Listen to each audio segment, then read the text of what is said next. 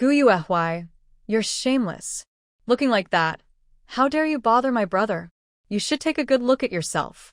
My family is honest and hardworking model citizens. And you? Your grandfather was a landlord. Your mother left you and ran off to the city, and your father and brother are both troublemakers. How dare you try to get close to my brother? Get out of here, or I'll throw cow dung at you. Guyuehwai suddenly felt a strong push, and she fell hard to the ground, pain shooting through her body. It was as if she had just woken from a long dream, her eyes unfocused and dazed. Chen-Yin was startled by the sight of blood flowing from Guyuehwai's head. Panic flashed across her face. She looked around quickly, saw no one nearby, and hurried back into the house, slamming the door shut. The sound of the door woke Guyuehwai. She raised a trembling hand to her forehead and felt something sticky. When she looked, her fingers were covered in red. She stared at her thick fingers, her lips shaking. I'm back. Not quite believing it, Guyuehwai looked around. The old rural house, the straw piled in the yard, the scattered chicken droppings on the ground. Everything felt strangely familiar, like a scene from another lifetime. This was Dalazi village. She had returned 20 years into the past. Guyuehwai's expression turned wild. She laughed and cried at the same time, her body trembling. Her large frame seemed suddenly filled with life again. Her voice was hoarse, but carried a strange mix of sorrow and relief. She didn't know how long she cried. Blood from her forehead ran down into her eyes, blurring her vision. Forcing herself to calm down, she pinched her palm hard and took a deep breath. Her gaze turned cold as she looked at the closed door. Now that she had returned to the day before her fate had changed, how could she possibly repeat the same mistakes? Suddenly, she screamed, "Help! Someone's been hurt." Chen-Yin did it. Her voice was loud, and soon people working in the fields heard her and came running. A woman with short hair, wearing a gray-blue jacket and woolen pants, ran in front waving a small red flag. When she saw Guyuehwai, she gasped, "Oh my, what happened? What's wrong with your head?" It was Huang Fengying, the women's leader of the Dalazi production team. Guyuehwai looked weak and pointed at the closed door. "Director Huang, it was Chen-Yin.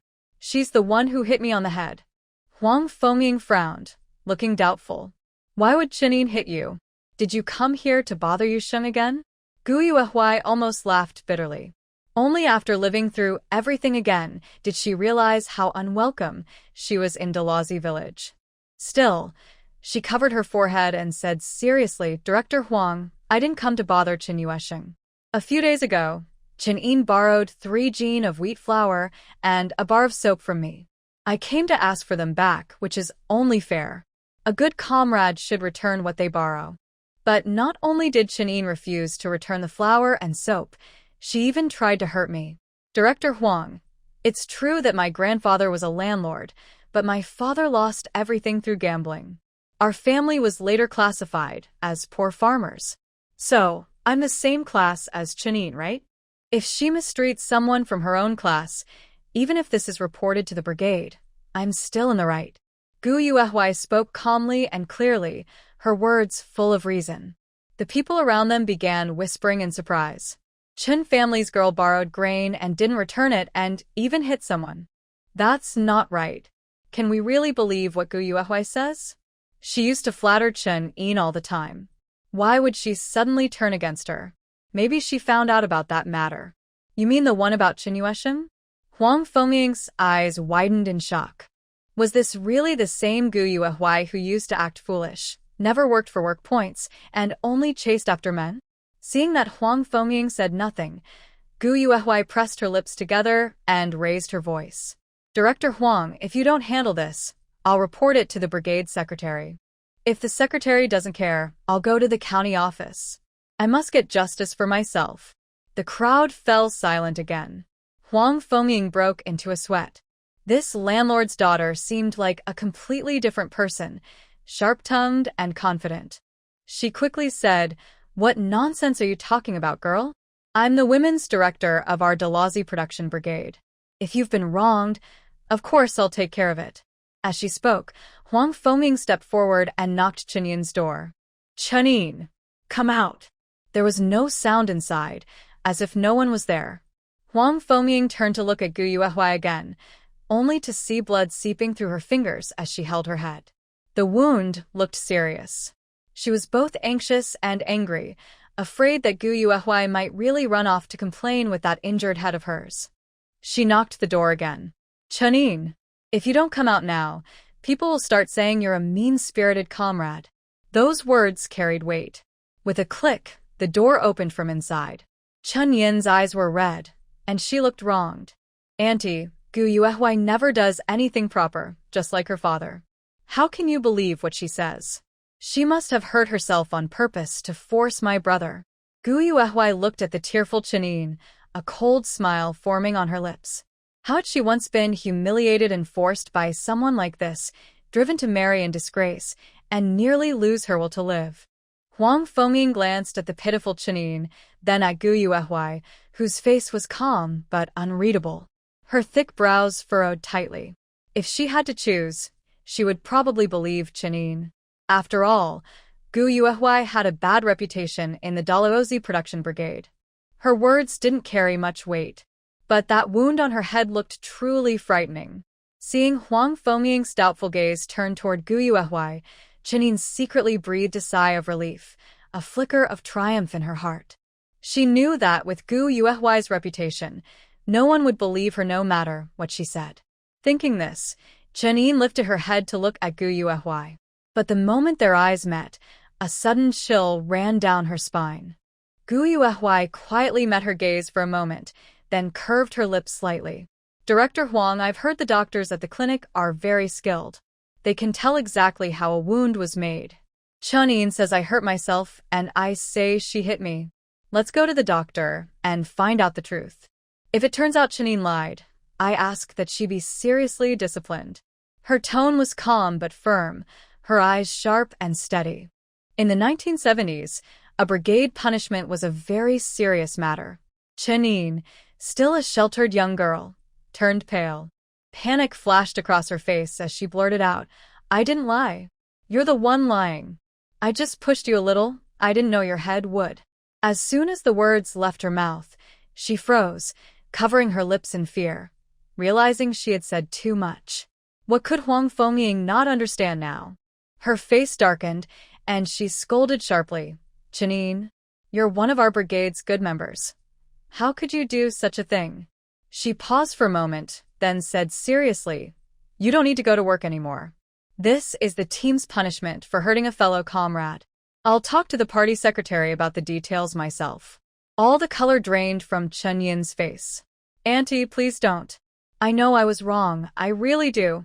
If I can't work, I won't earn any work points, and my family will lose part of our food share. That's like taking my life, Auntie.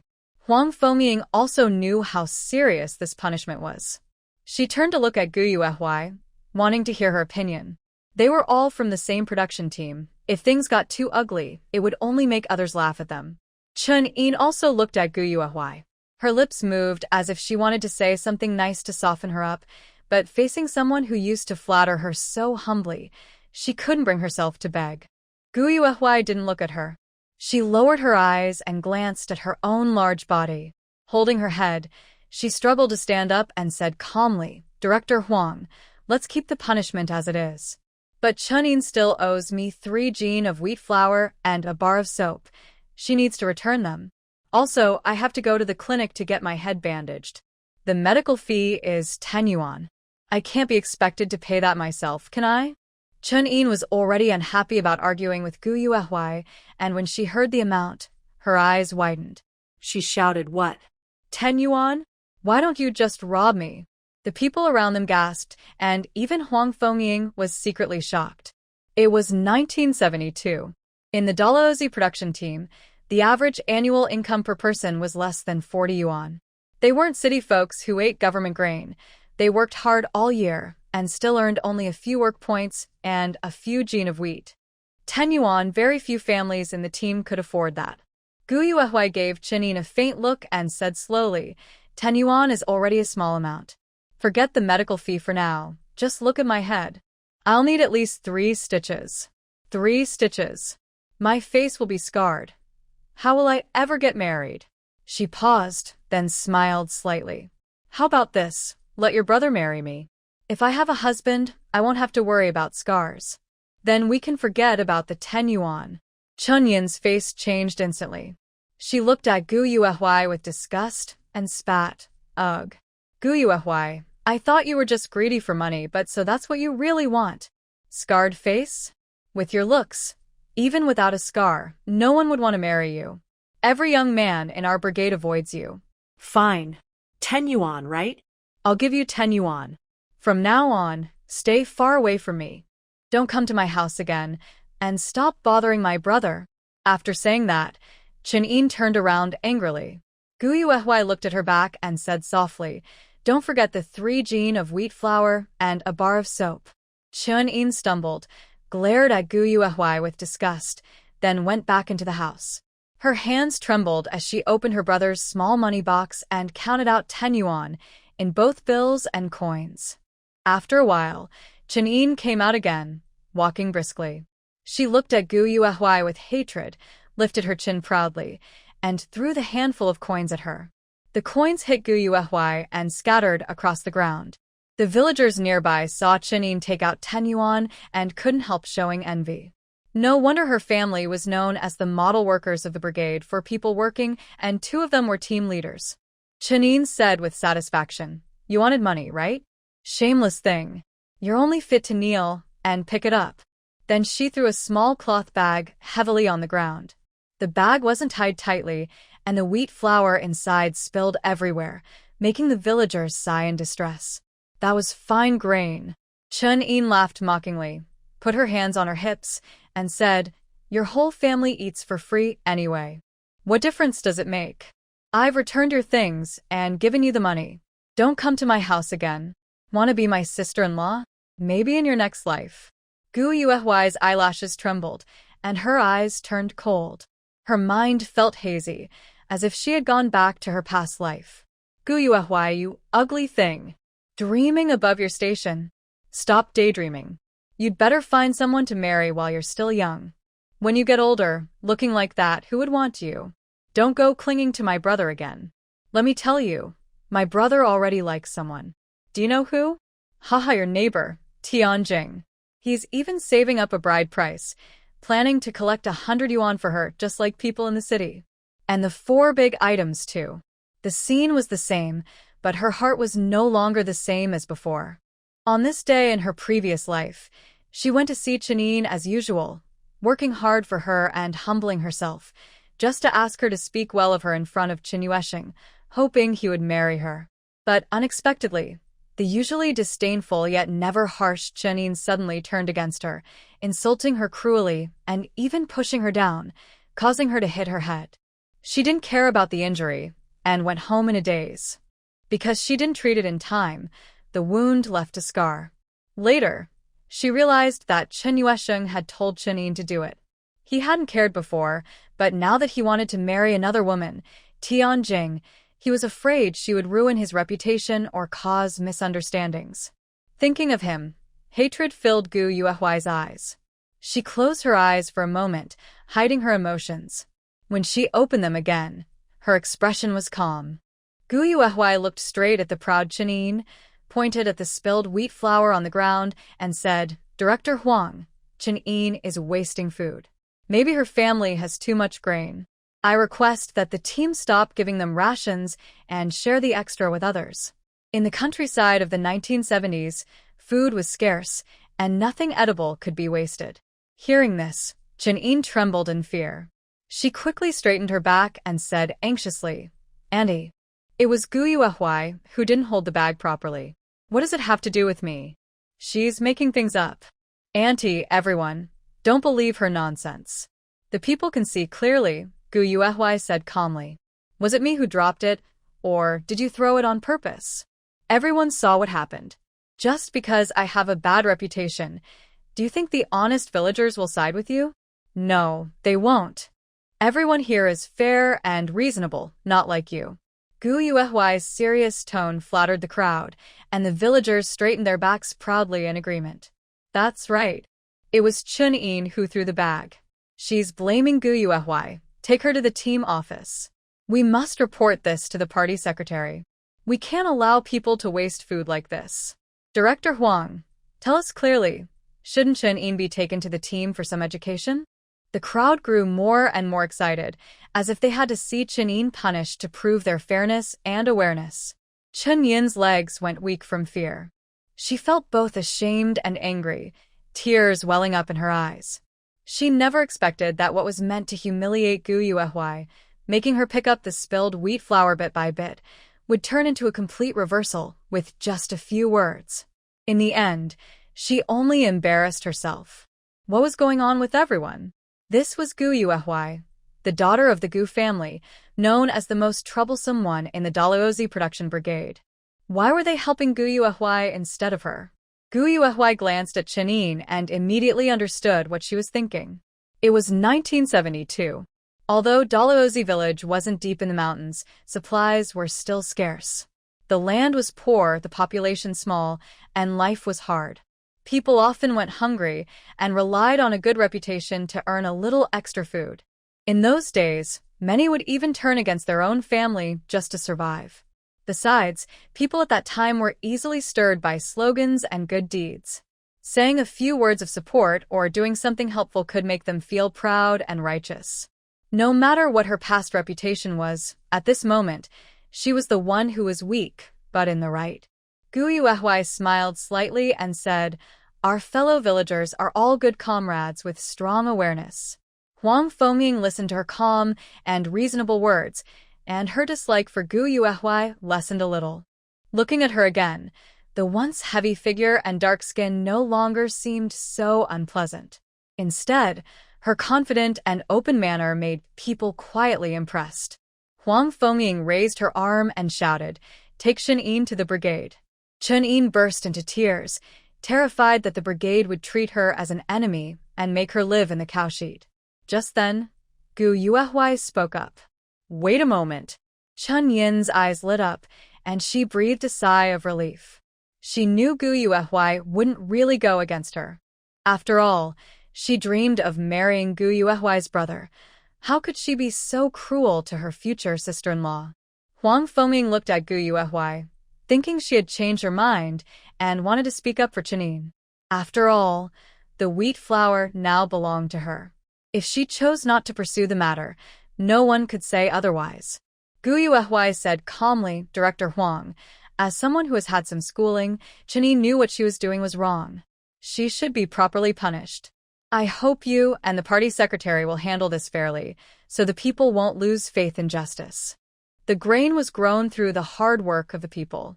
Everyone has lived through the 3 difficult years, so we all know that the wheat flour Chen-in spilled could have saved 5 starving people. As the saying goes, when full, don't forget the days of hunger, and diligence and thrift fill the granary. Wastefulness leaves it empty. Chen-in has forgotten her roots. Gu Yuehui spoke with confidence, and when she became emotional, she even raised her arm and waved her fist. Her words once again stirred the villagers' emotions. Now, when they looked at Chen-in, it was as if they were looking at an enemy of the people. Why should someone who wasted food earn work points or live better than them? The leader was right. The one at fault was Chen-in.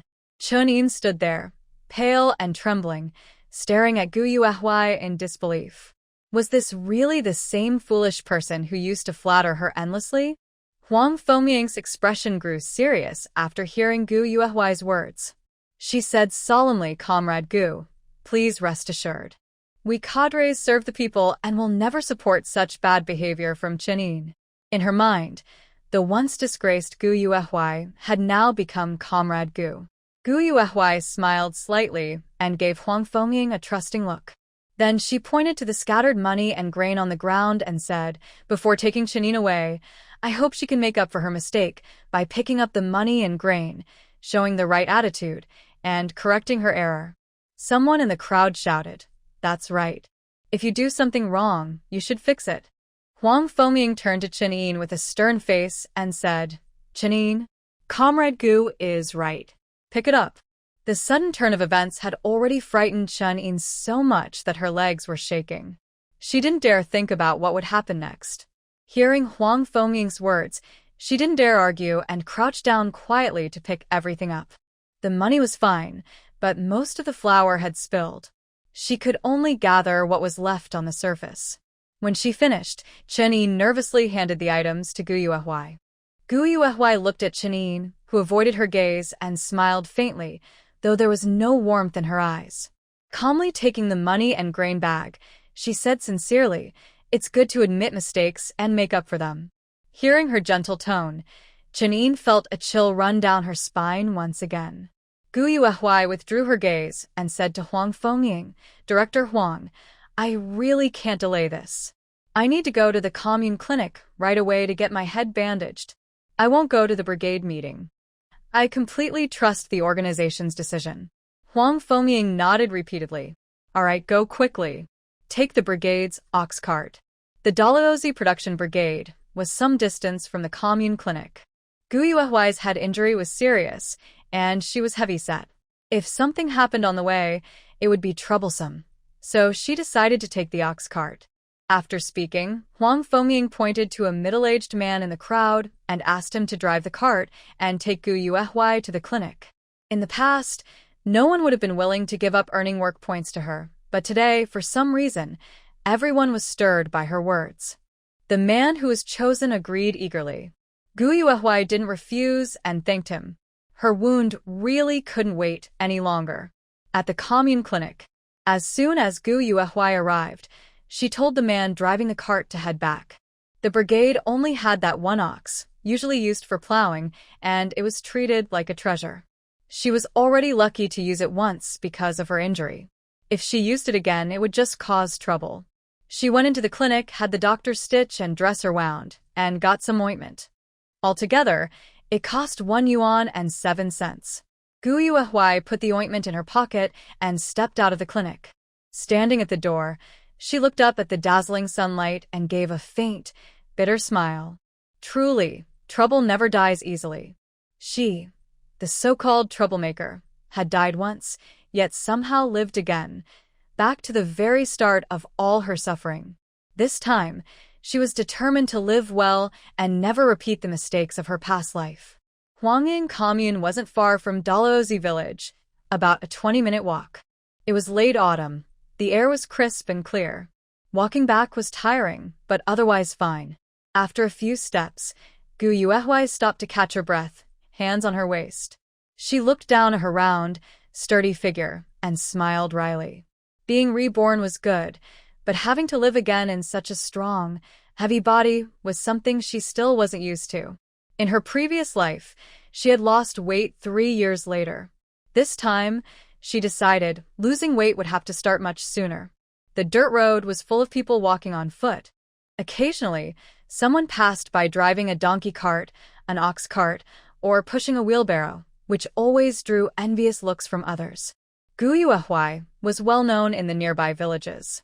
When some women passed her, they would whisper behind her back and mutter under their breath.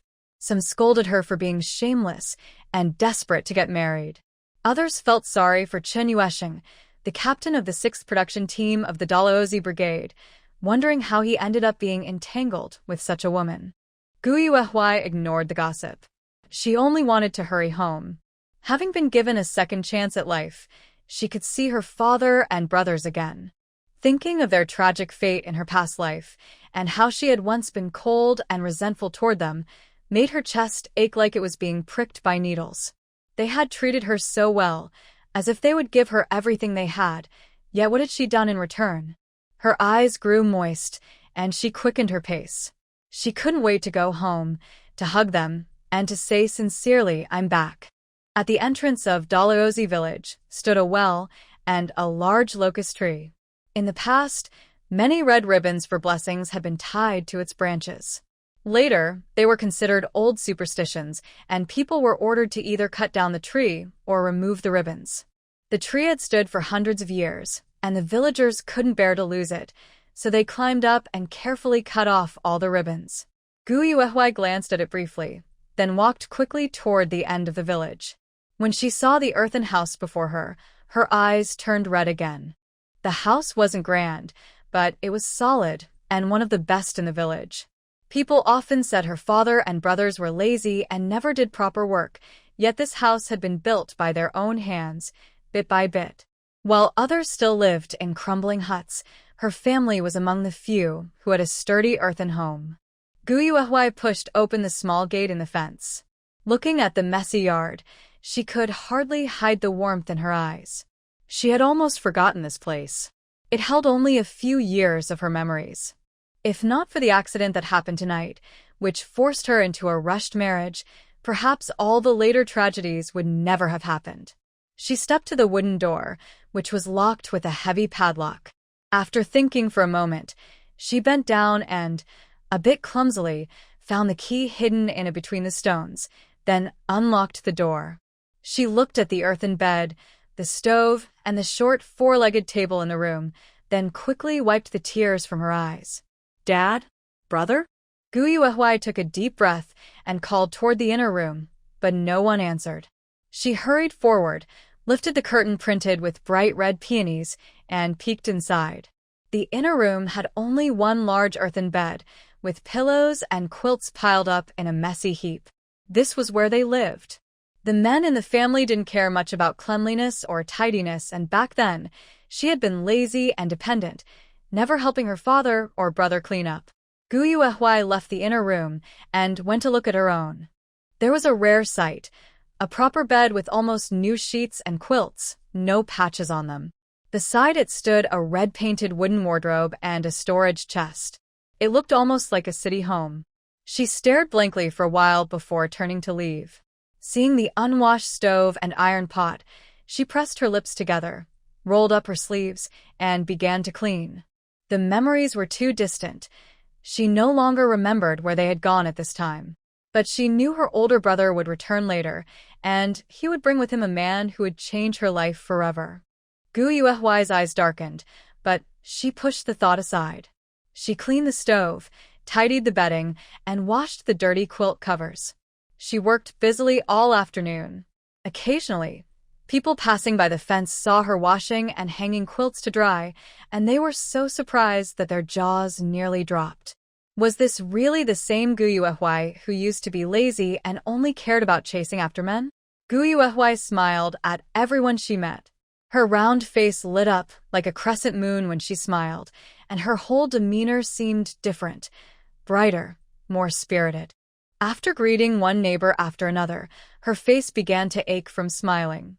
Looking at the clean, fresh sheets fluttering in the wind, she rubbed her stiff cheeks. In this time, people valued kindness and warmth.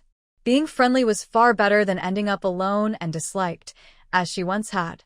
After cleaning the house from top to bottom, the sky had already darkened. Gu Yuehua rubbed her sore back, wiped the sweat from her forehead, and, seeing that it was about time, began to prepare dinner. In the corner of the stove sat a jar of flour, a bulging grain sack, and a worn basket for vegetables. Gu Yuehua bent down to check the jar. The cornmeal was almost gone. In the basket, there wasn't much left either. Only 2 sweet potatoes, a big cabbage, and a few potatoes. She paused, then opened the grain sack. Inside was only wheat flour. Gu Yuehua pressed her lips together.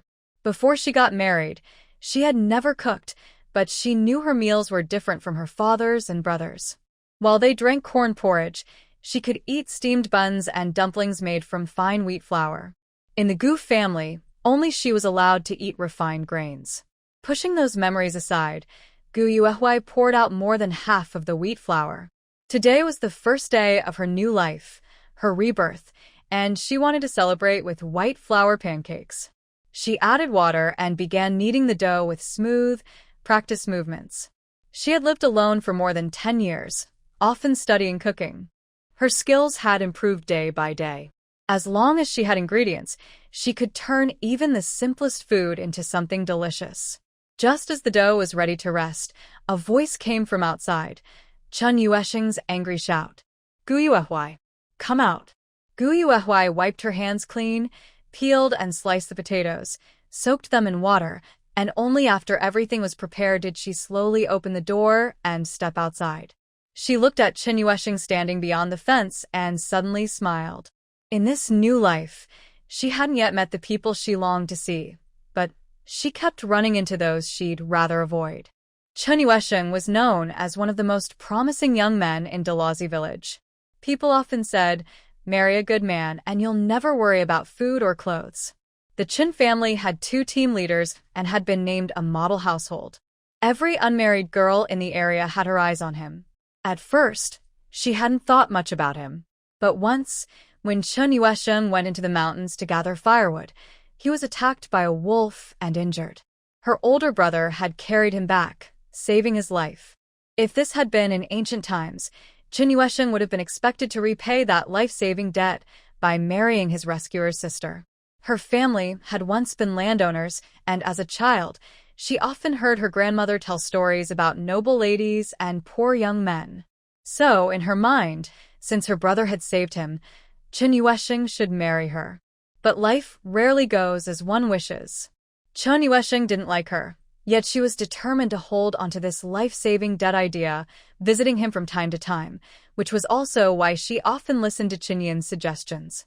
She was plump and straightforward, nothing like Tianjing, who was gentle and lovely. Chen Yuesheng looked at Gu Yuehui with clear disgust.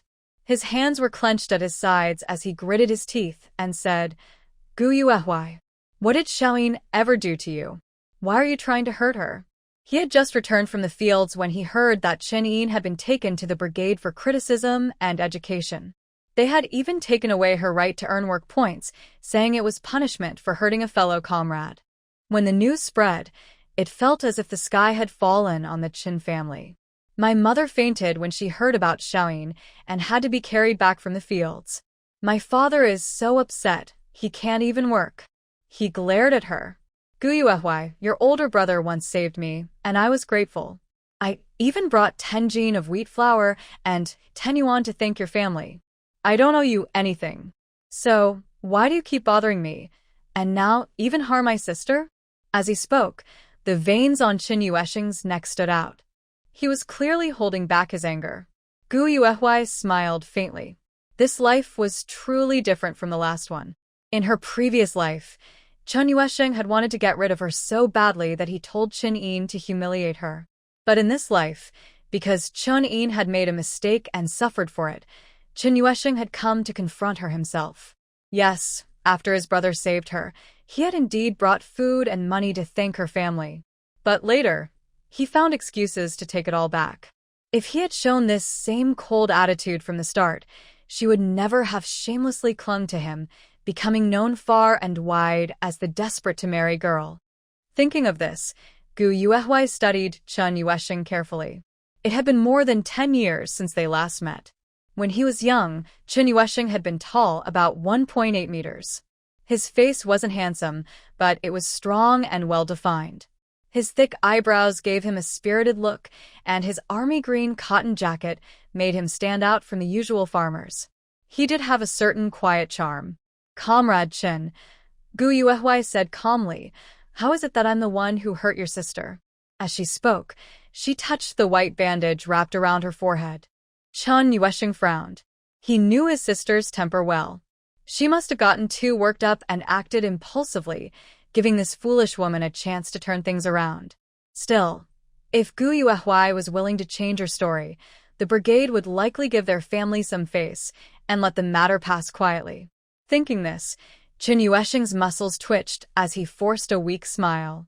"Yuehui, Xiaoyin is still young and inexperienced.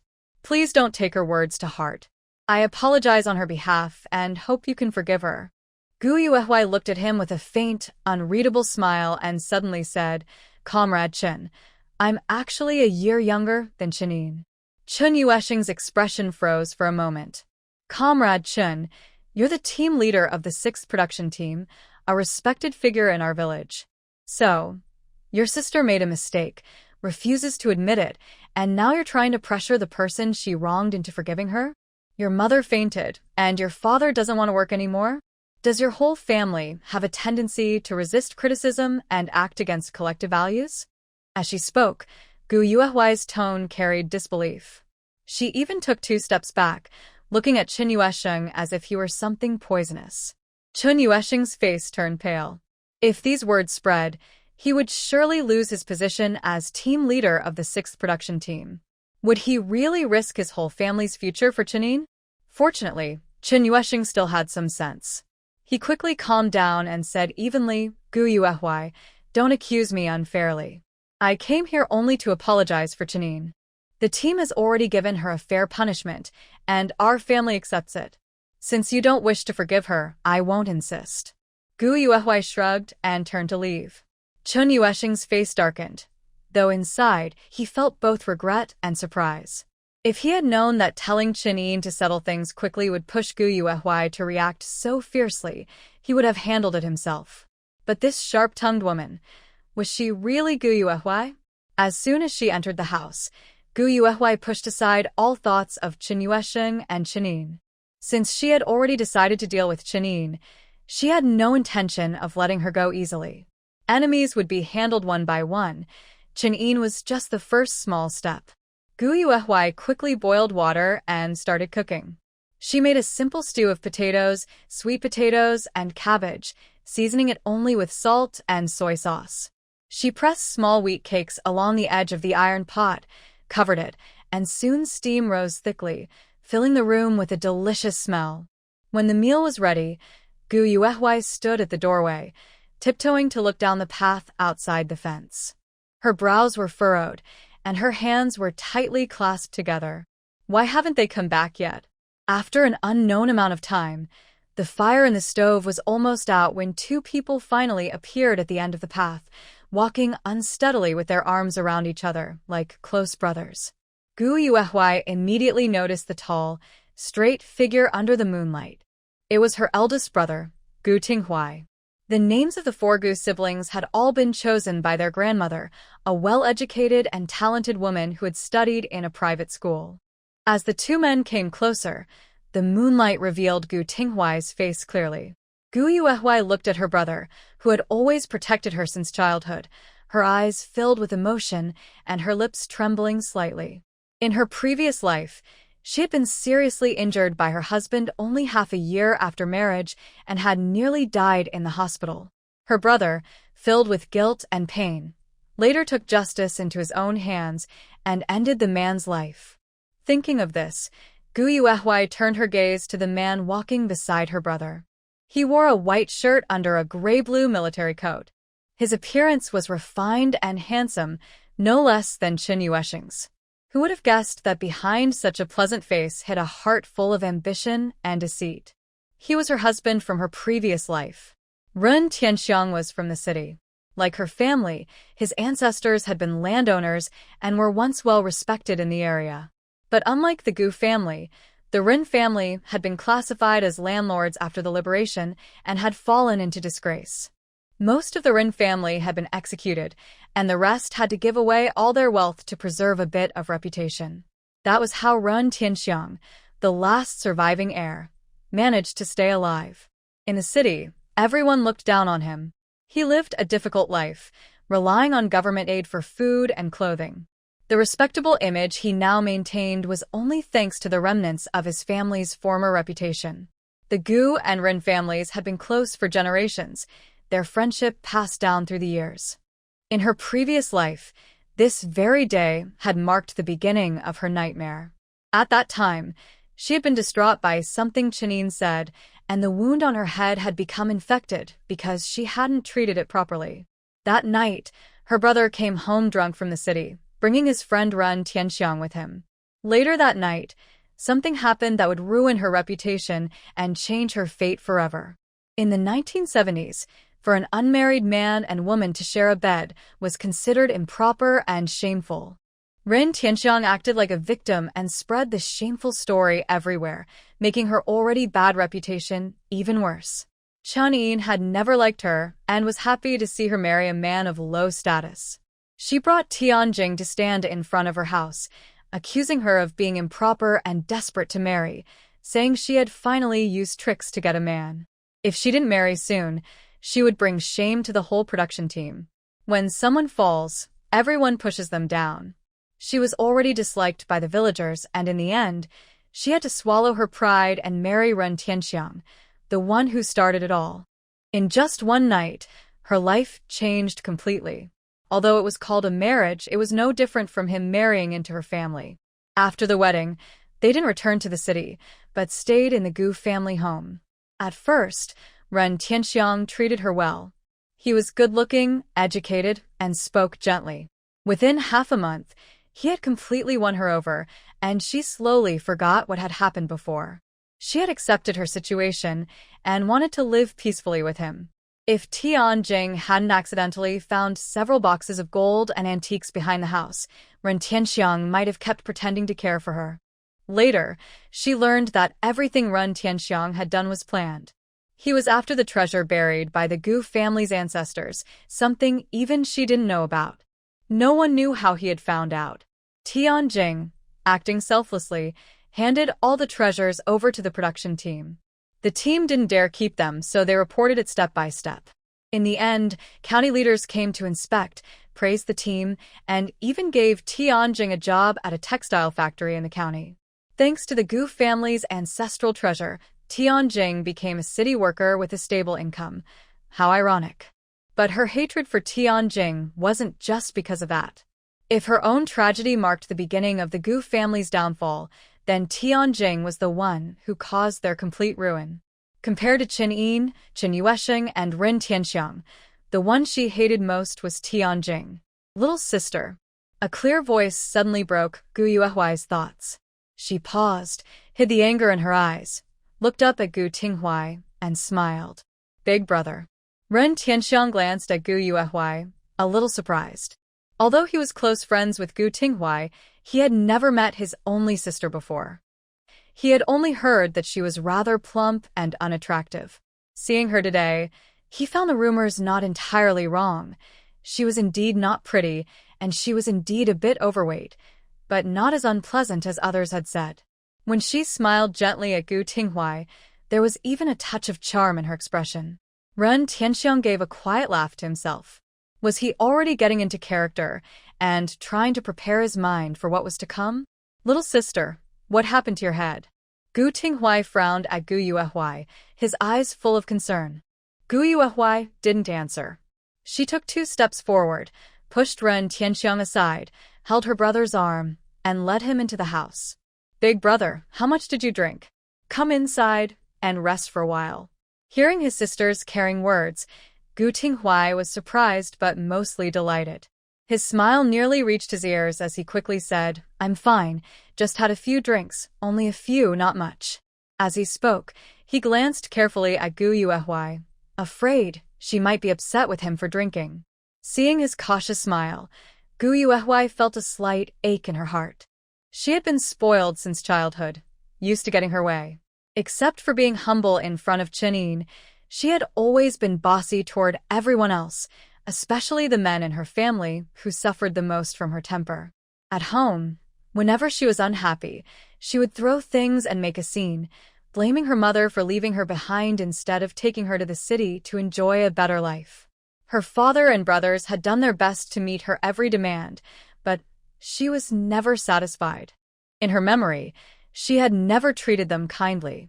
Her eldest brother never argued with her, while the second and third brothers, though less patient, still cared for her deeply. She knew they all loved her. As soon as they entered the house, Gu Tinghuai smelled the delicious aroma of food. He paused in surprise. Is Dad back? Gu Yuehuai quietly wiped the corner of her eyes and said softly, I made some flatbread. Would you like to try it, big brother? Gu Tinghuai's eyes widened slightly, his expression turning complicated. His sister, who had never lifted a finger in the kitchen, had cooked and even made flatbread? Was the sun rising from the west today? Since Ren Tianxiang was already there, it was impossible for him to leave so easily. He followed the siblings into the house, the smell of delicious food filling the air. Listening to their conversation, he shamelessly praised, This smells amazing. Miss Gu, you're really talented. Gu Yuehuai's behavior today was far beyond his expectations. Still, it was good that she wasn't as useless as the rumors said. Otherwise, it would have been hard for him to deal with her at all. Gu Tinghuai didn't think much about it. Hearing someone praise his sister, he proudly said, Of course. Old Ren, don't leave tonight. Stay and try my sister's cooking. I promise you'll want more after the first bite. He patted his chest confidently, not worrying about what might happen later. He and Ren Tianxiang were close friends who shared similar tastes. If Ren could see how good his sister was, having him as a brother-in-law wouldn't be bad. Ren Tianxiang sneered at his words. Just as he was about to agree, Gu Yuehui suddenly turned her head and looked at him coldly. We don't have much food at home. Are you really planning to stay for dinner? The air froze for a moment. Ren Tianxiang felt embarrassed. Deep down, he was proud, and though life had worn him down, that pride had only grown stronger. He had always dreamed of regaining the glory of his youth, but that required money. To rise again, he needed the Gu family's hidden treasure. He didn't have many chances left, so he couldn't leave. With a bitter smile, he put on a pitiful look. I was being thoughtless. Gu Tinghuai looked a little awkward and said softly, Yuehui, Old Ren is my good friend. I invited him here tonight. We can't treat a guest like this. How about this? He can have my share, and you don't need to be upset. Gu Yuehui paused. Her brother was always kind and gentle, never one to argue. Yet this same man had once killed for her. She could never forget the sight of him being paraded through the streets with the label of a murderer and then executed. That bloody memory haunted her every night. She had wanted to drive Ren Tianxiang away to stop what was about to happen. But since he refused to leave, she decided to repay him for what he had done in the past. With that thought, Gu Yuehui said nothing more. She took the hot dishes from the stove, placed them on the table, and called out, Brother, come and try it. Gu Tinghuai grinned and replied loudly, coming. Ren Tianxiang felt embarrassed to go over, but Gu Tinghuai pulled him to sit down. The three of them sat together, each lost in thought as they ate dinner. The white wheat buns and the flavorful stew, though without meat, still smelled delicious. When Gu Tinghuai saw the basket full of wheat buns, he regretted asking Ren Tianxiang to join them. The wheat flour at home was usually saved for his younger sister, and making so many buns must have nearly emptied their grain sack. Their family was in debt from building a house. Although the debt was owed to relatives, the interest was still high. The longer they delayed repayment, the more they owed. That was why he and his father had been secretly selling grain on the black market. Ren Tianxiang, however, didn't hold back. He grabbed a bun and ate heartily with the fragrant vegetables. The rich wheat aroma made him a little dizzy. It had been years since he'd eaten such fine food. Only during holidays would he buy a bit of refined grain. It seemed the Gu family was doing better than he thought. Marrying Gu Yuehui, though she wasn't graceful, at least meant he wouldn't have to worry about food. And, to be fair, her cooking was quite good. The buns were soft and fluffy, and the stew was savory and tasty. She could make simple vegetables smell and taste so good, almost as well as the chefs in a state-run restaurant. Gu Tinghuai only ate one bun, unwilling to take more of his sister's share. Watching Ren Tianxiang eat without restraint made him feel uneasy. In times like these, food was precious. How could he eat so much without shame? Gu Yuehui didn't interfere. Some things she thought people had to see for themselves to understand. After eating, Ren Tianxiang lay comfortably on the heated brick bed in the outer room, acting as if he were at home. Gu Tinghuai grew even more displeased, and his desire to have this man as his brother-in-law faded. Gu Yuehui cleaned up the dishes, said goodnight to her brother, and went to her room to sleep. There wasn't much entertainment in those days. The village didn't even have electricity yet. They still used kerosene lamps. Once the lamp was blown out, the room was pitch dark. Gu Yuehui lay on her back, staring at the beam above her head without blinking. Soon, she knew, Ren Tianxiang would come over again. But tonight, she had treated her wound properly and wasn't feverish. She wondered what excuse he would find to bother her again. Thinking of this, she couldn't help but feel a strange kind of admiration for his persistence. Even with her current appearance, which she herself could hardly bear to look at, he still didn't seem to care. Late at night, the village was completely silent. No chickens crowing, no dogs barking. Gu Yuehui lay awake, staring at the ceiling beam. Having returned to the day before her fate changed, her thoughts were too heavy to share. Before dealing with Ren Tianxiang, she knew she wouldn't be able to sleep. After some time, faint footsteps came from outside. Her face remained calm, but her dark eyes flickered with a cold light. She gripped the iron shovel tightly, waiting for the intruder to take the bait. Ren Tianxiang didn't disappoint her. He quietly slipped into the room and even locked the door behind him. He crept to the bedside, holding a handkerchief, ready to cover her mouth. But before he could act, a sharp sound cut through the air.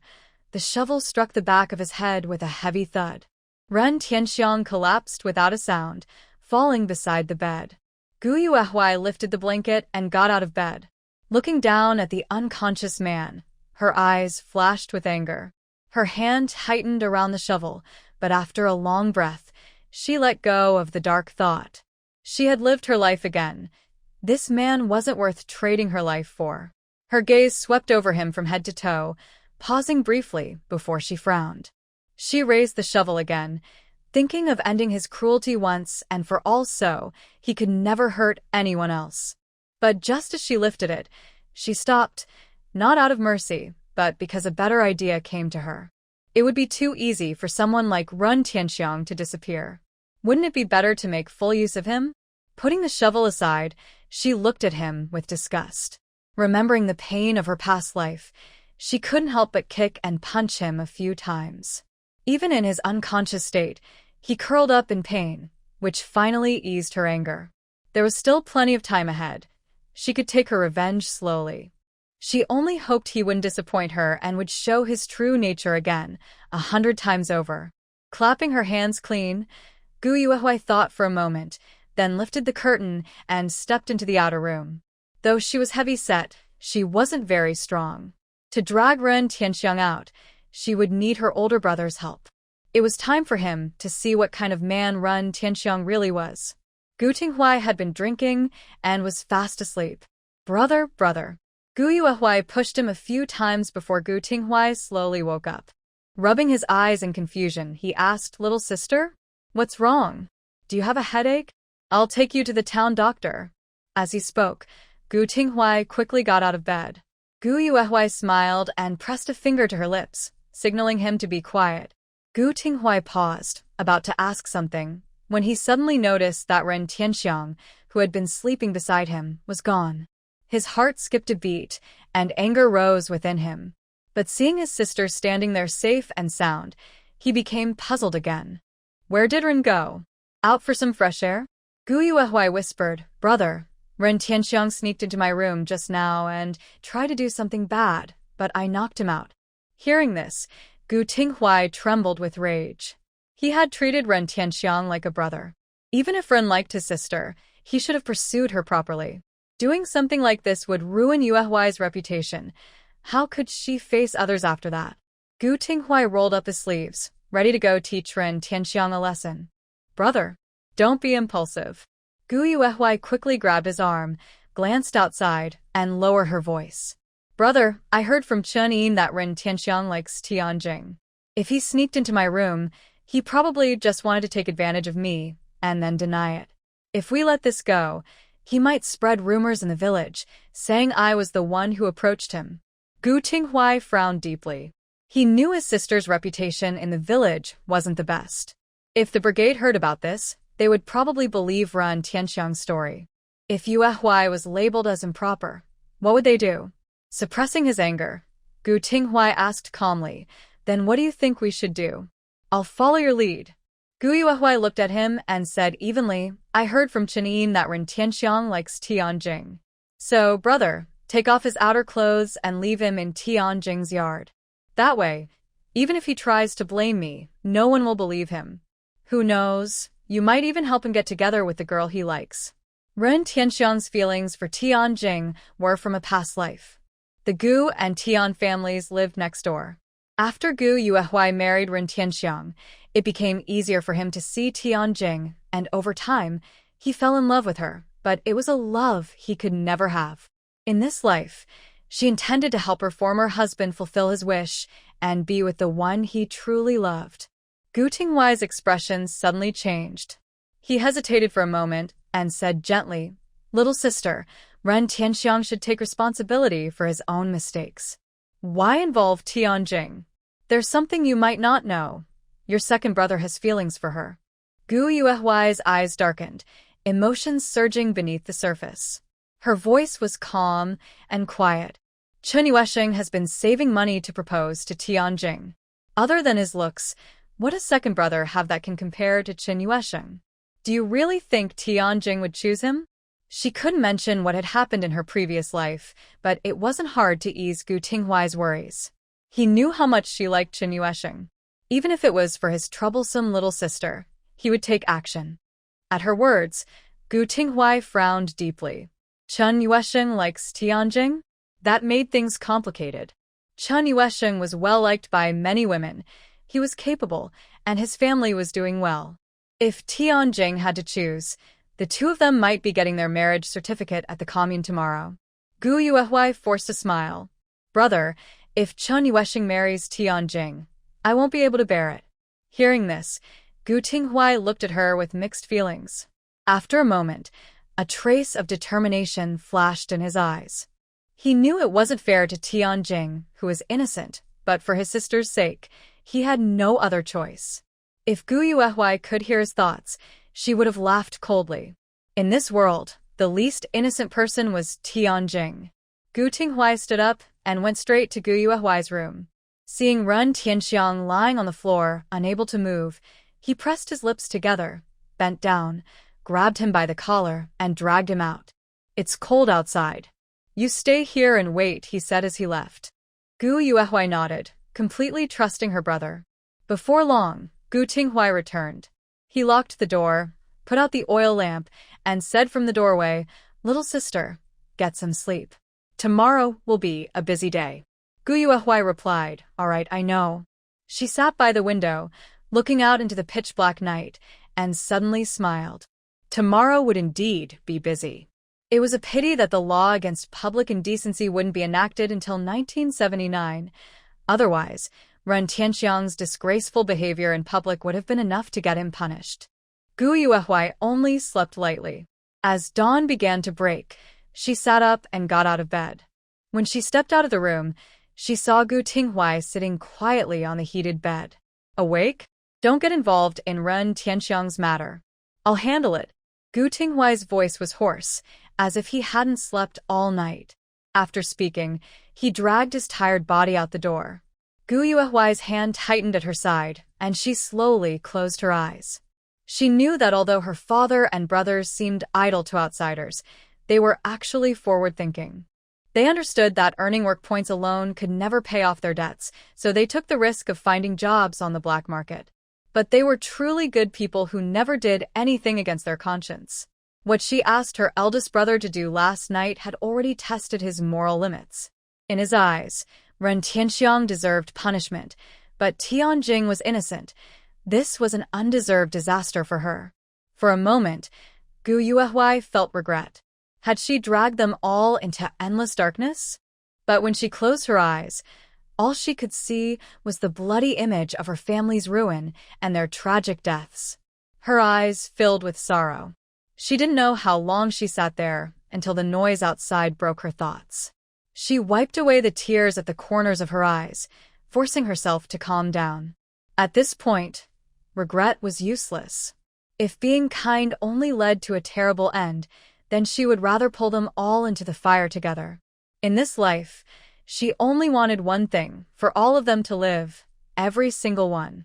When Gu Yuehuai pushed the door open, the yard next door was already surrounded by villagers on their way to work. How could this be? Gu Tinghuai. You and Gu Yuehuai set me up. Ren Tianxiang's face was pale as paper.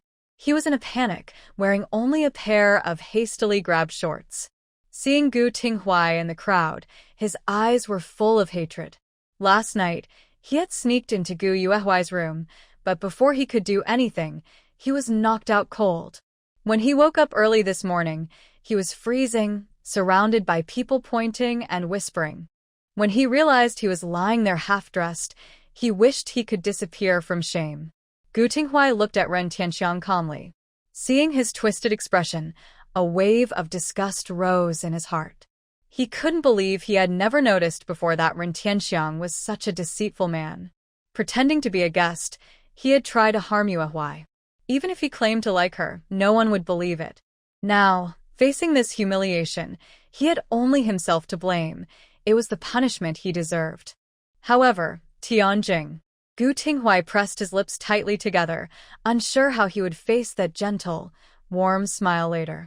Thinking of how Tianjing used to call him Brother Tinghuai filled his heart with regret and guilt. Just then, the crowd parted, and Chen Yuesheng walked in from outside, carrying on his shoulder. He first glanced at Gu Tinghuai, then frowned at Ren Tianxiang and said coldly, "Gu Tinghuai and Gu Yuehui harmed you? Ren Tianxiang, you better make that clear, or the team can't help you." He had already guessed what was going on. Most likely, Gu Yuehui had heard yesterday that he planned to marry Tianjing, and that was why this scene was happening today. If it were someone else, he might have been troubled. But Ren Tianxiang, a spoiled landlord's son with nothing to his name, thought he could compete with him? As long as Tianjing could see clearly, she would never choose Ren Tianxiang. The villagers weren't blind either. They wouldn't doubt Tianjing because of Ren Tianxiang.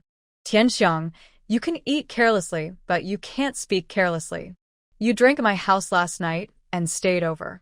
Early this morning you were gone. I was just about to ask where you went, and now you're here and even saying such things." Gu Tinghuai crossed his arms, looked Ren Tianxiang up and down, and questioned him with a dark expression.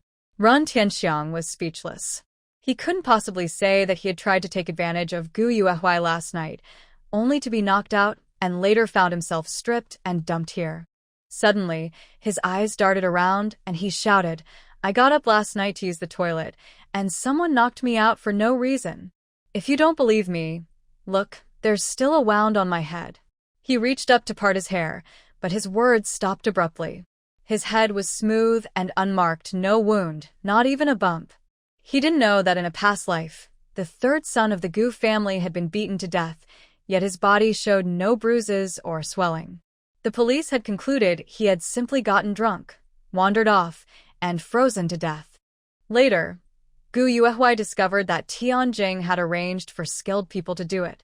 They knew exactly how to strike, causing pain without leaving marks. Her third brother had been tortured to death that way. Afterward, she found those same people, took her revenge, and even learned their methods herself. Originally, she had planned to use those same methods on Tianjing. Unfortunately, before she could act, an accident occurred, and after being reborn, she hadn't yet had the chance to make Tianjing suffer, so Ren Tianxiang ended up taking her place. Gu Tinghuai's tense nerves finally relaxed, and he gave a cold smile. "Where's the injury?" Ren Tianxiang angrily dropped his hand, his handsome face full of resentment.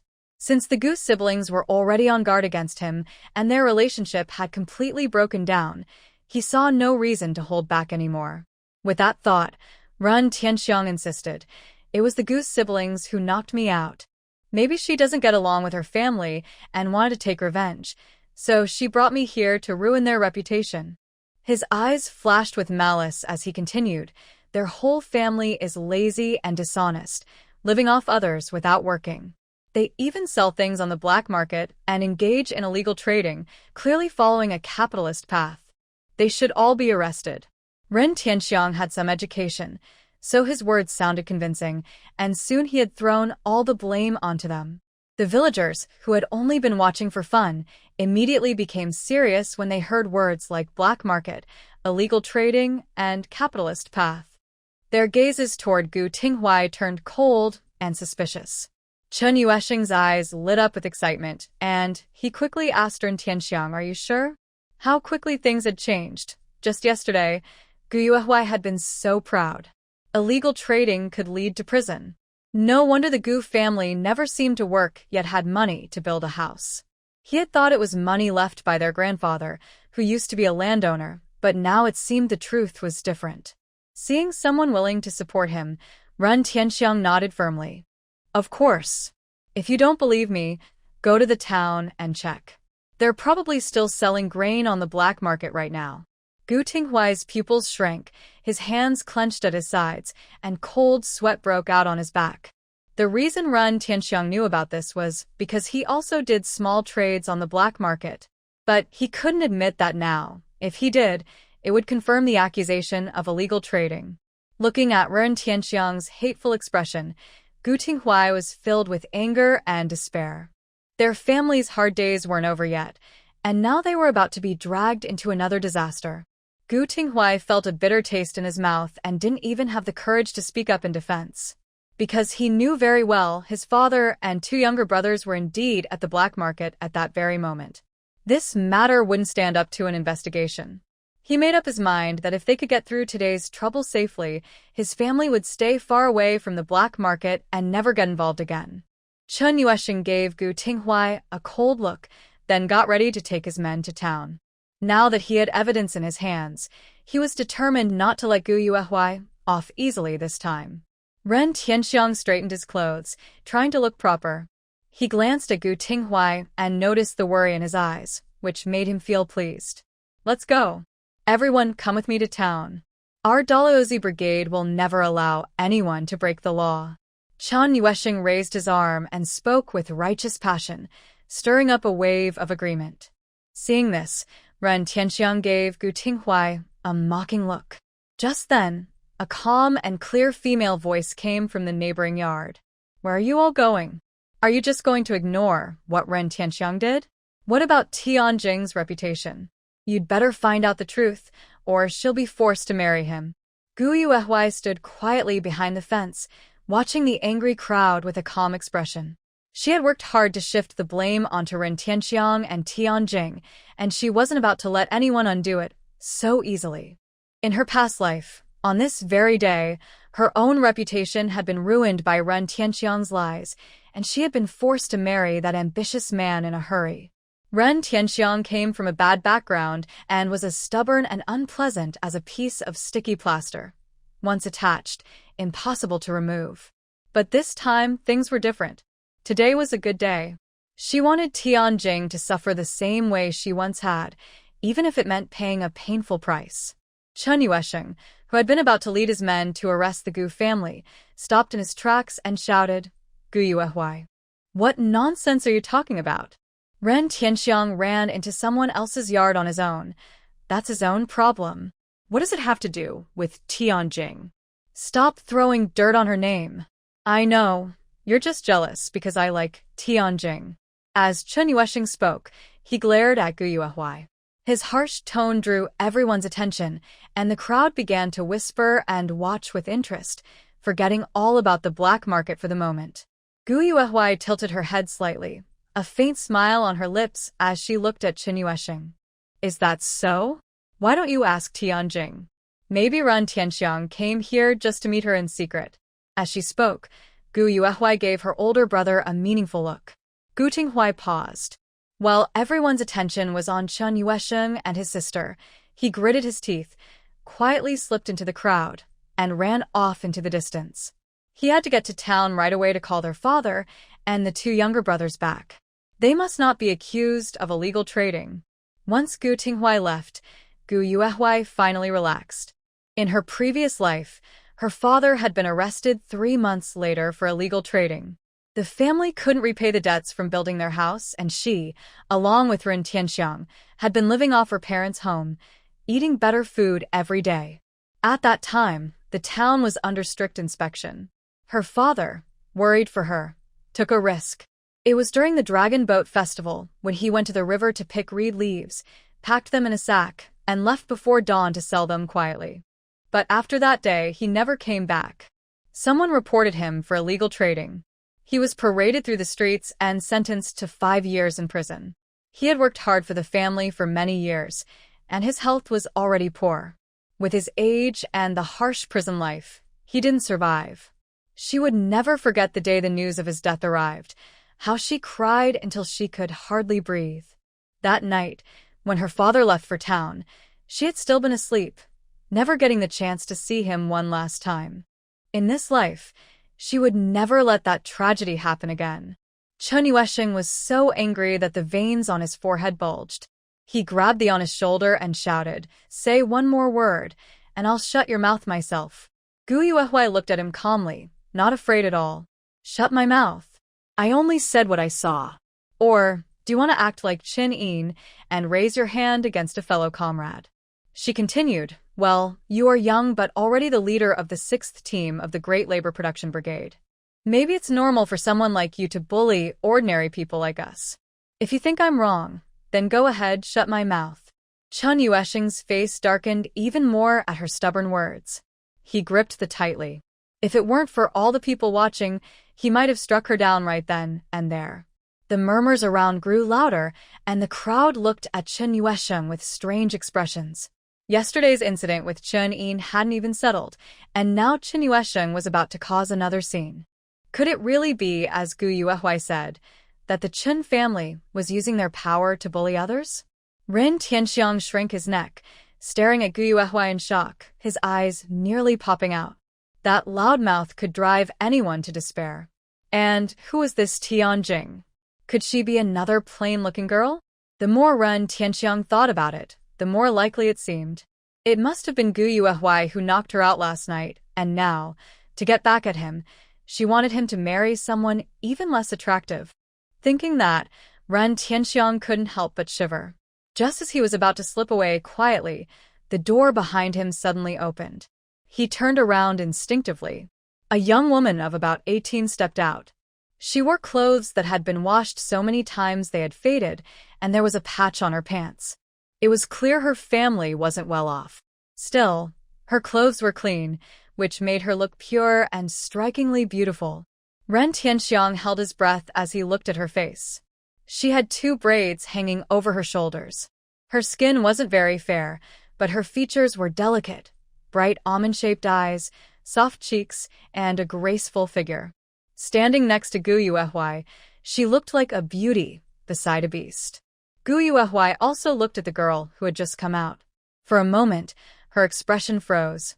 Then she gave a cold, sharp smile that carried a trace of cruelty.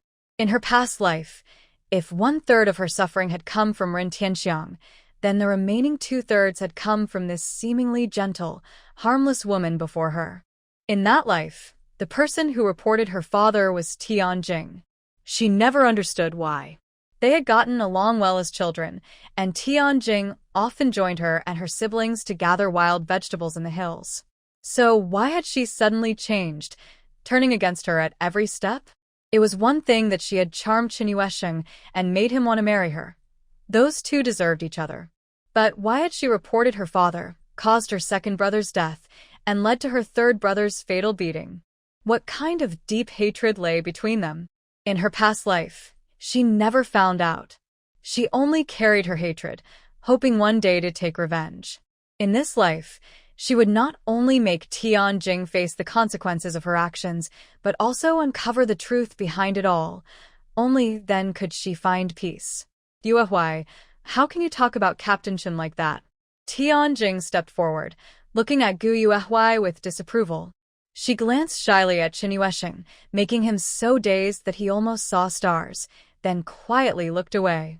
Her gaze shifted to Ren Tianxiang, and when she saw the admiration in his eyes, she sneered inwardly. This man was handsome, but in this era, he was labeled as one of the 5 black categories, despised by everyone. Of course, even if he weren't from a landlord's family, she would never like him. He was the type who seemed gentle at first but would later turn violent, a hidden scoundrel and a cruel supporting character. The real Tianjing might fall for him, but she, a modern woman used to seeing all kinds of handsome faces, certainly wouldn't. He and Gu Yuehui, the heroine of the story, actually made quite a fitting pair, Tianjing thought. Gu Yuehui ignored her words. Seeing Tianjing secretly glance at Ren Tianxiang, she sneered. Tianjing, are you giving Ren Tianxiang a look? Did I guess right, are you two secretly involved? Tianjing's eyebrows shot up, but her voice was still as sweet as honey. What nonsense are you talking about? Just as she finished speaking, the village loudspeaker crackled to life. Dig deep tunnels. Store more grain. Someone in the crowd shouted to Chun Yuesheng, "Hey, it's time to ring the bell, Captain. Hurry up." Chun Yuesheng gave Tianjing a reluctant look, glared at Gu Yuehui, then hurried off with his toward the village entrance. Every morning, The production team rang the bell to start work, and each team captain was responsible for it. As the bell echoed, the captains would walk along the fields, calling out, "Everyone, time to work." The villagers, after watching the commotion for a while, picked up their hoes and went to the fields to earn work points. Each person's daily pay was based on these points, some for daily work, some for specific tasks. The harder or heavier the job, the more points it earned. For example, watering the fields earned 2 points, digging soil 2 points, and carrying fertilizer 3 points. However, in those days, the team focused more on propaganda than on real farming. When it came time to divide the grain at the end of the year, there were always too many points and too little grain. If they really divided it strictly by points, people would starve. Most of the crowd eventually left, but a few lingered, wanting to see the last bit of drama. Gu Yuehui glanced at the crowd rushing away and pressed her lips together. She remembered that during the grain distribution this year, the harvest was down by more than 60% compared to previous years. Other teams were in a similar situation. Everyone was hungry, and it was a year of famine. In times like this, food was the foundation of every family's survival. She needed to think carefully about how to gather enough grain to help her family get through the famine safely. Yuehui, I know you like Captain Chen, but feelings can't be forced. Now that we live in a time of freedom, how can you keep thinking about repaying kindness with affection? Isn't that just like the old landlords? Tianjing's eyes sparkled as she looked at the plump and unattractive woman before her, the supposed heroine of the story, her heart filled with silent mockery. She was a modern person with knowledge beyond this time. How could she possibly lose to a local like her? Gu Yuehui half squinted at Tianjing, who was smiling proudly. She was always like this, so sure of herself, as if she were the only smart person in the world. Even though she was the least favored child in her family, she still acted like a spoiled young lady. Where did she get that confidence? When Ren Tianxiang showed up at your door without any clothes, he wasn't looking for you. Or was he looking for Tian instead? Gu Yuehui said with a faint smile, clearly not planning to let Tianjing get away easily. Tian was Tianjing's younger sister, only 8 years old, born when their parents had hoped for a son but ended up with another daughter instead. Perhaps influenced by Tianjing, Tian didn't grow up to be very kind either. Hearing Gu Yuehui's words, Tianjing's eyes filled with tears. She wanted to act pitiful in front of Chen Yuesheng and ask him to stand up for her, but then she remembered he had already left. Anger flared in her heart, and she silently cursed him for being useless. Not wanting to argue further, she said coldly, I think you've heard that Captain Chen is planning to bring a betrothal gift to propose to my family. Why would I ignore him and like someone with a bad reputation? Ren Tianxiang had wanted to deny it and leave a good impression on Tianjing, but her harsh words stopped him cold. His face darkened, and he gave a cold snort. Women, he thought, were all so shallow. Was he not better looking than Chen Yuesheng? Was he not more educated? Chen Yuesheng was just a poor farmer. In the old days, a single word from him could have ruined such a man's life. Thinking this way, Ren Tianxiang's heart filled with strong malice. He was born in the wrong era. Otherwise, the woman in front of him, who looked at him with disdain, would be eager to kneel and flatter him. He is considered a black 5 categories person, not as good as Chen Yuesheng? Then he decided to marry her in this life, making her his wife, a black 5 categories person. Together, they would be trampled into the mud. Thinking of such scenes, a little pleasure flickered in his heart. For a moment, his hatred for Gu Yuehui and Gu Tinghui lessened, and he even felt a bit lucky that they had thrown him into the Tian family's yard. Maybe this time, he could really win the beauty. Moreover, the Tian family and the Gu family lived nearby, giving him plenty of chances to find the treasures of the Gu family. Gu Yuehui caught a glimpse of Ren Tianxiang's sinister expression and sneered inwardly. Sure enough, the delicate Tianjing didn't care at all about Ren Tianxiang's low status or what she thought of him. Her words had already offended him. Ren Tianxiang, like a leech, would seize this chance to cling tightly to Tianjing. Xiao Jing, I know you're angry, but last night we Ren Tianxiang looked hesitant, but his ambiguous tone was noticed by everyone around. They all stared in surprise, their eyes from initial kindness turning to contempt and disdain when looking at Tianjing. In the past, they thought this girl was good, pretty, and capable. Many young men from nearby villages liked her. But now, before she even married, she had done such a disgusting thing, and with a landowner's son who was considered a bad element. Everyone's hearts were filled with thoughts like this, and they couldn't help but look at Ren Tianxiang again. He was tall and well-dressed, with a neat appearance and a white face different from other young men in the village. He looked like a cultured city person, if only he weren't from a landlord's family. Tianjing took a step back and pointed at Ren Tianxiang. I could never like you. Stop dreaming. I'm still a pure girl.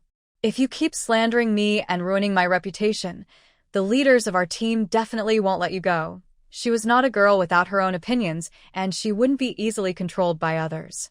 But seeing the current situation, Tianjing also felt a bit confused. In the story, Ren Tianxiang drugged Gu Yuehuai and accidentally had a relationship with the original owner. As a result, she was forced to marry him. Not long after the marriage, Ren Tianxiang revealed his true nature. He not only abused her but also caused her to have 3 miscarriages. This kind of malicious, despicable man is truly deserving of punishment. However, the story begins with the male protagonist as a young educated youth sent to work in Dalhousie village. Normally, the female supporting character shouldn't have any conflicts with Ren Tianxiang at this point. So, why did they unexpectedly cross paths early on? Where did the mistake happen? Suddenly, Tianjing remembered something. She is a character who traveled into this story a month ago. She entered a novel called Happy Life in the 70s, where she became a minor female character. Immediately, she checked her original situation and the current state of the heroine, Gu Yuehuai. In the book, the original female character, Gu Yuehuai, is portrayed as a contrast to the heroine and lives a very miserable life. Since she traveled into this story and has an all-seeing perspective, she can't possibly end up married to the abusive man, Ren Tianxiang, and live a dull, aimless life like the original. Chen Yusheng, the heroine's white moonlight, plays a crucial role in the new map of Dalhousie production team. If she can win his heart, she can break most of Gu Yuehuai's luck. In the story, Gu Yuehuai was spoiled since childhood, with better food, clothes, and accessories than others. Because of her appearance, chubby and round, she was hesitant to lose weight unless her white moonlight, Chen Yusheng, encouraged her. Now Gu Yuehuai, once unattractive, has slimmed down and become the most beautiful girl in the area.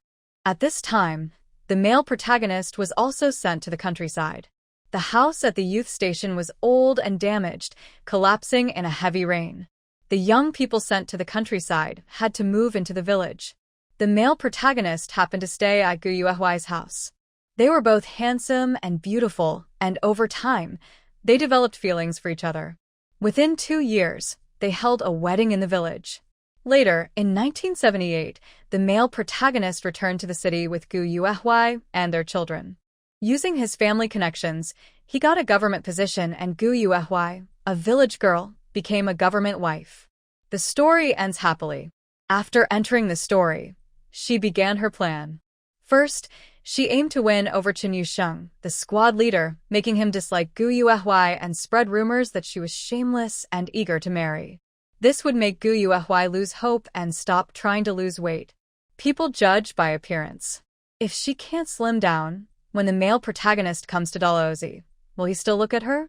The plot went off course because her planning had an effect, creating a butterfly effect. Tianjing understood this and looked relieved. When reading the book, she was most afraid of the story changing because then her advantage as a prophet would disappear.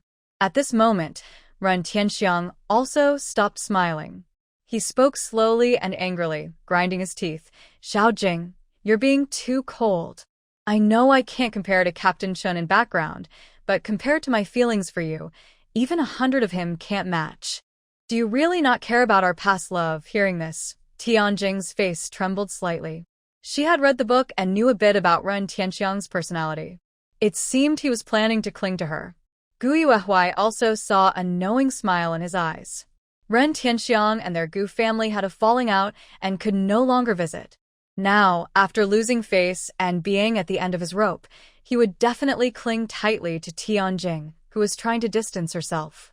Compared to her, Tianjing was beautiful, capable, well-known, and her family lived next door to the Gu family, with a good position. All these advantages made her the best choice for a wife in Ren Tianxiang's determined mind. At this moment, Captain Qin Yusheng returned with a cold voice, every word like it was squeezed from his teeth. "Say one more word, and I'll break your teeth." Landlord's brat, not a single truthful word. "Captain Chen, you're finally back. They keep pouring dirt on my head." When Tianjing saw Qin Yusheng, she felt like she had found a lifeline. The woman who had been so tough just moments ago instantly turned into a delicate flower. Gu Yuehui watched her awkward act and didn't smile. In her past life, Tianjing was like this, using a sweet, overly charming voice to win over powerful men, making them willingly serve her. If no one protected her, how could the Gu family have fallen so low? This woman was clever, ruthless, persistent, and lucky, hard to deal with. "Don't worry, I'm back," Qin Yusheng said, giving Tianjing a reassuring look. Seeing her admiration, he felt taller himself. When looking at Ren Tianxiang, he seemed like a fierce monster that needed to be eliminated. Tianxiang Ren looked delicate, but appeared tall and strong. Seeing Qin Yusheng, who was loud and aggressive, he couldn't help but frown.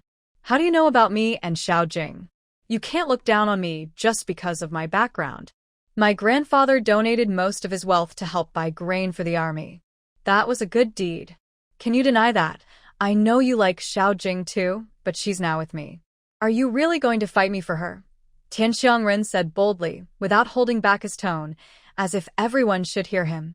Qin Yusheng's face turned pale, and his expression darkened, looking a bit fierce. "You..." He cursed loudly, clenched his fist tightly, and swung it hard at Tianxiang Ren's face. His fist, with a gust of wind, knocked Tianxiang Ren to the ground. Qin Yusheng didn't stop. He kept hitting and kicking, acting wildly. People around gasped in shock. Seeing this, everyone was worried someone might get hurt badly. They hurried to stop Qin Yusheng's violence. Some quick-minded folks ran off to call the village leader, the director, and even the militia captain. Today, this was a big mess. Tianjing clenched her fists, feeling proud of her charm but also a little worried. Qin Yusheng seemed to love her too much and might never let go, just like a clingy person. Her goal wasn't just to marry a small team leader.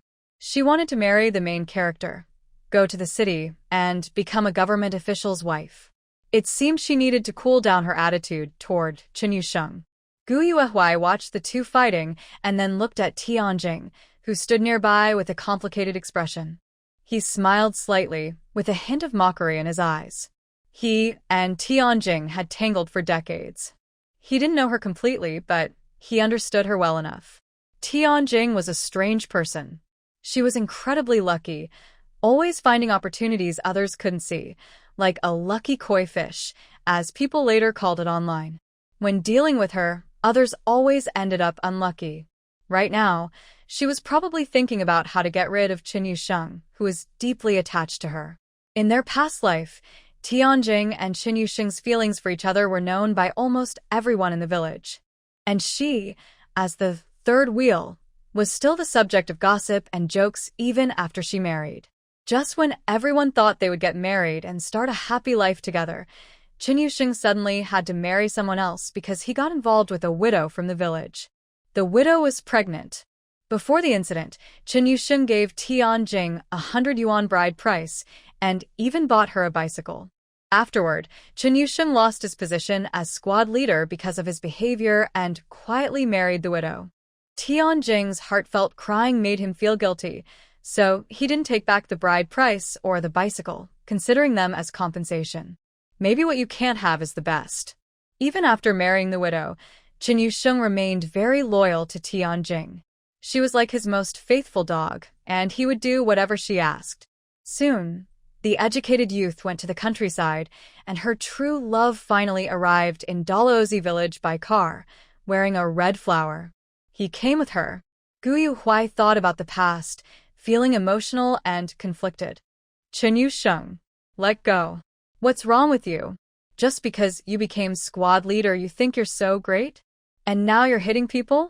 Do you want to go to jail? A stern voice, full of disappointment and pain, called out from afar. Gu Yuhui looked up calmly at the person approaching. It was a man wearing a blue liberation cap and uniform, about 60 years old, with a face full of wrinkles from age, speaking with a strong local accent. His name was Wang Fu, the secretary of the Dalhousie Production Brigade. Wang Fu was somewhat educated, considered a cultured person in the village. He had been the brigade accountant and, after 1970, became the branch secretary of the production brigade.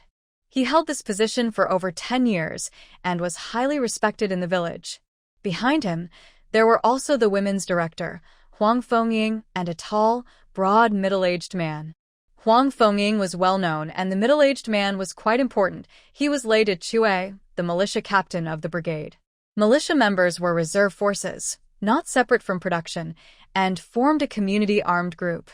Lei De Chue led a militia squad, which had some hunting rifles.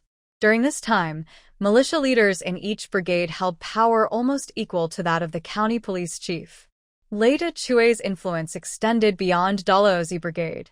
He often traveled around the commune, fighting class enemies, cracking down on black market speculators, and confiscating all illegal goods. In her past life, Tianjing secretly told Lei De Chue when she reported her father. Gu Yuhui knew that Ren Tianxiang was a coward. Although he lived cautiously in the city, eager to use the treasures hidden by the Gu family to make a fresh start and live a good life, he would definitely back down if threatened with a gun. Once Lei De Chue got involved, no one could speak freely anymore. However, she had always said that Tianjing would have to peel off a layer of skin if she wanted to remove the troublesome Ren Tianxiang. If she could easily step outside the situation, she would have wasted her life. Chen Yusheng was pulled away by Lei De Chue's men, panting heavily. His dark face was flushed red, clearly angry and aggressive. His glare at Ren Tianxiang looked no different from that of a dead person. As for Ren Tianxiang, he was lying on the ground like a dead dog, too weak to curl up. Chen Yusheng struck hard, his cheeks swollen and 3 teeth knocked out. Huang Fengying watched Ren Tianxiang's miserable state, trembling with anger. She pushed Chen Yusheng and scolded sharply, "Chen Yusheng, do you know what you're doing? This is a shameful capitalist act. Now is the new society, and everyone is your class comrade. How can you beat someone like that? You're tarnishing the reputation of our peasant class. You must be severely criticized." Chen Yusheng shook off the militia's grip, stepped forward, and stood in front of Tianjing, raising his neck and shouting, "I'm not wrong. The one in the wrong is him. Morally corrupt. Insulting women. He should be arrested and sent to jail." Tianjing looked at his broad back, subtly taking 2 steps back to keep some distance. No one saw this scene except Gu Yuhui, who knew everything. In her past life, she thought Tianjing and Chen Yusheng loved each other and would get married. Whenever she looked at them, they seemed deeply affectionate. But later, she found out there was no true love, only that the scoundrel was being used by a flirtatious woman. It turned out that even then, Tianjing had already set her sights higher, wanting to find a better man. Huang Fengying was very angry. Thinking about Chen Yin's actions yesterday and seeing Chen Yusheng's unrepentant attitude, she felt deeply disappointed. The Chen family's children had been poorly educated. She decided she should find time to visit and do some ideological work with them. Chairman Wang Fu, with his hands behind his back, looked serious and said, "If he has behaved badly or insulted women, that's for us to decide. So, are you saying hitting him was right? Look at what you've done to him. Do you want to step down as squad leader?" Hearing this, Chen Yusheng pursed his thick lips and said nothing. When he realized his squad leader might lose his position, he started to regret acting so rashly earlier. Lei De Chue saw this and tried to smooth things over. "Enough, it's just kids fighting. Why make such a big deal out of it? Then he pointed at a few people. You take him to the health clinic. He's just a son of a landlord, not worth much. Hearing Lei Chue speak so casually, Chen Yusheng felt cold inside. Landlords and capitalist children are considered worthless. That's how society is now. Of course, Lei Chue usually doesn't interfere in others' affairs. The reason he spoke was because Chen Yusheng is his nephew. From how Chen Yusheng and Chen Yin act, you can tell their parents' temper and personality. If someone wasn't backing them up, how could two squad leaders from one family live so comfortably? Just as the militia team was about to carry Ren Tianxiang away, a soft female voice said, "Hold on." Lei Chue squinted and looked toward the voice, seeing Guyu Huai standing in the yard, a plump woman. Guyu Huai is quite famous. She always follows her nephew around. But yesterday, she did something big. She caused her niece to be publicly criticized by the brigade. Today, she came from the commune because of that. Chen Yusheng glared at Guyu Huai, feeling she couldn't say anything good about her. Tianjing also frowned slightly, her dark, bright eyes flicking toward Guyu Huai, wondering what trouble she might cause now. Today, she finally realized that Guyu Huai, the heroine of the story, is not an easy person. Her constant chatter is really annoying. To prevent her from causing more trouble later, she decided she needed to find a way to deal with her. Lei Chue took out a cigarette from his shirt and skillfully tapped the ash. "What's your problem?" Guyu Huai modestly smiled and said, "Tianxiang came to my house yesterday, sneaking around and hiding something in his pocket. I thought something was wrong, so I want to search him. Maybe I'll find proof that he insulted women." Hearing this, Chen Yusheng immediately said, "Yes. Search him."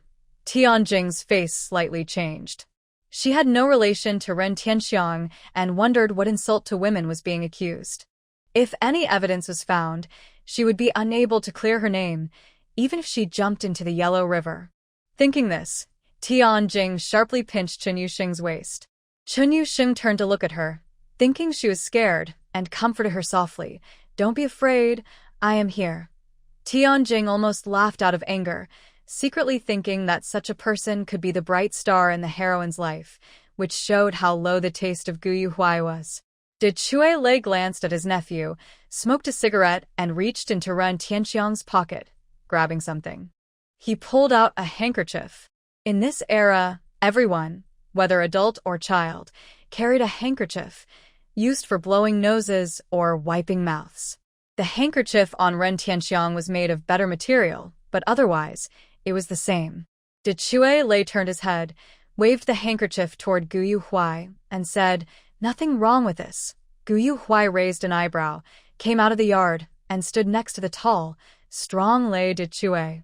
She was not at all delicate or fragile, which made Chen Yusheng's eyes show some disgust. How could a woman like her have the face to like him? She was nowhere near as beautiful and charming as Tianjing.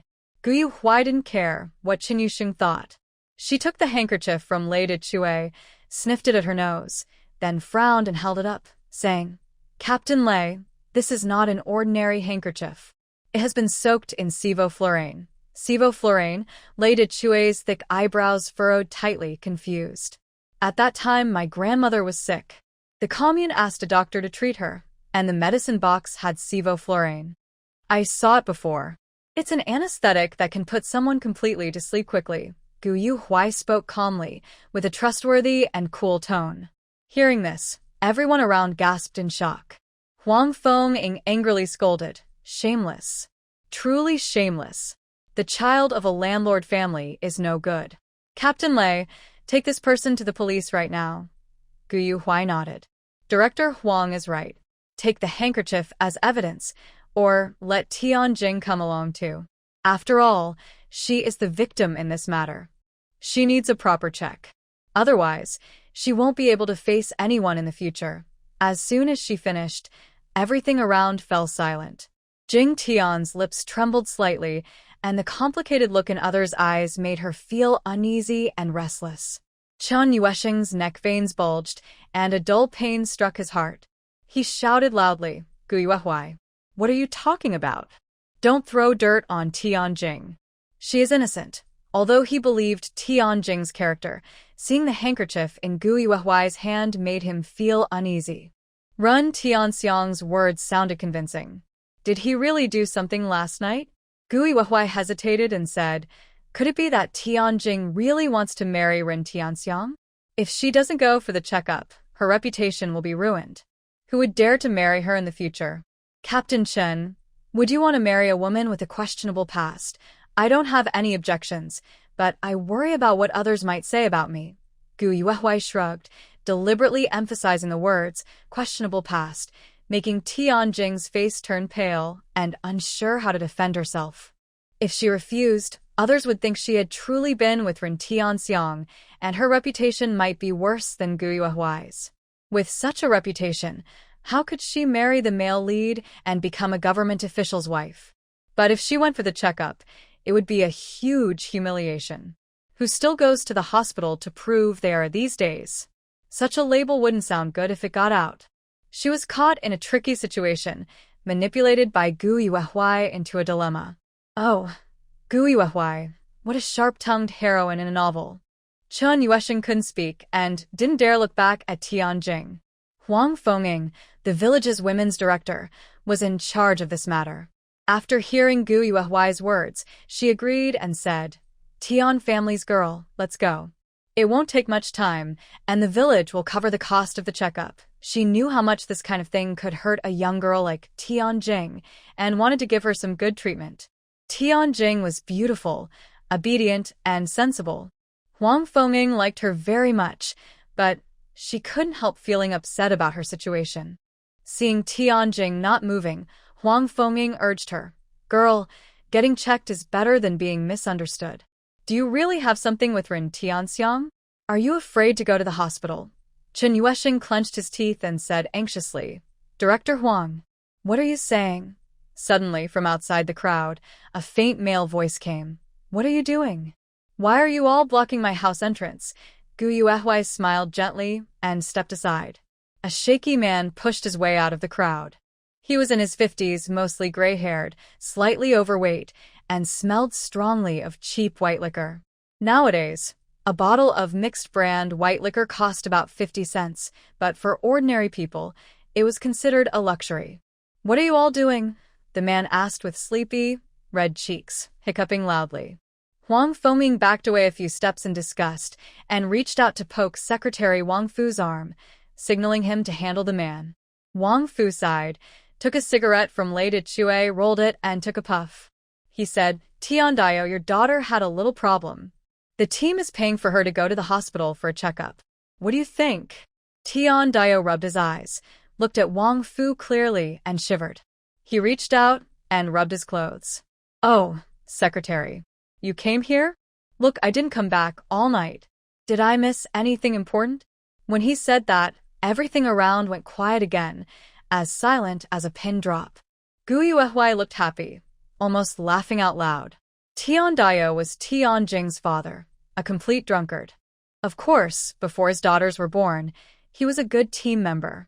But after his wife died giving birth to their youngest daughter, Tian, he lost his spirit. With a string of daughters, he thought there would be no heir, and his daughters would marry out to work for others. He decided he might as well enjoy himself. Tiandayo arrived just in time. A few team members looked at each other strangely, their eyes on Tianjing with odd expressions. Last night, Tiandayo didn't come home. His older sisters had all married, leaving only her and her sister Tian. If Tian really wanted to do something, it would be easy. What a pity. Huang Fengying's face turned cold. Enough. Tianjing, let's go. Tiandayo, stop acting like a street kid. You're not good for the family. Do you really think your two daughters are safe staying inside with you? Tiandayo was confused by her words. He scratched the back of his head, looking a bit dazed, as if still drunk. Tianjing lowered her head and walked out from behind Chen Yuesheng. The attention made her feel uncomfortable, like needles pricking her back. She looked up at Gu Yuehuai with a cold, frightening expression, like a fierce predator choosing its prey. After a brief glance, she immediately lowered her head and put on a weak, aggrieved look. Director Huang, Justice will be served. I am willing to go. Chen Yusheng listened to her sweet, soft voice and felt heartache. Wang Fushuang, with his hands behind his back, shouted at the crowd watching. All right, everyone disperse. No need to work anymore. Don't cause trouble at the end-of-year grain distribution. As he finished speaking, the crowd scattered like birds and animals. The militia team, with an unaware Ren Tianxiang and Huang Fengying, with Tian Jing, headed together to the commune health station. Chen Yusheng also wanted to go, but was sharply stared at by Lei Dachu. Immediately, he stood rooted to the spot, afraid to move. But when he looked at Tian Jing's back, his gaze was tangled and lingering, like a watching wife stone. Gu Yuehuai's eyes were full of mockery. If Chen Yusheng had stood up earlier to protect Tian Jing and married her regardless of reputation, he would be a man of responsibility. But he had said nothing just now, and now looked so disgustingly indifferent, which made Gu Yuehuai feel sick. Gu Yuehuai didn't want to watch anymore and prepared to leave. Suddenly, Lei Dacha said, Gu Yuehuai, wait. Gu Yuehuai paused slightly, turned to look at Lei Dachu and replied casually, What's the matter? She understood that Lei Dachu, the militia captain who is usually elusive, returning to the Dalhousie production team today was not accidental. It was because of his niece, Chenine. Lei Dachu, proud of his reputation, didn't scold him immediately but asked, I heard you had a quarrel with Chenine yesterday. A quarrel? Gu Yuehuai said with a hint of amusement, touching the bandage on his forehead. In his previous life, this so-called quarrel had caused her face to scar and ruined her appearance. Lei Dacha frowned, embarrassed by Gu Yuehuai's actions. He then took a few puffs of his cigarette and said, We've known each other since childhood. It's no big deal. Why report it to the team? Listen to me, go to the team and say Chenine didn't push you on purpose. Okay? Gu Yuehuai's lips curled into a cold smile. This matter is no longer my concern. After all, yesterday Chenine gave me 10 yuan for medicine. The team wants to discipline her. What can I say? What do you think, Uncle Chue? She gave you 10 yuan. Chen Yusheng turned around, raising his voice significantly. Gu Yuehuai lazily smiled and said, Yes, I heard you're saving money to give Tian Jing a bride price. 10 yuan is quite a lot. Chenine doesn't even know to help you, your older brother. Otherwise, you would have married her long ago. Why would such things happen? Chen Yusheng's forehead veins throbbed, and he turned around quickly to walk home. Lei Chue looked at his nephew walking away and shook his head. He pinched a cigarette between his fingers and said to Gu Yuehuai, Chenine has caused you a lot of trouble this time. You've been to school, haven't you? Haven't you heard that sometimes you should forgive others? Gu Yuehuai listened to Lei Chue pretending to be cultured and sneered. Have you heard that people who don't look out for themselves will be punished? Chenine hit my head and almost ruined my face. Are we just going to forget about this? Uncle Chue, I know you're capable. You can speak well in front of the leaders of the commune. But how can you have such a capitalist tendency of giving special favors to relatives? Chenine made a mistake, and she must accept punishment and re-education from the team. If you insist I go and speak for her, then I'll ask the commune what crime it is to harm comrades of the working class and see how many years she might be sentenced to. I will never let such a person go unpunished. Gu Yuehuai spoke firmly and loudly, her tone growing more serious. Her commanding presence was almost more impressive than a senior leader. Lei Chue's face darkened after hearing this. Since he became the militia captain and took up a gun, no one had ever talked to him like this. Haha, my daughter is right. Lei Chue, if you want to force my daughter to do as you say with a gun, go ask your niece for help. I'll report you to the town. Do you know the County Revolutionary Committee compound? I know some of the top leaders there. Hearing these arrogant words and the obvious protective attitude, her eyes welled up with tears, and she couldn't help but cry. How long had it been since she last heard that voice? Lei Chue's face darkened even more after hearing this. Gu Yuehuai turned to look at the visitor. He was tall and strong, with a square face, a 2-finger-long scar under his eye, and a deep Sichuan character wrinkle on his forehead. He looked like a fierce, rebellious person ready to draw his sword at any moment. This was her biological father, Gu Zifeng. Her grandfather named him that hoping he would become successful and carry on the family business. But unfortunately, her father went abroad to study when he was young, didn't study hard, and instead developed a bad habit of gambling. After returning to her country, her father didn't have time to take over the family business before losing everything. He gambled away hundreds of acres of land and even lost the ancestral home.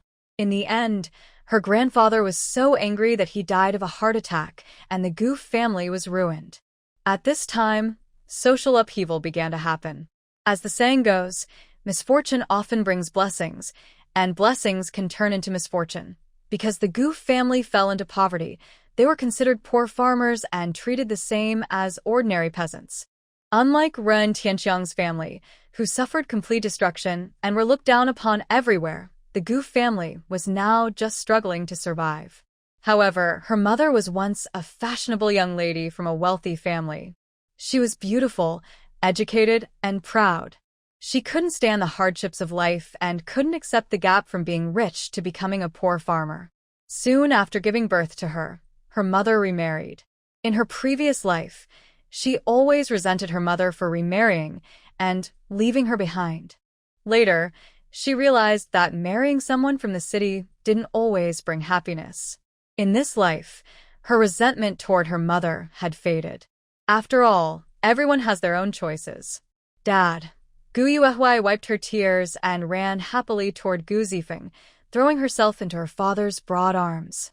She realized she hadn't seen him in over 30 or 40 years. Gu Zifeng was slightly surprised and stiffened a little. He seemed happy but also a bit awkward. He reached out and gently touched Gu Yuehui's head, carefully saying, "What's wrong, little girl? Did that big bully you?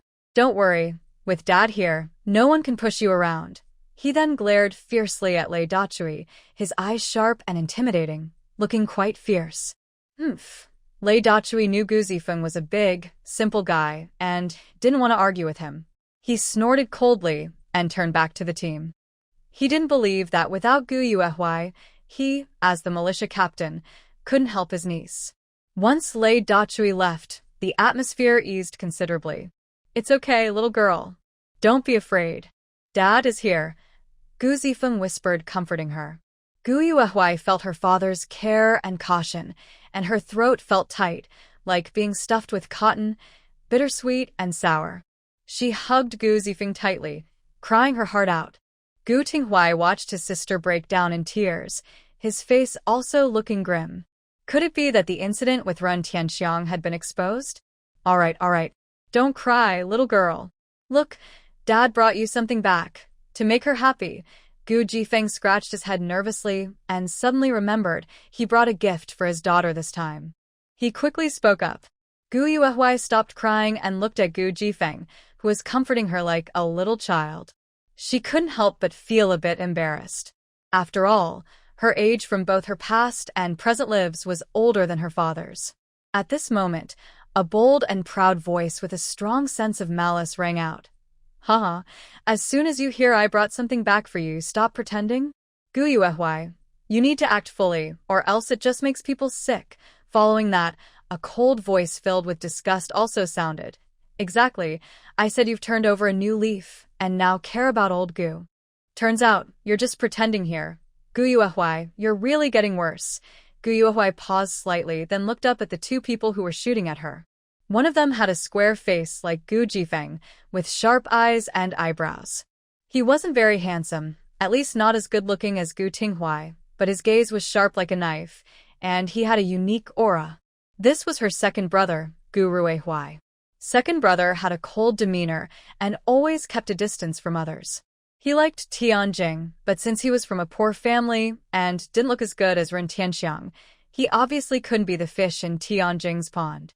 Not long after Tianjing got married, Gu Ruihui married a woman from a nearby village at random. They had no real feelings for each other, and life was hard.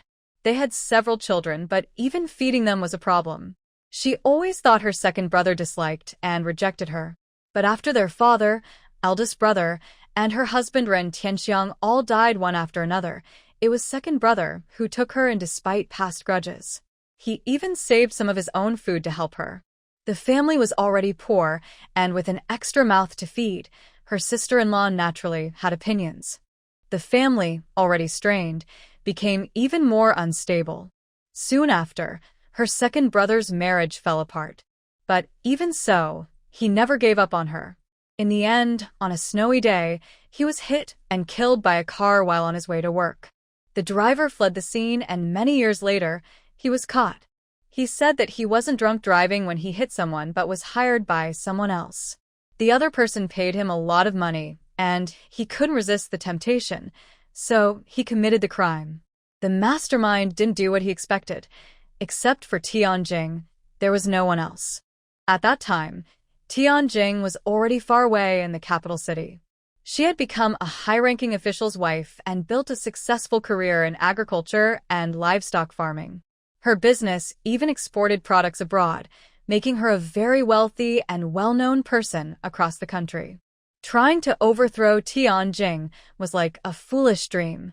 At that time, she had originally thought about ending her life, but she still had one last close family member in this world. That was her third brother, Gu Shihui. Thinking of this, Gu Yuehui focused her gaze on the young man beside her second brother. He stood tall like a pine tree, and although his clothes were not well fitted, his handsome and gentle appearance was still clear. From his looks, he was clearly the most outstanding among the three Gu brothers. Gu Shihui was the only one from the Gu family to break free from the hardships of the village. He studied hard, passed the college entrance exam after it was restored in 1977, and went to Beijing. He was very talented in studying. After the college entrance exam was reopened, he resolutely picked up his books again and finally got into Peking University. There, he met his beautiful wife. His wife was from Beijing, and her parents were officials. They had a very good family background. With such good luck, Gu Shihui should have lived a happy life and been the only exception in the Gu family. Sadly, he ended up dying the most tragically. He was beaten to death by people arranged by Tianjing. Before that, his sister-in-law's family was accused of corruption and sent to prison. Her parents were also jailed. At that time, she was 6 months pregnant. If her third brother hadn't comforted her, she might not have been able to keep her child. They thought the child would bring good luck, but when they received news of her brother's death, she couldn't bear the. She jumped from a tall building with her child and ended her young and tragic life. The Gu family was orderly and united, but not one of them escaped the disaster caused by Tianjing's absolute power. And she, if not for that one person protecting her, might not have survived all these years peacefully. She lived every day filled with hatred, hoping to take revenge someday. Now that heaven has given her a second chance, how could she not avenge her family's destruction and tragic death? Gu Ruihui scratched his ear and looked surprised. Did you take the wrong medicine? Gu Yuehui forced a smile. It's not surprising that her second brother was shocked. Since she was a child, she had a strange, stubborn personality, was spoiled and unruly, and dreamed every day of going to the city to find her mother, hoping to become a city person who eats commercial grain. She never liked the few country bumpkins at home. Her father and eldest brother were okay. They treated her kindly without principles, so she could still be polite. As for her second and third brothers, she saw them as no different from invisible people. After she grew up, she rarely spoke to them, only calling them Gu Ruihui and Gu Shihua. Gu Shihua also flinched, then turned to look at Gu Ruihui, unsure what Gu Yuehui was up to. Get lost. All of you, get out. Did I bring you back to teach my girl a lesson? Gu Zifeng was furious. He raised his hand and slapped Gu Ruihui and Gu Shihua on the head quickly and forcefully. Gu Ruihui's slim eyes filled with anger. He glared at Gu Yuehui sharply. He said coldly, "She deserves to be taught a lesson. Ungrateful wolf. No matter how good you are to her, she acts like she doesn't see it. Old Gu, I advise you to think more about yourself. Don't let Gu Yuehui push you into jail someday." Gu Yuehui's chest tightened and she trembled with pain. It turned out that some signs had been there all along. She really was an ungrateful wolf. Gu Shihua also said, "Gu Yuehui, are you asking us for money again, to give to Qin Yuesheng?" As soon as he said it, he felt he was right. Otherwise, he couldn't explain why Gu Yuehui, who always looked down on them, suddenly called them brothers. She used to do that before, asking for money without even giving a reason, just treating them like a money bag. If she spent her own money, that would be one thing. But giving it to support a man, how ridiculous. Gu Ruihui was so angry he trembled. That money was earned by their brothers risking getting caught, and now she wanted to pay debts with it. That wicked Gu Yuehui should have let you and that woman roll together from the start. Then we wouldn't have to feed the family. Do you know how much coarse grain you can get in exchange for those fine grains? On the market, a jean of coarse grain costs 1 mao 3, while fine grains cost 3 mao, even 3 mao 5. Our village can't get fine grains, so we have to trade coarse grains with the city folks. Our family has so many mouths to feed, Gu Yuehui. Think about it, are you even human? There was one thing he didn't say. If Gu Yuehui hadn't kept insisting on eating fine grains, with so many young strong workers in their family, they could earn enough work points in a year to feed everyone well. Now they could only survive in the black market, like thieves, and even be labeled as street rascals. Gu Ruihui sneered sarcastically, as if he was venting years of resentment all at once. At that moment, his gaze on his naive sister was even filled with hatred. Gu Yuehui's body trembled like dry leaves. She was angry and resentful, but these feelings were directed at herself. She knew she was reckless, but hearing her second brother's harsh accusations made her feel like her heart was bleeding. Her eyes grew hot. She opened her mouth to explain but hesitated, thinking about the past and finding it hard to speak. Now, she was clearly seen as a troublemaker by her brothers. They wouldn't believe her words. Instead of explaining, she decided to prove her change through actions. Talking more wouldn't help. Gu Zifeng looked at Gu Yuehui with concern. He glared sharply and said sternly, "Shut up.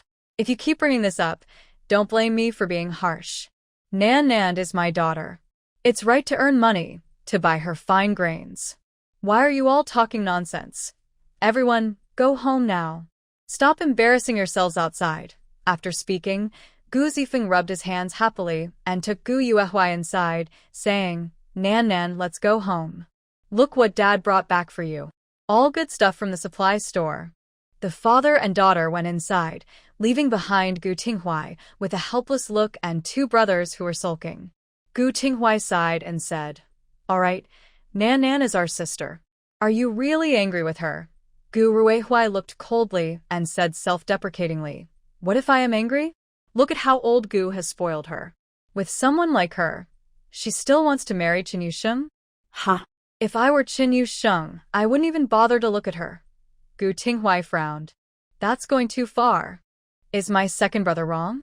Gu Yuehui is showing weakness now, but she's probably up to something. She wants to use the family's things to impress Qinyin. Brother, do you believe it? The shoes Dad bought her this time will definitely be on Qinyin's feet in a few days," Gu Shihui said firmly, with a tone full of sarcasm. Gu Tinghui looked at his two younger brothers, listening to their clear rejection of Gu Yuehui.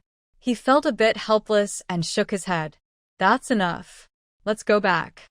I have something to say." After speaking, he led the way into the house.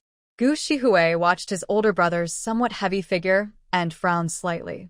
Something serious must have happened at home. Gu Ruihui rolled his eyes. "No kidding. Otherwise, Big Brother wouldn't be so anxious to call us back. Let's go inside. If we're late, old Gu will start scolding again. I wonder if only Gu Yuehui is his real child." The two brothers followed Gu Tinghui into the house, feeling a bit unhappy. As soon as they crossed the door, they heard Gu Yuehui quietly say, "Thank you," to Gu Zifeng. Gu Ruihui couldn't hold back and mocked, "You should say thank you. Do you know how much your shoes cost? 2 yuan and 50 cents. Old Gu wouldn't earn that much even standing in the cold wind for 2 days. Stinky kid. You talk too much. Go cook." Gu Zifeng glared at Gu Ruihui again, thinking to himself how annoying this little rascal was, and wondered who he took after. Gu Ruihui snorted and went to start the fire and cook, with Gu Tinghui helping. "Little girl, don't listen to your second brother's nonsense. Dad can earn money. He'll definitely raise us to be as well off as city girls. Gu Zifeng gently patted Gu Yuehuai's head, full of love and warmth. Gu Yuehuai looked down at the clean, pretty little white shoes in the box, her eyes full of sadness. She bit her lip hard and said nothing.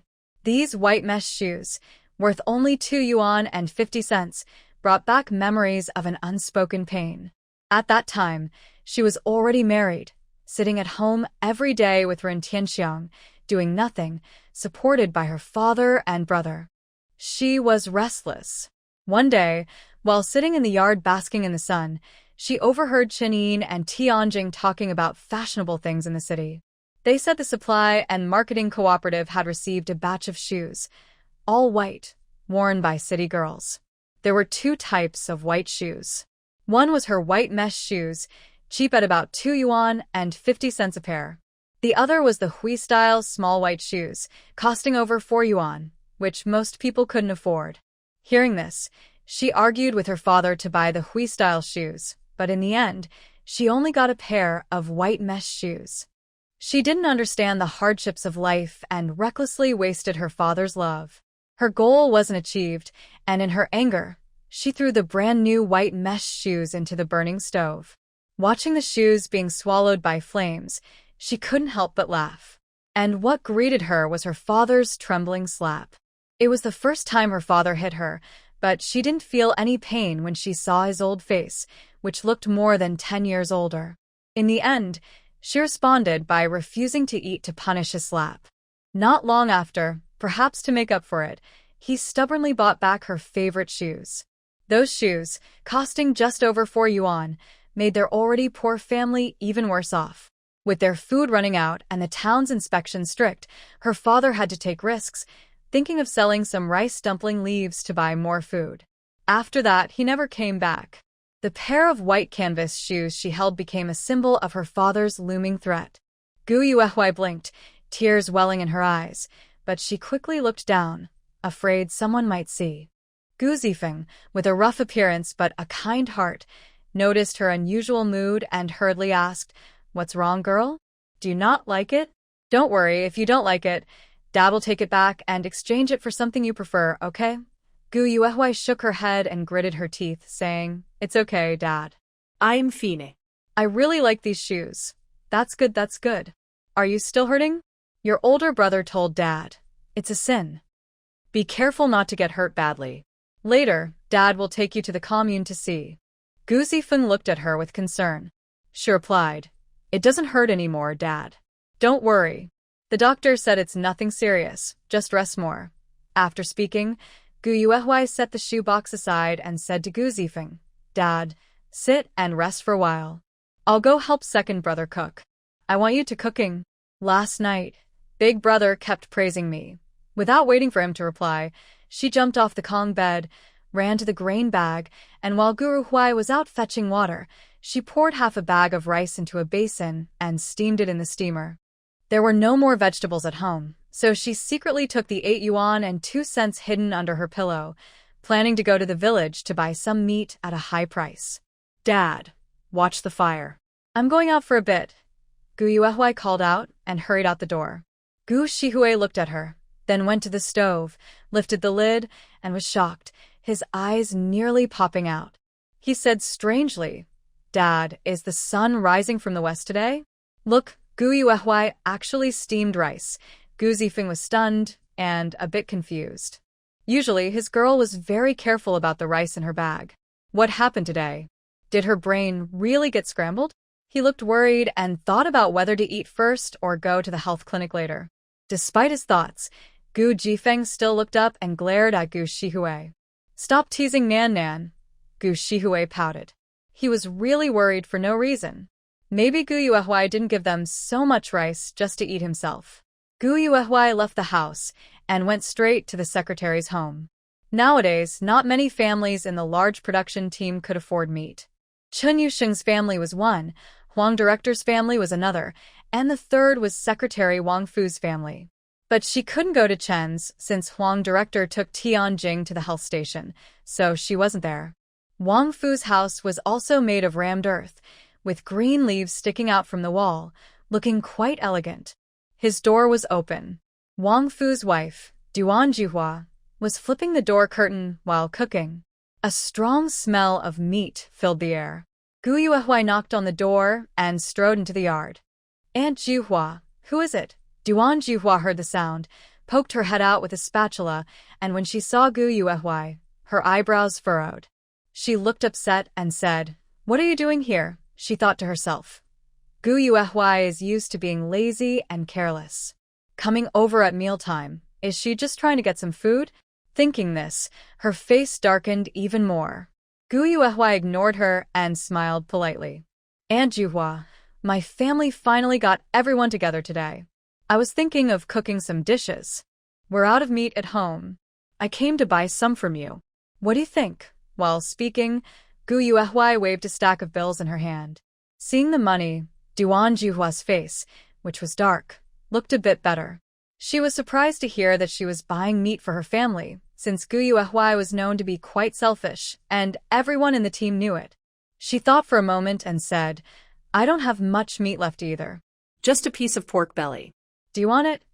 Gu Yuehui's face lit up. Yes, I want it. Duan Juhua finished cooking and went inside to get the meat. She also casually took out a scale. How much do you want? Gu Yuehui looked at the pork belly about 3 fingers wide and said, I'll take the whole piece. All of it. Duan Juhua was a little surprised. Her family didn't usually have much meat when they slaughtered, since meat tickets were hard to get, and the supply was limited by the Supply and Marketing Cooperative. This meat was probably brought back by her daughter, who had moved to the city. Gu Yuehui nodded. Yes, all of it. But I don't have a meat ticket. I'll pay extra. Is that okay, Aunt Juhua? In the 1970s, known as the ticket era, during the planned economy period, tickets were very important for every person and family. They were an essential part of daily life. Tickets came in many types, such as grain tickets, meat tickets, oil tickets, cloth tickets, cotton tickets, sugar tickets, and more. These tickets were issued based on workers' age and job type each year, and they were supplied at specific locations. Some scarce items also had tickets, like watch tickets, sewing machine tickets, cigarette tickets, and bicycle tickets. Most of these tickets were given to city residents who bought food with ration grains. Farmers in rural areas only received a small part, relying instead on annual work points to get vegetables and grains. Duan Juhua hesitated for a moment and then said firmly, All right. Her family didn't want to eat much meat.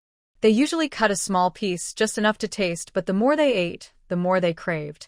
It was better to exchange it for money, which felt more secure. She weighed the meat and found it was 2 jin and 3 liang, about 2.4 pounds. The Supply and Marketing Cooperative sold 5 flour pork at 1 jin and 75 fun, about 1.75 yuan. Since she had no ticket, she paid 77 fun. Duan Juhua quickly packed the meat and handed it to Gu Yuehui, showing no embarrassment and asking for the price confidently.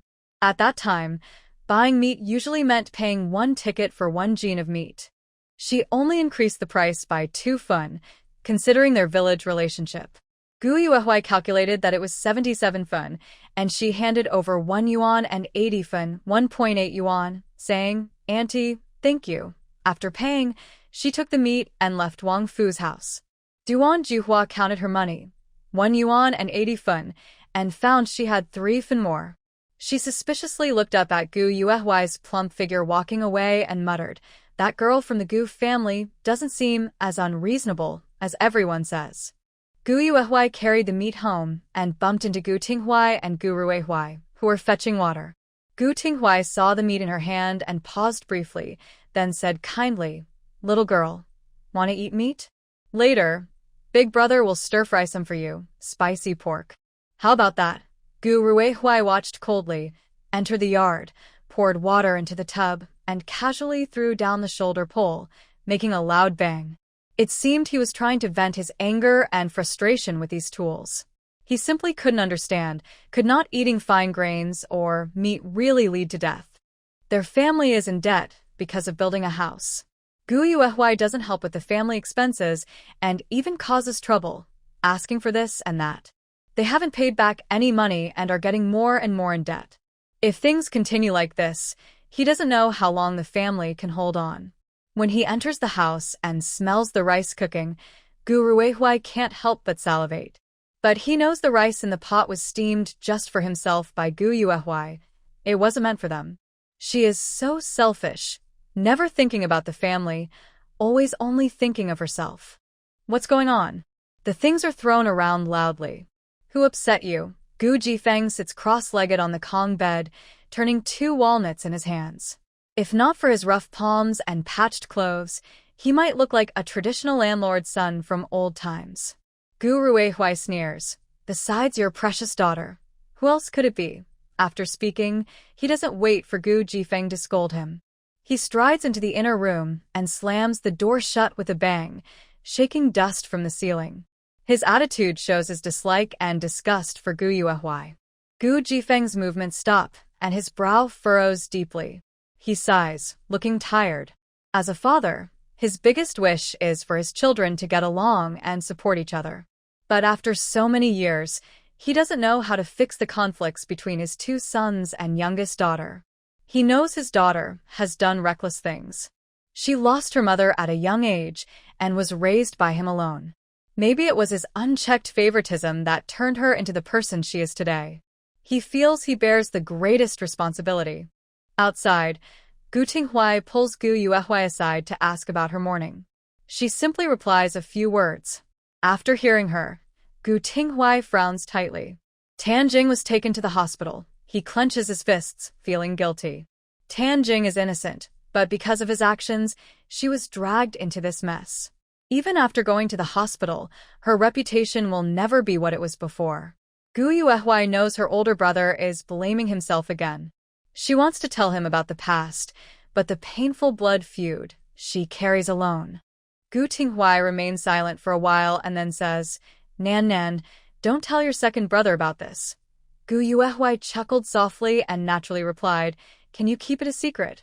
Gu Tinghui was stunned. Yes, the incident this morning caused a big fuss. Even the village secretary and the militia captain, Lei Dachu, got involved. It would probably spread quickly. How could the second brother keep it hidden? He shook his head. Forget it. Let's go inside. The 2 of them pushed aside the curtain and entered the house. Are you angry again? Gu Tinghui glanced at the closed door of the inner room with a bitter smile on his face. Gu Jifeng didn't want to talk more about that topic. He turned to look at Gu Yuehui, but suddenly saw the meat she was holding. It looked like about 2 jin, a Chinese weight measure, and his face changed slightly. 2 jin of meat, all in one piece. Although he usually spoiled his daughter, he rarely bought such luxurious food. Gu Jifeng's lips moved, wanting to ask where his daughter got the money, but if he did, it would seem like he was doubting her. Now he finally understood why the second brother looked so miserable. Wasn't he just suspicious that he was giving money to buy meat for his girl? God help him, this time he was innocent. Girl, the rice is almost steamed. Should I cook some meat for you? Gu Tinghui lifted the lid of the pot. The aroma of rice filled the air, making everyone's mouth water. Gu Yuehui's lips curved slightly. I'll do it. Big brother and dad sit here. Today you'll cooking.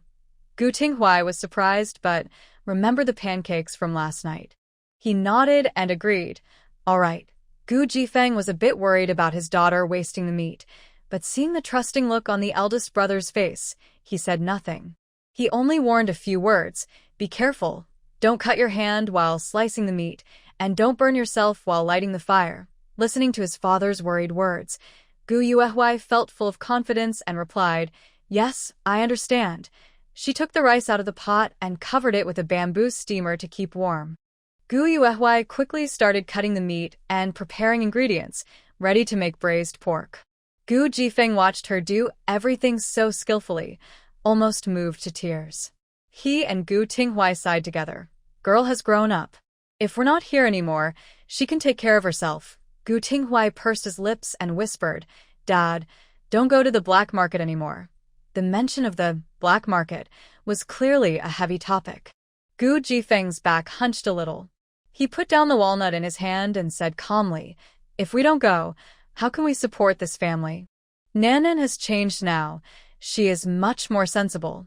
I told her that from now on, Our family should buy less grain, and with the extra work points we earn each year, we can pay off our debts. Gu Tinghui's voice was heavy, but he truly didn't want to go to the black market again. Gu Jifeng looked at Gu Yuehui, who was busy working, then suddenly lowered his head, his voice a bit choked up. Dad can't give her a good life. When your mom wanted to take her away, I didn't let her. Otherwise, she would be living better than now. Dad, Gu Tinghui called out loudly, reaching out to hold Gu Jifeng's hand. Enough, enough. Let's not talk about that. Tell me, what exactly is wrong with Nanan's head? Gu Jifeng didn't want to discuss the black market anymore and changed the subject to something he cared about. Today, he and the second and third brothers sold grain at the black market. They saw the eldest rushing over in a hurry.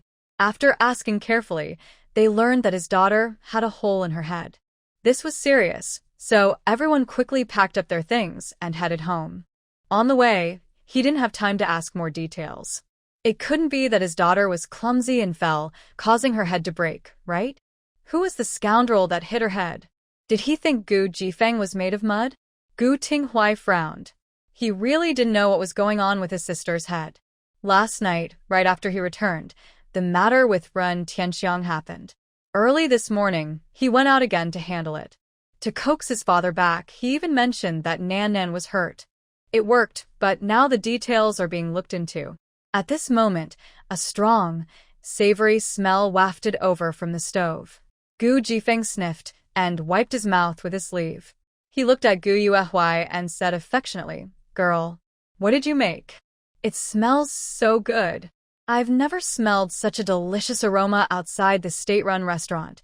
Gu Yuehui paused slightly, then looked up and smiled brightly at Gu Jifeng. "Braised pork. Wait for dinner, Dad." At that moment, she silently made a firm decision in her heart. From now on, she would earn a lot of money so her dad could go to the state-run restaurant every day. He could have whatever he wanted, buy whatever he liked. Gu Jifeng grinned and boasted, "Nanan's cooking skills are so good, she could even be a chef at the state-run restaurant." Gu Tinghui smiled and shook his head, not daring to agree with that. The state-run restaurant was funded by the government. The chefs and waiters there were official employees with formal positions, earning standard government wages. They received a technical Series 13 salary, which was 42.5 yuan a month. This job is more respectable than working in a factory. He doesn't look down on Nanan's skills, it's just that this kind of job really requires connections to get in. Suddenly, Gu Jifeng snapped out of his proud mood and patted Gu Tinghui's head. "You still haven't told me what's going on with Nanan's hair." Gu Tinghui twitched his mouth. "Nanan knows best about that. You can ask her yourself later. I'm going to serve the food." After saying that, he didn't give Gu Jifeng a chance to speak again. He quickly jumped off the bed and went to help Gu Yuehui. Gu Jifeng was speechless. He laughed and scolded, "You little rascal. You run so fast." Gu Tinghui stood by the stove, watching the bubbling dark red braised pork in the big iron pot. He couldn't help but swallow. Nan, can I help you with anything?"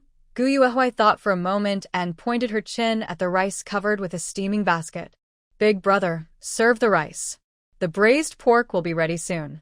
I'll stir-fry some vegetables, and then we can eat." She had cut over 2 jean of pork belly, not leaving any. The rich broth smelled fragrant. For someone who rarely smells meat, using the broth to mix with rice later would let them eat 2 more bowls. "Okay." Gu Tinghui nodded. He took out her special big bowl, ready to serve all the rice. The large pot of rice probably used up most of the grain in the bag. He sighed inwardly, but didn't know how to scold his sister for wasting. Gu Yuehui saw this and quickly said, "Big brother, wait a moment." "Huh?" Gu Tinghui was surprised. "What's wrong?" Gu Yuehui pursed her lips and smiled. "Bring more bowls. Let's all share the food." Gu Tinghui's eyes widened, seeming almost unable to believe it. Although he ate a wheat pancake last night, he didn't eat much and didn't dare to eat more. Today, with so much rice, it turned out they wanted to eat together. Seeing her round, cheerful face, a warm feeling rose in his heart. After all these years, he finally realized that his sister's feedback could make him so happy. "Big brother, don't just stand there. The rice is probably cooling." Go call second and third brothers. Let's eat together, Gu Yuehua urged. She used a large ladle to scoop the tender, fatty, and braised pork into a basin. She washed the pot and stir-fried a plate of small green vegetables. This vegetable was grown from seeds that my older brother planted behind the house a few days ago.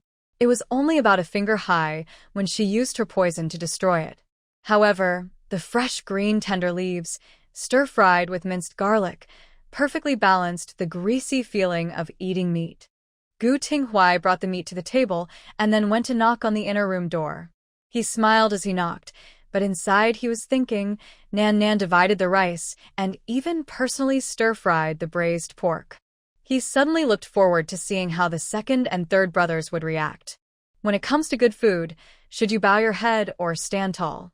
Gu Tinghuai knocked and said, "Dinner is ready, come and eat." As soon as he finished speaking, a stubborn and cold voice came from inside. "Not eating." Gu Tinghuai raised an eyebrow, about to say something to persuade him, when the door opened. Gu Shihua came out and lowered his voice to his older brother. "Second brother is sulking. Instead of coming out to smell the meat, better stay inside and enjoy the air, then let him go hungry. But don't regret it. Let's eat the meat," Gu Tinghuai deliberately said. Before Gu Shihua could react, Gu Rirui came out with a cold face. Gu Tinghuai crossed his arms and teased. "Not eating?" Gu Rirui sneered. "Haven't smelled meat in a year.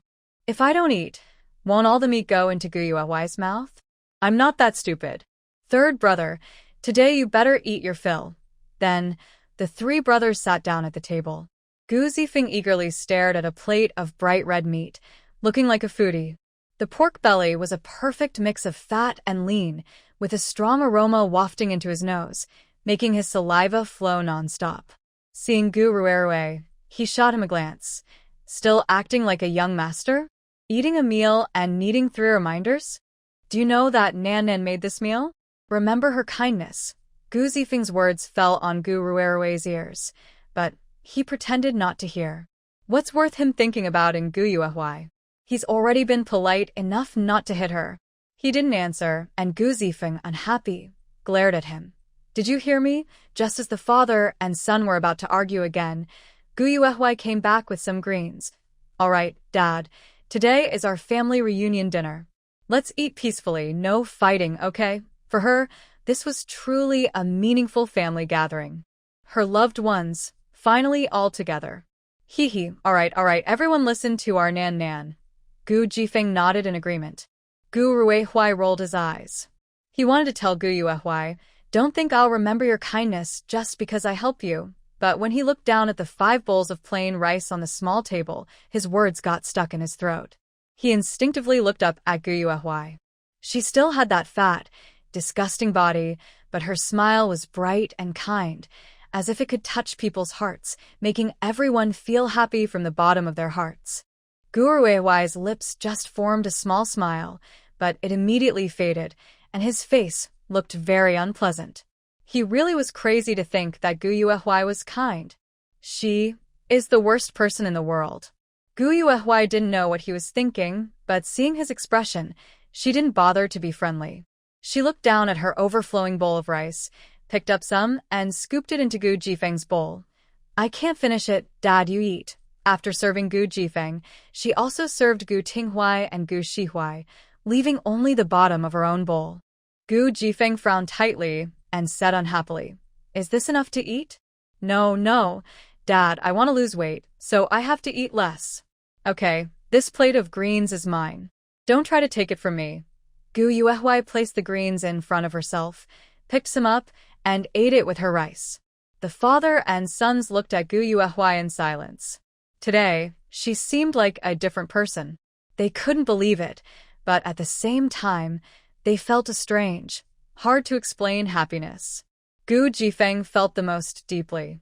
He thought to himself that this feeling was probably like a dog they raised at home suddenly wagging its tail at them.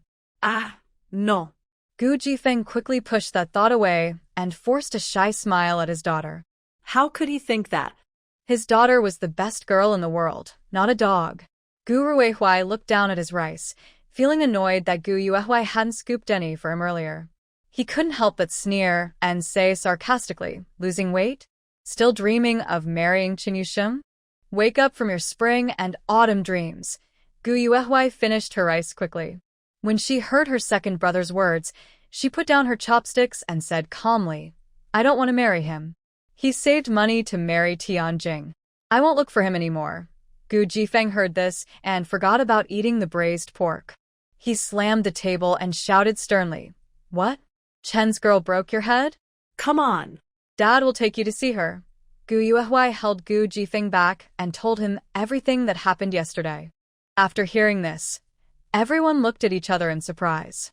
Gu Shihui was very surprised. He organized his words and asked, Are you saying that you and Chenin asked for 10 yuan for medical expenses and Director Huang took Chenin to the team? She can't go to work there anymore. Gu Yuehui nodded and handed the remaining 6.5 yuan to Gu Jifeng. Dad, besides the money for medicine and meat, I still have this much left.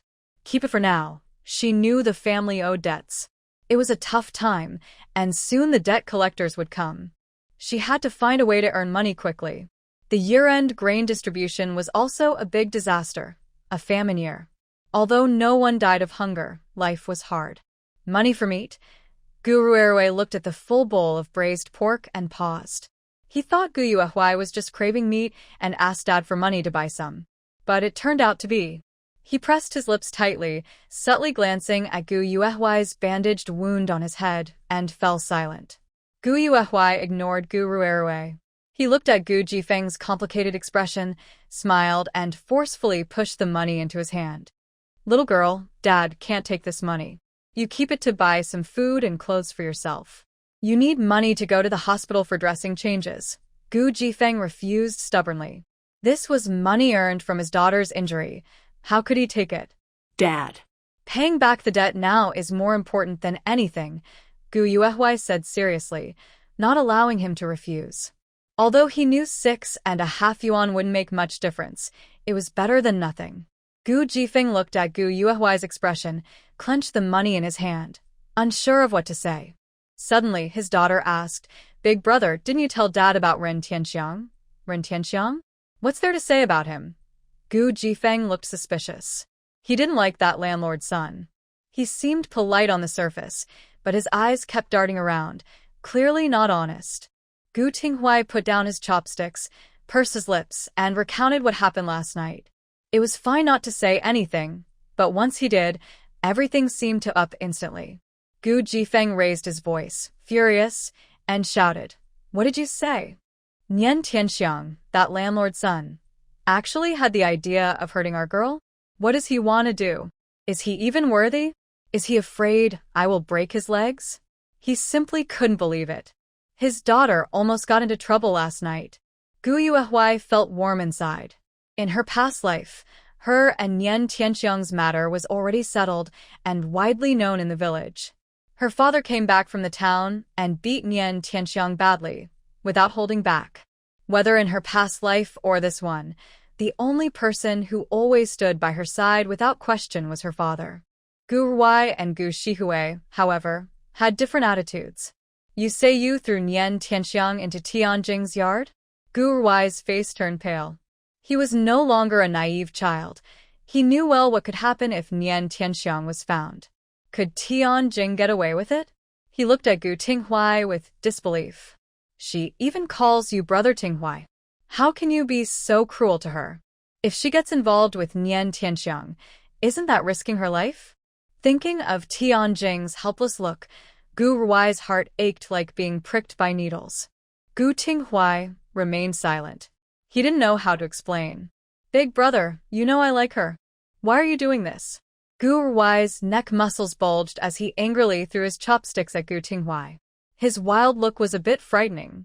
Gu Tinghui didn't dodge. He knew he had made a mistake. Gu Ruai, you've got some nerve, even hitting family members now? Gu Jifeng frowned and scolded sharply. Gu Shihui's face also looked grim. He hadn't expected so many things to happen yesterday. As he thought about it, he glanced at Gu Yuehui. Although she was the victim in this matter, he couldn't bring himself to feel sympathy for her. Did Nian Tianxiang really like Gu Yuehui? He remained suspicious. It must have been something Gu Yuehui said, or did that made Nian Tianxiang respond.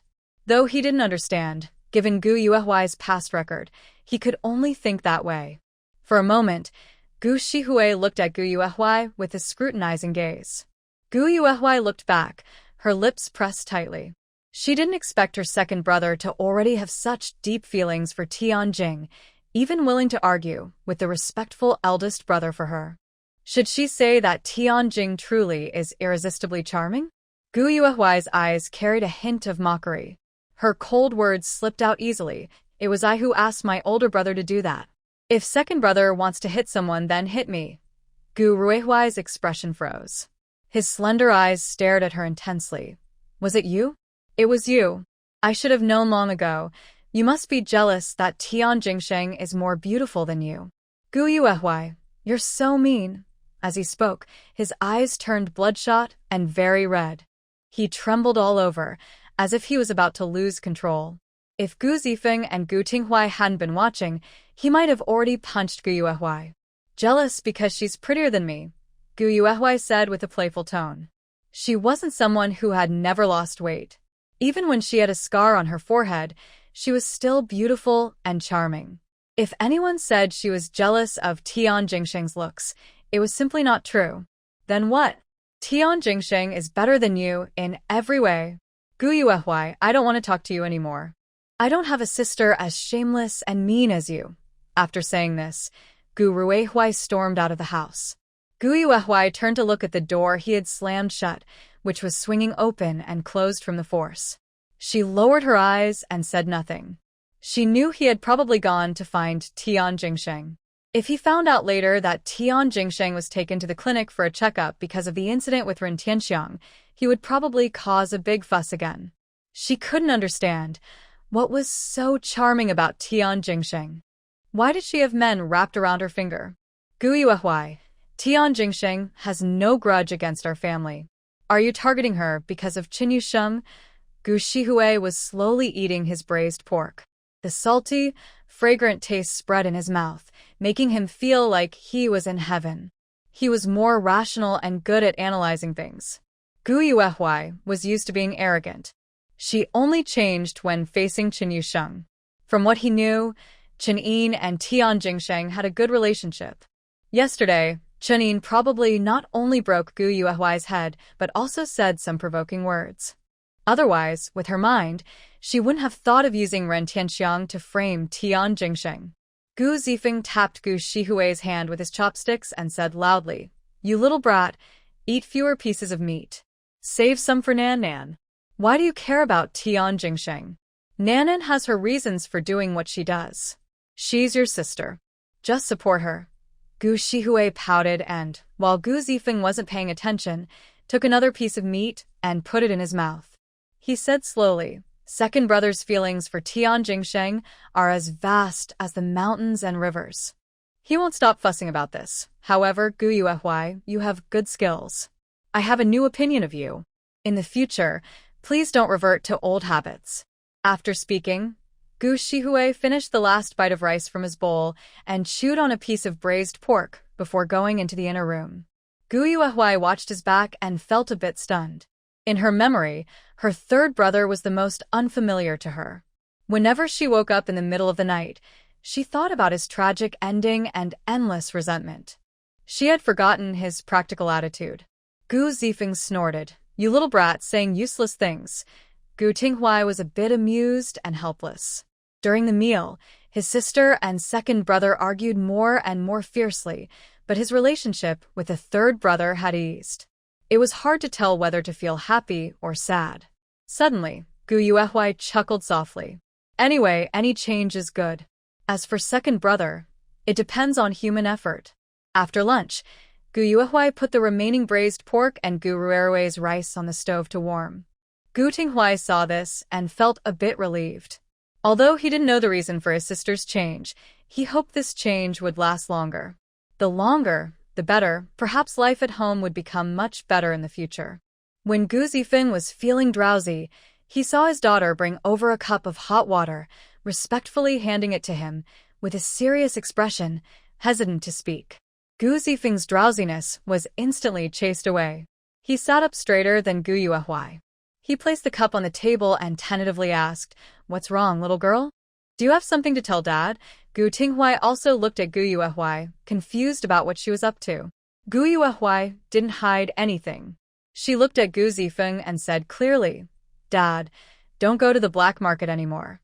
She had to eliminate the root cause of her father's tragedies. She would find ways to earn money, but going to the black market was absolutely forbidden. Gu Zifeng's expression froze when he heard this. His lips moved, but he didn't know what to say. Run Tianxiang already told Dad about Dad often going to the black market, but they have no evidence now. What we need to do is stop going to the black market, deny everything, and slowly participate in collective labor to earn work points, so everyone forgets about this. Dad, I was naive before. I won't do that again. Our family has strong workers. We should earn work points properly. Life will get better. Living peacefully is better than anything. Gu Yuehui looked serious, and her tone was even more solemn. Gu Jifeng felt a little touched. The strong man shed tears and muttered, "Nanan has really grown up." Dad. Nan is right. We shouldn't go to the black market anymore. It's too risky, Gu Tinghui agreed. He had wanted to find a good chance to talk to his sister. If he could persuade her, and she could then talk to their father, the problem would be half solved. But he didn't expect his sister to bring it up first. He was so emotional that tears welled up in his eyes. Their family lived very carefully, like walking on thin ice. Such days made people numb, with no hope for the future. They didn't know when they would see the sun again. His impulsive second brother was also shaped by these harsh conditions. He really needed to change for the better. Gu Jifeng raised his hand and touched his head. He was silent for a while before speaking in a somewhat lonely tone. "Nan, our family situation is different. Dad, we..." Gu Tinghui frowned, wanting to comfort him. No matter how much debt there was, it could be paid off someday. As long as they worked steadily and stayed safe, they would get through it. Gu Jifeng waved his hand. "Nan, don't worry about these things.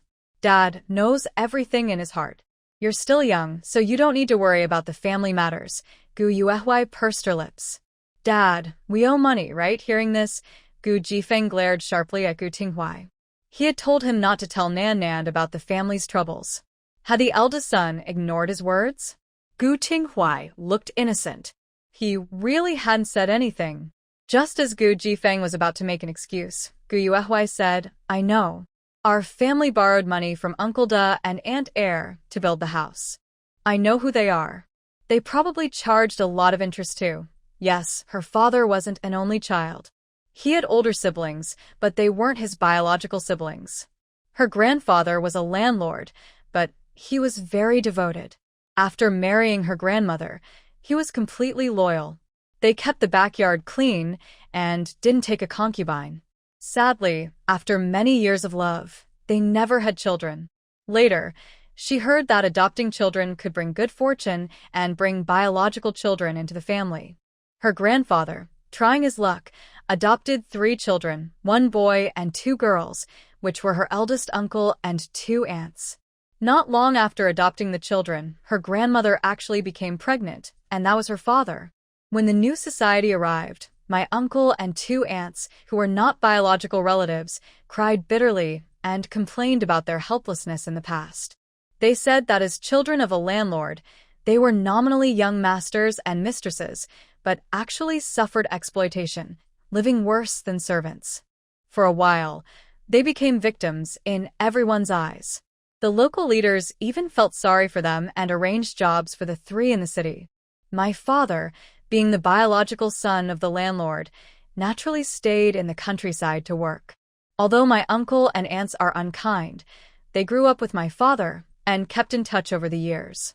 When we built our house, we didn't have enough money, so I asked my uncle and second aunt for a loan. My second aunt was lucky. She married a man who became an official and moved into the County Revolutionary Committee compound. She looked down on her days as a young mistress in the landlord's house. She didn't care about my father, Gu Jifeng, and even less about her uncle and second aunt, so they naturally didn't lend her money. Gu Tinghui smiled wryly and said, Nan Nan you. He looked around our earthen house, pretending to check its size and materials, and asked, "How much do we owe? 100 yuan? How much interest? 20? Or 30? Of course, I knew the real amount. It cost us 200 yuan to build the house. Part of it was earned in the black market, and the rest came from my uncle and second aunt, each borrowing 50 yuan. But each of them had to pay 5 yuan in interest every year, high-interest loans. Over the years, because I was irresponsible, I didn't pay off the debt but owed even more. If I calculated correctly, by now, the debt had grown to 140 yuan. When ordinary workers earned only 10 or 20 yuan a month, 140 yuan was like a heavy mountain pressing down on our family. My uncle and second aunt didn't have to rely on handouts or food, living better than ordinary farmers, but they didn't feel grateful. When trouble came, they each ran their own way. That's human nature. Their personalities weren't necessarily malicious, just small-minded. In about a month, the debt collectors would come knocking. My second aunt's 2 daughters were going to the countryside to work and planned to hold a farewell banquet at a state-run restaurant. They invited my uncle and second aunt, who wanted to take the opportunity to get close to my aunt's family, and planned to give 50 yuan to each of the 2 nieces going to the countryside. Of course, repaying debts is a basic duty. They owe money to the eldest uncle and second aunt. No matter the reason for the debt, the family must pay it back. Even if it's not for debt, they need to prepare early for the upcoming new year. This year is a year of famine. She must stock up on food early to prevent the family from running out, just like in the past life, when they huddled in bed, staring at each other, only able to drink water to fill their stomachs. After the new year, the whole family was so thin they looked like skin and bones. In her past life, her father, Gu Jifeng, was already in prison during the new year. So this year, she not only wants everyone to eat well, but also to be together as a family. For now, she will set aside Tianjing's matters and focus on the urgent issues. Once her family is taken care of, she will have plenty of time to play slowly with Tianjing. After hearing Gu Yuehuai's words, Gu Jifeng and Gu Tinghuai were both stunned. They had thought Gu Yuehuai was clueless, only knowing how to eat well and dress nicely. But it turned out she knew about the family situation and could roughly tell how much they owed. Gu Jifeng didn't know how to respond, so Gu Tinghuai said, "Our family owes the eldest uncle 70 and the second aunt 70, totaling $140. Hearing this amount, Gu Tinghuai's tone was very serious. In the whole village, which mainly relied on the big labor team for food and grain during the year, $140 was enough for 3 strong workers to live a whole year without eating or drinking. Moreover, not many villagers could save that much money. Sometimes having $3 or $5 was considered a good situation for a family. Gu Yuehuai reached out and held Gu Jifeng's hand softly, saying, "Dad, our family will work hard together. We will pay off the debts. Please don't go to the black market again. I can skip fine grains and wear plain shoes, but I can't be without Dad and brother. If you secretly go to the black market again, I will marry far away and never come back." Her words were firm and decisive. Although Gu Jifeng doubted whether his daughter could really marry out, her concern and care in her words warmed his heart. He repeatedly promised, "We won't go. Never again." Gu Tinghuai smiled and gave Gu Yuehuai a look that said, "You're really impressive." Gu Yuehuai did not smile. She knew that all the heavy burdens at home were on her father's shoulders. He looked cheerful, but he was under a lot of pressure. Although he promised her, she wasn't sure if he might secretly go to the black market again. She must find a way to earn money quickly to help with the family's expenses. "All right, Dad. Rest for a while. You probably didn't sleep well yesterday," Gu Yuehuai said as she helped her father lie down and tucked him in. He was really tired. As soon as he touched the pillow, he fell asleep and snored loudly. "Brother, come out for a moment," Gu Yuehuai whispered carefully as she got off the bed and waved to Gu Tinghuai. The siblings left the room. Gu Yuehuai didn't beat around the bush. She asked directly, "Brother, do we still have some seasonal vegetable seeds?" Gu Tinghuai was surprised and hesitated. "Vegetable seeds? What do you want to plant? There's a piece of land behind the house where we could grow some vegetables like cabbage and spinach." We could add some to our winter meals, right? Gu Yuehui blinked her eyes, pretending to be convincing, even to herself. But she wasn't really planning to plant vegetables. Her real idea was to dig up the land behind the house, which was buried with gold and silver antiques. In her previous life, Tianjing just whispered softly with her second brother and took over the abandoned land behind her house, planning to grow seasonal vegetables. But she was lucky. She ended up digging up gold and silver antiques buried by the ancestors of the Gu family. Gu Tinghui nodded. Nan is right. But you should tell the village secretary first. You stay at home, and I'll go there. Gu Yuehui nodded. Okay. At this time, during the collective farm work, each household also grew some vegetables or used the land as feed plots in their small private plots. The empty land in front and behind the houses, if they told the village secretary, they could turn a blind eye and ignore it. The private plot was land that each family farmed and managed independently. The more work they did, the more they earned. Less work meant less. However, only about 5% of the total cultivated land in the team was allocated as private plots to the members. So, very few families had access to such land, and her family, being idle and not working, had no chance to get a private plot. At this point, if she wanted to quickly earn 140 yuan, besides the treasure behind the house, she couldn't think of any better way. But she had to be careful and avoid others noticing, or she wouldn't be able to do anything secretly. And this matter must never be known to Tianjing. She is very cunning, like a beehive, and if she finds out, she will report everything. She will never get even a small part of the gold, silver, and antiques. Tianjing would definitely report it. Thinking this, Gu Yuehui turned and went behind the house. In late autumn, the area behind the house was covered with tall, yellow, withered grass. Some of it scratched her skin and hurt a little. In her previous life, after Tianjing dug up the gold, silver, and antiques, she reported it to the team. The team immediately fenced off the land to keep people away. She saw this clearly from the crowd, feeling both disbelief and regret. Now, with a second chance, she remembered the exact location perfectly, without any mistake. Gu Yuehui pushed aside the grass. Before she could feel excited about being the first to find it, she saw a patch of crushed dry grass. Suddenly, a cold feeling ran through her body, making her hands and feet feel cold. Could it be that someone has already found the treasure? Who could it be? Ren Tianxiang or Tianjing?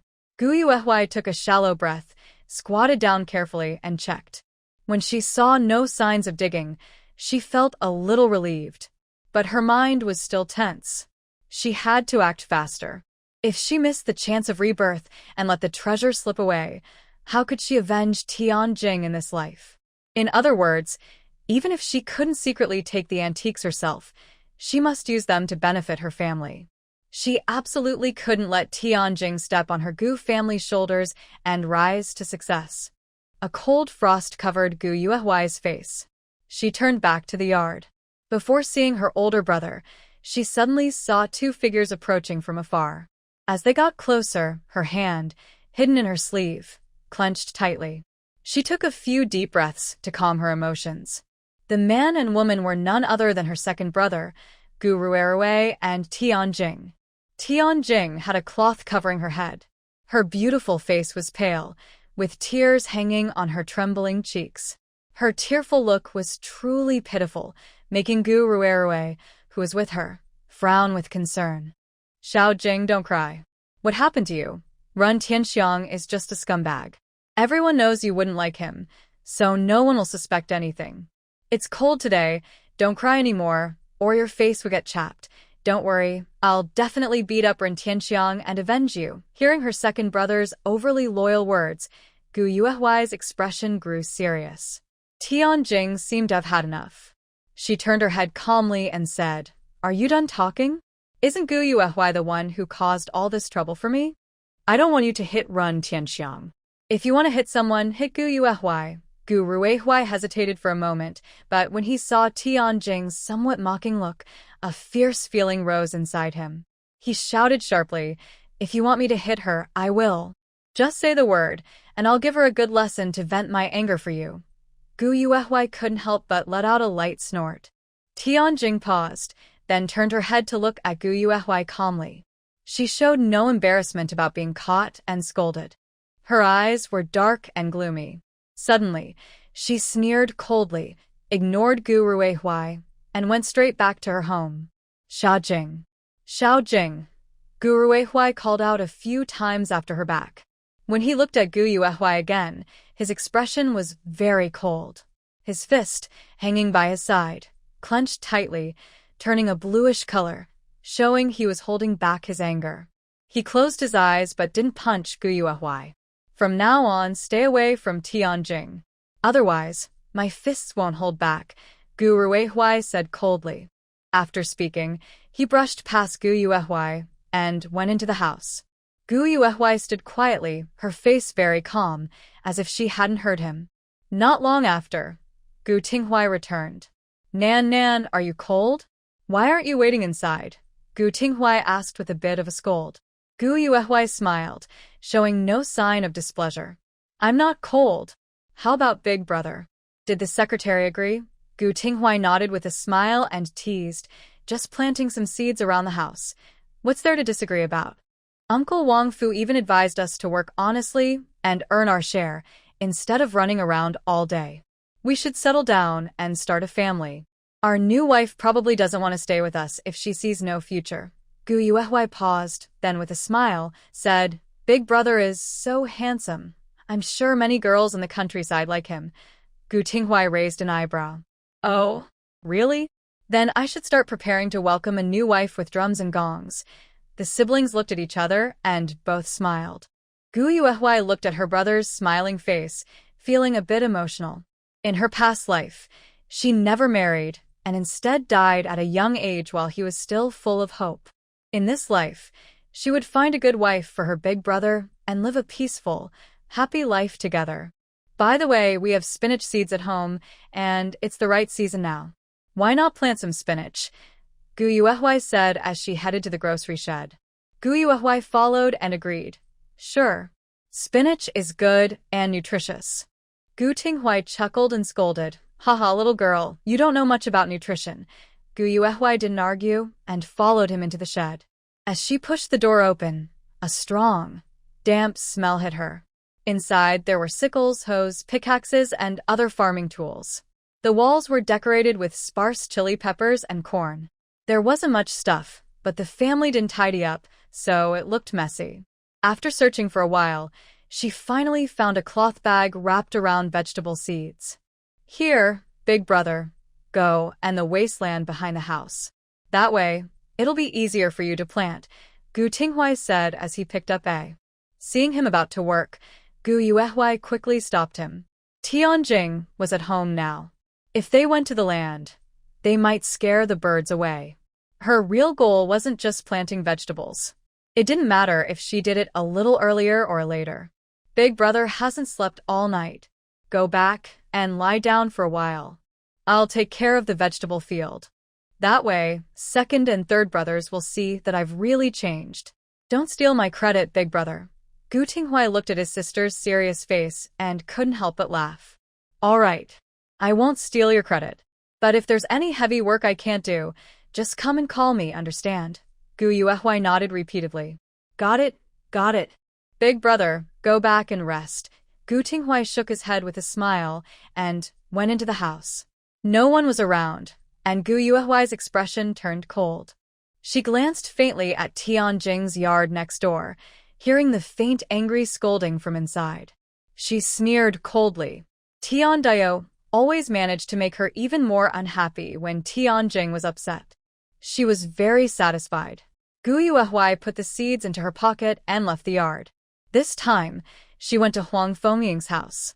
Today, Tianjing was at home, so it wasn't a good time to start digging the vegetable patch. She planned to think of another way to earn some money. Anyway was fine, as long as she didn't stay idle. When she arrived at Huang Fengying's house, a few girls were jumping rope in her yard. It was around noon, the time to go home for lunch. Otherwise, Children of 7 or 8 years old would be busy with collective labor for work points, and there wouldn't be time to jump rope in the yard. A few girls also saw Gu Yuehui and made funny faces at her, teasing her with playful smiles. Gu Yuehui didn't mind.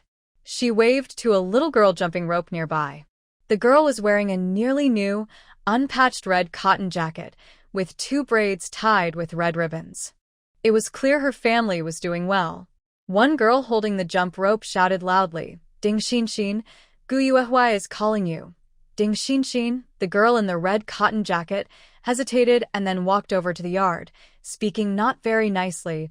"What do you want?" Gu Yuehui didn't mind her attitude. She smiled and said, "Xinxin, I heard Director Huang say she bought you a box of colored pencils. Can I see them?" Ding Xinxin was surprised and looked at her suspiciously. "My mom already bought me some." "You just found out." When she first bought the colored pencils, she carried them around every day. Everyone in the village knew she had a set. It was strange that Gu Yuehui was just asking now. Gu Yuehui pursed her lips. She only knew that Ding Xinxin was the only one in the village with colored pencils. She didn't care when they were bought, and mentioning it was just to have something to talk about. "I just heard about it, and wanted to see. I heard they sell for over $1 at the supply store." "Wow, that's enough to buy 2 pounds of meat." Gu Yuehui deliberately spoke with envy, making the little girl feel a bit proud. She tilted her head and said, "Of course. That's for city folks. Our team only I have. Wanna see? I'll go inside and find them later." Kids always like to show off. When Gu Yuehui said this, Ding Xinxin was eager to show off.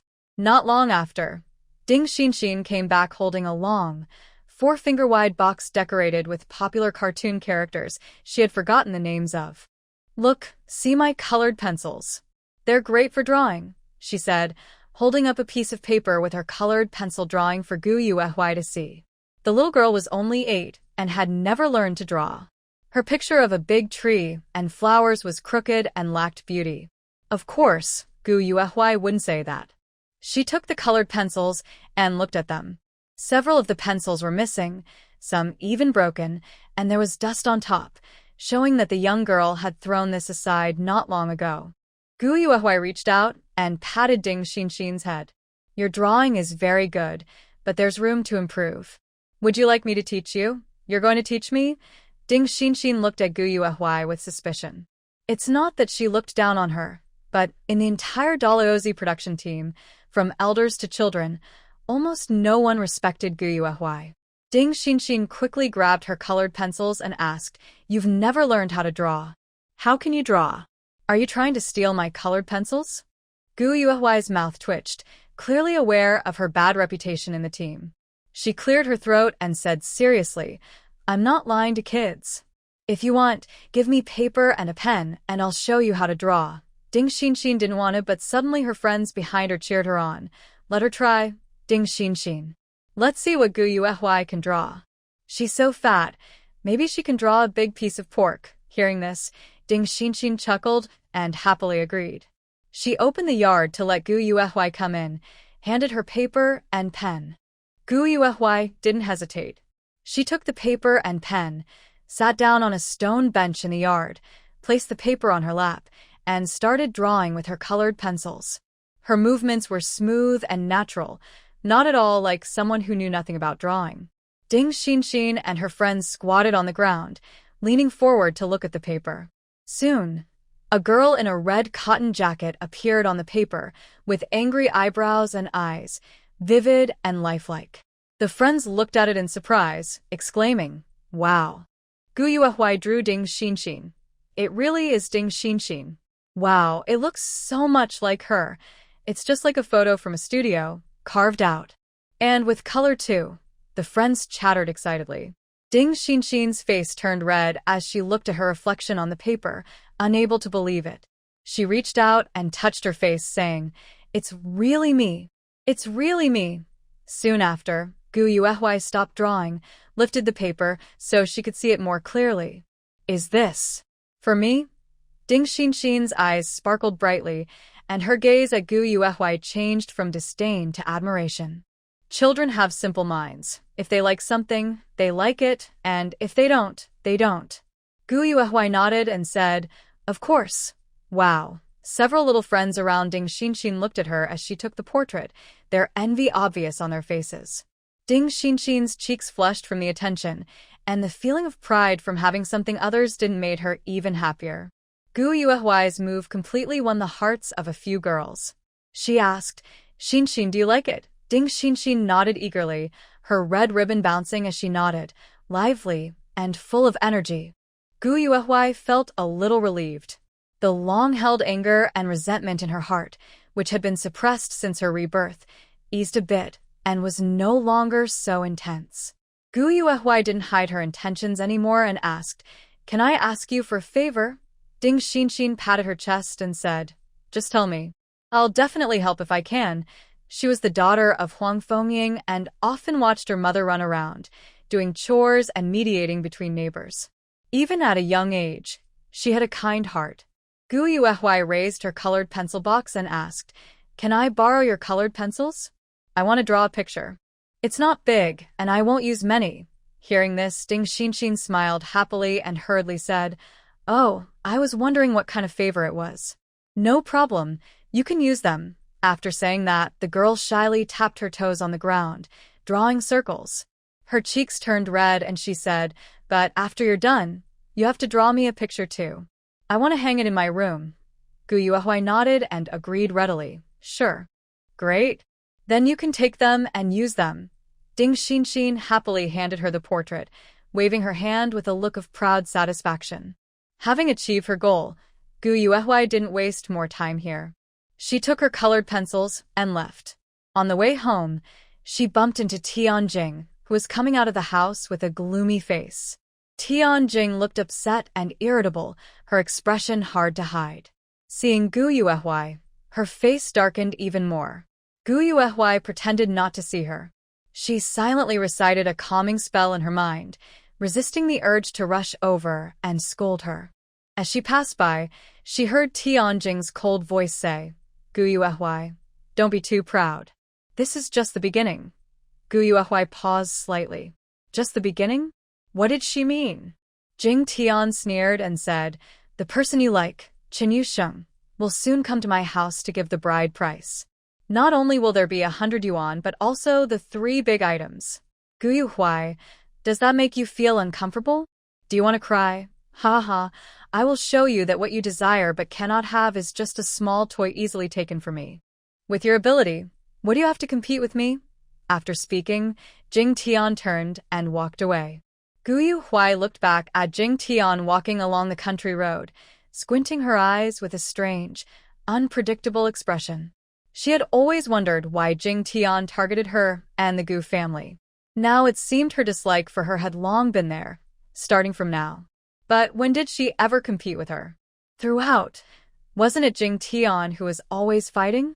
Gu Yuehui's face darkened, her eyes showing a fierce look. She wanted to see how Jing Tian would fight for the rest of her life. Gu Yuehui returned home. Gu Zhifeng was still sleeping soundly. She glanced at the closed door of the inner room and went to her own room.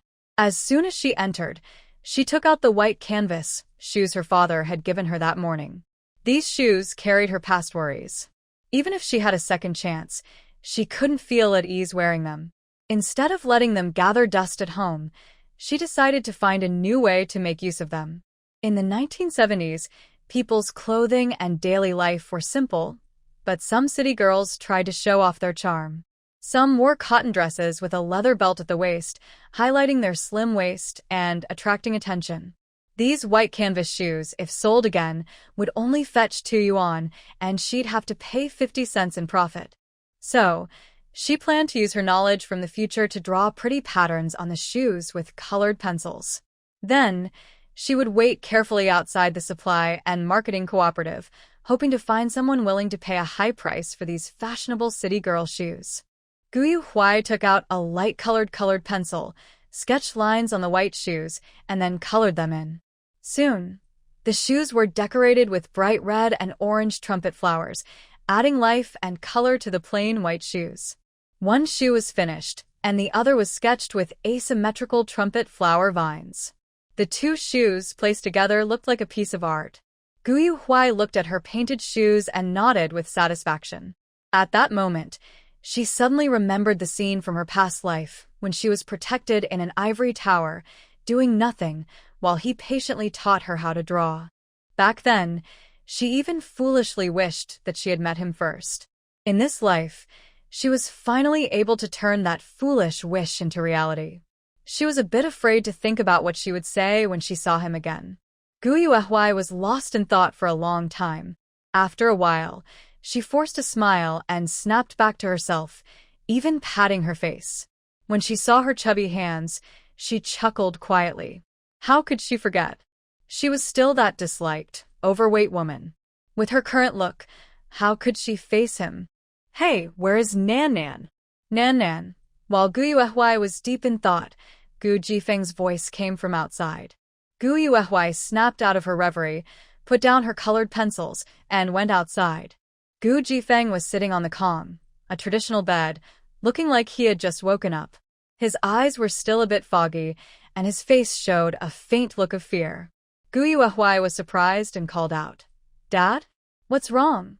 As soon as Gu Jifeng saw her, he jumped off the kong barefoot, grabbing her arm and looking her over several times.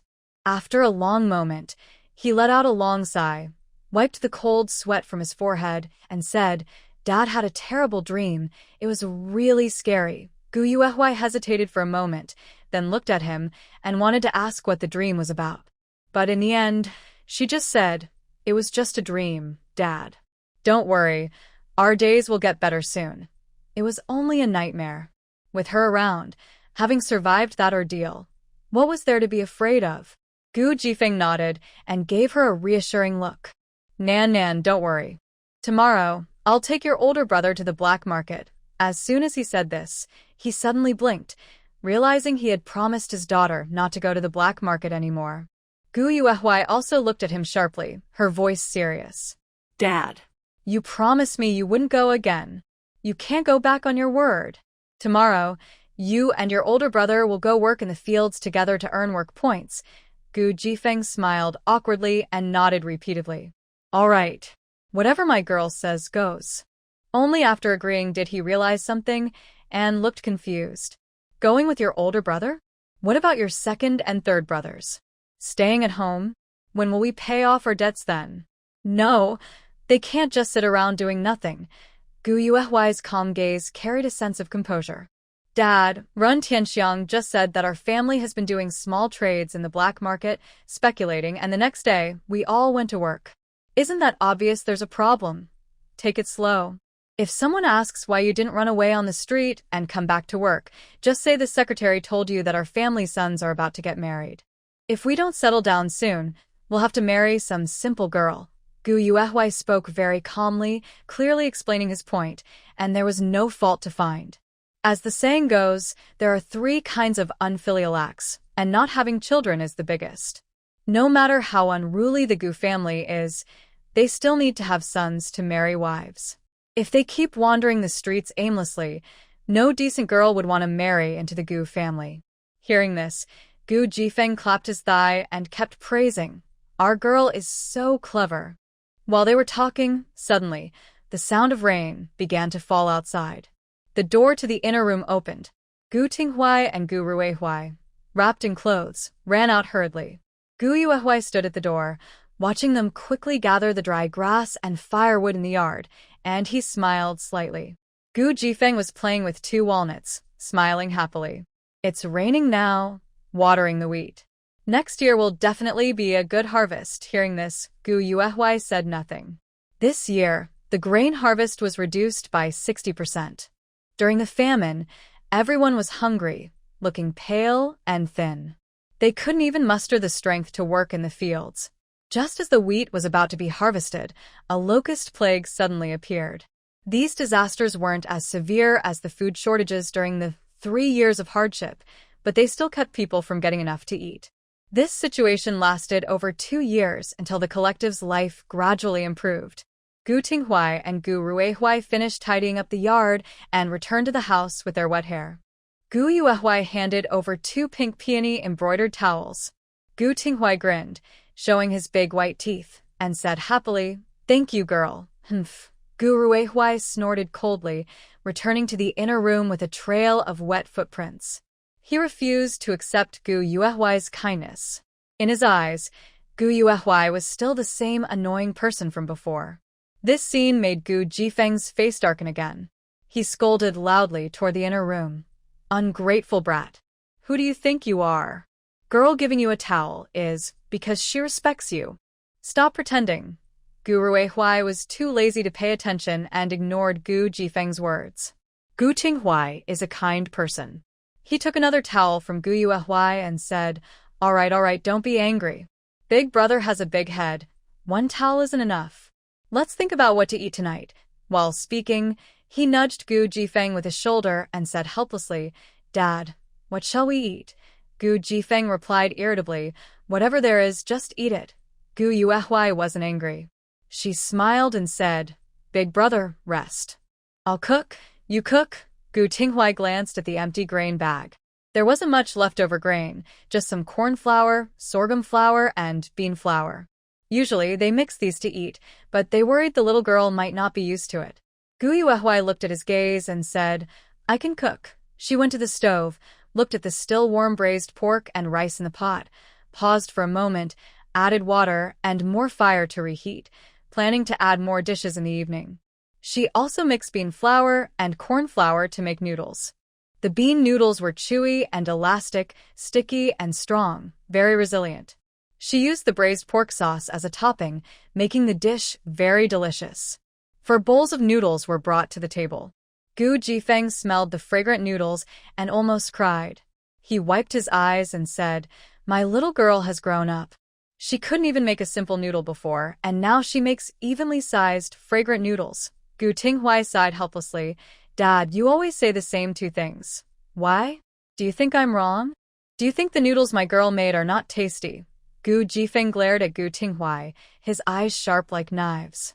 If he dared to say yes, he probably would have punched him. Gu Yuehui chuckled softly. "I'm always a kid in Dad's eyes." Gu Jifeng was stunned. After a moment, he nodded happily, but the tears in his eyes were even more obvious.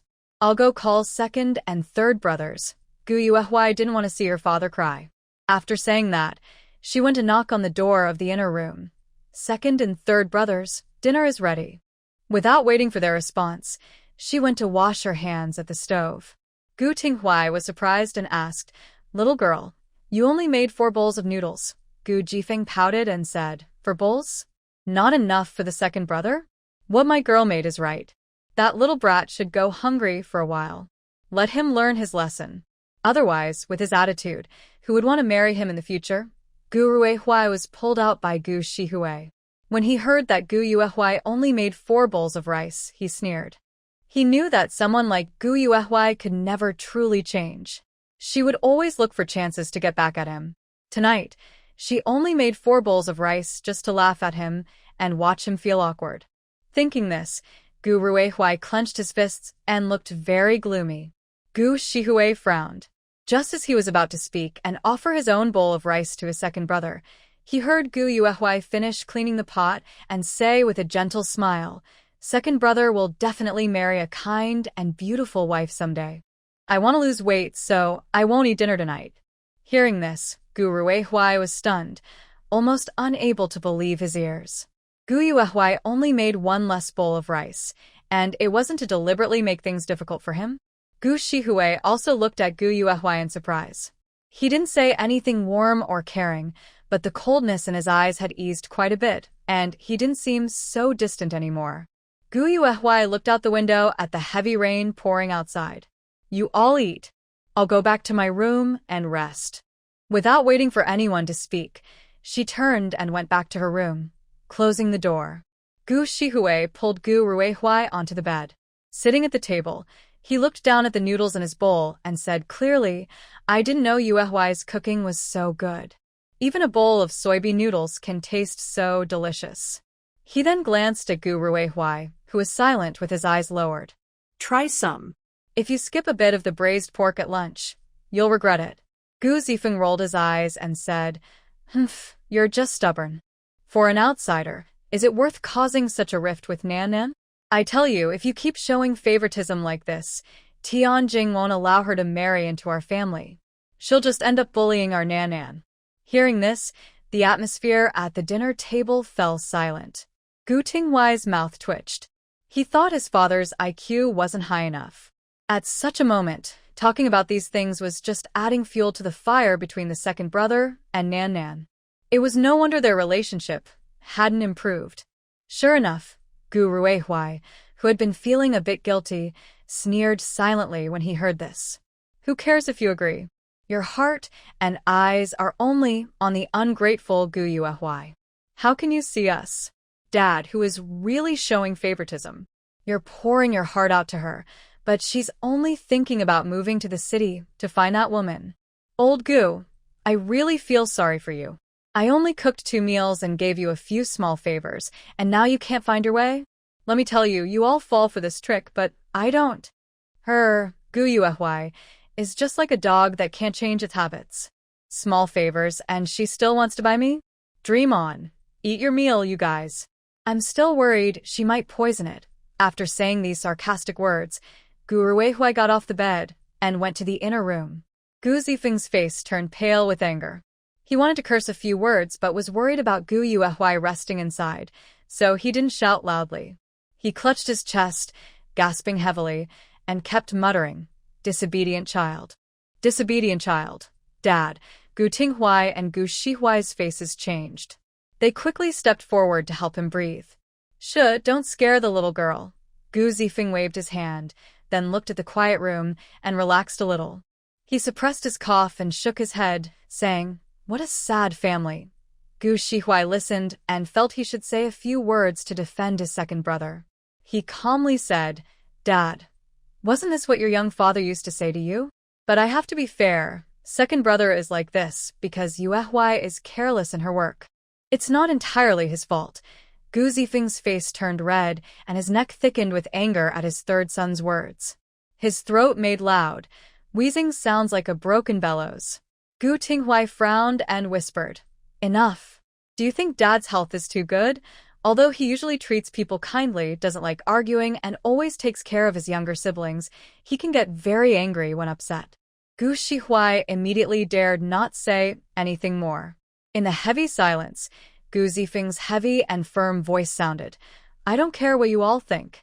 Little girl, she will always be my daughter. As long as I am here, I won't let her go hungry or suffer. If you and second brother really dislike her, then don't recognize me as your father anymore."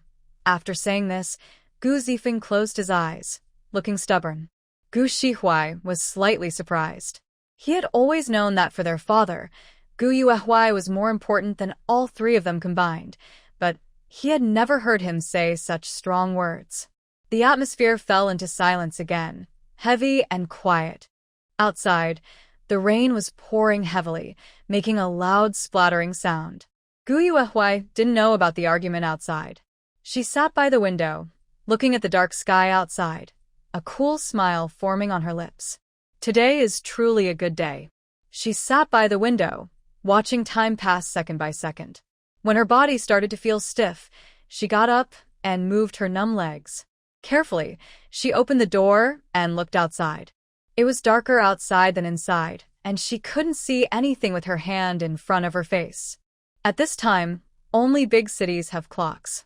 In the village, farmers tell time by the sun and roughly guess the hours. She didn't know what time it was now. Few families in the village still used kerosene lamps, and it was pouring rain outside. No one would be outside in such weather. It was a dark and windy night, perfect for sneaky actions. She wasn't planning to do anything harmful, but the sound of rain could hide the noise of A. It was the right time to dig for hidden treasures or old antiques behind the house. No one, including Tianjing, would notice. Thinking this, she quietly left the house in the dark. She found A and a raincoat in the storage room. Looking at the quiet world outside, she carried it to the back of the house. Under the flashes of lightning, she confirmed her target and started digging. She remembered that the 4 red lacquered wooden boxes she dug up were buried shallowly. Otherwise, Tianjing might have noticed something. Gu Yuehui was stronger than an average woman. After few swings of the in one direction, she hit something hard. The sound was loud, and her hand hurt from the shock. Her eyes lit up. She crouched down and touched the smooth surface of the wooden box. She almost cried with joy. The things left by her ancestors were her first step toward change. If unlucky, Tianjing might find out, or if things went wrong in her life, and she had no treasures, she would have taken many wrong paths. Luckily, fate was on her side. Now that she was sure, she just needed to put in more effort. Gu Yuehui was determined. She dug with all her strength. The rain soaked into the soil, making the dry, cracked land softer and saving her some effort. Time passed, and the rain grew heavier, hurting her face. She wiped the rain from her eyes now and then. After about 2 hours, she had uncovered all the boxes. She looked at the 4 wooden boxes near her legs. She crouched down, gritted her teeth, and lifted one. Inside, she heard clinking sounds. The box was heavy, and she struggled to carry it. Despite the difficulty, she had to quickly bring all the boxes into her house and fill the soil behind the house to hide the secret. She couldn't let anyone find out what she was doing. Gu Yuehui struggled to carry the wooden box. Her steps were heavy, but she moved carefully to avoid disturbing the people inside. Her father, eldest brother, and third brother were fine. They wouldn't tell anyone. But she was worried that second brother might not keep quiet and could run off to tell Tianjing. After all, he was still a puppy lover at the moment. If Tianjing found out about this, all her efforts would be wasted. Once reported, she might be accused of hiding national property. At that point, Tianjing would be praised for reporting the criminal and recovering the national property, possibly even getting a job as she did in her past life. Thinking about these consequences, Gu Yuehui moved even more quietly. But as soon as she entered the house, she heard a low call. Nan Nan. Gu Yuehui's back went cold. Hearing the familiar voice, she forced herself to stay calm. She looked at the dark outer room, bit her lip, and replied, "Dad, hey. What are you doing, Nan Nan? What are you carrying?" Gu Jifeng, dressed in his clothes, saw her wearing a raincoat and struggling to carry a wooden box outside the house. He quickly stepped forward to help. Gu Yuehui adjusted to the darkness, glanced at the closed inner room, and said seriously, "Dad, don't ask anything now. Help me move the box into my room, and I'll tell you later." Gu Jifeng was a bit surprised but noticed her tone was not good, so he didn't ask more. He nodded repeatedly and carried the box inside. Just after placing the box down, he saw her bring another box of the same size. Gu Jifeng was confused. Watching her silent face in the dark, he kept working. After several trips, he finally moved all 4 boxes into the house. Gu Yuehui lowered her voice and said seriously, "Dad, stay inside, close the door, and don't let second brother find out about the boxes." Gu Jifeng nodded blankly. After giving these instructions, Gu Yuehui went out in the rain, turned behind the house, and looked at several deep holes. She filled them with weeds and stones from around, then dug soil from afar to fill the holes. When she finished filling all 4, the rain slowed down. The sky was still dark as ink. Gu Yuehui stood there for a while, making sure nothing was missed, then went back inside. She took off her raincoat and cleaned the mud off her. Then she returned to her room, carefully locking the door behind her. She moved cautiously and carefully. Gu Jifeng was squatting on the ground, looking at several painted wooden boxes, confused. When he saw Gu Yuehui return, he asked, "Daughter, what are these?" "I've never seen them before." Gu Yuehui didn't answer. She dried the rain from her hands and face, then took out matches and a candle from her drawer. She lit the candle, which stuck to the corner of the table, lighting up the small room. "Daughter?" Gu Jifeng called softly again. Gu Yuehui looked at the 4 identical red-painted wooden boxes lined up and said, "Dad, a few days ago I hit my head on something when I was faint. I heard our family ancestors' spirits say they left us a treasure. I thought, since tonight it's heavy rain and no one is around to see, I'd dig where the ancestor told me. Sure enough, I found 4 boxes. It must be the ancestor helping us because they saw we're having a hard time. Gu Yuehui spoke vividly, making Gu Jifeng tremble with surprise. He looked around nervously and asked timidly, Ancestor? And Nan, is there really an ancestor? Gu Yuehui secretly chuckled but nodded seriously. Dad, you can tell I've changed, right? That's because the ancestor enlightened me. They said if we don't do honest work and keep running to the black market, we'll get into trouble. Her father had been a gambler in his youth, which caused her grandfather's death from anger. Although he's changed now, he still has deep shadows from that past. Whenever the family ancestor is mentioned, he feels both guilty and scared. Dead people? Gu Jifeng's face turned pale at the mention. You see, if the ancestor said there's treasure, and it's true, and they also said going to the black market would cause deaths, then they're not just talking nonsense. Dad, we must stay safe. You absolutely must not go to the black market again, understand? Gu Yuehui, frightened and confused, hurriedly nodded repeatedly, promising she would never go again. Seeing this, she felt a little relieved. Although it was unexpected that her father found out, it was good for him to know. It was also a good chance to make him understand that the family isn't completely poor. There's no need to risk going to the black market anymore, which might stop his foolish curiosity. Gu Yuehui squatted down, ready to open the boxes and look inside. Gu Jifeng still whispered nearby, asking, Nan, what does the ancestor look like? Have you seen your grandpa? Does he still blame me? Dad, don't worry. In the future, we will rebuild our Gu family. Will Grandpa still blame you then? Gu Jifeng sighed heavily. It's not easy. Now we live in a new society. Even small businesses can be seen as risky speculation and get taken away. How can we rebuild? I think I might never get the chance in my life. Talking about this, Gu Jifeng looked a bit discouraged. Gu Yuehui glanced at him, but said nothing. Maybe now isn't a good time, but in 10 years, agriculture will enter a golden age. The country's economy will start to grow fast. Many people will go into business and most will seize the opportunity and become wealthy first. That is definitely a chance. But that's a story for later. Let's not talk about it now. Seeing Gu Jifeng feeling down, Gu Yuehui asked, Dad, aren't you curious about what our ancestors left behind? Gu Jifeng raised his eyelids weakly and said tiredly, What haven't I seen before? Really? Gu Yuehui looked at him. She wiped the mud off the box. The rusty lock was easy to open with a gentle pull. Although Gu Jifeng said that, he still leaned in curiously when he heard the lock open.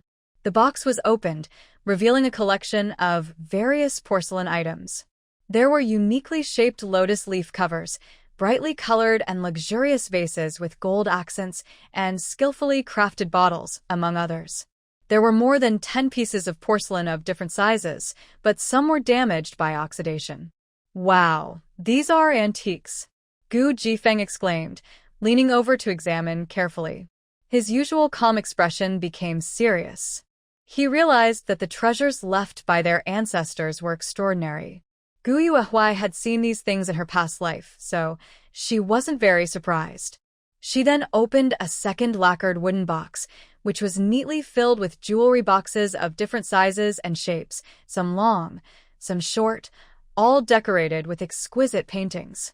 Next, she opened a long box containing a pair of high-quality, transparent, bright green jade bangles. They were valuable enough to be family heirlooms. Gu Jifeng took a deep breath. When I was a kid, I saw your grandma wear a pair of bangles like these. The material was very clear. Your grandfather bought them for her at a high price. Your grandma loved them very much. Unfortunately, later on, to pay off my gambling debts. Talking about this, Gu Jifeng sounded very annoyed. Gu Yuehui didn't speak. Instead, she opened the third box. If the items in the first two boxes could only be considered family heirlooms that couldn't be sold, then the things in this third box were real valuables that could be exchanged for money. In the third box, there were stacks of foreign currency wrapped in newspapers and neatly arranged gold and silver bars. The foreign currency was money used during the Republic of China era, commonly called dollars. After the country introduced a new currency policy, they started to recover and destroy the old dollars. However, some were missed, and even now, in remote rural areas, people still used yuan head coins for transactions. The gold bars were stacked neatly, and their shiny appearance was almost dazzling. Gu Jifeng took a deep breath and looked in disbelief at the wooden box, then at his calm daughter. For a moment, he felt that as a father, he had really never seen the world. He cleared his throat and whispered, "Daughter, you must hide all this gold well." Of course, it had to be hidden. When their ancestral home in the city was used as gambling stakes and given to others, their family had to move back to the old rural house. That house was already very dilapidated, and they barely lived there for over 10 years before rebuilding the current earthen house. But how to hide it and where to hide it was a serious question. Gu Yuehui thought for a moment and said, "Dad, you absolutely must not tell second brother about these things." She originally thought that saying this would make her father look disappointed. After all, outsiders wouldn't know the inside story and might think she was selfish, stingy, and unwilling to share the treasures left by their ancestors with her brothers. Unexpectedly, Gu Jifeng nodded seriously and said, "Don't worry, Nan Nan. I won't tell second brother, or even the oldest or third brother. Since the ancestors appeared in your dreams and gave you these, it means they are yours. What does it have to do with them? These things are all yours. They don't belong to anyone else. Just hide them quietly. Dad's word is trustworthy. From now on, consider these as your dowry. Don't worry about your brothers. Our Gu family boys are strong and capable. They can take care of themselves. They don't need to fight over these things with their sister." Gu Jifeng spoke confidently, as if he was afraid Gu Yuehui might not keep the secret, and he carefully reminded her a few more times. Listening to her father's earnest advice, Gu Yuehui's eyes filled with tears. No matter when, where, or what situation, her father always put her first. Even when faced with such great wealth, he remained calm and warned her not to share her belongings with her brothers. This deep, mountain-like love from her father made her feel guilty. A sour feeling rose in her heart, and she quickly looked down, forcing her tears back. Gu Yuehui's lips moved slightly. After a moment she said, "Dad, I'm sorry. Sorry for making you work hard even when you're old. Sorry for your illness and suffering, even facing imprisonment and death. Sorry for causing the Gu family to fall apart and perish in misery." Gu Zifeng chuckled happily, gently patting her head. "Silly girl. Why do you keep saying sorry to Dad? What's there to be sorry for? I just want to take good care of you. In my heart, no one is more important than my daughter." Gu Yuehui was stunned, then smiled softly. She eased her emotions and opened the fourth box. Inside were many scrolls. She casually opened one, revealing a genuine artwork. If it were in later generations, such a painting could easily sell for tens of millions. Gu Zifeng chuckled. "Our ancestors left us treasures, not ordinary items. Girl, you must take good care of them, hide them well, and not let anyone know. Dad is going back now, so your brothers won't get suspicious. You should also go to bed early." Gu Yuehui nodded. "Okay." She saw Gu Zifeng out, then locked the door again before thinking about how to handle these items. Selling them was impossible. If caught, it would cause trouble. In later generations, these items were priceless, but now they were just art pieces that couldn't be eaten. Otherwise, Tianjing from her past life wouldn't have used them to exchange for a job. Where could she hide these? Gu Yuehui looked around. The small room was clear and simple. The only possible hiding place was under the bed, but that was too obvious, more like a place to store things rather than hide them. She was full of worries. After some thought, she decided to take the scrolls out of the boxes and spread them around. This would be less noticeable than piling them together. Plus, the 4 identical red lacquered boxes were very conspicuous and couldn't stay in the room. Gu Yuehui took a deep breath. She first moved the lighter 4th box onto the bed, planning to put all the scrolls into the large wooden box at the head of the bed. The box was filled with bedding and out-of-season clothes, so hiding some scrolls inside wouldn't seem strange. She carefully took out each scroll and placed them into a wooden box by the bed. When all the scrolls were removed, Gu Yuehui finally saw that there was a special-looking painting hidden at the bottom of the box. Its texture was cool to the touch, not like paper or leather, and she couldn't tell what material it was made of. The painting was small, about 3 inches long and 2 inches wide. It depicted a few acres of fertile farmland, a water well, and a thatched cottage. Gu Yuehui frowned and reached in to take out the painting from the bottom of the box. She looked at the painting in her hand, her expression showing some doubt. In her previous life, Tianjing had discovered gold, silver, and antiques and immediately reported it to the team. The team marked out the land behind the house, dug 3 feet deep, and made detailed records, watching each other closely to prevent anyone from stealing. If she remembered correctly, when the county officials came to confiscate these items, they did not have this small painting. There must be something she didn't know about. After staring for a while, she suddenly remembered that it was Tianjing who was responsible for registering and cataloging everything. Since she was the discoverer and reported everything honestly, no one suspected her of greed. So, the task of registration naturally fell to her. Gu Yuehui thought for a moment, her expression changing slightly. Could it be that this painting was secretly kept by Tianjing in her previous life? The painting was small and plain, and among the treasures in several boxes, it looked dull. Usually, even if someone kept it privately, they wouldn't choose this one. Could Tianjing have seen something different? Her eyes narrowed slightly as she ran her fingers over the farmland and house painted on it, wondering why Tianjing would hide this unremarkable painting. Could there be something extraordinary inside? She knew that ancient people often made hidden pictures within paintings to conceal treasures. Could this be one of those hidden pictures?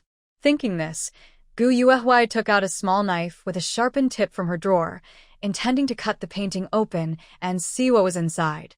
After all, it related to Tianjing's secret, and she had to uncover it.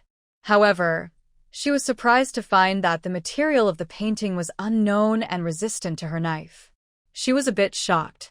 She had thought that a gentle cut would tear the painting apart, but it remained undamaged. She was caught off guard and accidentally cut her finger, a small cut bleeding steadily, staining the painting.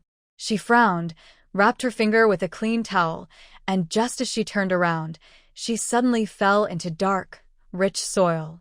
The fresh air filled her lungs, bringing a feeling of sweetness and comfort.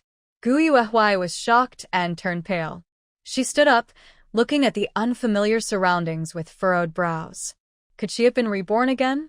She gently stepped on the soil, feeling its real texture. In front of her was a rectangular rice field, with a water well beside the ridge. Looking at the scene before her, she felt a strange sense of familiarity amid the unfamiliarity.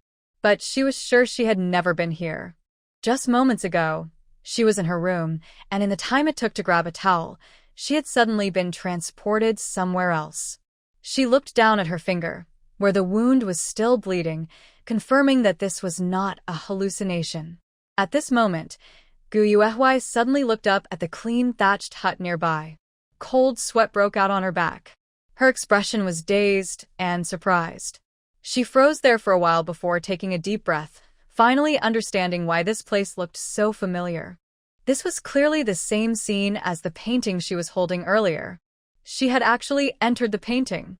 After being silent for a long time, Gu Yuehui finally regained her senses. She thought about her rebirth experience, which was even more incredible than entering the painting. Her mind quickly became active. The first thing she thought about was whether she could leave this place and return to her room. She had just been reborn and hadn't had time to seek revenge or enjoy life with her family. How could she be trapped here? As soon as she had the thought of leaving, a feeling of weightlessness hit her mind. The next moment, she was back in her small, cramped hut. Several open red lacquered wooden boxes were still on the ground.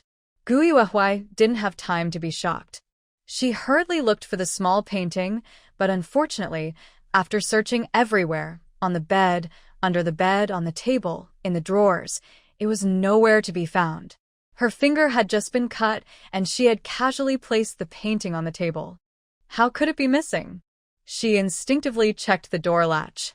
There was no sign of it being opened, and the door was locked from inside.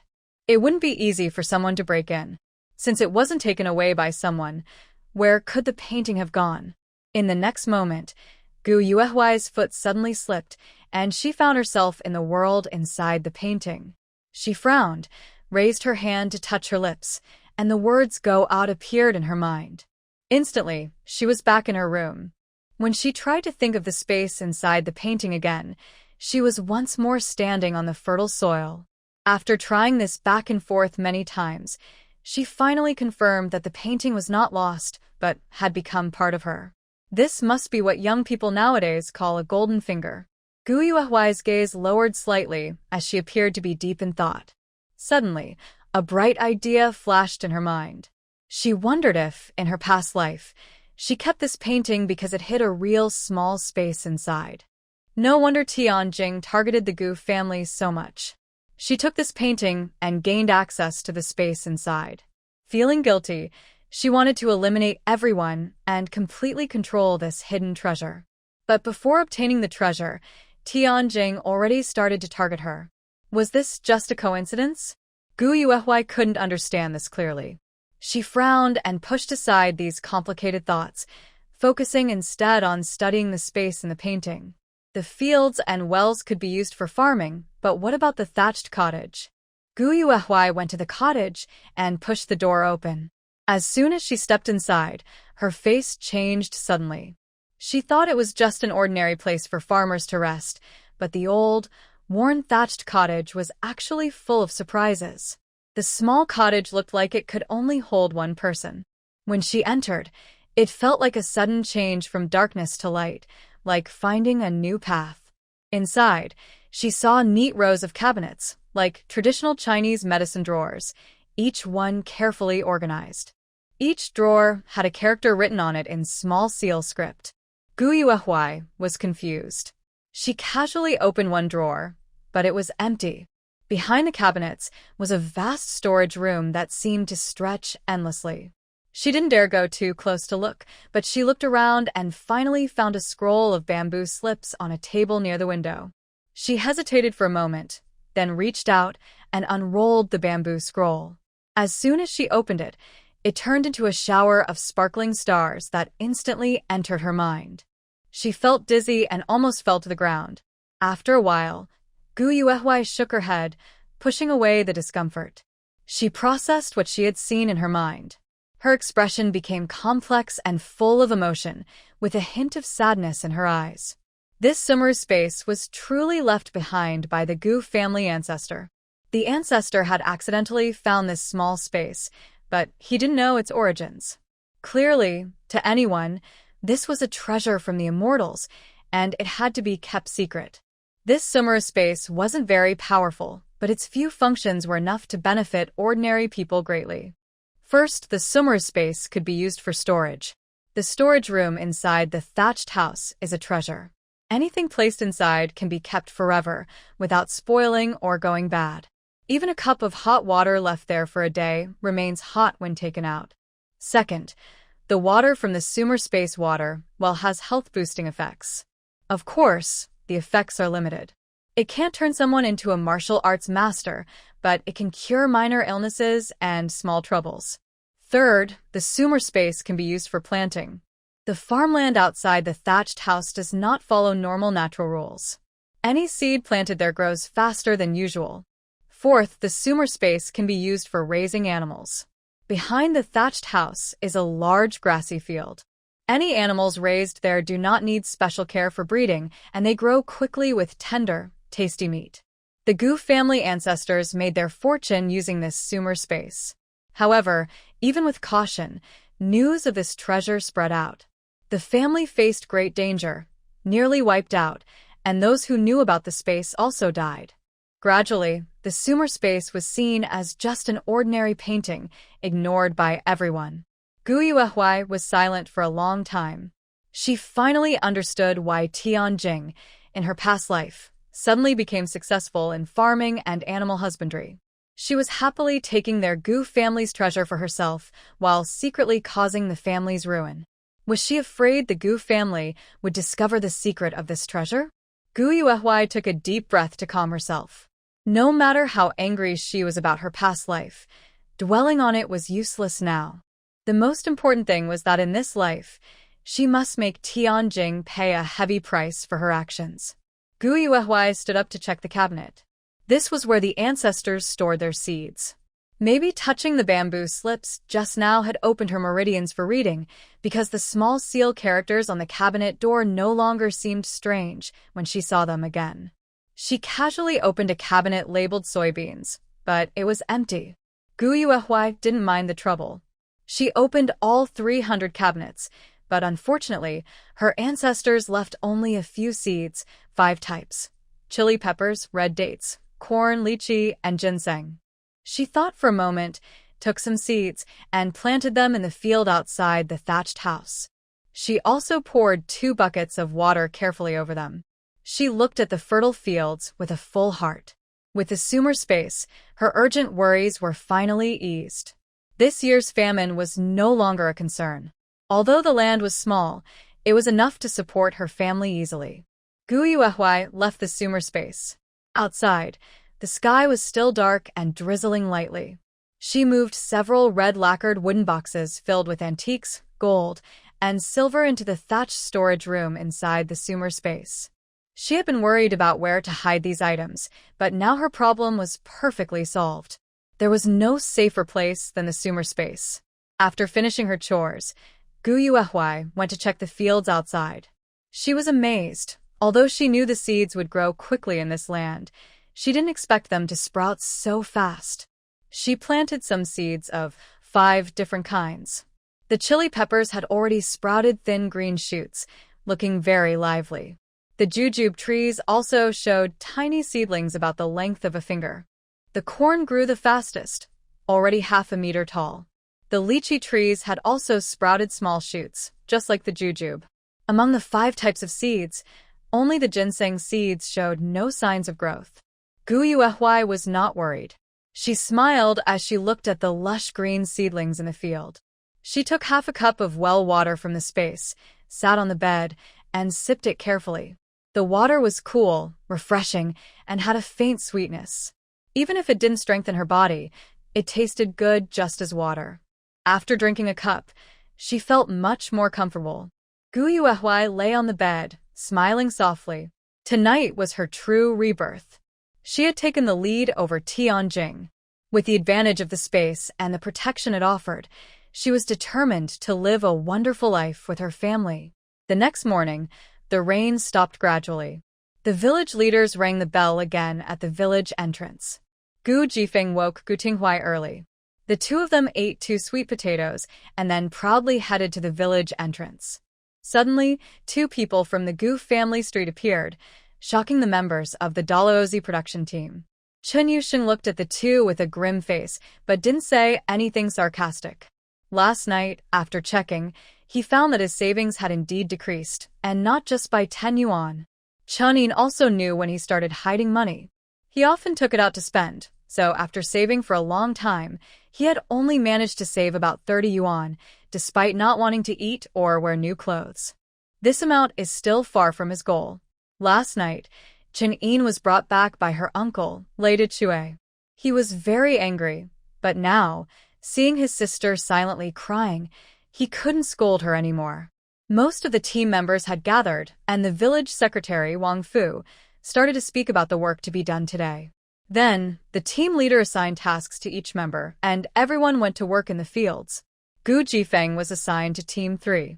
He wasn't treated badly and was given the task of carrying manure. Although he had a bad reputation, he was easy to get along with. On the way to the field, he took out a treasured cigarette and chatted with the team leader like brothers. Soon, he became friendly with the members of Team 3. Gu Tinghui, however, didn't have his father's good luck. He was assigned to the second production team. The leader of the second team was Chen Kong, son of Chen Yusheng. Yesterday, his family was upset over Chen Yin's matter, and they didn't sleep well. Chen Kong was tall and strong, with a sharp, sneaky look in his eyes. He said, "Our team is digging a river channel now. You can go dig the river." Gu Tinghui looked at Chen Kong but said nothing. He took his assigned tools and went to the river with the others. On the way, a team member bumped Gu Tinghui with his shoulder and asked, "Hey, did you offend Captain Chen?" Gu Gu Tinghuai didn't reply. The team member chuckled and said, "Digging the river is the hardest work in the team. You're delicate and tender. After a day, your back will probably be so sore you can't stand straight." Gu Tinghuai still said nothing. He carried his and walked at the front, working hard. His family was already changing. This was a good start. He wasn't afraid of any hardship. Gu Yuehuai was awakened by the sound of Gu Ruehuai cooking. She sat up and entered the space of her spiritual realm. In the fresh, airy space, she realized last night's events were real, not a dream. The crops in the field had grown tall. The chili peppers reached her knees, with bright red peppers hanging under lush green leaves, looking very tempting. The red dates and lychee trees had also grown as tall as her. Their leaves were dense, and they looked like they would bloom and bear fruit in a few days. Thinking of the bright red dates and juicy lychees, Gu Yuehuai started to drool. What surprised her most was the mature corn. A row of corn stands tall in the field, each stalk bearing 2 tender green husks. She casually peels open one, revealing neat, golden kernels inside. A unique corn aroma wafts into her nose. Gu Yuehuai smiles and pulls down all 20 corn stalks. As the corn is removed from the stalks visibly age and wither quickly, eventually blending into the dark soil to nourish the next crop. Gu Yuehuai is amazed and can only sigh. Truly a treasure from the fairy world. She stores the corn stalks in the thatched cottage's storage room. Since the corn outside has already been harvested, taking the fresh, tender corn out would surely raise suspicion. Looking at the empty land, Gu Yuehuai decides to find some rice and wheat seeds because staple grains are the most important. Nowadays, staple grains are the most valuable currency. Gu Yuehuai leaves the sumer space. When she puts on her clothes, she suddenly notices that the fabric around her waist, which was tight before, has become loose. She pauses, then carefully checks herself and realizes she has indeed lost some weight. Her eyes sparkle slightly. Water from the well. If there's any difference between today and yesterday, it's that she drank a cup of well water from the sumer space. According to the ancestors, well water can strengthen the body, so it might have helped clear out impurities inside her. Thinking this, Gu Yuehuai reaches up and touches her face. As long as she drinks the well water from the sumer space every day, she should be able to lose weight in no time. Suddenly, a clear voice calls from outside. Gu Yuehuai, dinner. Okay. Coming. Gu Yuehuai responds, dresses quickly, and steps outside. In the pot, porridge made from coarse rice simmers. She only scoops half a bowl. Gu Ruai and Gu Zawi sit on the kong, each holding a bowl. When Gu Ruai sees that Gu Yuehuai only took half a bowl, he sneers. To him, weight loss is just a pretense, a way to make Gu Yuehuai pretend to care, so that old Gu and her older brother feel sorry for her. Gu Yuehuai ignores his cold smile, finishes her porridge, then takes colored pencils and heads to Director Huang's house. Director Huang is different from ordinary village members. She doesn't need to work in the fields for labor points. Instead, she mediates disputes among women and neighbors. By the end of the year, she receives a large amount of grain. That's the difference between people. Ding Xinxin isn't home. She's out working in the fields. Although she is only 8 years old, she is also a little worker in the family. Light chores like pulling pigweed, herding cattle, chopping firewood, and digging soil are all tasks assigned to the younger children in the team. However, she didn't come this time for Ding Xinxin. She came for Huang Fengming. Although she could exchange gold bars for money on the black market, it's not a long-term plan. Right now, her main goal is to change how the villagers see her. The first step is to find ways to earn more work points. She already has a plan. Using colored pencils is just the first step. Drawing portraits of Ding Xinxin is the second step. As for the third step, naturally, she plans to find Huang Fengming and seize the opportunity. Gu Yuehuai stood outside Huang Fengming's yard and called out, "Is anyone there? Hey." "Coming," came the reply from inside. Soon, Huang Fengming, dressed neatly, came out holding a thick stack of newspapers, probably going to visit someone for a campaign. "Wow, Comrade Gu, why are you free to come to my house today?" Huang Fengming greeted him with a smile, no longer as annoyed as before. But when she thought of Chenine, her expression became hesitant. She was a bit afraid of Gu Yuehuai's sharp tongue. If she found out that Lei Dachui had convinced the party secretary to release Chenine and had reduced her punishment from losing work points to 7 days of weeding, she might cause trouble again. Gu Yuehuai squinted and asked with a light smile, "Director Huang, what's with that look? Do you have something to say?" Huang Fengming pushed her short hair behind her ears and leaned in close to Gu Yuehuai, whispering, "Chenine was released yesterday thanks to Lei Dachui. Her punishment was also lightened. But you know Lei Dachui is the militia captain, so we have to keep face." After she finished, seeing Gu Yuehuai's calm expression, she comforted him, "But don't worry, the team won't let you suffer for nothing. I have a job for you. I don't know if you're interested. If you do well, earning 20 or 30 work points a day is no problem." "Oh? What kind of job?" Gu Yuehuai showed interest. Huang Fengming smiled mysteriously and suddenly looked at the colored pencils in her hand, understanding. "This is for my daughter Xian, right? That girl took the portrait you drew of her home, and it really surprised me. Little Gu, why didn't you tell me you had this skill earlier?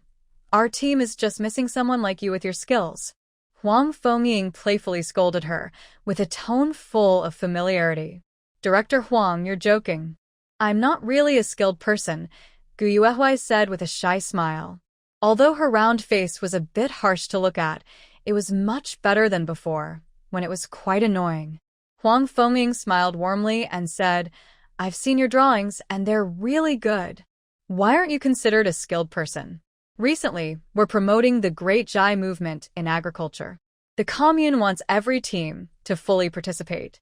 Premier Zhou once said that the spirit of Great Jai is self-reliance and hard work. Our common people don't understand that, so we need to write and draw about it. We must remind everyone constantly to be self-reliant, not to borrow money from the state, and not to ask the government for things.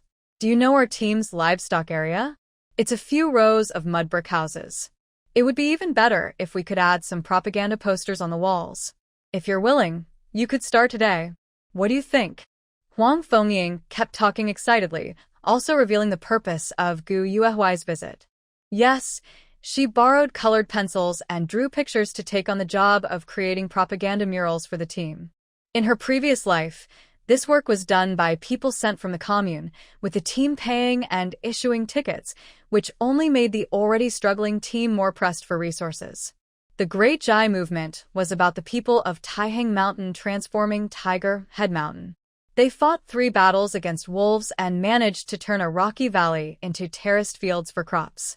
The first 2 times, the terraces were destroyed by floods. But the people of Great Jai never gave up. They worked tirelessly through a whole winter and finally completed the task. They used their own hands to transform poor mountains and bad waters, creating 80 acres of good land. Conditions improved, and the whole village's grain production kept rising. During disasters in Great Jai, they refused government aid and relied on their own efforts to survive and recover. The spirit of the Great Jai movement is a symbol of the best qualities of Chinese farmers. Gu Yuehuai was willing to take on the job of painting propaganda murals about the Great Jai movement for the team. This not only showed her value, but also demonstrated her high political awareness. She could earn work points and improve her reputation in the team. Thinking this over, Gu Yuehuai firmly said, "Director Huang, look at what you're saying. It's my honor to use my skills to help the team shine. I'm in. Let's go to the team today." Huang Fengming was delighted and clapped her hands. "Great. Let's go to the team. Tell the director of the security team to come."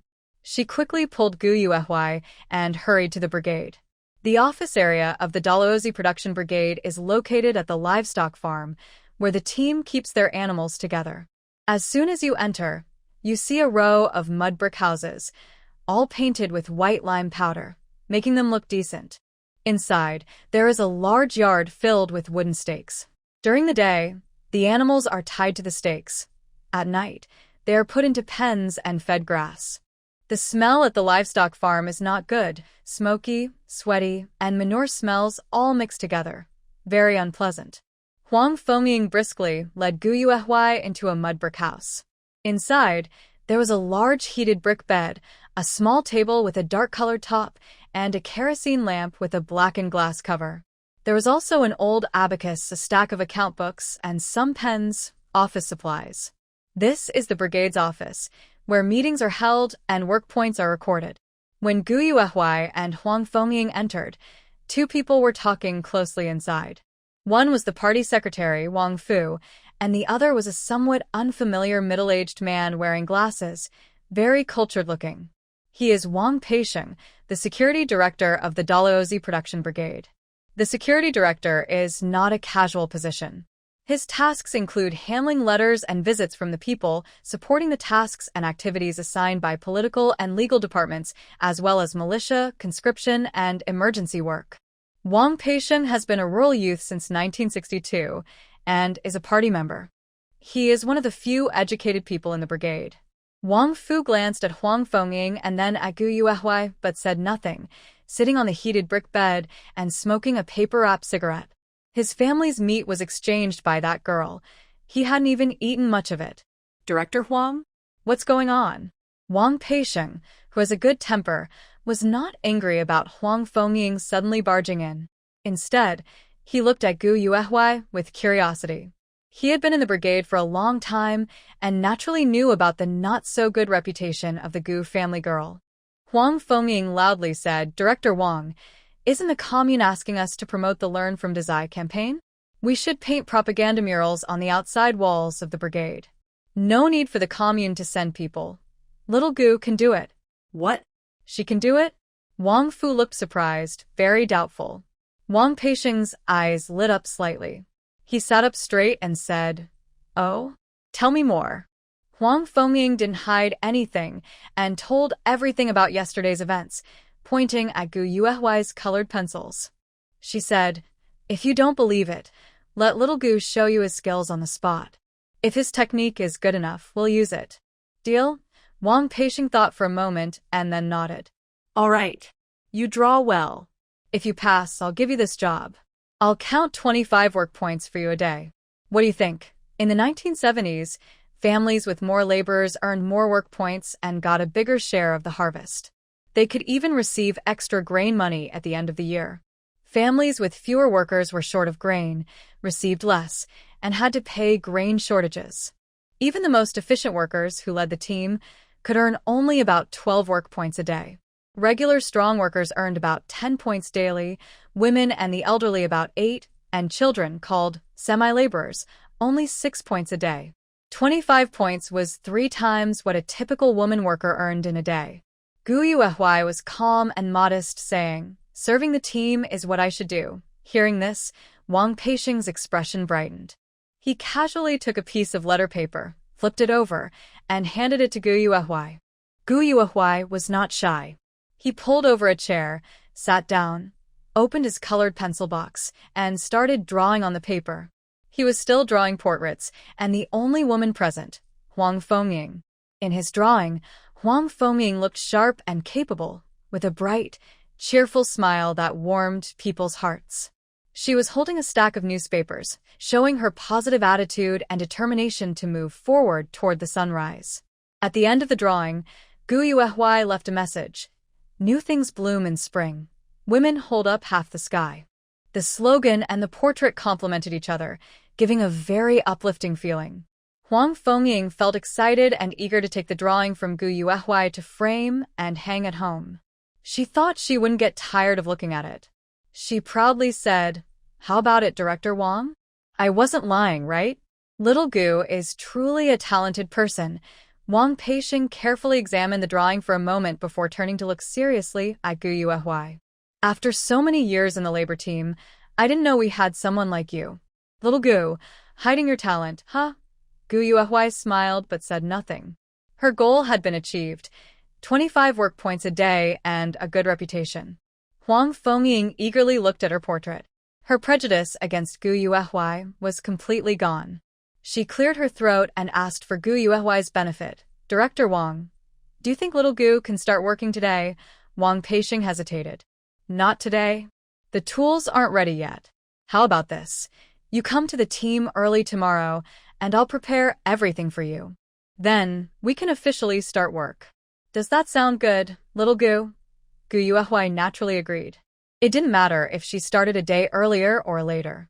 She said, "Thank you, Director Huang and Director Wang. I'll go home now." As Gu Yuehui left the team, she heard voices arguing inside. "Wang Peisheng, give me the portrait. You say your child is so grown up. Why are you hiding my wife's portrait?" "Wang Fengying, that portrait is the team's property. How can I just give it to you?" Gu Yuehui chuckled softly and left the team. She returned home. Gu Ruihui and Gu Shihua weren't there. Maybe they went up the mountain. It was late autumn. Many wild fruits had grown on the mountain. Picking them could help the family a little. But since autumn began, it was harvest season. Women and girls went up the mountain early, so there probably weren't many fruits left. Gu Yuehui went to the grocery store to find some wheat seeds. She also casually put some seeds wrapped in scrap paper, whose types she couldn't tell, into her pocket. She returned to her room, locked the door, and entered the sumer space. 2 hours passed. The jujube and lychee trees had grown taller again. The ginseng seeds still showed no signs of movement. Gu Yuehui picked a bunch of bright red chili peppers. Watching the chili plants wither and turn into nutrients in the soil, she planted wheat seeds in an open space, waiting for a harvest of wheat ears to grind into flour for the family's staple food.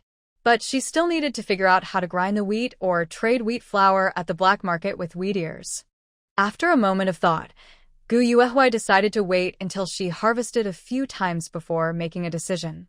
She left the sumer space and took out a clay jar from home, filling it with well water. She planned to go to the fields to see her father and older brother. She hadn't participated in collective labor for a while and wasn't sure if they had adapted. Carrying the jar filled with well water, Gu Yuehui walked along the field edge. The fields were full of people working, some plowing, some watering, some digging, some carrying manure, and others weeding. No one was idle. Only the lazy ones stood out. She didn't walk far along the field ridge before seeing 2 lazy workers. One was Tianjing, and the other was Chenin. Both belonged to Team 6. Chen Yusheng felt sorry for Tianjing and assigned her light, easy weeding tasks. As for Chenin, she was punished by the team and had no work points for 7 days of weeding. To be honest, today Tianjing looked very bright and beautiful. Standing in the field, she didn't seem like someone working, but rather like someone inspecting the crops. She wore a yellow sweater, a checkered jacket, and clean white Reebok shoes. Her outfit probably cost 5 or 6 yuan, not to mention the shoes, which were worth over 4 yuan. Tianjing's father was a heavy drinker and wouldn't have spent his savings on such expensive clothes. She was probably just acting cute and tricking some generous person into buying them. As for who that generous person was, besides Chen Yusheng, she didn't want to think about it.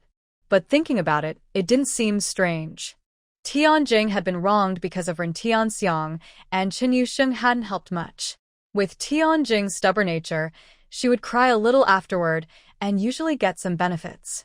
She was such a person, able to turn trouble into advantage. People like her were very determined and would do anything to achieve their goals, making her difficult to deal with. However, she was still as bold as ever. She didn't hide her good fortune and flaunted it openly, even on the very day she received it. Guayu Huai sneered inwardly, glancing at the two briefly before looking away. Chen Yin, upon seeing Guayu Huai, glared fiercely like a black hen, as if she wanted to rush over and beat her up.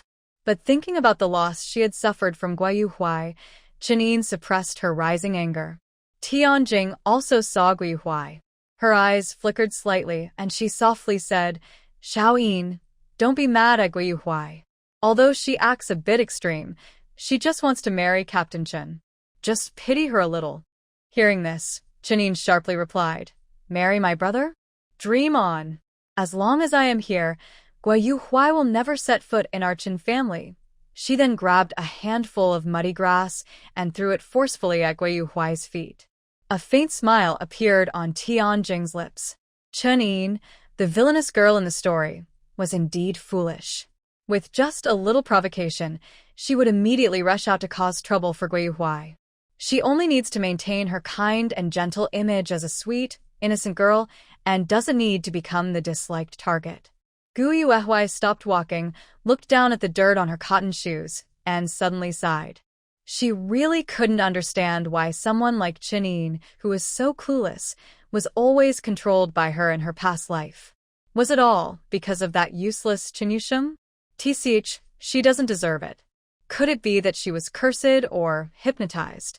Or maybe she's just blind. Seeing that Gu Yuhui didn't react, Chinyin thought her words worked. She took a few steps forward, plucked some grass, and threw it at Gu Yuhui, sneering, "Some people should stop dreaming. Look at yourself, fat and ugly, and still think you can fly high like a phoenix."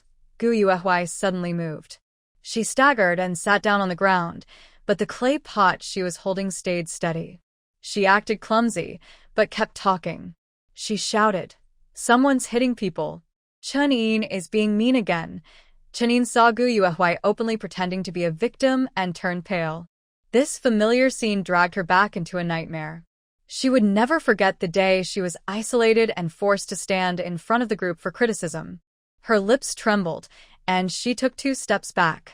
Unaware, she stepped on Tianjing's foot, leaving a dark footprint on her white shoes. Tianjing felt the pain and pushed Chinyin hard, pretending to fall down. Gu Yuhui watched the lively scene with a slight smile. This was getting more and more interesting. The workers in the fields were already exhausted physically and mentally. When they saw such a scene where they could slack off and have fun, how could they miss it? One by one, they threw down their hoes and rushed over angrily. Chinyin hit someone again? Didn't she just get released from the team? Haha, having an uncle who's a militia captain is really something. Lei Dachu is always shouting and bossing around. The team says officials are here to serve the people. What has he done for us? People like him should have been reported to the commune long ago. The workers weren't fools. Chun family, relying on Lei Dachu's connections, had been grain recipients year after year. Who wouldn't be jealous? The team has only a limited amount of food and vegetables. They decided to give some to the Chun family, so each family would get less. In the past, Chun Kong and Chun Yuesheng, father and son, had a good reputation, and everyone had to flatter them. But now, things are different. Chinyin wastes food and is harsh to her comrades. Chun Yuesheng also hits others casually. Both of them have moral problems. Families like theirs can still be considered surplus grain households, but who can accept this? The members hope the Chin family will face bad luck. Tianjing looked timidly at the angry crowd and whispered, "No, that's not true. Xiao Yin didn't hit Gu Yuhui. She just fell by herself." Chinyin was originally pushed hard by Tianjing, and her hands were cut by dry grass, hurting a lot. When she heard this, she didn't get angry anymore. She stood up, and the 2 sisters seemed to hold Tianjing's arm. She said, "Exactly. Tianjing and I were talking here when Gu Yuhui suddenly pretended to fall, saying I hit her." "Who saw it?" I asked who saw me hit her. Everyone around was silent. They were busy working and had no time to watch women fight. Chinyin saw that everyone became silent and felt proud. Her face showed a natural smile. She chuckled. "When does Gu Yuhui usually go to the fields?" "She came here on purpose to trouble me." Tianjing watched coldly. She wasn't like Chinyin, who would let Gu Yuhui turn the tables. Just then, Chinyin added unnecessarily, raising her hands with dry grass stuck to them. "Look at my hands. The injuries are caused by Gu Yuhui. She came here just to get revenge on me." Tianjing frowned and silently kept her distance from Chinyin. Her reason told her that this statement was not right, but she couldn't quite figure out what was wrong. The members looked at Tianjing and Chinyin, then at Gu Yuhui sitting on the ground, and started talking. Some believed Chinyin, some believed Gu Yuhui, and others shouted for Huang Fengying to come and mediate. At this moment, Chun Yuesheng arrived after hearing the noise. He didn't even look at Gu Yuhui, but instead took Tianjing's hand, checked her carefully, and was relieved when he saw she was not hurt. As for Chun-yin, his sister, he didn't show any concern. Chun-yin's face darkened slightly. She also had some opinions about Tianjing. Before she even entered the house, her brother had already ignored her as his sister. If she went inside, would she still have a place in the family? What's going on? It's work time now. Why are you causing trouble? Don't you want to earn work points anymore? Chen Yusheng asked in a deep voice. When he said this, his eyes were fixed on Gu Yuhuai, clearly blaming only her. Gu Yuhuai sighed and slowly got up from the ground. She gently brushed off the dirt on her clothes and said with a half-smile, "Forget it. Director Huang isn't here today, so no one will stand up for me." She hinted at something and turned to leave. Chen Yusheng noticed the strange looks from the other workers and called out to Gu Yuhuai, coldly saying, "If you have something to say, just say it. As the team leader of our production team, can I handle a small argument between women?" Last time, he had rashly hit Ren Tianxiang. If he hadn't had some medicine on him, and the evidence was clear, he might have lost his position as team leader. He knew he couldn't be so reckless anymore. "What are you talking about? Brother." Gu Yuhuai pushed me down. "Look at my hand." She was the one hitting, but she's falsely accusing me and sister Tianjing. Chenyin was also worried that Gu Yuhuai might just leave, so she quickly raised her hand in front of Chen Yusheng's face. To make Chen Yusheng take action against Gu Yuhuai, she cleverly dragged Tianjing into it. Tianjing looked a bit upset, but she couldn't say anything in front of everyone. She could only pretend to be delicate and innocent, secretly cursing Chenyin for being so foolish. Chen Yusheng was pleased and sneered. "Gu Yuhuai, are you here just to cause trouble? Don't you want to see Director Huang? Come on, let's go to the team. I want to see what else you can say today." Gu Yuhuai was unfazed by this. She suddenly smiled and looked at Chenyin, saying clearly, "Did I hit you?" She didn't bother explaining further. Instead, she looked around at the distance between her, Chenyin, and Tianjing. The crowd understood immediately. They were about 2 or 3 meters apart. How could Gu Yuhuai push Chenyin from that distance? This poor lie was easily exposed. Chenyin couldn't help but bite her lip and said, "You pushed someone and then ran away, deliberately framing me and sister Tianjing." As soon as she said this, a murmur spread among the crowd. Chen Yusheng also looked uncomfortable and glared at Chenyin harshly, feeling that this sister was more trouble than help. Gu Yuhuai sighed and looked at Chenyin with a sympathetic expression. "Chenyin, your stupidity makes me feel like talking to you is a waste. You can't even lie properly. What else can you do?" After finishing speaking, Gu Yuhuai calmly recounted what had happened. "Look, I still have mud stains on my leg. Yesterday it rained and the ground was wet. The mud splashed on me, leaving noticeable marks. The story is clear now, but Chenyin refused to admit it. She said, "Are you saying I did it? Who saw it?" Last time, she made a mistake by revealing herself when she was caught off guard. This time, she's smarter. Since no one saw her, she just denies it.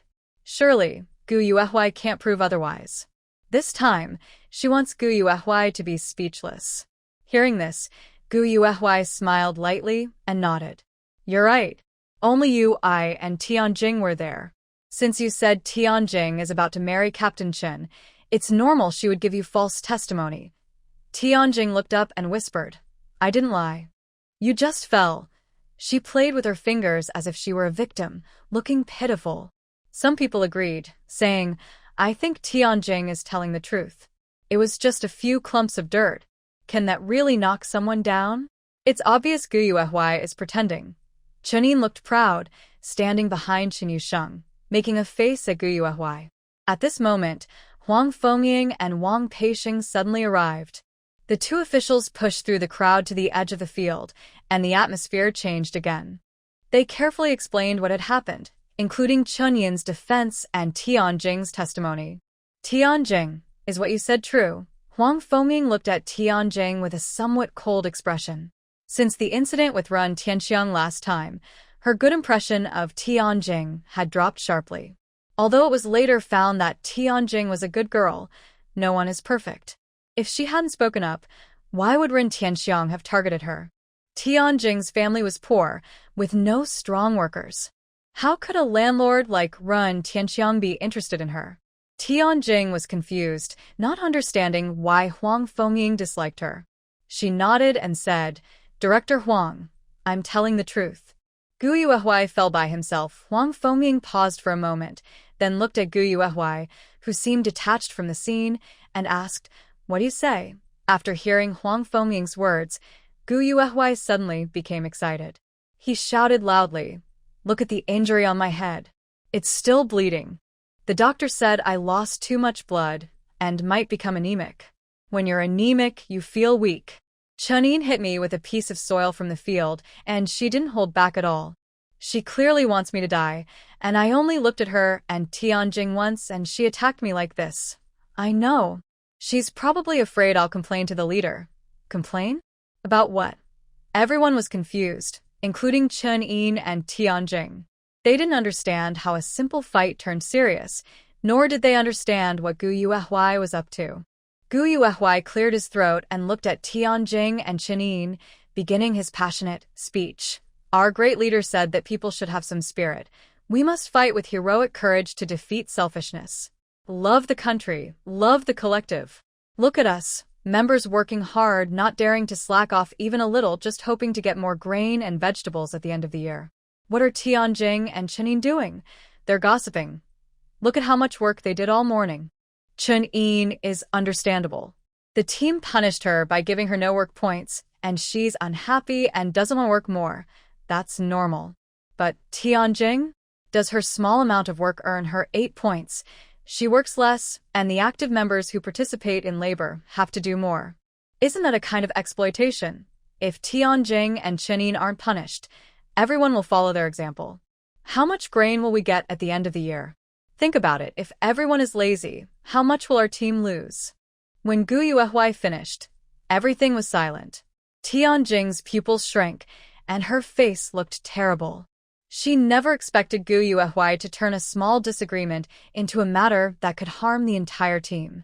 He was talking about active members working hard, but who here hasn't been lazy at times? He was just trying to make himself look good and shame Chunin and her, making them seem like the villains of the whole team. Chunin looked even worse, her face pale and her legs weak. She felt like everything was over for her. Huang Fengying was momentarily stunned by Gu Yuehui's passionate words. Seeing the excitement of the fellow members rising again, a complex feeling crossed her eyes, along with a sense of pity for Tianjing and Chunin. Gu Yuehui used to be low-key and reserved, simply because he didn't want to argue with others. Now, with his sharp tongue, these two young girls couldn't block a single word. Sigh, I wonder what excuse Lei Dachu will use this time to call someone over? Wang Peisheng, with his hands behind his back, looked at Gu Yuehui with a strange expression. In the team, it was normal for members to be lazy sometimes. He remembered when he first went to the countryside, he asked a poor farmer sitting on the field ridge smoking dry tobacco why he didn't work hard, but instead slacked off. Unexpectedly, the farmer replied, I work, and at the end of the year, I get some grain. How much do I have? He was left speechless by the retort. Everyone's daily work had no fixed amount, but the work points had already been assigned. Strong laborers earned 10 points, women and the elderly 8 points, and half laborers 5 or 6 points a day. This made work rely entirely on personal conscience. Most people thought, if I don't slack off while others do, am I not working harder than I should? Without a sense of efficiency, everyone was just idling, leading to poor harvests year after year. The poverty caused by hunger and lack of clothing couldn't be solved. The members were hungry and lacked confidence in collective labor, so laziness became even more serious. As the team's security chief, he had noticed this situation. Occasionally catching a few people slacking off severely and scolding them didn't help much. Instead, it caused complaints among the people. Today, Gu Yuehui's actions unexpectedly stirred up the members' anger. He only needed to severely punish Tianjing and Chunin, serve as a warning to others, and have them each contribute some grain or grain coupons as a reward. Praising Gu Yuehui for reporting lazy members would encourage everyone to supervise each other in the future, and life would improve. Thinking this way, Wang Peisheng couldn't help but feel excited. He cleared his throat and pointed to the dense weeds in the field, saying, Comrade Gu is right. Tianjing, Chunin, you haven't been working hard, seriously holding back our production team. Such behavior must be criticized and punished. Chen Yin's face turned pale with fear. She wanted to argue, but looking at the sparse weeds she pulled out this morning, she felt speechless. Tianjing, however, remained calm. She looked at Wang Peisheng and suddenly burst into a delicate, crying fit. Director Wang, I'm sorry. It was my fault. I have always worn my sister's leftover clothes since I was a child. Today, I finally wore new clothes, but I was afraid of getting them dirty while pulling weeds. I realized this was very wrong, a sign of capitalist thinking. I'm sorry. I am willing to accept the punishment and criticism from the team and will write a proper self-criticism. I hope everyone can forgive me. With that, Tianjing bowed sincerely to all the members around her to apologize. Chen Yuxing looked at her with concern and said, Xiao Jing, everyone can see how good you are. Why would they blame you? Director Wang, the new clothes were a gift from me to Tianjing. I have taken all the punishment and criticism for her. Captain Chen, Tianjing looked up, tears in her eyes as she looked at Chen Yusheng. Their open display of affection made Chen Yin, who was nearby and feeling scared, suddenly look very serious. She had thought the money for the clothes was given by Tian Diyu to Tianjing, but it turned out it was from her brother. The whole set probably cost at least 10 yuan. Haha, as a younger sister, she had never received such treatment. Moreover, Tianjing hadn't even married into their Chen family yet.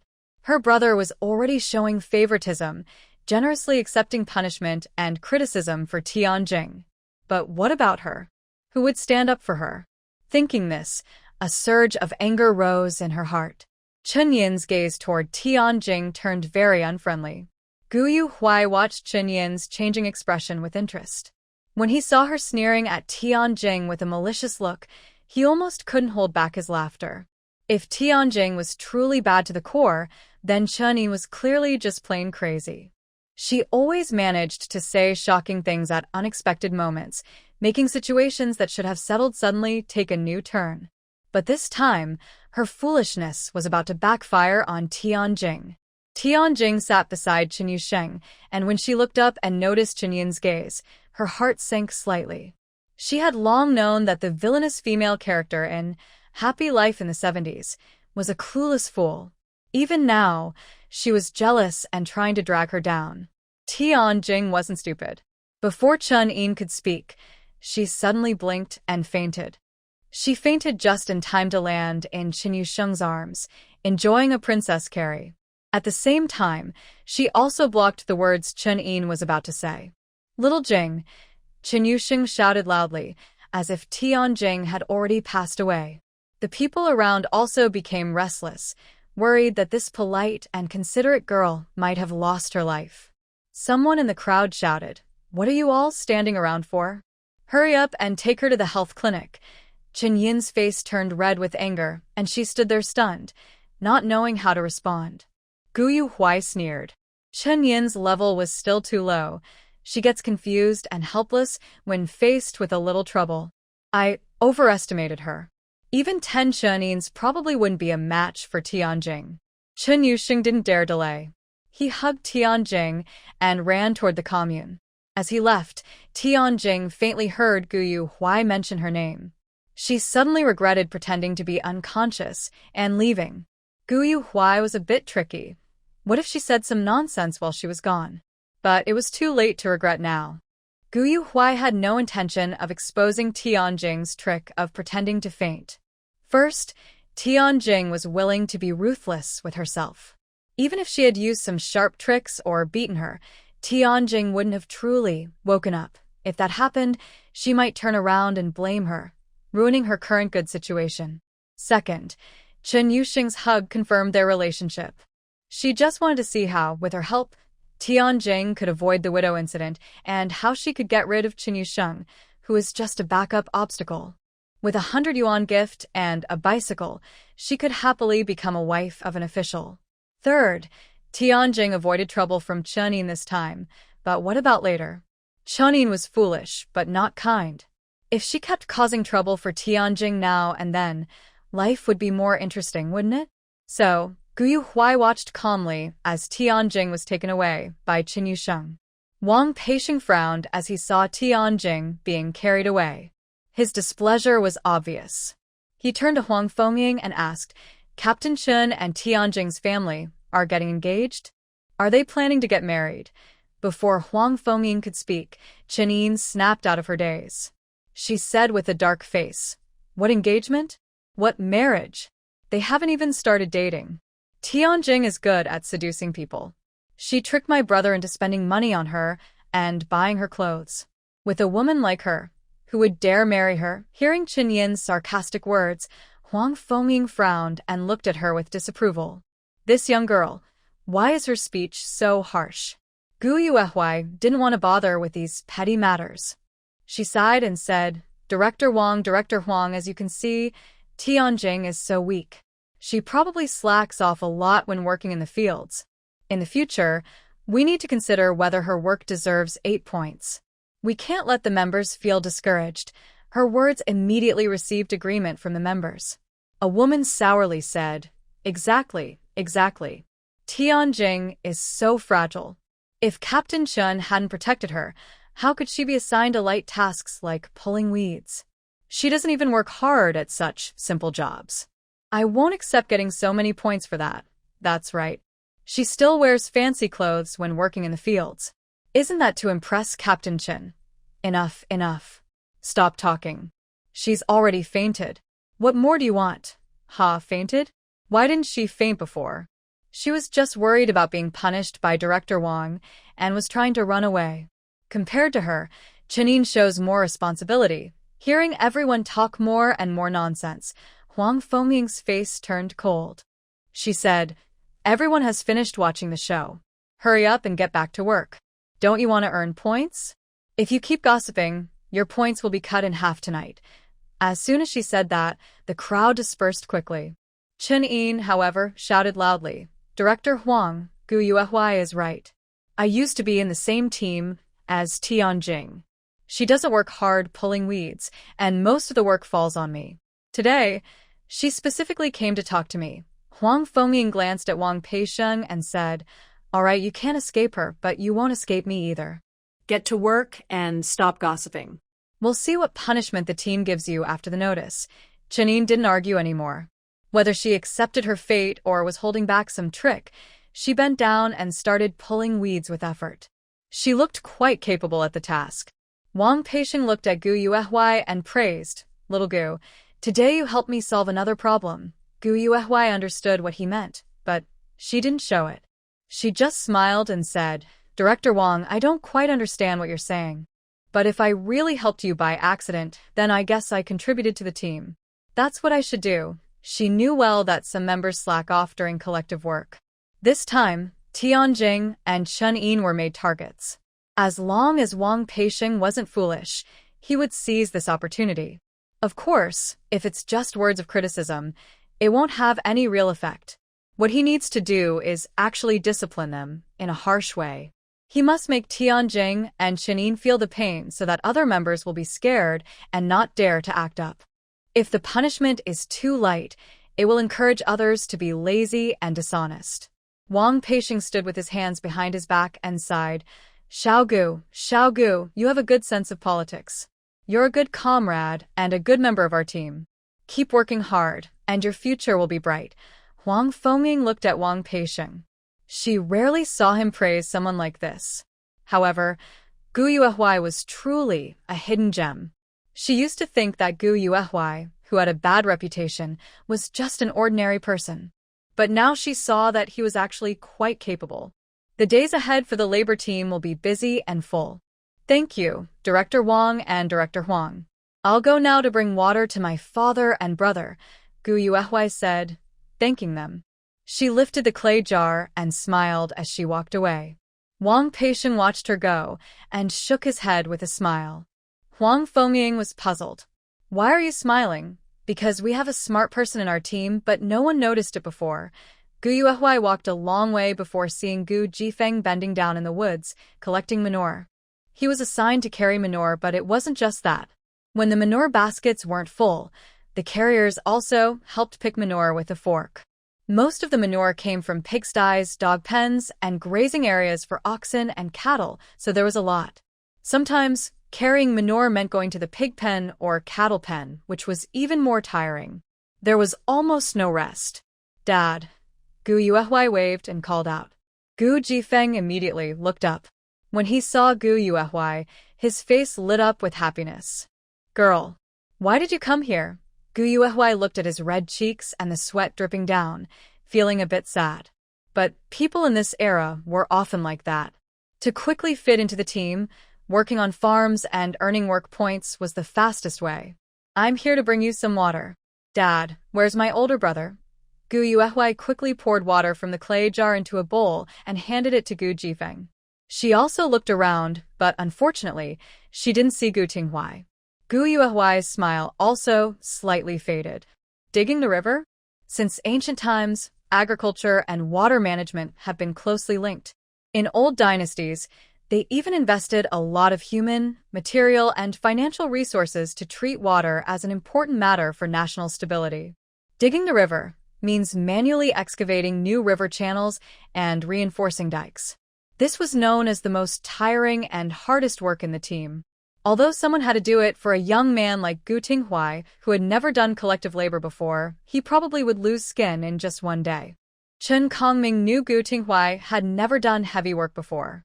Without giving him half a day to adapt, it would be hard to believe he wasn't just acting out of personal revenge. The Chen family members were all as mean as can be, young and old alike.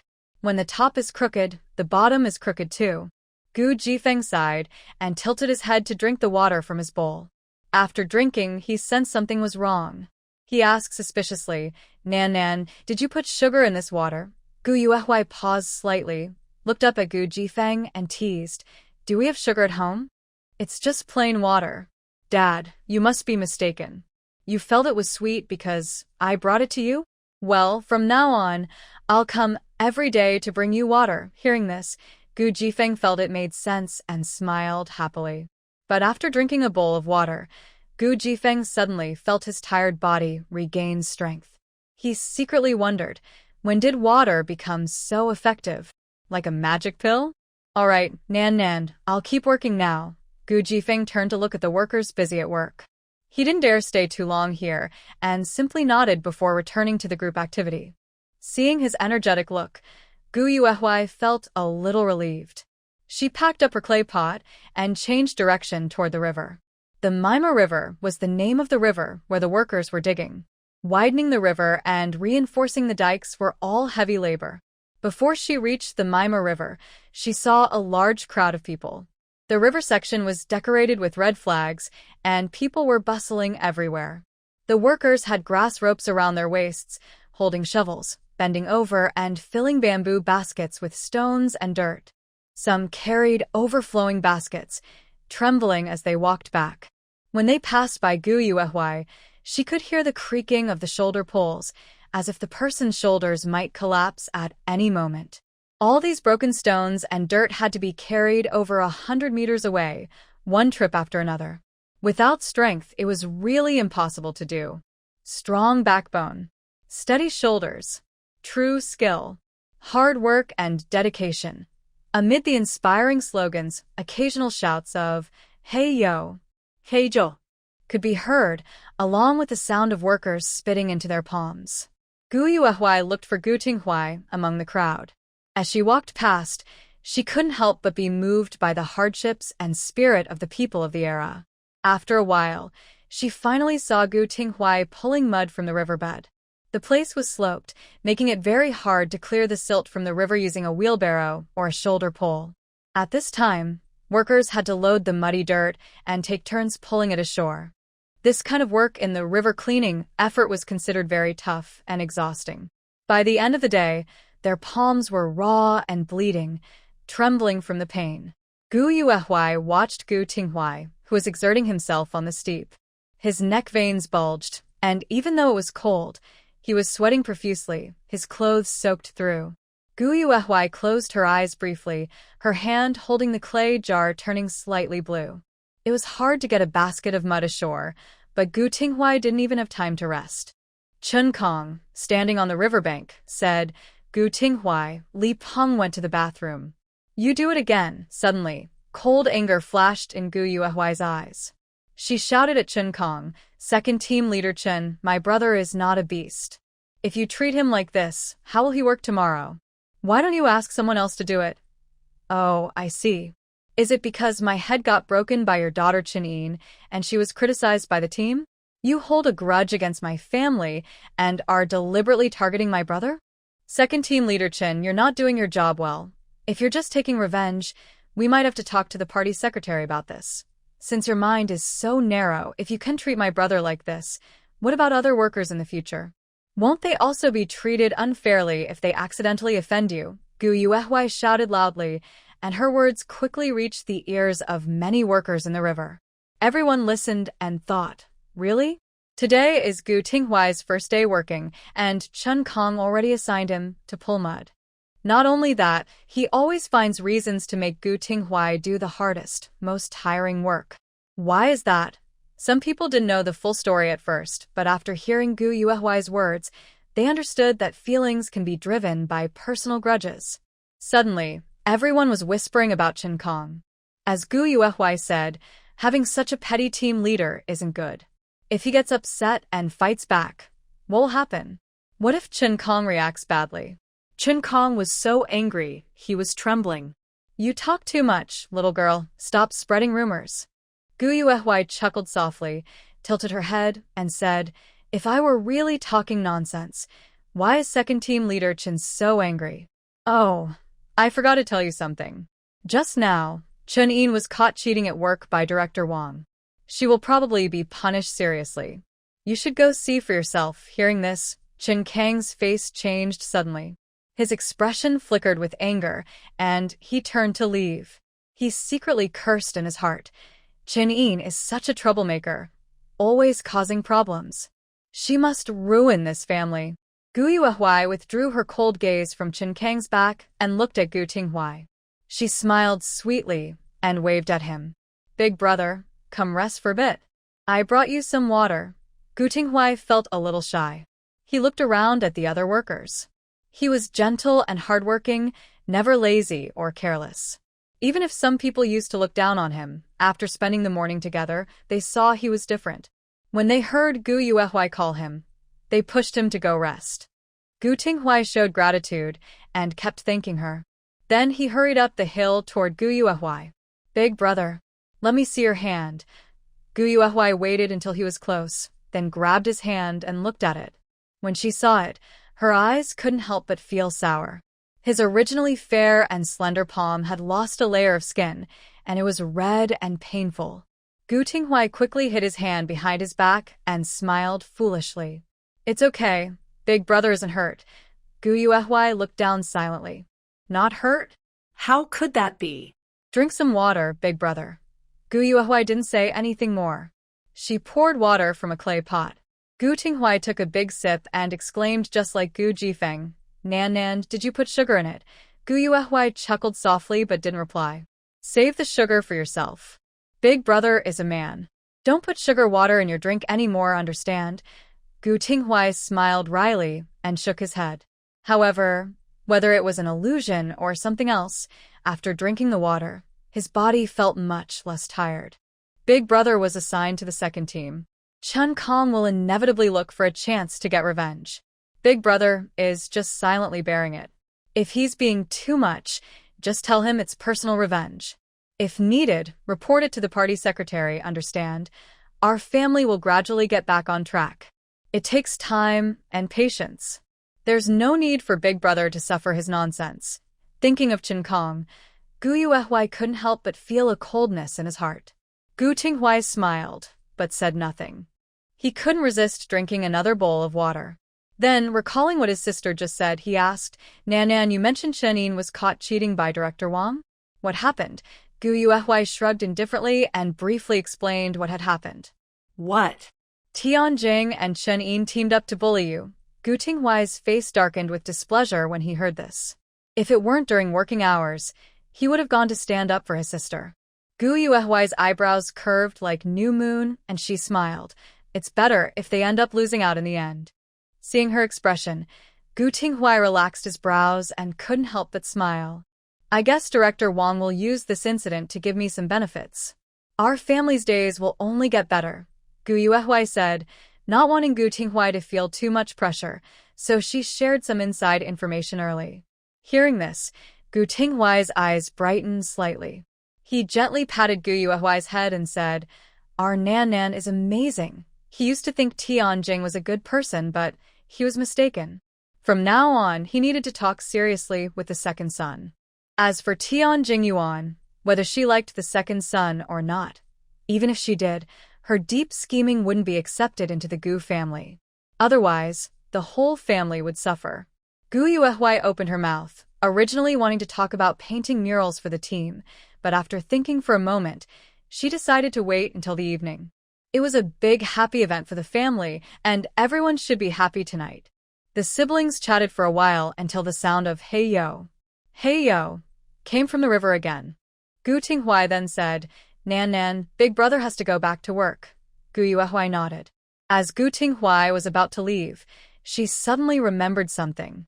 She reached out and shook the clay jar, which still had some well water inside, and called out, Big brother, wait, what's wrong, Nan? Gu Tinghuai looked puzzled. Gu Yuehui said, I heard that if you get hurt, you should wash the wound with water quickly to remove dirt and help it heal faster. There's still some water left in the jar. Big brother, come wash your hands. Gu Tinghuai smiled and said, Where did you hear such nonsense? Besides, that jar has sugar water, which is a waste for washing hands. Anyway, I'm a man. I don't mind small cuts. Gu Yuehui didn't want to listen anymore. She grabbed Gu Tinghuai's hand and rinsed it with the well water left in the jar. It might not be as effective as medicine, but it could at least ease the pain, which was better than nothing. Gu Tinghuai looked at the blood and dirt washed away from his palm and felt refreshed. Gu Yuehui waved her hand and said with a smile, Big brother, go ahead. Don't tire yourself out. I plan to go to the town. I'll come back tonight and cook something delicious for you. To the town? Gu Tinghuai paused, thought for a moment, then took out a few paper bills from his pocket and handed them to Gu Yuehui. He then turned and ran off, waving his hand as he said, Hurry up and go. Come back early. Gu Yuehui looked down at the 50-cent bills in her hand, a warm feeling rising in her heart. She casually put the money in her pocket, picked up the jar, and headed home. Tomorrow, she was supposed to start a wall painting project, so it wasn't easy to find free time. Since she had some time this afternoon, she planned to go to the town, take some gold to the black market, and see if there was a market for it. When she got home, she saw Gu Shihua sitting in the yard reading a book. She didn't disturb him and simply placed the jar on the stove before going into her room and locking the door. As she stepped onto the grass, Gu Yuehui smelled a strong aroma of wheat. The wheat shoots had already sprouted grain heads, golden and full, hanging heavily on the stalks, rolling out waves of gold. This scene was quite spectacular. Gu Yuehui looked at it and couldn't help but close her eyes and take a deep, intoxicating breath. The soil in the space was excellent. The wheat produced large grain heads that looked very promising. She estimated that if all these wheat heads were ground into flour, they would weigh at least 50 jin, about 25 kilograms. In the market, a jin of white flour sells for about 18 cents, plus some extra charges. Her 50 jin of flour could sell for around 9 yuan. 9 yuan might not seem like much, but in the 1970s it was a huge sum. Moreover, wheat grew so quickly in the Sumer space, harvesting a batch each day, so over time, the profit from this could be quite significant. Of course, using white flour to exchange money on the black market is not a long-term solution. She still needs to find a job. Nowadays, only having a proper job can earn respect. Gu Yuehui initially wanted to pick some wheat and exchange it on the black market, but after thinking about the time, she gave up that idea. She only took some chili peppers, which might not even sell well in the grain market. She then went to the warehouse, took 5 pieces of gold from a box. Gu Yuehui left the Sumer space, wrapped the chili peppers and gold with a red cloth, and placed them in a basket. She also took a pair of white net shoes painted with colored pencils earlier, laid them flat, and covered the basket with a dark cloth to hide it completely. Only then did she hurriedly leave the Dalhousie production team and head to the town. Gu Shihui looked up from his book, glanced at Gu Yuehuai's back, then lowered his head and buried himself in his reading. His sister seemed to have become more alert after her head was hit. She no longer looked as dull and annoying as before. However, he didn't expect her to contribute much to the family. He only hoped she would think more about the family in the future and not be so distracted all the time, with her heart and eyes only on men. Once the strong workers in the family went to work, their difficulties would ease. But thinking about how it would be hard to find time to read in the future, Gu Shihui cherished the current leisure and comfort even more. Gu Yuehuai hurried along, and perhaps because of the space well water, she didn't even gasp for breath during the journey. Soon, she arrived in the town. She first went to the supply and marketing cooperative. It was 2 o'clock in the afternoon, and the workers hadn't finished work yet. There weren't many people there. Gu Yuehuai entered through the main gate. Inside, there was a circle of shelves along the walls, with scattered daily necessities like toothpaste, soap, basins, matches, and thermos flasks. About a meter outside the shelves was the counter. Behind it, at a distance, sat a clerk. There were 4 clerks in the cooperative, each busy with their own tasks, knitting sweaters, reading books, or braiding hair. They were busy and chatting casually at the same time. "Meili, you're getting married next month. How much betrothal gift did the groom give?" asked a short-haired, pretty clerk, tilting her head to look at another clerk braiding her hair. Her tone was curious, with a hint of envy. Gu Yuehuai looked up and saw the sales clerk with braids. She wasn't very pretty, but she had a gentle demeanor. When she heard her colleague's words, she smiled and showed a small dimple on her cheek. She said, "Not much." The delicate sales clerk didn't seem to believe her and pouted slightly. When her eyes fell on Gu Yuehuai's plump figure, a hint of dislike flashed in her eyes. She didn't even bother to greet her and stormed off to the warehouse behind the supply and marketing cooperative. Seeing her leave, a slightly older sales clerk rolled her eyes in the direction she went and said, "Such a petty person. Beauty, in the future, don't talk to her, understand?" Yao Meili pursed her lips and gave a subtle smile, as if agreeing.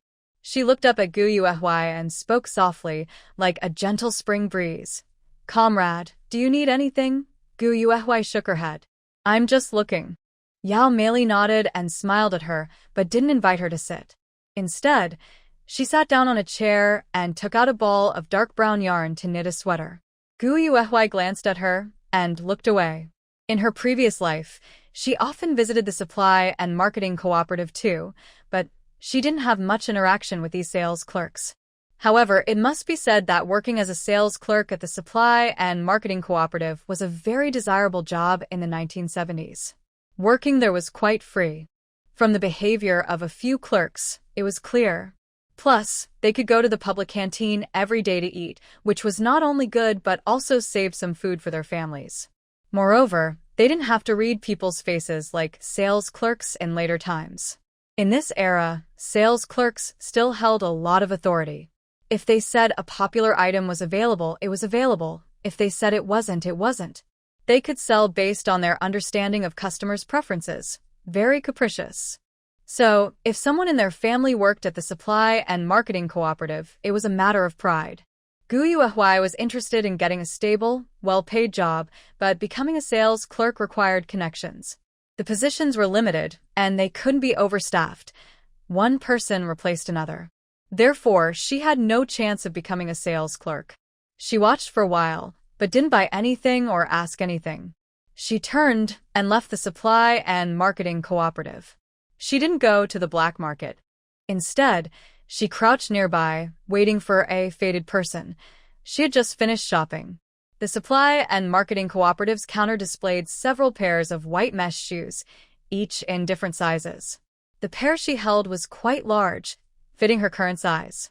After all, her weight here was significant, and finding a lucky person wouldn't be easy. Gu Yuehuai waited patiently.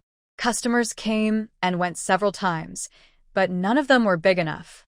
That was not surprising. Nowadays, city people might not be poor, but they couldn't afford to eat meat every day. Someone as well-fed and strong as her in the 1970s would be seen as living comfortably. Time quickly passed, and in no time, an hour had gone by. Gu Yuehuai's legs had gone numb from squatting. She thought to herself, looks like I won't find a match today. Maybe I should try my luck at the black market. Perhaps I can sell the shoes, chili peppers, and gold all at once. She chuckled quietly at her own idea. Meanwhile, a girl about her size suddenly approached from the street and headed straight for the supply and marketing cooperative.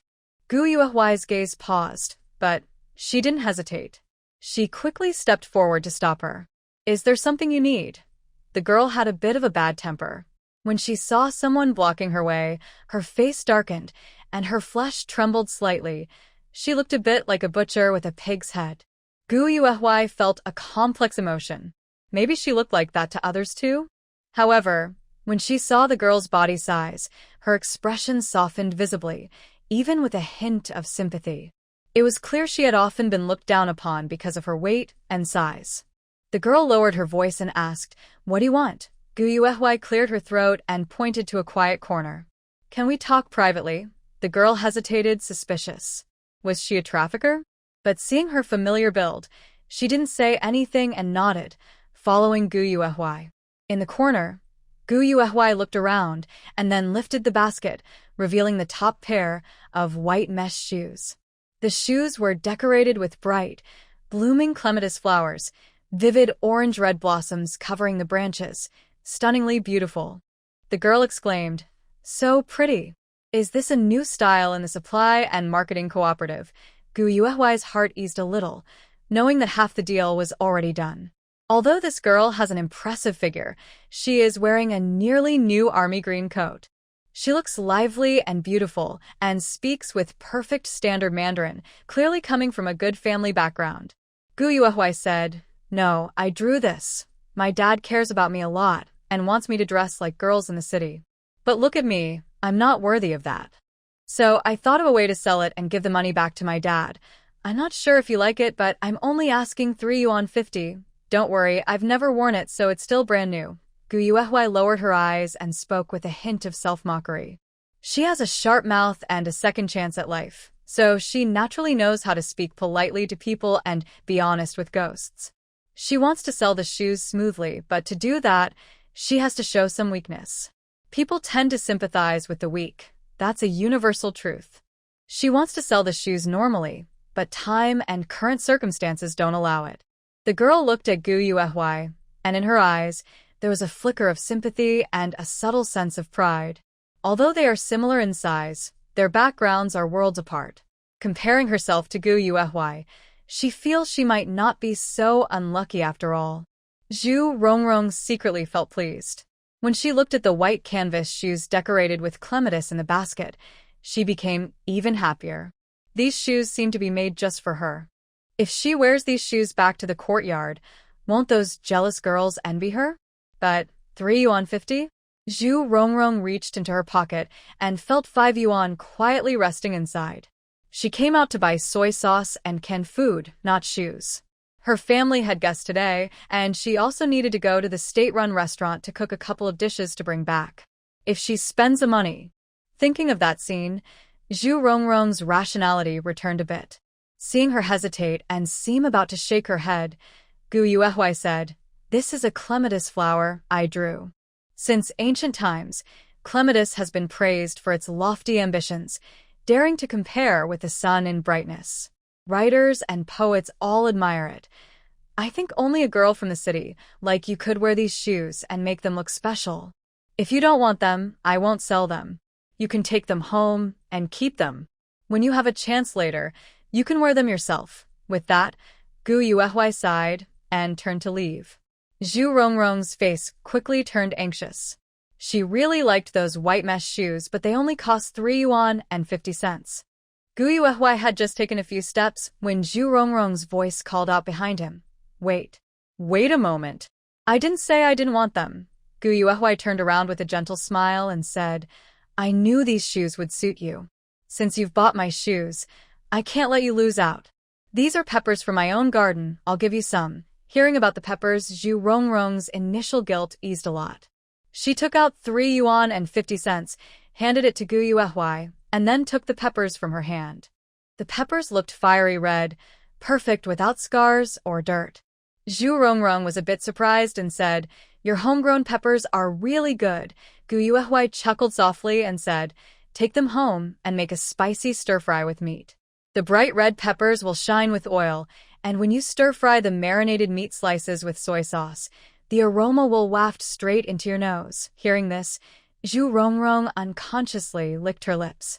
Seeing Gu Yuehui's curious expression, she felt she had a good connection with her and said, "My name is Zhu Rongrong. I live in the County Revolutionary Committee compound. If you sell fresh vegetables again, come find me." She liked good food and spicy flavors. These peppers looked carefully cultivated, perfect for a long-term business. County Revolutionary Committee compound? The people living there are all high officials. Gu Yuehui's flattering words made Zhu Rongrong feel like she was floating on air. She proudly flicked her hair and waved her hand, then went into the supply and marketing cooperative. As Zhu Rongrong turned away, Gu Yuehui's smile disappeared, her expression calm, as if the person who had just been eager to sell was not her at all. She adjusted her headscarf and headed toward the black market. Yellow Oriole Commune, black market. There weren't many black market spots in town, just 2 or 3.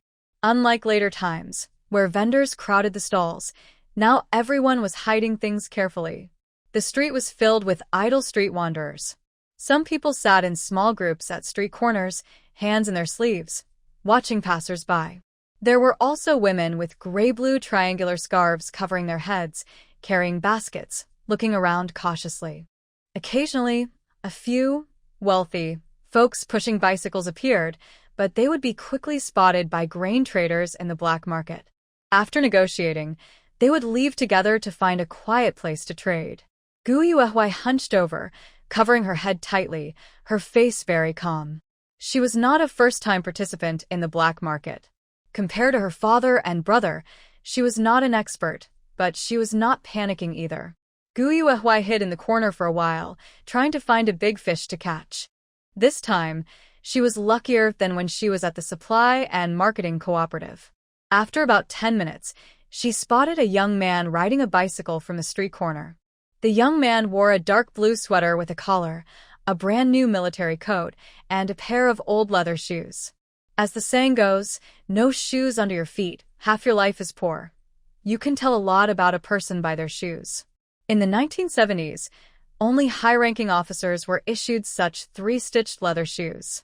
However, the young man looked cheerful, whistling as he rode his bike, not at all like an officer. So, he was probably wearing shoes from his family.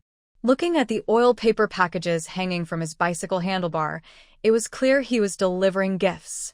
After analyzing this, Gu Yuehui slipped out from the corner to block the way. He Lanzhong saw someone stopping him and, looking annoyed, stopped his car. He waved impatiently and said, "I'm not buying grain. Please move aside or I'll call the militia." If it weren't close to the County Revolutionary Committee compound, he wouldn't be here. Gu Yuehui remained calm and shamelessly said, "Comrade, I have good stuff here. Hard currency." He Lanzhong looked at her suspiciously. "Hard currency? What?" "Food grains." Gu Yuehui waved to him and went ahead into the corner. The vendors selling grain and eggs on the street saw the fat sheep rushing ahead and didn't get angry because they also noticed the man's 3-stitched leather shoes. People with such a background are too well connected, provoking them could get you into trouble. In the black market, good eyesight is very important. He Lanzhong was curious and pushed his bicycle to follow. When he saw the gold bars in Gu Yuehui's basket, his face suddenly changed. He lowered his voice and said, "Are you crazy? These are strictly forbidden." Gu Yuehui smiled. Food is forbidden too, as are some other goods. In fact, in 1950, China froze private trade in gold and silver, clearly stating that all gold and silver transactions were managed by the state's People's Bank. No organization or individual was allowed to buy or sell privately. She knew all this. But as she said, food was also illegal, yet people still sold it. He Lanzhong waved his hand. "I can't eat this stuff." After speaking, He Lanzhong turned and walked away. Items like gold and silver involve too many risks. A small mistake could lead to disaster. He didn't dare buy or sell on the black market, as being reported would bring trouble to his whole family. He took a few steps, then hesitated and looked back at Gu Yuehui. He warned her, "I suggest you hide it. Although it's like grain, its nature is very different. If you're caught, you won't survive," he added, "and I can tell you for sure, no one in the Yellow Oriole commune can buy it. Don't waste your effort." Without waiting for a reply, He Lanzhong left quickly. Gu Yuehui watched him ride away on his bicycle and disappear down the street. She frowned and looked at her basket. After thinking for a moment, she decided not to sell the gold. She casually put it back into her sumer space. The young man was a bit proud, but he didn't seem to be a bad person. At least, when he saw the gold, he didn't show greed. Of course, she called him over because she had her sumer space to hide things. If he dared to try to steal or call the militia, she would put the gold back into her space. As long as she didn't get caught in the act, no one would believe him. Who would believe she carried a portable space? However, her plan to sell gold had failed. How could she pay off her debts now? Gu Yuehui bit her lip, thinking about the heavy wheat in her sumer space. Her brow relaxed slightly. The wheat was sprouting quickly. If she worked hard, she could harvest 2 rounds a day, grind it into flour, and make high-quality noodles. She could make more trips, pay off her family's debt, but for now, she couldn't sell the gold. But someday, when the country's economy flourished, she could take things out of her space and sell them. Then she could buy more houses in a big city and become a landlord, enjoying rental income. Good days are still ahead. For now, she just had to endure. Gu Yuehui was not discouraged. She regrouped and started planning her next target. She had to sell the chili peppers in her basket before she could go home. Otherwise, her trip to the black market would be pointless. The state-run vegetable store had limited supplies every day. People in the city had to queue early to buy fresh vegetables. The chili peppers she had were from her sumer space. The quality was excellent, but prices these days were very low. The state store sold chili peppers for only 2.5 cents per jean. Her basket contained about 5 jean of chili peppers. So, even if she sold at a higher price, just 5 or 10 cents more, she would only earn a few cents profit. But even a small amount is still money. Considering the current times, she doesn't mind earning a little extra. Selling chili peppers went much better than she expected. These days, people only care about filling their stomachs, not about eating well. They buy chili peppers and casually make chili sauce, spreading it on steamed buns, which makes a simple lunch. Her chili peppers are of good quality and look nice. One basket sold for about 2 cents. Gu Yuehui didn't rush to leave. She knew her family had no food at home, so she bought 5 pounds of cornmeal from the black market, 1 pound for a dime. When she was about to leave, she met a chicken seller. The chickens were already slaughtered. Roosters cost 6 cents per pound, hens cost 6.5 cents per pound. She thought about Gu Jifeng working hard and sweating, and Gu Tinghui with his injured hand.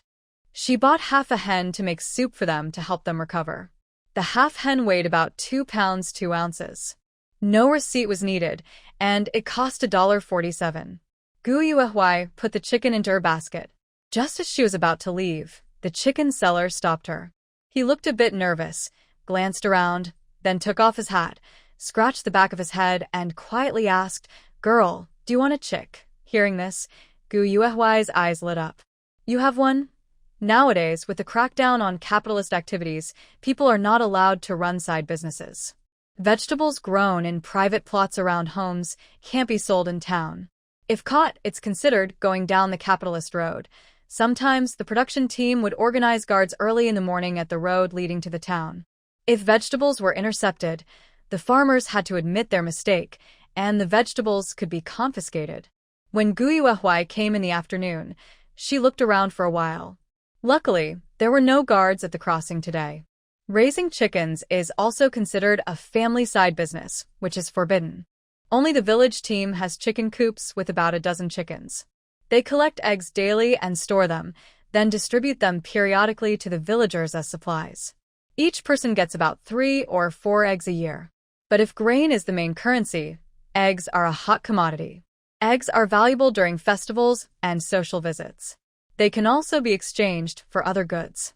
One egg can be traded for half a pound of salt, showing how precious eggs are. No one would refuse eggs these days. She knows that the Sumer space can raise livestock and poultry, but unfortunately, she has no way to get them. The village hen can't share her chicks with her.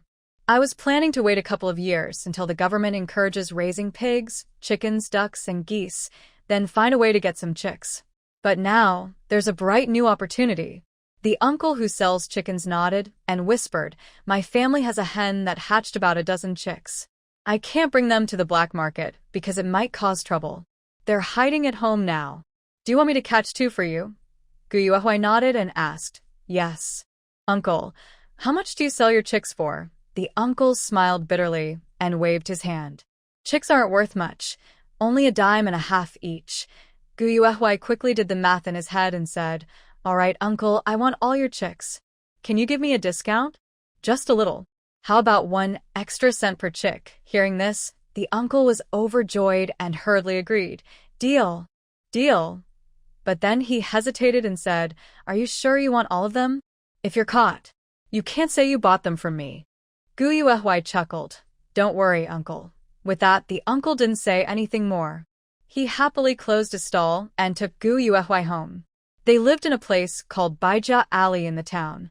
The buildings there are all block apartments. These apartments are several stories high, with a long corridor on each floor connecting many small rooms. The rooms are small, no more than about 10 square meters, and families squeeze in 7 or 8 or even more than 10 people. Every household has a stove outside the door. When they cook, the smell drifts through the building. The food stalls are open, and today his family is eating cured meat. Tomorrow, they'll have eggs. The topic of what to eat is a daily conversation among the residents. Also, the water and toilet facilities are shared.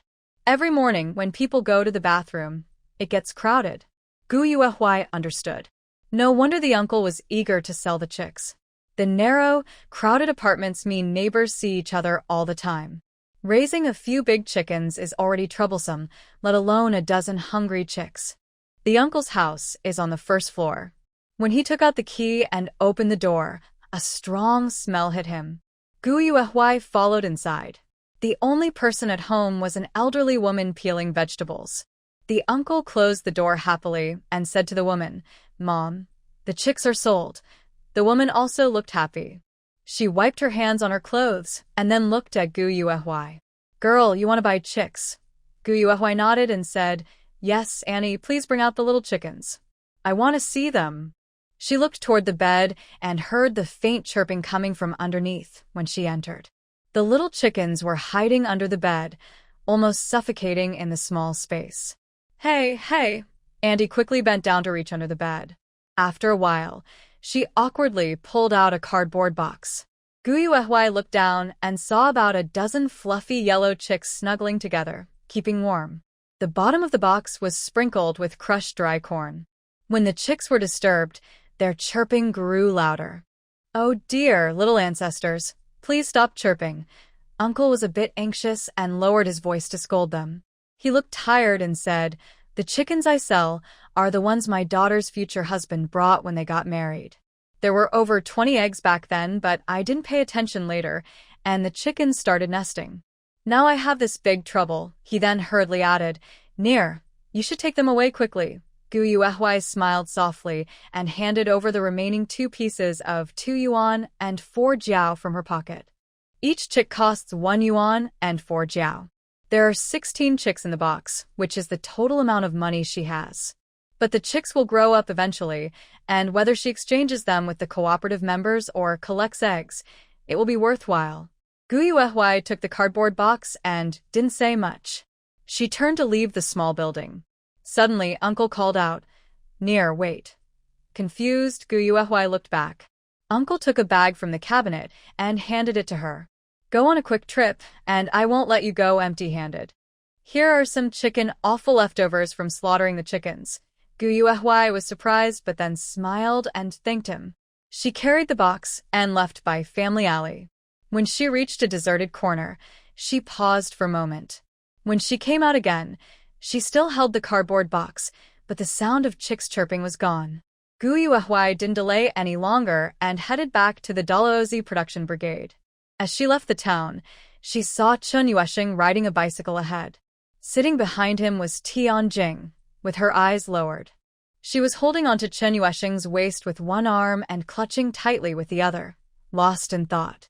Gu Yuehui carried a basket and watched them ride away into the distance, then suddenly let out a light laugh. Tianjing only used Chun Yuesheng as a stepping stone. When she met someone better, she would immediately change her attitude. Such a woman would do anything to climb higher. However, in this life, not only did she become closer to Chun Yuesheng, but she also got involved with Ren Tianxiang. Ren Tianxiang had cared for Tianjing in his past life, and he hoped he could fulfill his wish this time. She wanted to see how she could attract men when surrounded by several men she couldn't escape from. She planned to promote herself as the social butterfly of the production team and see how she could people. As it grew darker, Chun Yuesheng and Tianjing had already disappeared, and Guo Yuhui quickened his pace. The County Revolutionary Committee compound was not far from Huanging Commune, only about 20 minutes by bike. He Lanzhong had just arrived at the intersection on his bike when he saw a familiar, plump figure standing by the roadside, waving at him. Comrade He. Comrade He. Zhu Rongrong, who had been impatiently waiting, immediately brightened upon seeing He Lanzhong. She tiptoed happily, waving her hand. He Lanzhong stopped beside Zhu Rongrong. He stretched out a long leg and frowned, asking, "What are you doing here?" Zhu Rongrong quickly sensed his displeasure. Her smile froze for a moment, but quickly returned. She then smiled again and said, "Comrade He, my mom said you might visit my house. I came here on purpose to wait for you, so you wouldn't get lost."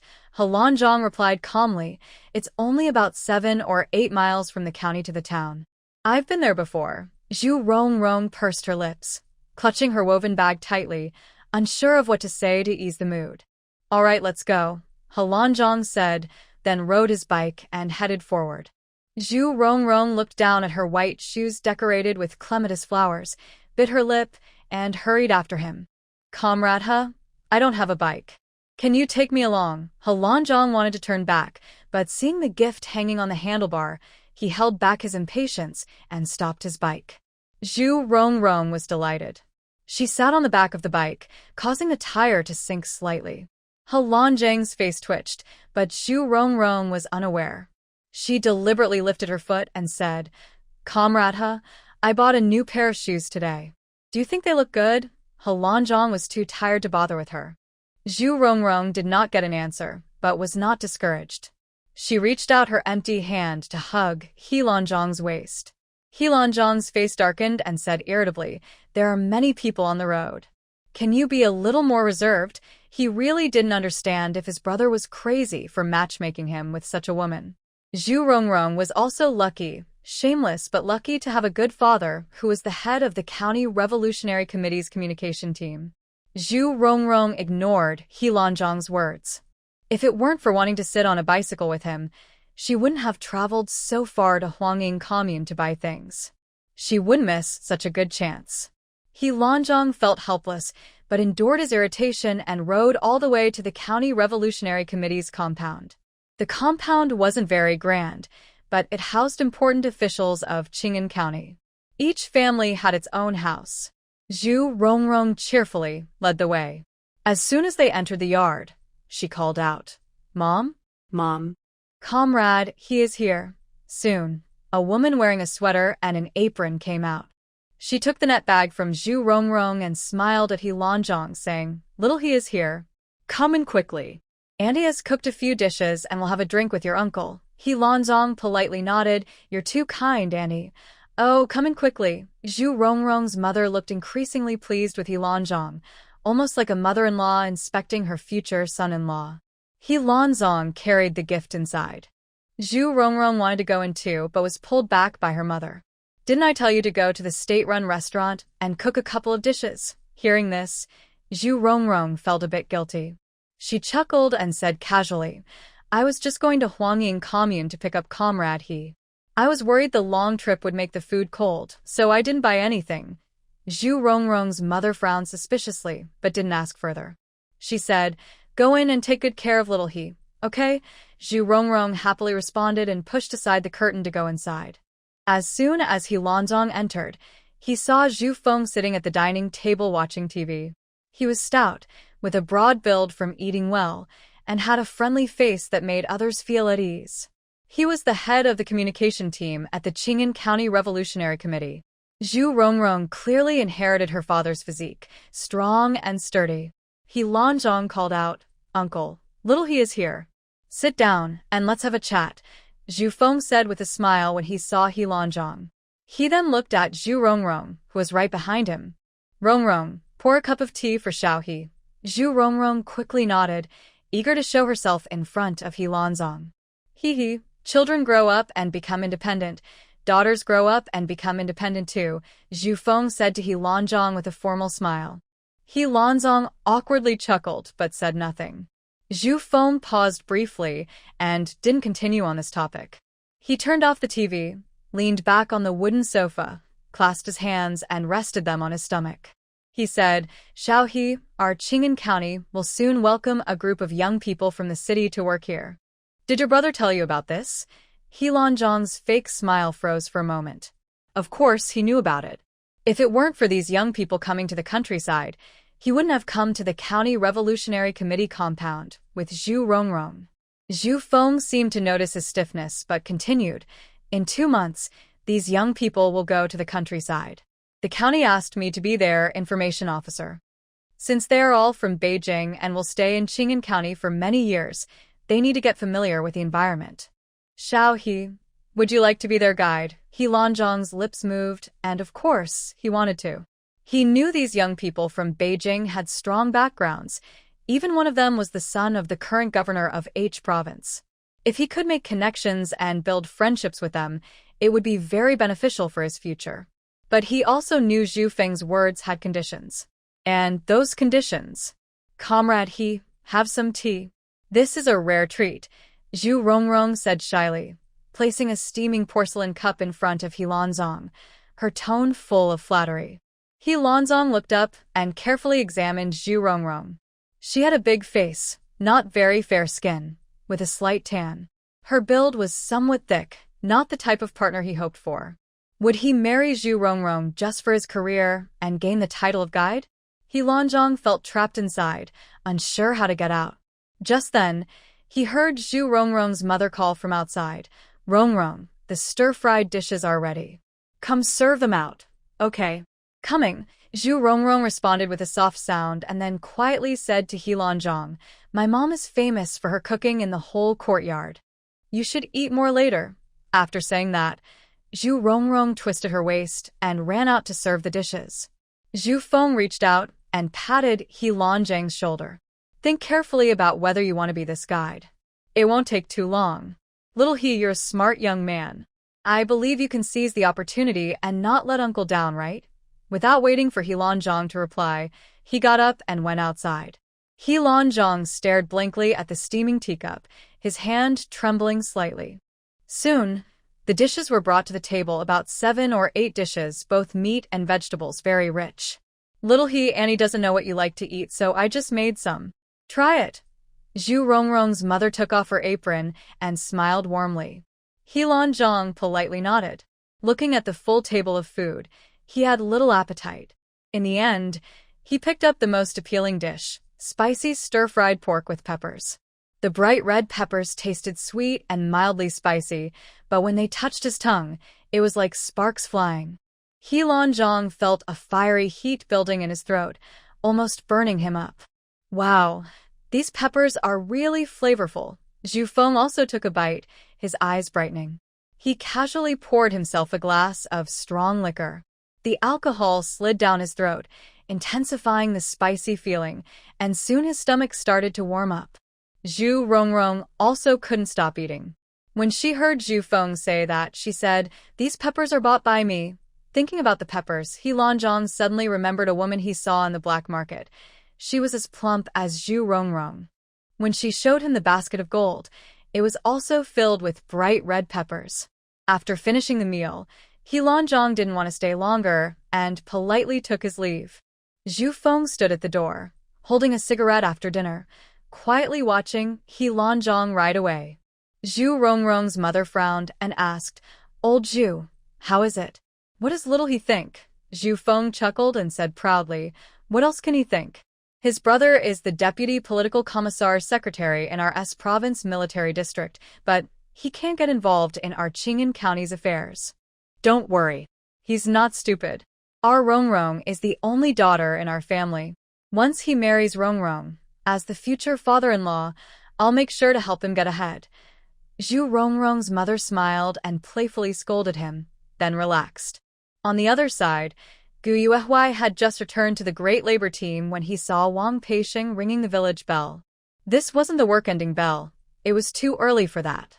The workers had already finished their work and were at home resting. Wang Peixing was ringing the clock to remind the workers to bring their workbooks and gather at the feeding station to record their work hours with the accountant. Each household had a workbook, and every worker had one with their name on the cover.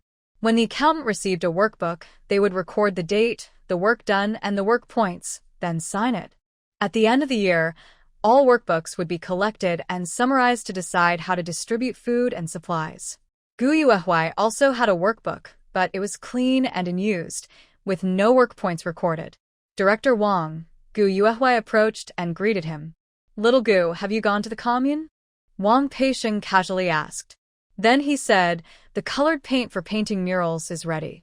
You can start working tomorrow morning." Gu Yuehui nodded and smiled. "Okay. Thank you, Director Wang."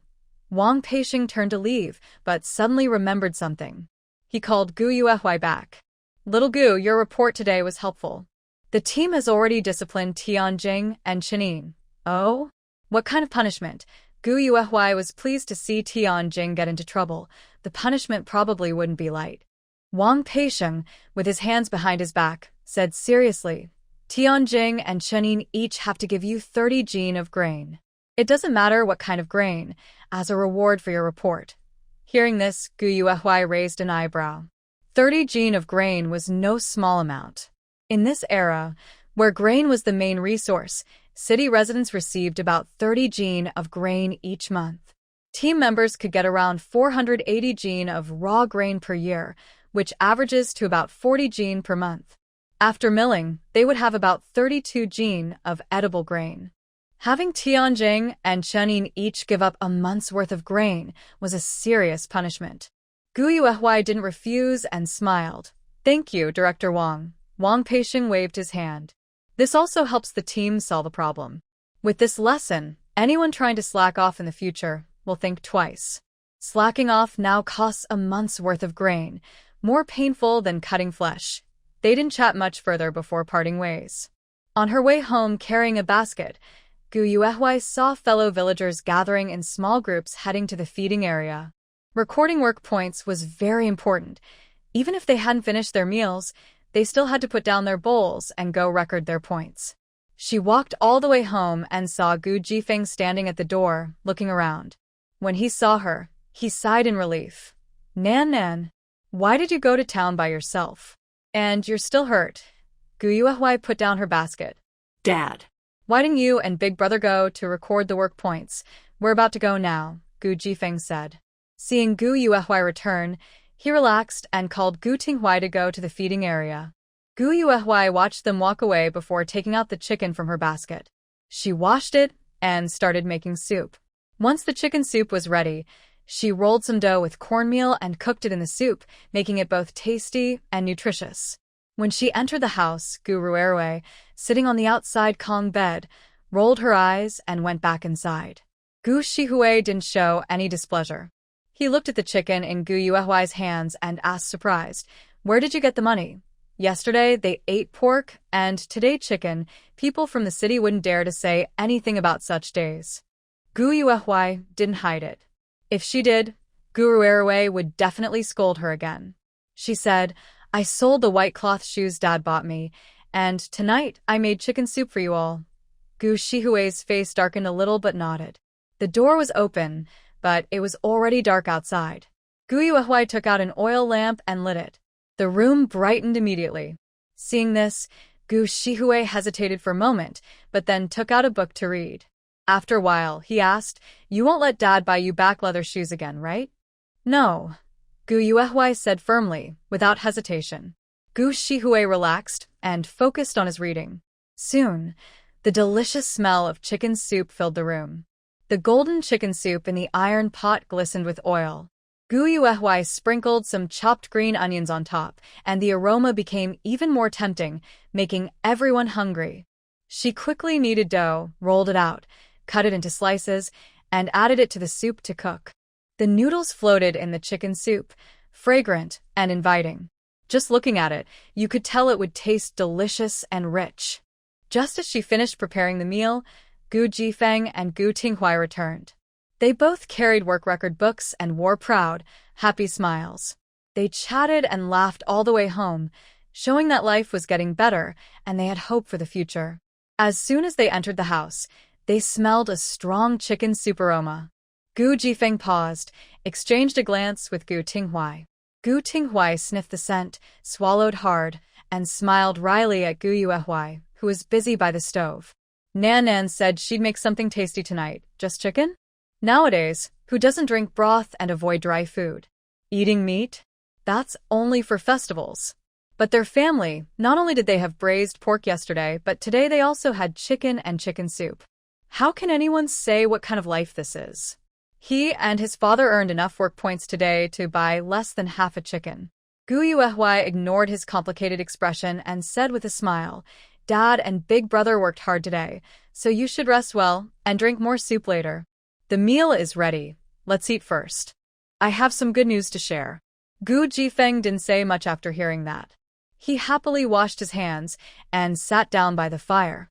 Gu Yuehui served bowls of soup with meat, filled to the brim with tender chicken and noodles, making everyone's mouth water. She carried the bowls to the table and called out, "Second brother, third brother, dinner time." Soon, Gu Ruihui and Gu Shihui came out together. Although Gu Ruihui's face was dark today, he kept his mouth shut for the delicious food and focused on eating the chicken in his bowl. He realized that no matter what Gu Yuehui did or how she bought the meat, he couldn't refuse to eat. He couldn't, because Gu Yuehui was used to being selfish. Now she acted generous, but who knew when she'd revert to her old ways? He decided to watch for now and eat more while he could, better than letting it all go into her stomach. Gu Shihui didn't say anything either and became silent partners with Gu Ruihui. Nanan's cooking skills are really good enough to be a chef at a state-run restaurant. Gu Jifeng was a typical daughter's fan, always praising his daughter's every move. Whatever she did was good. He didn't ask where the chicken came from and just enjoyed the delicious smell.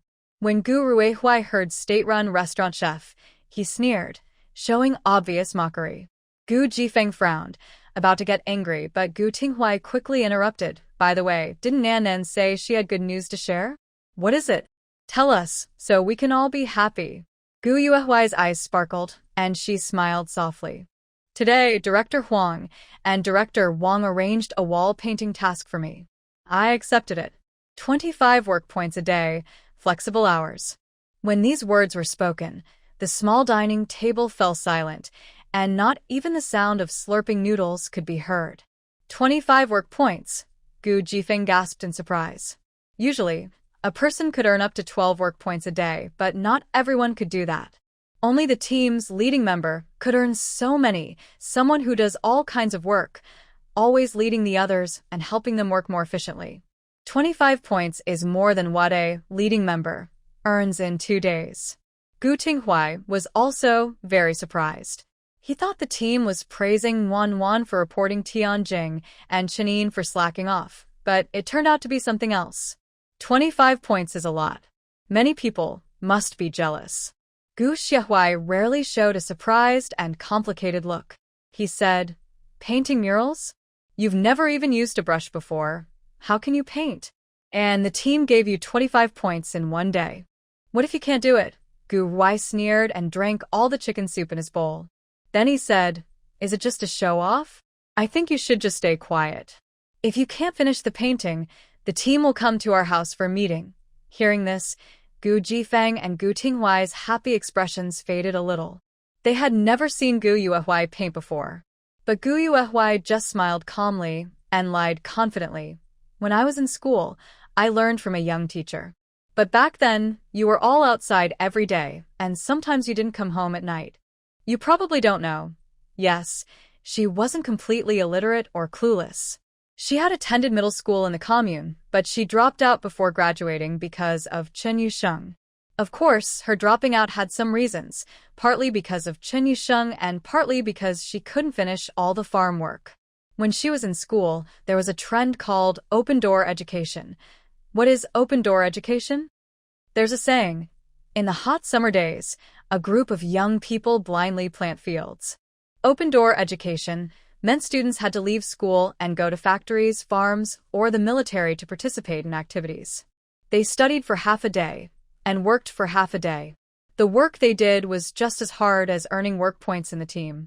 Back then, she was a delicate girl, spoiled by her family.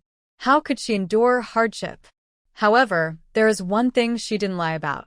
When they were in school, there really was a young teacher from the countryside who was a good artist. She didn't learn from him directly. She learned to draw later from him. Gu Jifeng listened to Gu Yuehui's words and immediately lowered his eyes without speaking. At that time, he was busy helping his family build a house, often taking his sons to the black market. Things weren't as strict then, so he made some money, but unfortunately, he neglected his daughter. Gu Tinghui also sighed. He reached out to pat Gu Yuehui's head with a fond smile. Nanny is really impressive. She quietly learned a skill and can now earn work points with it. Gu Yuehui shamelessly agreed. Of course. I will earn more work points to support you all. Gu Ruai didn't believe him. After dinner, he went to the inner room, tired of listening to everyone praise Gu Yuehui. Draw well, and if you need help, just call me. I'll lend a hand, Gu Shihua said, looking up at his disappointing sister. He loved reading, so he naturally didn't say harsh words to someone eager to learn. Gu Yuehui didn't refuse and smiled. Thanks in advance, third brother. Gu Shihua pursed his lips, took his empty bowl to wash, but Gu Yuehui noticed his ears turning slightly red. The family atmosphere was becoming more harmonious. The most pleased was Gu Jifeng, the father. He looked at Gu Yuehui and softly said, Nanny is sensible now. She's grown up and can help share the family burden. Dad really doesn't want you to get married. Gu Yuehui's mouth twitched. Why did he keep talking about marriage? Gu Tinghui was speechless and said, Dad, I haven't married yet. Why are you thinking about Nanny getting married? Hee, how can it be the same? Our son doesn't need me to find a match for him. You find your own wife. I only care about Nanny, Gu Jifeng said confidently. Seeing the topic drifting, Gu Yuehui quickly steered it back. Dad, there's one more thing. Gu Jifeng immediately sat up straight, looking serious at Gu Yuehui. What is it? Good news or bad? Go ahead, Nanny, Dad can handle it. His attitude made Gu Yuehui laugh and cry at the same time. It's not a big deal. Today, when I went to deliver water to you and Big Brother, I reported Tianjing and Chinyin for slacking off at work. They were caught by Director Wang, and the team issued a punishment, requiring each of them to give me 30 jin of grain. Gu Yuehui spoke calmly, but to Gu Jifeng and Gu Tinghui, her words were as shocking as thunder on a clear day. 30 caddies of grain per person? A total of 60 caddies of grain. Gu Jifeng's eyes turned red with excitement. Gu Tinghui gasped. He had thought the team would just give a public warning to embarrass Tianjing and Chinyin a little, but he hadn't expected such a serious and practical punishment. 60 caddies of grain for any family in the brigade, that was as valuable as a small fortune. Gu Jifeng lowered his voice and asked, Is it really 60 caddies? Gu Yuehui smiled and nodded. Yes, really. Gu Tinghui suddenly thought of something. He glanced toward the quiet inner room and whispered, Let's not tell the second brother yet. It might upset him. Gu Jifeng rolled his eyes. Upset? Who would be upset about getting 60 caddies of grain for free? If he doesn't set off firecrackers, that's already being calm. He's just been confused because of that woman. One day, we should throw him into the river to wake him up. Gu Tinghui gave a helpless smile. He now understood that Tianjing wasn't a good person, but no one knew the second brother's feelings better than he did. It wouldn't be easy for him to let go. There would surely be more trouble ahead. After thinking for a moment, Gu Jifeng said, "It won't be easy to make them come and deliver the grain on their own." Gu Yuehui shrugged, her tone calm. "If they don't come, the brigade can go ask for it directly." Gu Tinghui hesitated. "We're all from the same brigade. Wouldn't that seem a bit harsh?" When Gu Shihui came in, he saw them whispering together. Without asking, he put away the washed bowls and headed to the inner room. Before going in, he said, "Go to bed early. Kerosene isn't cheap, save it when you can." The three of them couldn't help but smile. Gu Tinghui looked outside and said, "It's too late today. Tianjing and Chenin definitely won't come tonight. Let's sleep first and talk in the morning." Gu Yuehui nodded. She didn't insist on going to ask for the grain that night. She was just about to out the kerosene lamp when a voice came from outside the yard. Tianjing's voice, calm and unreadable. Gu Yuehui. "Gu Yuehui? Are you home? Come, open the door." Gu Tinghui raised an eyebrow and said to Gu Yuehui, "Don't move. I'll go open it." However, he hadn't yet left the Kong when the door to the inner room suddenly opened. Gu Ruihui rushed out like a gust of wind, opened the door, and ran outside, afraid of being a step too slow. His anxious, eager look made Gu Yuehui furrow her brows. She believed she had never underestimated Gu Ruihui's feelings for Tianjing, but today, she suddenly realized how serious it was. In the past life, he only truly changed after Tianjing got married and moved to the capital. At that time, they didn't know Tianjing was the one who reported Gu Jifeng's shady dealings. Their family was in trouble, and he hastily married a woman from a nearby village. How can I make him see Tianjing's true nature earlier in this life? How can I stop him from making a mistake? Gu Yuehui sat quietly on the Kong, looking a bit lost. At that moment, Gu Ruihui brought Tianjing into the room. She was wearing the same new clothes she had on that morning, and her plain black cloth shoes. Her bright colors were somewhat dulled, but compared to Gu Yuehui now, she still looked better. Tianjing looked calmly at Gu Yuehui, holding a full grain bag in her arms. "Xiao Jing? What's wrong with you?" Gu Ruihui was happy to see Tianjing come in, but when he saw her pale face and the grain bag in her arms, he felt uneasy. He sensed something was wrong at home, something he didn't know. "Gu Yuehui, what's going on? Did you bother Xiao Jing again?" Gu Ruihui looked at Tianjing without speaking, then turned to Gu Yuehui with a stern face. His narrow eyes were full of anger, sharp as a knife. Gu Yuehui ignored her overly eager second brother and instead chuckled softly, saying leisurely, "Tianjing, are you here to deliver grain?" "Deliver grain? What grain?" Gu Ruihui glanced at the grain bag in Tianjing's arms, suspicious. "Oh, second brother, you don't know. Today, Tianjing and Chen Yin were slacking off in the fields, chatting instead of working. I reported them. Later, Director Wang and Director Huang caught them in the act. The team punished them. Each of them received 30 jin of grain as a reward for my honest report on lazy team members." Gu Yuehui spoke slowly with a hidden smile, but her tone was full of subtle mockery. In the past, some members also slacked off, and the team only gave a few light criticisms. Afterward, everyone continued as usual. This time, it was a warning to others, and Tianjing and Chen Yin were the ones caught. Gu Ruihui's eyes widened in disbelief as he looked at Gu Yuehui. He then turned to look at Tianjing, opened his mouth, but didn't know what to say. Tianjing listened to Gu Yuehui's deliberate teasing and sarcasm, her eyes flashing with anger and a moment of embarrassment. She took a deep breath, placed the grain bag on the small table by the Kong, and, too lazy to speak, turned and left. Gu Yuehui watched Tianjing's slender, fragile back, then suddenly asked, "Is this grain from Chenyusheng?" Tianjing suddenly turned around, her voice cold. "Gu Yuehui, don't go too far." Gu Yuehui smiled indifferently, picked up the grain bag, waited, then opened it to look inside. It was 30 jin of coarse rice. Tianjing's body trembled with anger. Seeing Gu Yuehui inspecting the grain bag right in front of her, her expression became even more uncomfortable. Without another word, she left the yard. "Come back and settle the account with you later." Gu Ruelu lightly poked Gu Yuehuai's nose and chased after her. That brat. Settle the account? With whom? Look at how capable he is. I'll tear his skin off. Gu Zifeng's eyes widened with anger. He pounded the table, about to stand up and chase after her, but Gu Tinghuai gently stopped him. He said, "Calm down, Dad. That second brother's temper is like that. Even if you beat him to death, what good would it do?" Gu Zifeng choked, then turned to look at Gu Yuehuai.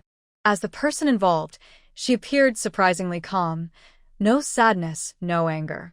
Instead, she carried the grain bag and smiled at him. 30 jin of grain. Enough for us to eat for a few days. Gu Tinghuai looked at her smiling face, feeling a twinge of sadness. Gu Zifeng then shouted, "Nanny, don't be afraid. That rebellious son, who always causes trouble, just look at whether he can look down on us. He deserves a lesson." Gu Yuehuai smiled softly, maintaining her composure, and said, "All right, Dad. What's the big deal? Why get so angry?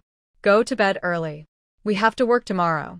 I'm going back to my room now." After speaking, she went inside, closed the door, cutting off the light from the kerosene lamp outside. "Go check on second brother's useless behavior. If he doesn't come back, don't bother to come back." Gu Zifeng frowned and waved his hand, telling Gu Tinghuai to go find Gu Ruelu. It was late, and he didn't want Tianjing to be waiting outside for too long. He was already foolish enough, ready to give his heart to someone. If he didn't control him, Tianjing would soon charm him into madness. Gu Tinghuai went out to find someone. Meanwhile, Tianjing, holding back her anger, was about to go home when Gu Ruelu caught up and stopped her. Tianjing was a bit annoyed. She angrily shook off Gu Ruehuai's arm and said coldly, "What are you doing?" Gu Ruehuai was surprised. Usually, Tianjing was gentle, calm, and quiet. This was the first time he saw her so angry. He felt both angry and guilty. His anger was directed at Gu Yuehuai, but his guilt was toward Tianjing. Gu Ruehuai moved his lips and said, I'm sorry. I apologize on behalf of Gu Yuehuai. Although he secretly felt that cheating and being lazy at work was wrong, he had loved Tianjing for many years. When choosing between right and love, he chose love. Tianjing paused for a moment. When Gu Ruehuai looked down, she gave him a sarcastic look. There was a reason why Gu Yuehuai, her brother, liked her. When she first arrived, her first thought was to get close to the Gu family. But their family's reputation in the village was very bad. In this era, public opinion could ruin someone. Unable to do that, she could only choose one person to win over. Maybe it would be very important in the future. Her goal was to take over the life of the heroine, Gu Yuehuai, and transfer it to herself. As the saying goes, knowing yourself and your enemy means victory in every battle. Gu Ruehuai was just in her plan, even less important than Qin Yuesheng. Seeing Gu Ruehuai looking regretful, Tianjing's anger about Gu Yuehuai gradually eased. Tianjing's eyes flickered. She bit her lips shyly and whispered, "Are you okay? I was angry just now, but I didn't mean to push you. 30 jin of grain is a lot for my family." As she spoke, her eyes turned red. Under the moonlight, tears shimmered in her eyes. Gu Ruehuai felt his heart ache. In his mind, Tianjing always had a gentle smile on her face. She should always be smiling. Without thinking, he blurted out, "Don't worry. I will return those 30 jin of grain to you." Tianjing blinked her bright eyes and looked at Gu Ruehuai softly. "Really?" Gu Ruehuai saw her expression and didn't care about anything else. He hurriedly nodded and said, "Yes. Really?" Hearing this, Tianjing smiled through her tears. "Second brother Gu, you're so kind."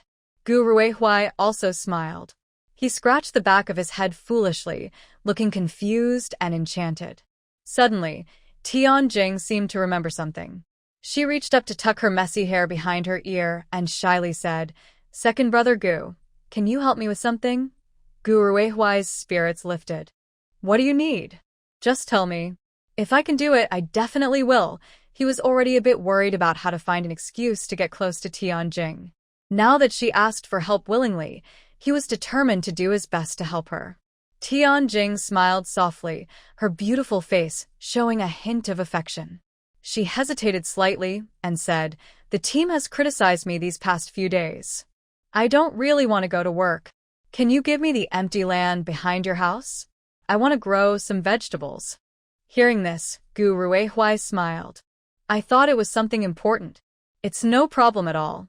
You can plant whatever you like." Tianjing smiled brightly, gently wiping away tears from her eyes, and softly said, "Then it's a deal." They looked at each other and smiled. "Second brother?" "Second brother." Gu Tinghui's voice suddenly called out. Gu Ruihui turned to look and said to Tianjing, "All right, you should go back now. I'll watch over you going in, then I'll head back." Tianjing nodded, showing a bright smile, then tiptoed back to the neighboring yard. As soon as she entered, her smile faded instantly. Perhaps she heard the noise because inside, Tiandaio's voice rang out. "You still know how to come back? Shameful. If Captain Chen hadn't promised to give you grain, I'd have kicked you out. Go to sleep." The scolding gradually stopped. Tianjing stood still, unmoving. After a while, loud snoring came from inside. She looked coldly at the room, then returned to her own room. She shared a room with Tian. Her sister was already fast asleep. Lying on her bed, Tianjing closed her eyes and carefully thought about the story in the book, planning her next move. In 2 months, the male lead would go to the countryside to work. Before that, she needed to quickly get her hands on the female lead's special advantage. In the story, Gu Yuehui married the male lead and went to the capital. After becoming a government wife, the house of the labor team was scheduled for demolition. They dug up a pile of gold and antiques behind Gu Yuehui's courtyard, including her special advantage. However, she hadn't seen what her special advantage was before she suddenly transmigrated. She remembered reading in the book that at the end of the year, when the team settled accounts and distributed grain, the harvest had dropped by more than 60%. Plus, the locust plague the following year caused nearby towns and villages to suffer 2 years of famine. She crossed over to enjoy a good life as a wife of an official, not to go hungry. This matter needed to be planned early. Tianjing frowned deeply and fell asleep, lost in her thoughts. Over there, Gu Ruihui was called back by Gu Tinghui. As soon as he entered, he shouted, "Gu Yuehui! Gu Yuehui, come out here!" Gu Jifeng's face darkened. He threw a walnut forcefully at him. The walnut hit Gu Ruihui's head and then cracked into 2 on the ground. Gu Ruihui cried out in pain and roared, "Dad! You only care about that brat Gu Yuehui." Gu Jifeng clenched his jaw, looking disappointed at Gu Ruihui. "I only care about my girl, Nuan. And you? Do you only care about Tianjing? I tell you, Gu Ruihui, as long as I am alive, I will never let you marry Tianjing into this family." Gu Ruihui paused, holding his head, then looked up at Gu Jifeng. Under the dim kerosene lamp, his neck veins bulged, and he made strained breathing sounds like a broken bellows. Gu Jifeng sneered. "What? Want to fight your father over Tianjing? Second brother, stop arguing with Dad." Gu Tinghui frowned, looking at Gu Ruihui with disapproval. He looked terrifying now, almost ready to beat his father. Gu Ruihui closed his eyes briefly, then suddenly spoke in a hoarse voice. Whereas the grain Tianjing just brought over, he could avoid trouble with Gu Yuehui, but he had to return the grain to Tianjing. Gu Tinghui looked at him with a "Are you crazy?" expression and said, "What are you trying to do?" "Return the grain to Tianjing." Gu Ruihui held his neck and shouted, "Why not? It's Gu Yuehui who's unreasonable. Many people in the team cheat during work, but she's only targeting Tianjing? 30 gene of grain. That's enough for her to eat for a month. Gu Yuehui is just looking for trouble. She's jealous of Tianjing. Can't you see through her?" Gu Ruihui's slender eyes widened in disbelief, as if warning others to be cautious of him in the future. "That's enough. Dad isn't feeling well, so don't say too much." Gu Tinghui frowned and pulled Gu Ruihui into the inner room. Gu Jifeng blew out the kerosene lamp and sat quietly on the heated bed for a long time. The noise outside didn't reach Gu Yuehui's ears. As soon as she entered the room, she went into the sumer space. Inside the sumer space, it was already a scene of harvest and abundance. The heavy wheat ears were golden and ripe. The jujube trees had grown taller, with many small flowers blooming on them. The lychee trees continued to grow, their canopies spreading out widely, full of lush green leaves, with no signs of flowering yet. Gu Yuehua plucked all the wheat ears, and the dry stalks turned back into nutrients for the soil. After harvesting the wheat, she planted another batch of wheat seeds, waiting for them to mature so she could sell the grain to pay off debts. This way, when her uncles and aunts came to collect, she wouldn't be caught short. The jujubes were probably ripe soon, perfect for selling at the season. Gu Yuehua also watered the fields a bit, then carried the wheat into the thatched cottage. Only then did she have time to check the grassland behind the house. When she looked, she was surprised again. The fluffy yellow chicks on the grassland had grown twice as big. The 2 chicks, about the size of an adult's fist, might start laying eggs in a few days if they were raised for a couple more days. The time flow in the Sumer space was truly astonishing. If she collected eggs, it could earn more than selling grain. Everything was heading in a good direction, and a faint smile appeared on Gu Yuehua's face. She sat by the well, took a few sips of water, then jogged around the fields and the thatched house. She hadn't eaten much, only a bowl of chicken soup, and her stomach was empty. She hoped to lose weight soon. After spending a little more time in the Sumer space, Gu Yuehua left and lay on the bed to sleep. Early the next morning, Gu Jifeng knocked on Gu Yuehua's door. "Girl, get up. It's time to work." Gu Yuehua opened her eyes suddenly. Seeing the familiar surroundings, she let out a long breath. She got up, dressed quickly, and said, "Got it, Dad. I'll be right there." When she went out, Gu Tinghua had already prepared the coarse rice porridge. He looked at Gu Yuehua and smiled, saying, "Girl, go wash your face." Gu Yuehua nodded in response. After washing her face and brushing her teeth, she started eating some coarse rice porridge. The taste wasn't great, but everyone in the team usually ate simple meals like sweet potatoes, coarse rice, and pickled vegetables to fill their stomachs. It was a normal breakfast. After eating, Gu Jifeng and Gu Tinghua left to wait at the village entrance for their work assignments. Gu Yuehua washed her hands and went to the breeding station. For a while, that was where she worked. She earned 25 work points a day. If the villagers found out today, they might feel upset about the unfairness. But what did it matter to her? In a good mood, Gu Yuehua went to the breeding station.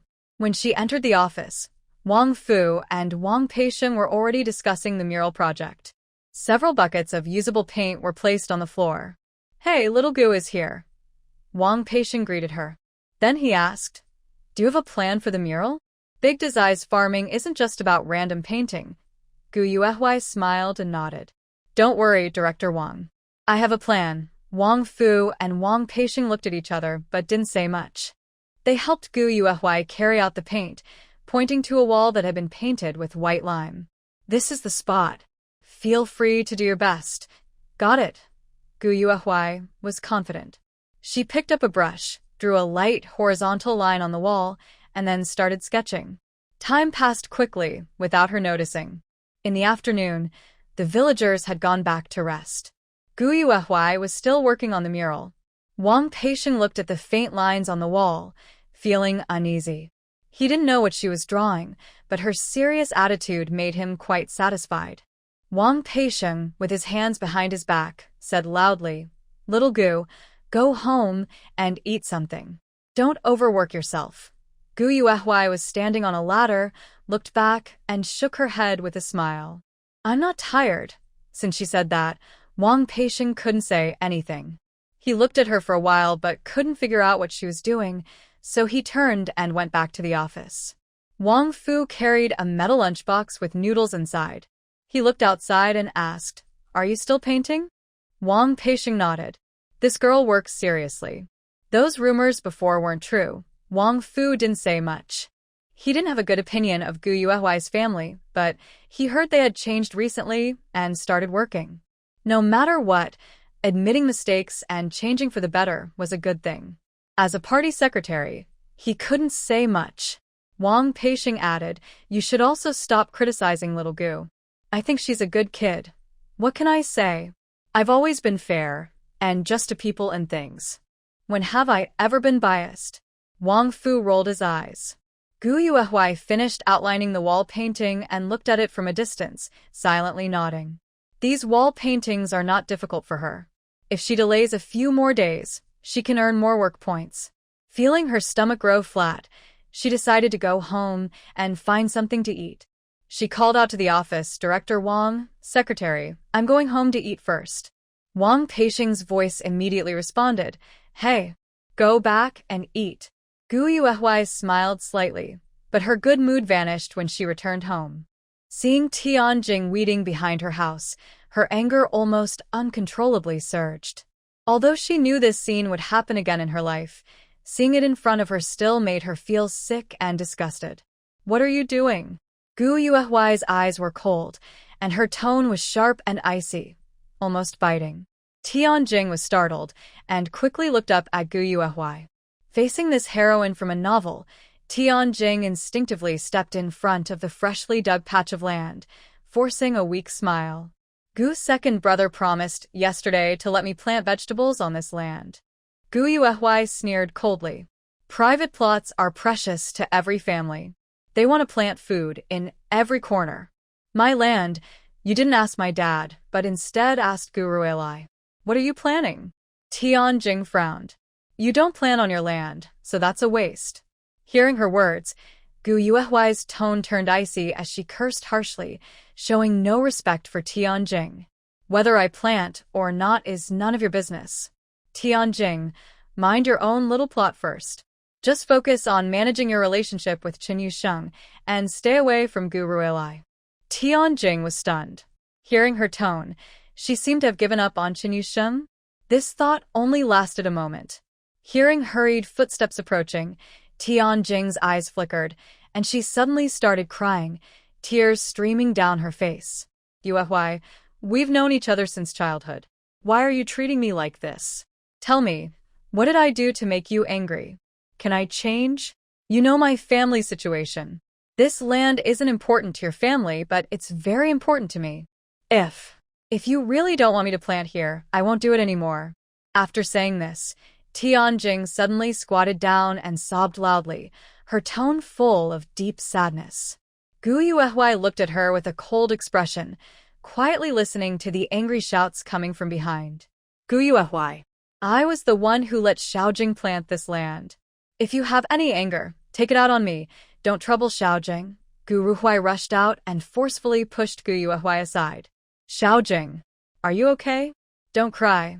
Gu Ruhui squatted on the ground, looking at the sobbing and choking Tianjing, his face full of helplessness.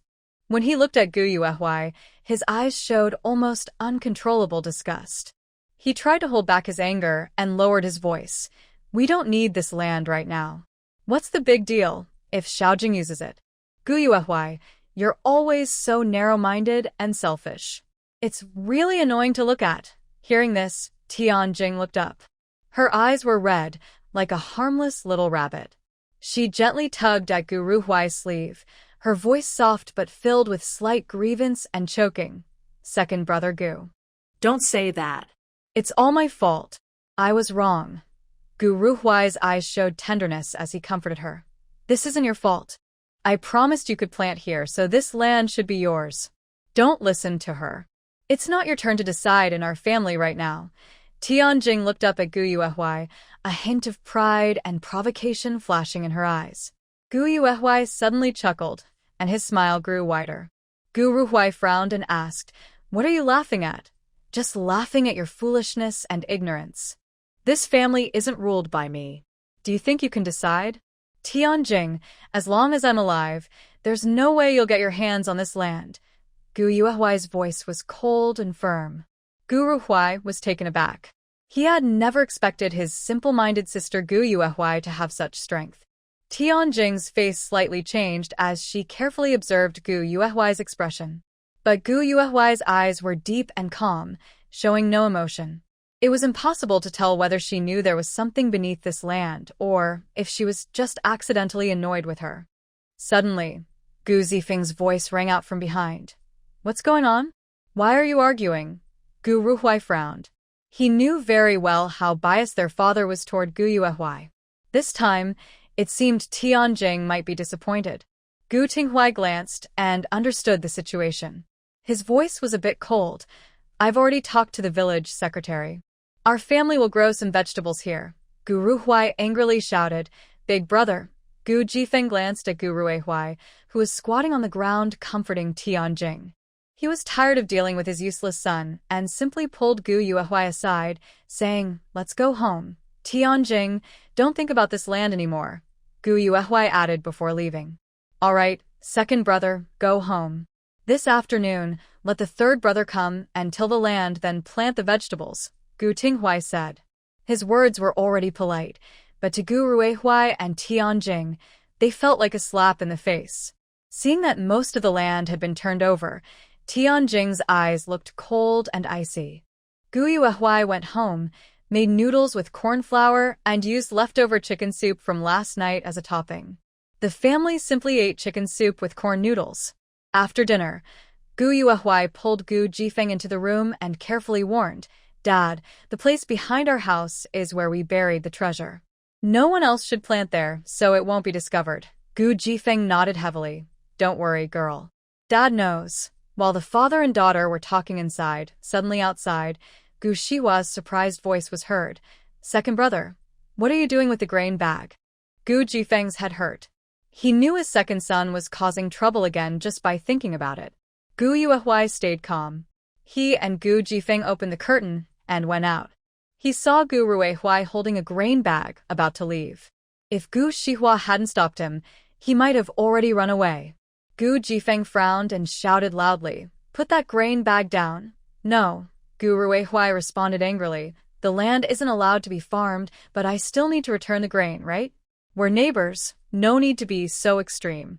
Listening to this nonsense, Gu Jifeng felt dizzy. Gu Yuehui looked on coldly. He suddenly realized that constantly forgiving and tolerating Gu Ruihui might not be good for him. If this continues, he might become more extreme, even to the point of breaking ties with Tianjing and the family. Thinking this, Gu Yuehui stepped forward, grabbed the grain bag, and said calmly and coldly, This grain was given to me as a reward from Director Wang. If you want to return it to Tianjing, earn some work points and do it yourself. Hearing this, Gu Ruihui was stunned, and his face suddenly turned red. He quickly let go and shouted at Gu Yuehui, If I want to earn it, I will. Who cares about your grain? After finishing, Gu Ruihui pushed open the door and ran outside. Gu Tinghui, who was washing dishes in the yard, watched him run away and called out a few times, feeling puzzled. He asked, What happened again? Where did the second brother go? Gu Shihua shook his head. Second brother wants to return 30 jin of grain to Tianjing. Hearing this, Gu Tinghui's face darkened. Everyone sit down and rest for a while, Gu Yuehui said. She put down the grain bag, took out a clay jar from the room, poured water into a pot to heat, and each of them drank a bowl of hot well water. It was good for saving energy for the afternoon work. This water tastes good, Gu Shihua said after drinking. He also felt a hint of sweetness. But since there was no sugar at home, he thought it was just his imagination. After finishing a bowl of water, he felt quite clear-headed and went back inside to read. After drinking the water, Gu Yuehui said, Dad, big brother, I'll rest in my room for a while. She closed the door and entered the sumer space, rolling up her sleeves to work.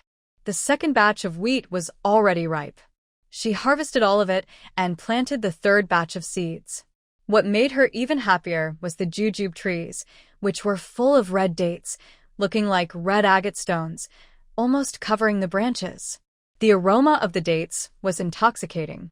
The small, fist-sized dates bent the branches under their weight. Gu Yuehui didn't mind getting dirty. She picked one and put it in her mouth. It was crisp, sweet, and delicious. She sighed happily, looking at the abundant fruit. She planned to stay late tonight to pick them carefully, then find time to go to the black market to sell the grain and dates. This would help pay off the debt, and many of the family's problems would be greatly reduced. After working for a while, Gu Yuehui left the sumer space and headed to the breeding area to continue working. The outline of the first mural was already sketched. Up close, it showed piles of harvested grain, with several smiling workers sitting beside them. They were men and women, young and old, all with hopeful expressions on their faces. From a farther distance, there was a river and terraced fields, lush and full of life. The river flowed gently, bamboo rafts floated slowly, and on the dam, the words, "Learn from Desai in agriculture," were written in large characters.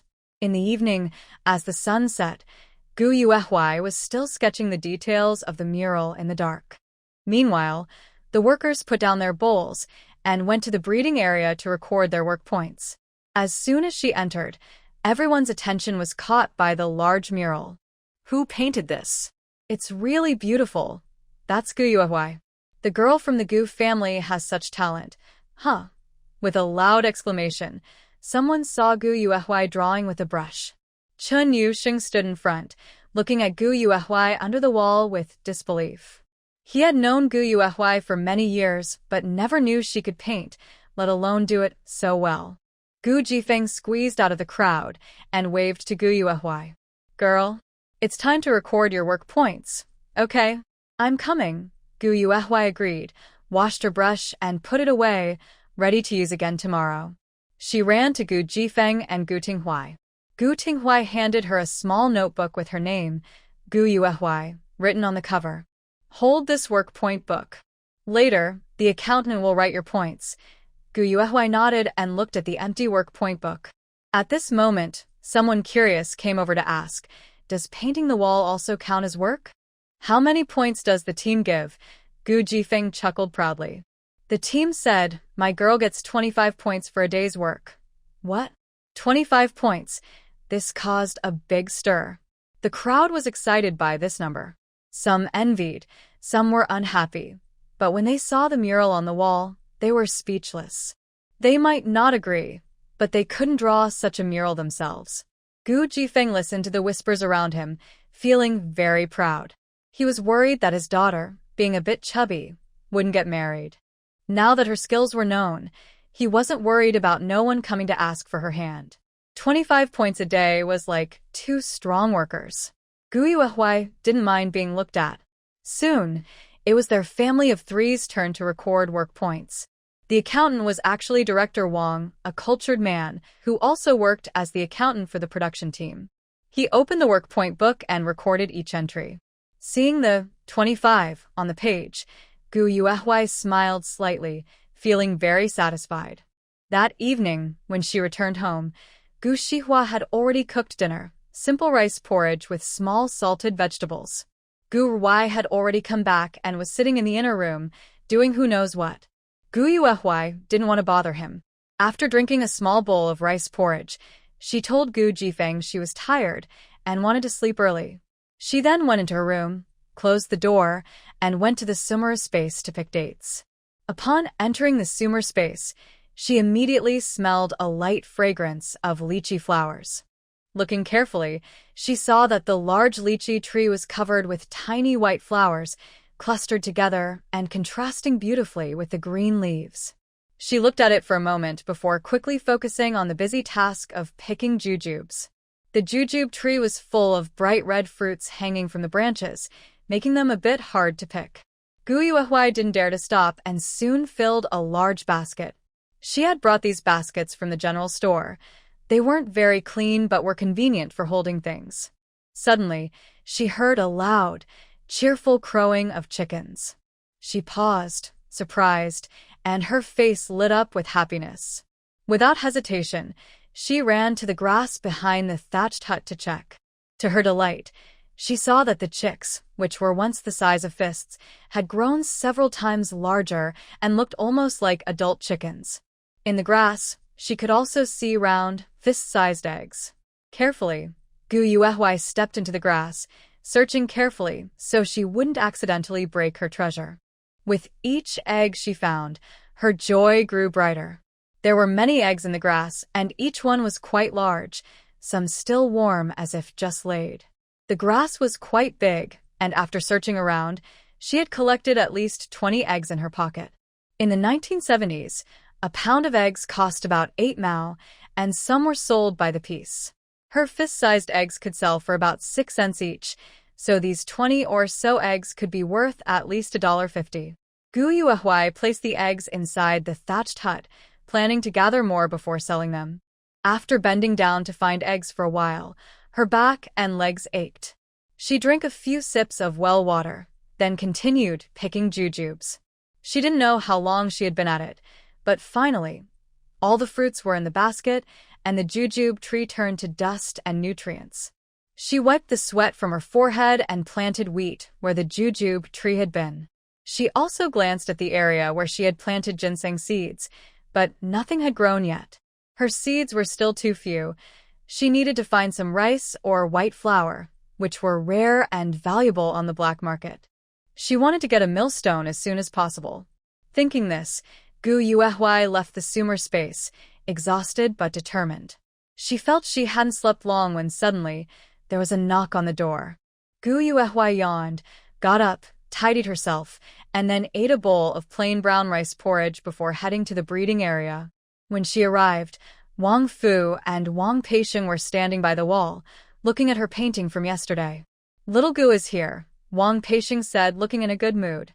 Even Wang Fu nodded at Gu Yuehui and said, "Nice painting. When you report to the commune secretary, our team will also look good." Gu Yuehui smiled and replied, "Thank you, Secretary and Director Wang, for your trust. I will do my best to make our team proud." Good. Good. In the following days, Gu Yuehui focused on her simple daily routine, the breeding area, home, and the sumer space. A week passed quickly. Nothing special happened during these days, and Chen Yin and Tianjing didn't cause trouble anymore. It's worth mentioning that the wall painting was more than halfway done, and Gu Yuehui had earned 200 work points on her record book. Another big achievement was the harvest in the sumer space. Repeated planting and harvesting over these days had filled the storage in the thatched hut with many wheat ears. If all ground into flour, it would be at least 500 pounds, which could earn about 90 yuan on the black market. Additionally, the lychee trees had a bountiful harvest. The sturdy lychee trees were full of fruit, hanging in big clusters. From afar, they looked like jewels embedded in green branches, tempting and beautiful. Gu Yuehui didn't pick the lychees. She only occasionally plucked a few to taste. It wasn't lychee season, and Province S didn't produce many lychees, so she couldn't sell them. She could only keep them for herself. The stubborn ginseng also sprouted small seedlings during this week. But ginseng grows very slowly, and it probably won't mature for a long time, so she didn't think much about it for now. The most impressive thing in the sumer space was the thriving chicken flock. Originally, there were only a dozen chickens, but now they had grown into a big family. Everywhere she looked, there were chubby chickens clucking. Gu Yuehui didn't intentionally breed the chickens. Sometimes, she was slow to pick up eggs, and the chicks had already hatched by the time she found them. Over time, this led to the current situation, and the storage had about 700 eggs. One early morning, Gu Yuehui and Director Wang took a day off and planned to visit the black market. She prepared a full basket early in the morning, carried it on her back, and covered it tightly with cloth. Inside were wheat ears, red dates, eggs, and even 2 stunned hens. Today, she was going to do some big business which might take the whole day. Before leaving, she reminded Gu Shihui, "Third brother, I'm going to town. You can cook something for yourself at noon." Gu Shihui nodded and watched her distant figure walk away. Suddenly, he paused and wondered, has Gu Yuehui lost weight? Gu Yuehui carried a basket almost as tall as she was, straining to walk toward the town. However, today was unlucky. Just as she reached the main road, she saw soldiers checking people passing by. Anyone carrying baskets was inspected carefully, and large amounts of grain and vegetables were not allowed into town. Gu Yuehui frowned slightly. She moved to a hidden spot and quickly put the items back into her space. Afterward, she covered the basket tightly with cloth and then carried the empty basket to the checkpoint. "What's inside?" A soldier saw she was a young girl. His tone softened a little, but when he saw the large basket on her back, he frowned. Usually, people carrying such baskets were suspected of trying to go to the black market. Gu Yuehui modestly smiled and said, "Comrade, I'm going to the city to buy fabric. I'm about to get married." The soldier's expression eased a bit, but he still checked her basket. Seeing it was empty, he quickly let her pass. Still, the soldier couldn't help but think to himself, beautiful girls belong to others. If Gu Yuehui knew what he was thinking, she might have laughed. In the past week, thanks to the water in her space and running, she had lost about 20 pounds. Her original weight of 160 pounds had dropped significantly, making her look less intimidating than before. Still, she was still considered overweight, and after losing some weight, her fat was now concentrated in certain areas, attracting attention. Gu Yuehui carried her basket to a quiet place and took everything out. She then headed to the black market in Huangying Commune. With experience, she was no longer afraid of doing business. Soon, she set her sights on a buyer. It was a young woman dressed in worker's clothes, pushing a bicycle. She was clearly no stranger to the black market, walking along and looking around for what she wanted. Gu Yuehui paused when she saw her slightly rounded belly and approached with her basket. She straightforwardly said, "Comrade, do you want eggs?" "All fresh eggs, plus 2 old hens." The young woman's eyes lit up. "You have eggs." Gu Yuehui pointed to a quiet corner. "Let's talk over there." "Hey!" The young woman pushed her bike over. After Gu Yuehui lifted the basket, she looked inside at the plump, white eggs and exclaimed, "Such big eggs. How much are you selling them for?" "And dates." She looked at Gu Yuehui in surprise. The quality was quite good. Gu Yuehui calmly said, 6 cents each for eggs. "Buy 30 eggs and I'll give you half a pound of red dates." The woman was a little happy. Eggs weren't usually available. You had to buy them from the supply and marketing cooperative, but egg tickets were rare. Every household couldn't spare enough tickets to buy eggs. If she weren't pregnant, she wouldn't have come. Although eggs at the cooperative cost 5 cents each, they required tickets, and the eggs weren't as big as these. The woman thought for a moment, looked at the shiny dates, then at the fat old hen. She gritted her teeth and said, "All right, give me 30 eggs. And I'll buy another hen. Can you give me a pound of red dates with that?" "Deal." Gu Yuehui agreed happily, taking out her scale. She said, 30 eggs cost 1 yuan and 80 cents. The hen weighs 6 jin, about 3 kilograms. It's unprocessed, so I'll sell it for 6 mao, 60 cents. That makes 3 yuan and 60 cents. The 1 pound of red dates is a gift. The young woman nodded, looking pained as she counted out 5 yuan and 40 cents and handed it over. Gu Yuehui took the money, put everything into the woman's basket, and after a moment of thought, she took out 2 more eggs and added them, saying, "I hope comrades will eat well and stay healthy." Everyone likes to hear kind words. The young woman smiled happily, repeatedly thanked her, and pushed her bike away. Gu Yuehui stored the money carefully, then sat in the corner, waiting for more customers. All morning, she sold most of the eggs and dates, and even sold 30 jin of wheat. White flour on the market costs 18 cents a jin, but she was selling raw grain, so it was cheaper, about 14 cents. The effort was clearly worth it. Her pockets were already full of coins, totaling 12 yuan and 6 jiao.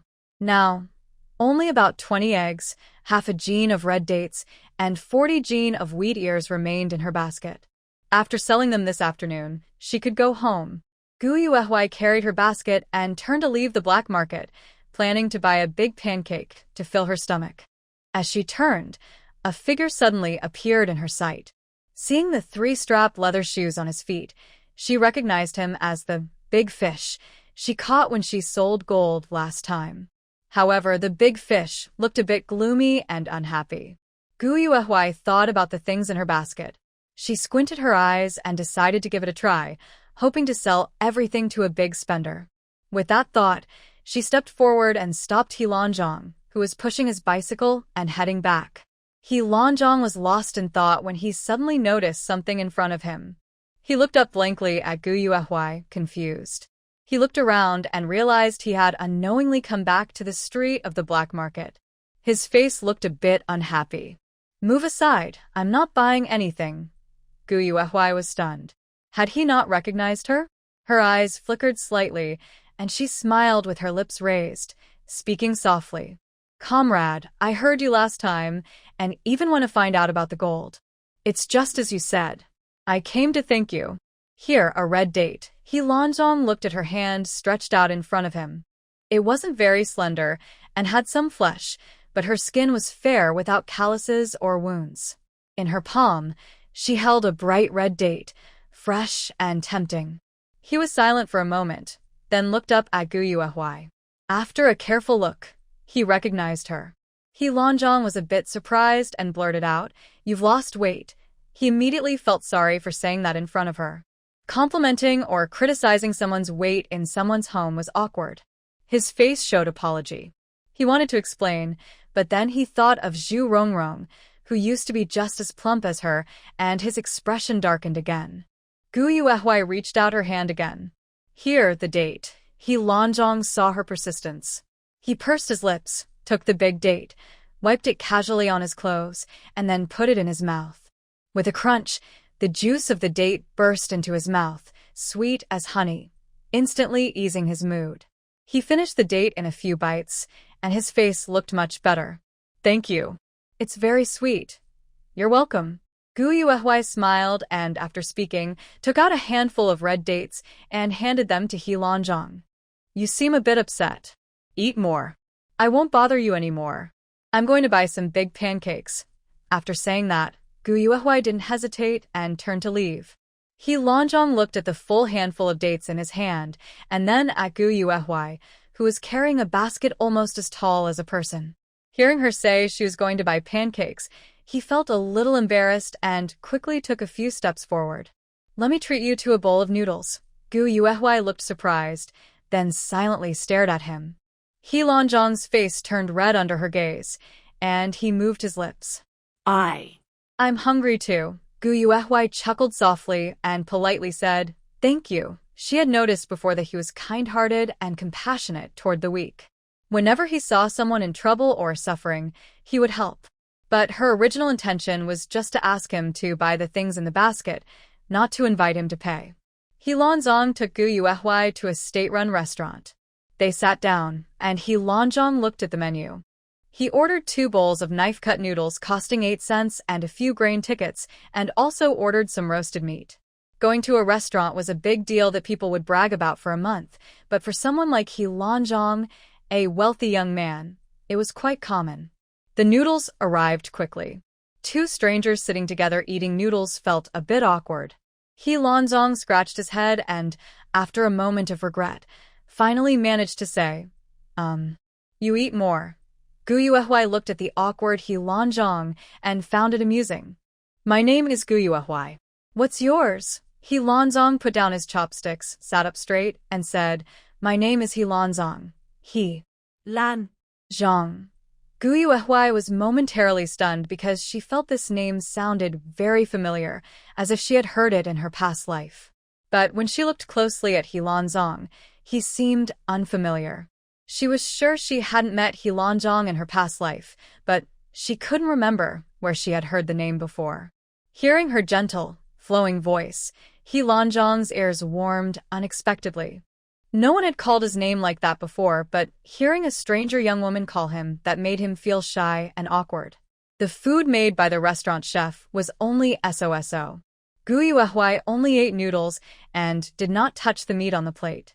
It was already embarrassing enough for her to accept the invitation, so she naturally didn't pick up the meat. Besides, she was still dieting, so she preferred not to touch greasy food. He Lanzhong glanced at Gu Yuehui. She was lowering her head to eat noodles, and from his angle, he could only see her dense eyelashes like fans and, her chest. He quickly looked away. He closed his eyes, silently scolding himself. His eyes must not look around carelessly. Why aren't you eating the meat? He Lanzhong asked, noticing Gu Yuehui was quietly eating noodles and not glancing at the roast meat. Gu Yuehui shook her head. I don't like it. Thank you. He Lanzhong was stunned. Is there really someone who doesn't like meat? A little moved, he understood that she didn't want to take too much advantage. Thinking this, he felt a bit touched. People often value profit, even their family members, but there are still people with noble character like her. After finishing the noodles, Gu Yuehui prepared to go to the black market again. Helan Zhang, being very kind, felt a bit embarrassed that she might be taking advantage of him. Also, his name sounded familiar. She decided to think carefully before deciding whether to get to know him better. They left the state-run restaurant. Just as Gu Yuehui was about to leave, Helan Zhang hurriedly said, "Wait, I saw the chili you sold last time. Do you have more? I want to buy some." Gu Yuehui understood. Last time, he saw the basket filled with golden wheat, which contained quite a few chili peppers. She shook her head honestly. No chili peppers. Only some dates, eggs, wheat ears, and an old hen. Eggs? Old hen? Helan Zhang was surprised.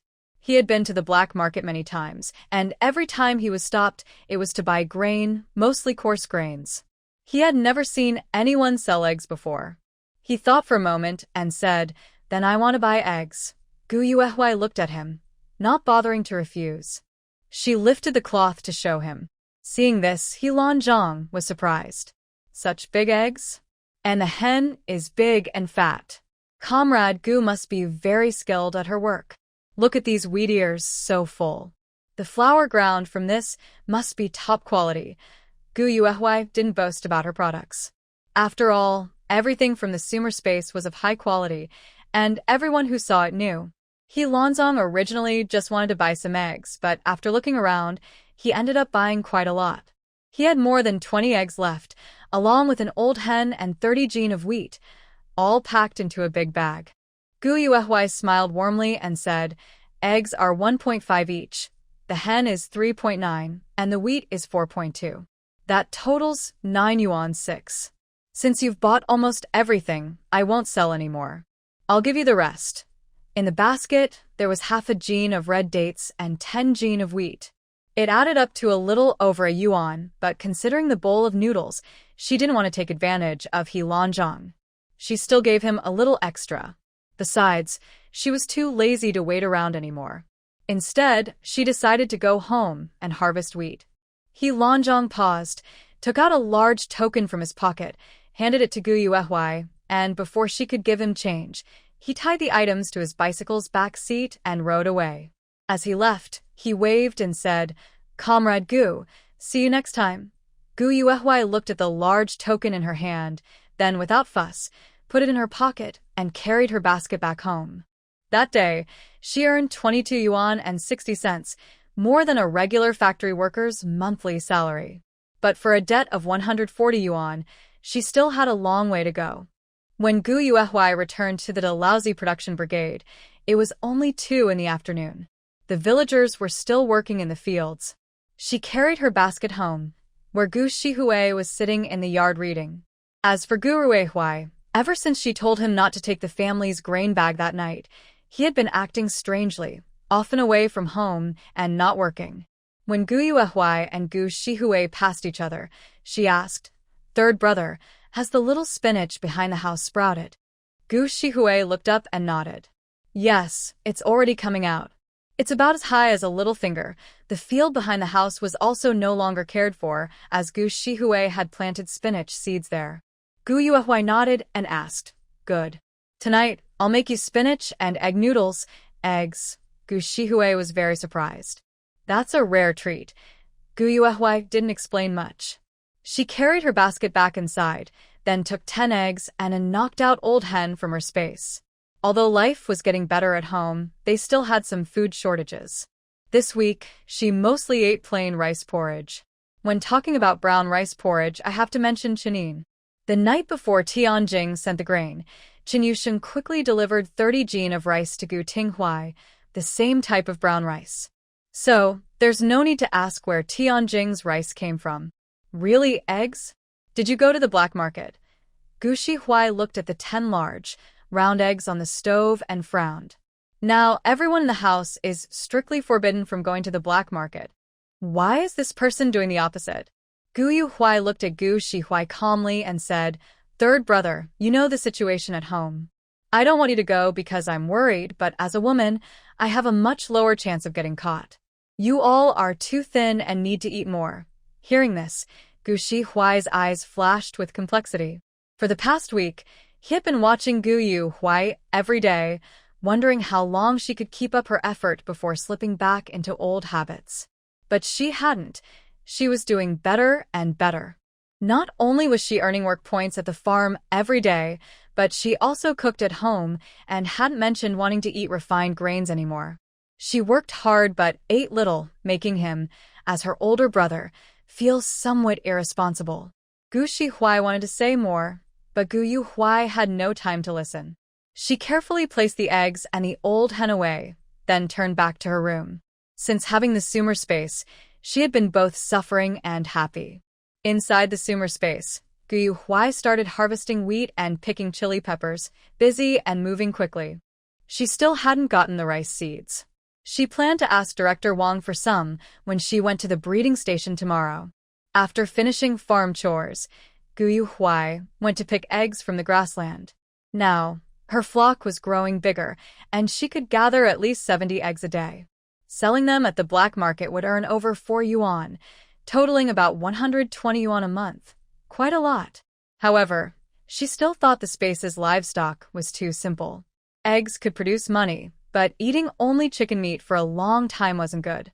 Maybe she should go up the mountain and set a small trap to catch some rabbits? Gu Yuhui silently pondered this. She stored the eggs in the thatched hut's warehouse, then took a bunch of large, red lychees from the lychee tree, sat by the well, and started eating. After finishing, she casually threw the shells into the field, adding nutrients to the soil. Time was almost up. Gu Yuhui planned to take a nap and then start preparing dinner. Just as she lay down and closed her eyes to rest, a flurry of hurried, noisy footsteps sounded outside the house. Gu family's home. Gu family's home. Hurry, your second child is in trouble. Hearing this shout, Gu Yuhui suddenly opened her eyes. She quickly got up and pushed the door open, bumping into Gu Shihui, who looked just as panicked. As they stepped outside, they saw several unfamiliar people in the yard. Gu Yuhui didn't look at these people. Her eyes were fixed on one person's back. Gu Ruihui looked pale and was being carried on someone's back. Blood was dripping all along the way. She felt like she had been struck by lightning and was suffocating. Gu Shihui staggered and hurriedly rushed forward, trembling as he spoke. Second brother? What's wrong with him? Did he get hurt? Where is he injured? Second brother. The person carrying Gu Ruihui didn't dare delay. He hurriedly said, I met him on the mountain. He wasn't fainting then. He asked me to bring him to your team. His leg. It looks like a wolf bit it off. We need to get him to the clinic quickly. Gu Shihui was a bit panicked. As the youngest in the family, this was the first time he experienced something like this. His voice was hoarse as he said, I will go call our father and older brother. Please wait here, wait. Gu Yuhui closed her eyes and tried to speak calmly. Third brother, don't worry. Look after second brother. I will go borrow a cart from Director Wang. We need to take him to the county clinic right now. After speaking, Gu Yuhui didn't wait for Gu Shihui to respond. She turned and ran toward the feeding area. Although she wasn't a doctor, seeing the bleeding, she knew the local clinic couldn't handle this. Wasting time would only delay treatment. It was better to take him straight to the county, or even the city if needed. She was alive again and couldn't just watch her family leave her one by one. She had to do everything she could to save them. Gu Yuhui ran quickly. As soon as she reached the feeding area, she pushed open the office door, gasping for breath. Director Wang, my second brother's leg was bitten off by a wolf. We need to take him to the county clinic immediately. Can I borrow the team's ox cart? Her voice was fast. When Director Wang heard this, he exclaimed, his leg was bitten off. Come on, I'll go with you. Not only because he had gotten along well with Gu Yuhui recently, admiring her resilience and capability, but also because, as a team member, he couldn't just stand by and watch someone get hurt. The oxen are important, but no one's life is more important. Wang Peisheng was a decisive man.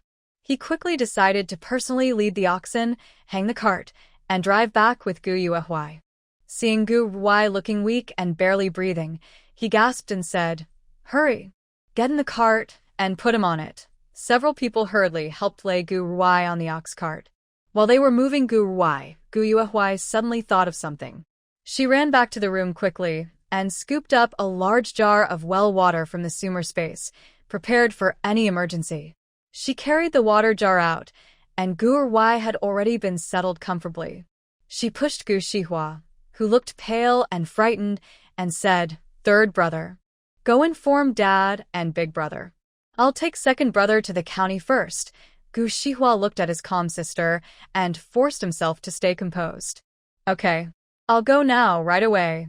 He looked deeply at Gu Ruai lying on the ox cart, wiped the tears from his eyes, clenched his teeth, and turned to run toward the fields.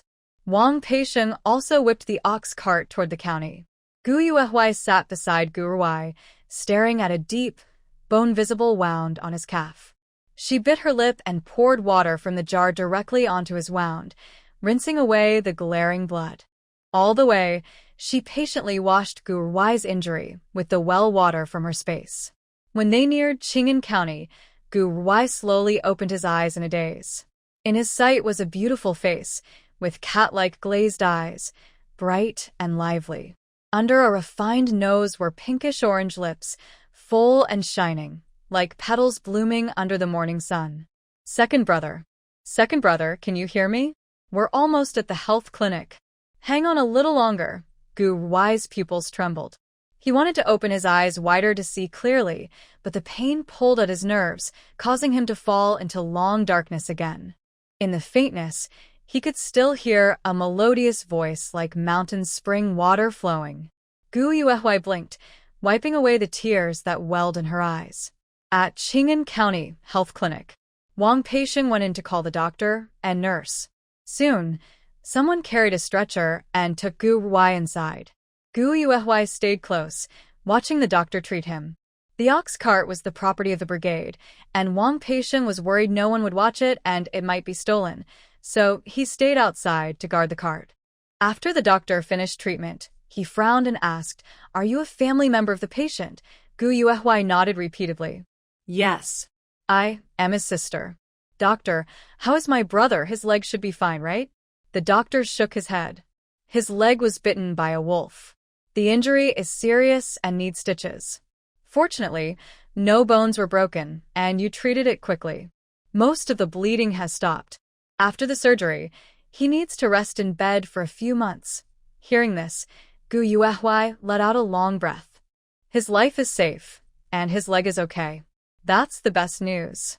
The doctor quickly handed over a bill. "All right, you can pay now." Gu Yuehuai nodded, glanced at Gu Ruehuai lying on the bed, then took the bill and left. The bill listed various medicines: oxygen tanks, painkillers, herbal medicines, anesthetics, antibiotics, and the cost of stitches. All added up to a large amount. It was 135 yuan and 60 cents. In the 1970s, medical conditions were limited. All equipment was old-fashioned mechanical devices. Despite this, the costs were high. Without modern tools like anesthesia machines or monitors, surgeries relied solely on the doctor's experience. Gu Yuehuai's temples throbbed. She already owed 140 yuan, and now there was an additional bill of 135.60 yuan. She took a deep breath. Over 100 yuan was hard to gather quickly. She could only borrow. But who could she ask? The first people that came to mind were relatives from the Gu family, her uncle and second aunt who worked at a factory in the county. But they had already lent her money for the house, and they hadn't paid it back yet. Given their temper, they wouldn't lend again. She saw her family as burdens she wanted to avoid. How could they easily lend her money? Gu Yuehuai clenched the bill tightly in her hand. After a moment, one person appeared in her mind. In both her past and present life, she hadn't made many friends. The only person capable of helping was He Lanzhang, who had just generously given her a big gift yesterday. But their relationship wasn't close. Even though He Lanzhang was kind-hearted, how could she ask for so much money? Gu Yuehuai then thought of the 4 treasure chests in the Sumeru space. She felt anxious and helpless, knowing she had treasures but couldn't use them.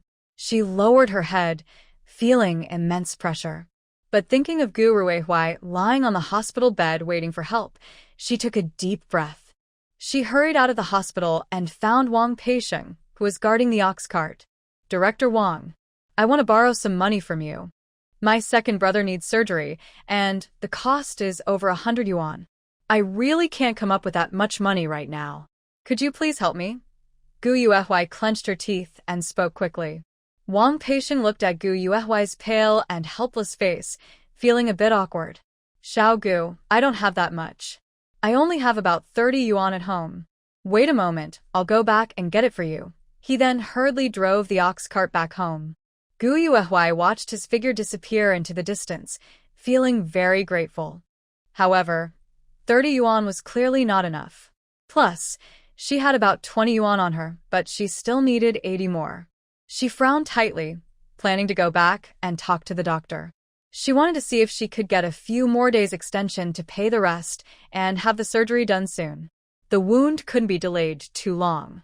Just as Gu Yuehui turned around, she saw a figure that was both unfamiliar and familiar. It was a woman in her 50s, wearing a green military coat and sturdy leather shoes.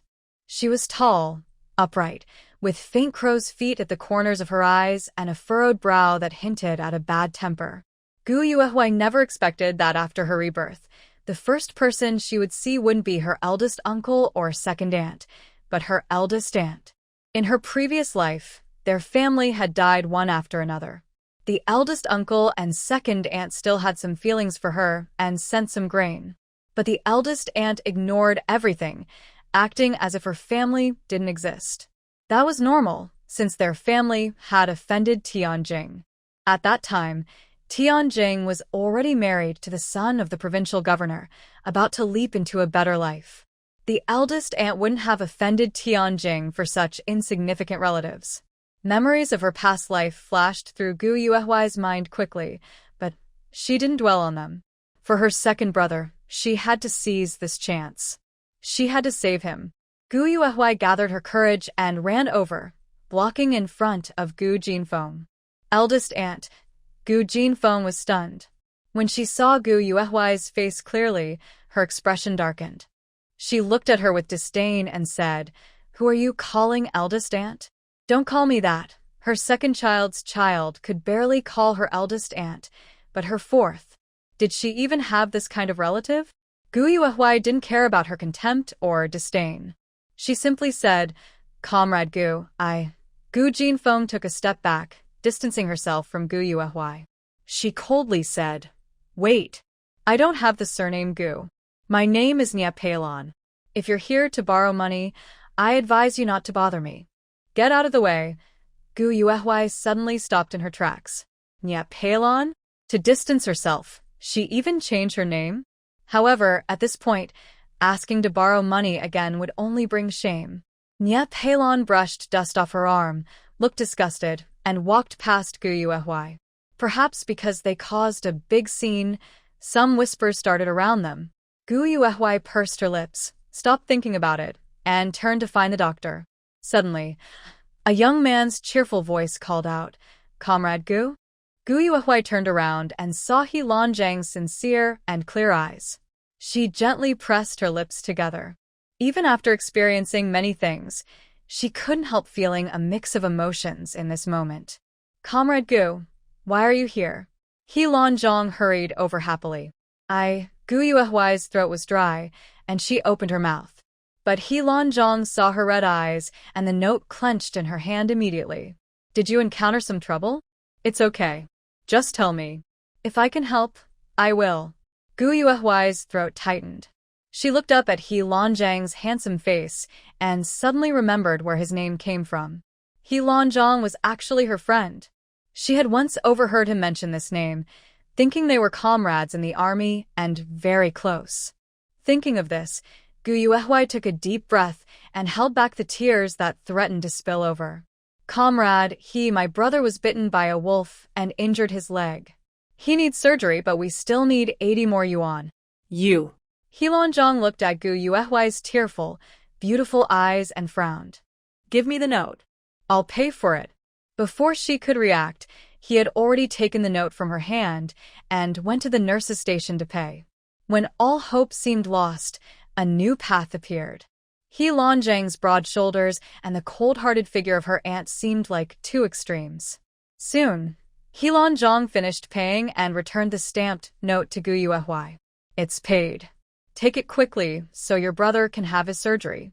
Gu Yuehui took the note, bowed slightly to He Lanjiang, and with a clear, mountain spring-like voice, expressed her gratitude. Thank you, comrade He. I will pay you back as soon as possible, both principal and interest.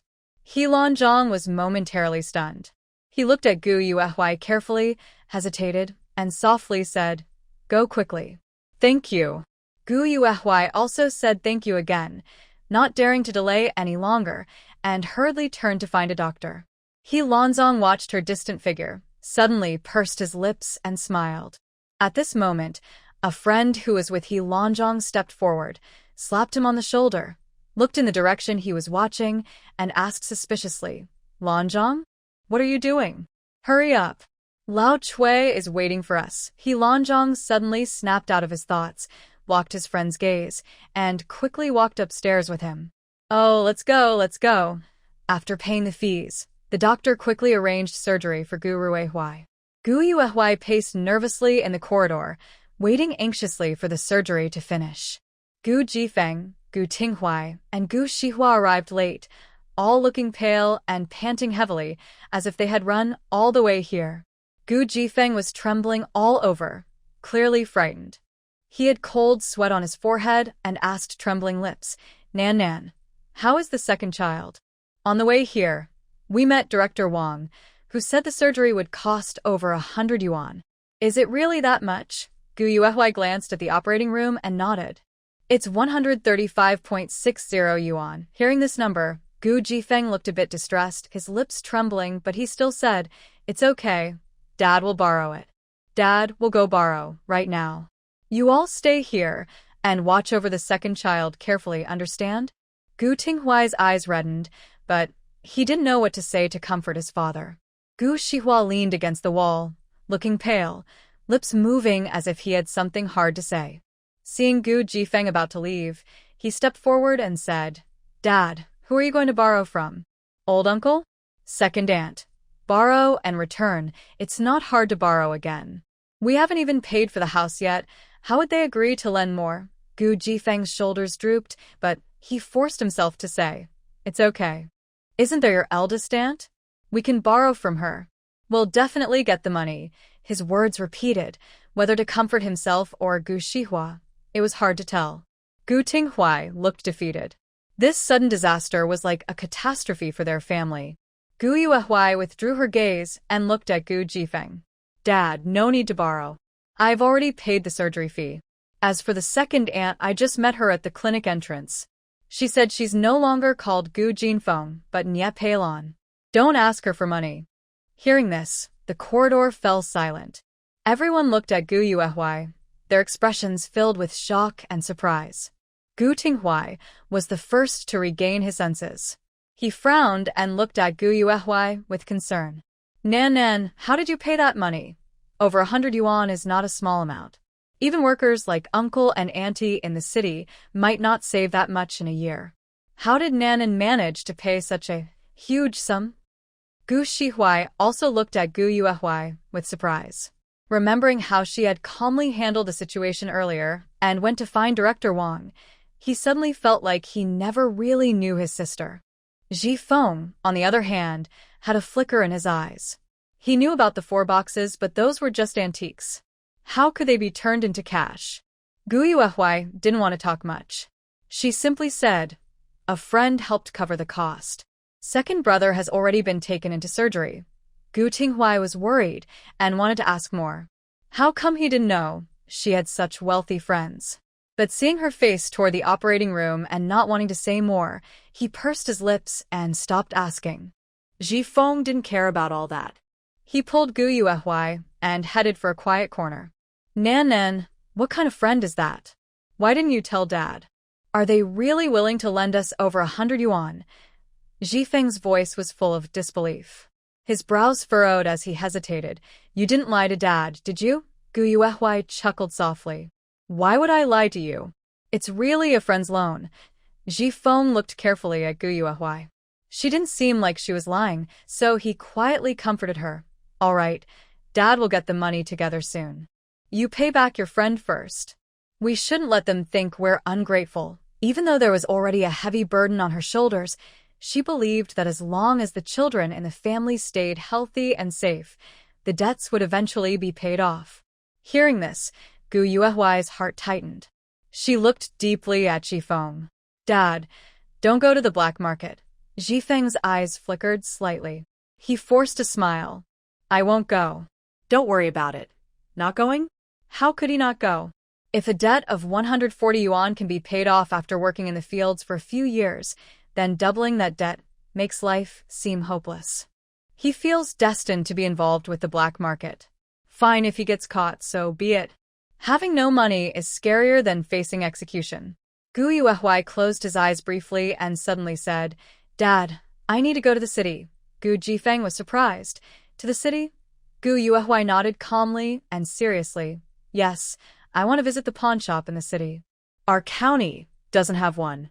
If I can just something left by our ancestors, I can get some money to help us get by. Dad, you absolutely can't go to the black market. After saying this, he silently added in his mind, I must not follow the old path I took before. Gu Jifeng frowned. Are you going alone? Gu Yuehuai replied calmly, yes. You and my older brother still need to earn work points. Third brother is staying at the health clinic to take care of second brother. There's no one else available. Besides, the fewer people who know about the important things, the less danger there is. Although Gu Jifeng knew his daughter's words made sense, he couldn't believe she would go to the city alone. She had never left Qing'an County before. He shook his head repeatedly. No. I don't feel comfortable letting you go alone. How about this? I'll ask for leave from the team and go with you. That's a long trip by train. It takes a whole night. You definitely can't go alone. While speaking, Gu Jifeng looked her up and down. He had noticed her changes recently. She had lost weight, her face was sharper, and her features stood out more. Her eyes and nose were still the same, but now she looked more striking. He couldn't help but think she was beautiful. No one would argue. When she was chubby, he worried a lot. Now that she looked good, and she wanted to go to the city alone, that was definitely not acceptable. Seeing the complicated look on his face, Gu Yuehuai knew what he was thinking. She smiled and said, Dad, I'm no longer the silly girl who used to cling to you for food. Do you want me to stay small forever? Then she added seriously, I can handle this alone. You don't need to come with me. Gu Jifeng looked at her beautiful, lively face and felt a strange, hard-to-explain feeling in his heart. His daughter had lost weight and looked just like her mother. Even her personality was similar, stubborn, headstrong. Once she made a decision, nothing could change her. Dad, go back now. Second brother should be done with his surgery. Gu Yuehuai saw a flicker of nostalgia in Gu Jifeng's eyes and knew he was thinking of someone, but he didn't say anything that would hurt him. The past is gone. Everyone has their own life. If given another chance, she doesn't plan to disturb her mother's seemingly peaceful but actually turbulent life again. When mentioning Gu Yuehuai, Gu Jifeng got very angry. Let's go back. I want to see what this brat has to say. He's alive and well, goes up the mountain to catch rabbits and gets bitten by wolves. Fool.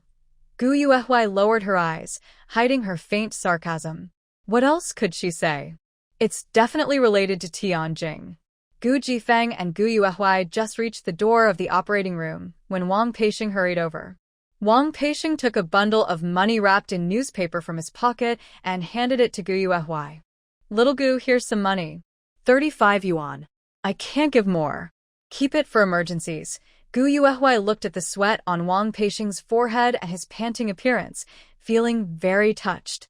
There are still more good people in this world, like Helan Zhang and Wang Peixing. They are willing to help her at this time. She will remember this kindness and do her best to repay it. Gu Yuehuai didn't take the money. She bent slightly and said, Thank you, uncle, but I don't need this anymore. I've already borrowed the money. Hearing this, Wang Peixing waved his hand. No need to thank me. It's not a big deal. We're all from the same team. Can I just watch your family go through this without helping? Then he said to Gu Jifeng, All right, it's fine as long as you're okay. Just rest more, and you'll get better. Gu Jifeng nodded and replied, Okay. Some time passed, and the door of the operating room opened. The doctor, wearing a mask, came out, and the nurse pushed Gu Ruihui out. The wound has been stitched up. He'll stay here for a few days, getting 4 antibiotics, said the doctor before leaving. Come with me. The nurse looked at the family members around and pushed the hospital bed into the ward. It was called a ward, but it was actually a large hall divided into small sections by curtains. Many people were crowded in the hall, all family members of patients. Perhaps because the anesthesia from the surgery still hadn't worn off, Gu Ruihui hadn't woken up. Outside, it was already dark. Gu Yuehui said, Dad, big brother you and director won't go back first. I'll stay here tonight with third brother to take care of second brother. Upon hearing this, Gu Zhifeng frowned. Just as he was about to refuse, Gu Tinghui said, Nan, you and Dad go back. I will stay here with third brother. I will go back to work tomorrow morning. Gu Yuhui paused and said, Then let Dad and third brother go back. Third brother, come again tomorrow morning and swap the older brother back. Gu Shihui was silent for a moment and nodded. In the past, he thought he was the smartest in the family, but when big problems arose, he suddenly felt he couldn't make decisions. He could only be the one who was told what to do, and he was controlled by his once most unruly sister. This feeling was hard to describe, complicated. Gu Zhifeng was getting old and in poor health. He knew he wasn't suitable to stay in bed, so he could only sit quietly with Gu Shihui, feeling upset, and they took a cart back to the Dalhousie production team. When the people left, the small room didn't seem so small anymore. Gu Yuhui asked, Big brother's hungry, right? Should I go buy some food? Gu Tinghui smiled bitterly. We don't even have ration tickets. How can we buy food? It's okay, I'm not hungry, but you. Gu Yuhui was speechless. She had money, but she really didn't have ration tickets. These days, without ration tickets, you can't buy food. Even the hospital canteen requires ration tickets. Suddenly, she seemed to think of something. Gu Yuhui opened the curtain and went outside. She looked around, found a family member of a patient, and exchanged 6 mao, small currency, for a few ounces of ration tickets. She greeted Gu Tinghui, then turned to leave the ward, planning to go to the cafeteria to get some food. Before leaving, she waited at the place where she had just borrowed money from Helan Zhang. The situation was urgent, so she didn't have time to properly thank him. Now that the surgery was over, she had time to thank him properly, maybe even write a note of debt. Gu Yuhui thought this, then turned her head and saw a group of young men coming down the stairs from upstairs. Helan Zhang was among them.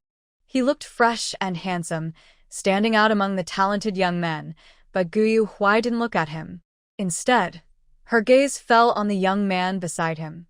That young man had a square face, thick eyebrows, big eyes, and a straightforward, honest expression. Gu Yuhui felt a little amused. Having gone through her past life, no one knew better than her how despicable and mean this person was. Comrade Gu. Helan Zhang quickly saw Gu Yuhui. He pushed away Cui Hejia, who was holding his shoulder, and hurried down the stairs to stand in front of her. How is your brother? Is he okay? Gu Yuhui's spirit lifted, and she had no time to think further.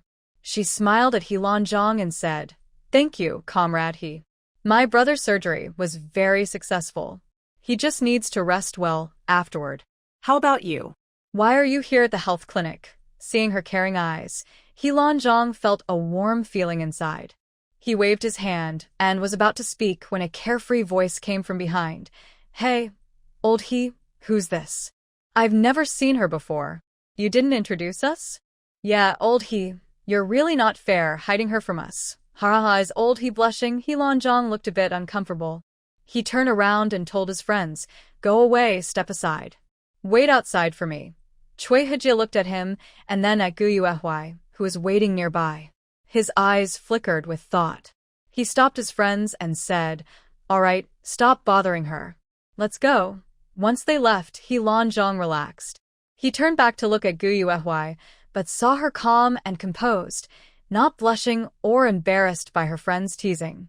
He let out a breath, but inside, He felt a strange, unclear sense of disappointment. He didn't know why. Thinking about what was just said, He Lanzhong asked. A friend twisted his waist and came to the hospital for a checkup. I came to pick him up.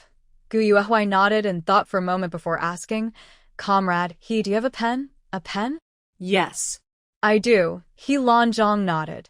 He took a pen from his shirt pocket and handed it to her.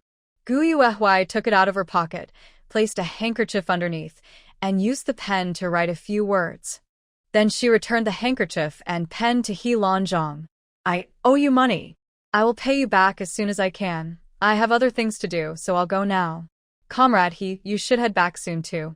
Don't keep your friends waiting.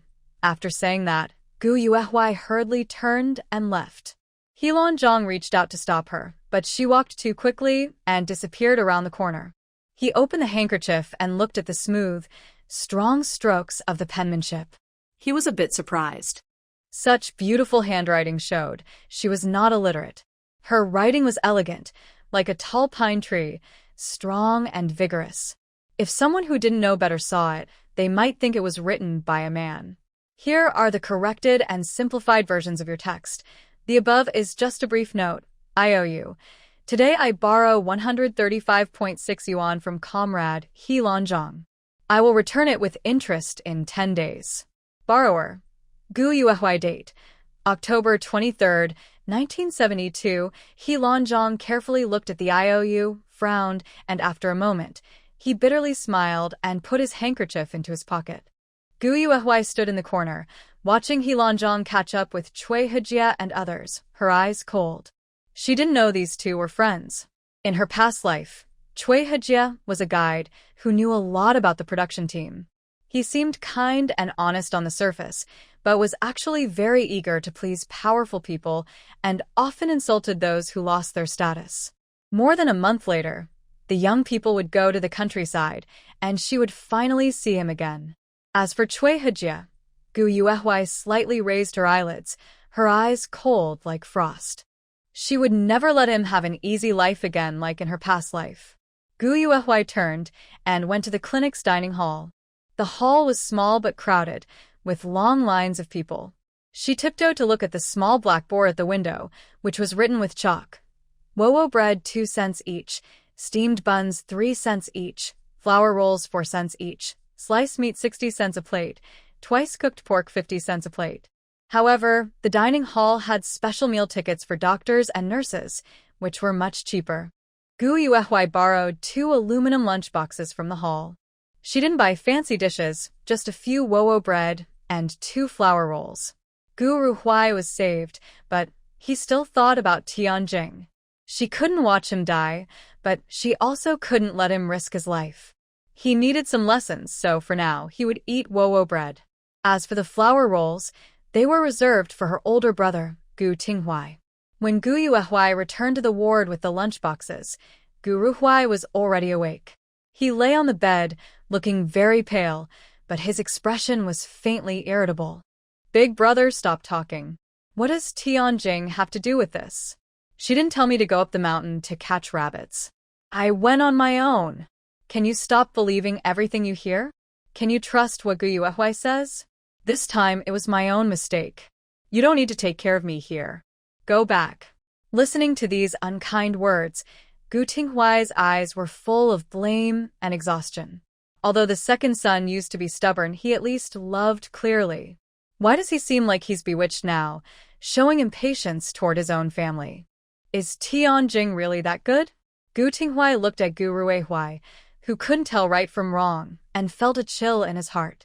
When Gu Yuehui returned, he just happened to overhear Gu Ruihui's words.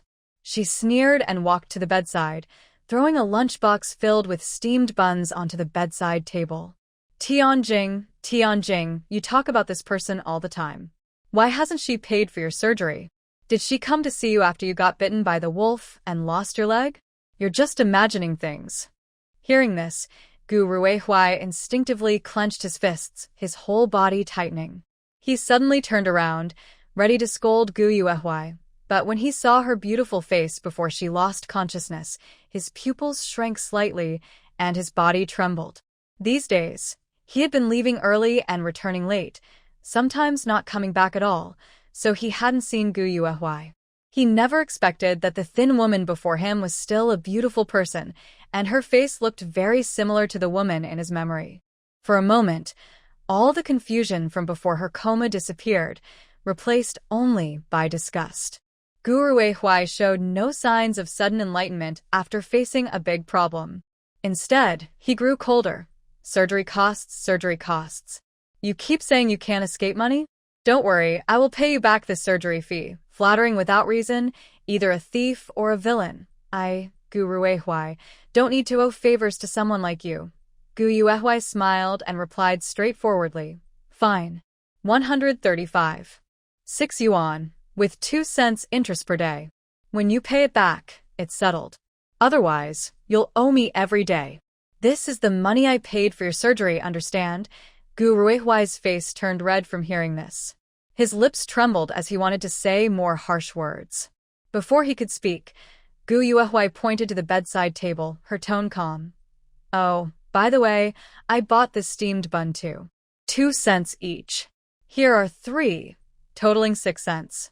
Since your life is already difficult to manage, I won't ask for the food stamps, but remember to pay me back. Gu Ruihui's stomach growled loudly. Looking at the steamed buns on the bedside table, he felt an indescribable pain in his heart. He had fallen so low that he had to rely on Gu Yuehui, this selfish and useless person. Gu Tinghui opened his mouth, wanting to say something to ease the tension between them, but seeing Gu Yuehui's cold eyes and the serious look on his face, as if he was going to punish Gu Ruihui harshly, he finally said nothing. The second brother really should be taught a good lesson, or he might cause even bigger trouble in the future. Here, big brother, eat the steamed bun. After you finish work, you should take care of Gu Ruihui. It's not a good look. Some say I have no conscience. Haha, isn't that just the same as them? How funny. Gu Yuehui handed the lunchbox with a steamed bun to Gu Tinghui, also including some small salted vegetables that didn't cost anything. Gu Ruihui paused, subtly glancing at Gu Tinghui's red hand. He knew his older brother worked in the river, doing heavy labor. His lips pressed tight. He wanted to argue, but feeling upset inside, he kept quiet. Gu Yuehui didn't bother with him and said to Gu Tinghui, Eat, big brother. I'll go for a walk. Gu Tinghui looked out the window, frowned, and asked, It's already dark. Where are you going? It's nothing. I'll be careful. Gu Yuehui replied, and left the ward. After she left, Gu Ruihui hesitated for a moment, then grabbed a steamed bun and stuffed it into his mouth. What do you care about her for? She's capable. Do you really need to worry about her as her brother? Second brother. Gu Tinghui warned him sharply. Gu Ruihui sneered. Did I say something wrong? Gu Yuehui now seems more capable than before, painting murals, worrying about this and that. Do I need her help? Dogs meddling in other people's affairs. He remembered what Gu Yuehui had done before and felt deep hatred. He really didn't want to reconcile with her. Gu Ruihui, you're getting more and more unreasonable. The doctor said that if Nanan hadn't given you emergency aid on the road, your leg wouldn't be safe. I won't blame Tianjing for causing this. After all, you brought it on yourself. But what about Nanan? She's probably your benefactor, right? Even if Nanan did something wrong in the past, how did she interfere with you? She likes good food, nice clothes, good things, and she also likes Qinyuesheng. She hates Tianjing, but how does that concern you? Did you pay for the fine food and cotton cloth? Or did Qinyuesheng embarrass you? Second brother, think carefully. Do Dad and I need you to stand up for us? We just want Nanan to be happy. She has never had her mother by her side since she was born, and she never even had a proper meal. It was me and Dad who spoon-fed her rice porridge. Before, she was naive and didn't understand, but now, how can you be so ungrateful? Gu Tinghui's tone was very serious, making Gu Ruihui sit up stiffly on the bed. He had forgotten about chewing the dry, hard bread in his mouth. The anesthesia on his leg was starting to wear off, and the pain hit him hard. It made him realize how dangerous today was. If the neighbors from the next village hadn't found him, and if Gu Yuehui hadn't brought him to the hospital. Gu Ruihui looked a bit defeated, unsure how to answer. His dislike for Gu Yuehui had been building for a long time. Since he was a child, before that woman left, he trusted his older brother the most and liked the youngest brother the best. Being caught in the middle, he felt like no one cared about him. Only their grandmother would gently pat his head and tell him stories. Sadly, the grandmother didn't live much longer after that. After that woman left, he thought life would get better and someone in the family would pay attention to him. But Gu Yuehui became the family's favorite, and he was still ignored. His father and older brother were extremely biased. Gu Yuehui wanted the stars and the moon, and after a long time, jealousy and resentment grew deep in his heart. When Gu Yuehui was a child, he was adorable and snow-white, like a little dumpling. Everyone around liked her. He also wanted to treat her better, but every time he tried, he could see the gap between them. Did she need her unnecessary older brother to be nice to her? No, she didn't. Time passed, and Gu Yuehui became selfish and spoiled, caring little about others' feelings. Their families suffered the scorn of the others in the village, becoming known as the troublemakers. Wasn't it all to make her life better? But why? They were all children of the Gu family. Why should everyone treat her well? Thinking of the past, Gu Ruihuai's hidden emotions surged inside him. He just hated Gu Yuehui. Sigh. Gu Tinghui looked at Gu Ruihui, saw his stubborn gaze, and sighed deeply. He lowered his eyes to look at the steamed bun in the lunchbox and handed it to Gu Ruihui. Eat. Gu Ruihui's throat felt like it was stuffed with cotton, dry and rough. He took a big bite of the corn cake, stuffing his mouth full, then returned the flour roll to Gu Tinghui. I want to pay back Gu Yuehui's money. The corn cake can be paid back a few cents less. After saying that, he turned his head to the side, showing he wouldn't be defeated by the flour roll. Gu Tinghui smiled silently and shook his head. Meanwhile, Gu Yuehui left the health clinic and sat on a stone outside, taking a deep breath of the cool air. She was afraid that if she stayed any longer, Gu Ruihui would get so angry that he might lose his temper completely. Although she already knew he didn't like her, in her previous life, she didn't care. But in this life, she cared, and now she truly understood how deep his dislike was, as if it was carved into his bones. However, in her previous life, he could endure this dislike and even cause his family to fall apart just to take care of her as his sister. Gu Yuehui chuckled at herself and adjusted her clothes. She knew it was too late to argue with Gu Ruihui now. After all, the one who was owed a favor wasn't him, but her in the past. This time, she was here to pay her debt. Gu Yuehui blinked her bright eyes, planning to go to the team tomorrow to ask Director Wang for a referral letter and borrow some food coupons. These days, traveling far without a referral letter was impossible. People back then didn't even know what an ID card was. Before going out, you had to get an official document proving your identity, which was a referral letter. It was the only legal proof for business trips or travel outside the unit. Even couples with marriage certificates needed both the certificate and a referral letter to stay in a hotel. Gu Yuehui sat at the door, thinking carefully about tomorrow. Suddenly, she heard Gu Tinghui's voice. Nanny. It's cold outside, come back quickly. She turned to see Gu Tinghui standing at the clinic door, waving at her against the faint light. She suddenly smiled. Okay, coming. Gu Yuehui followed Gu Tinghui back to the ward. Gu Ruihui was already asleep. She looked back and saw Gu Tinghui patting a piece of cardboard under the bed, which was also folded with an outer coat as a pillow. She was momentarily stunned, then looked at Gu Tinghui's thin clothes and smiled, shaking her head.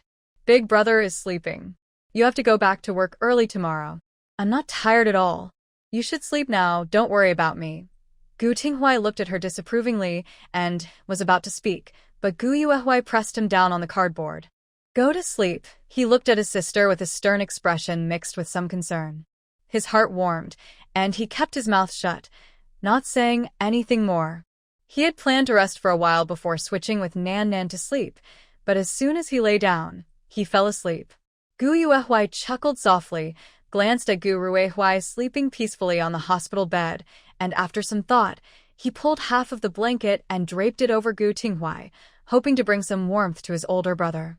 Gu Ruihui moved slightly, but did not open his eyes.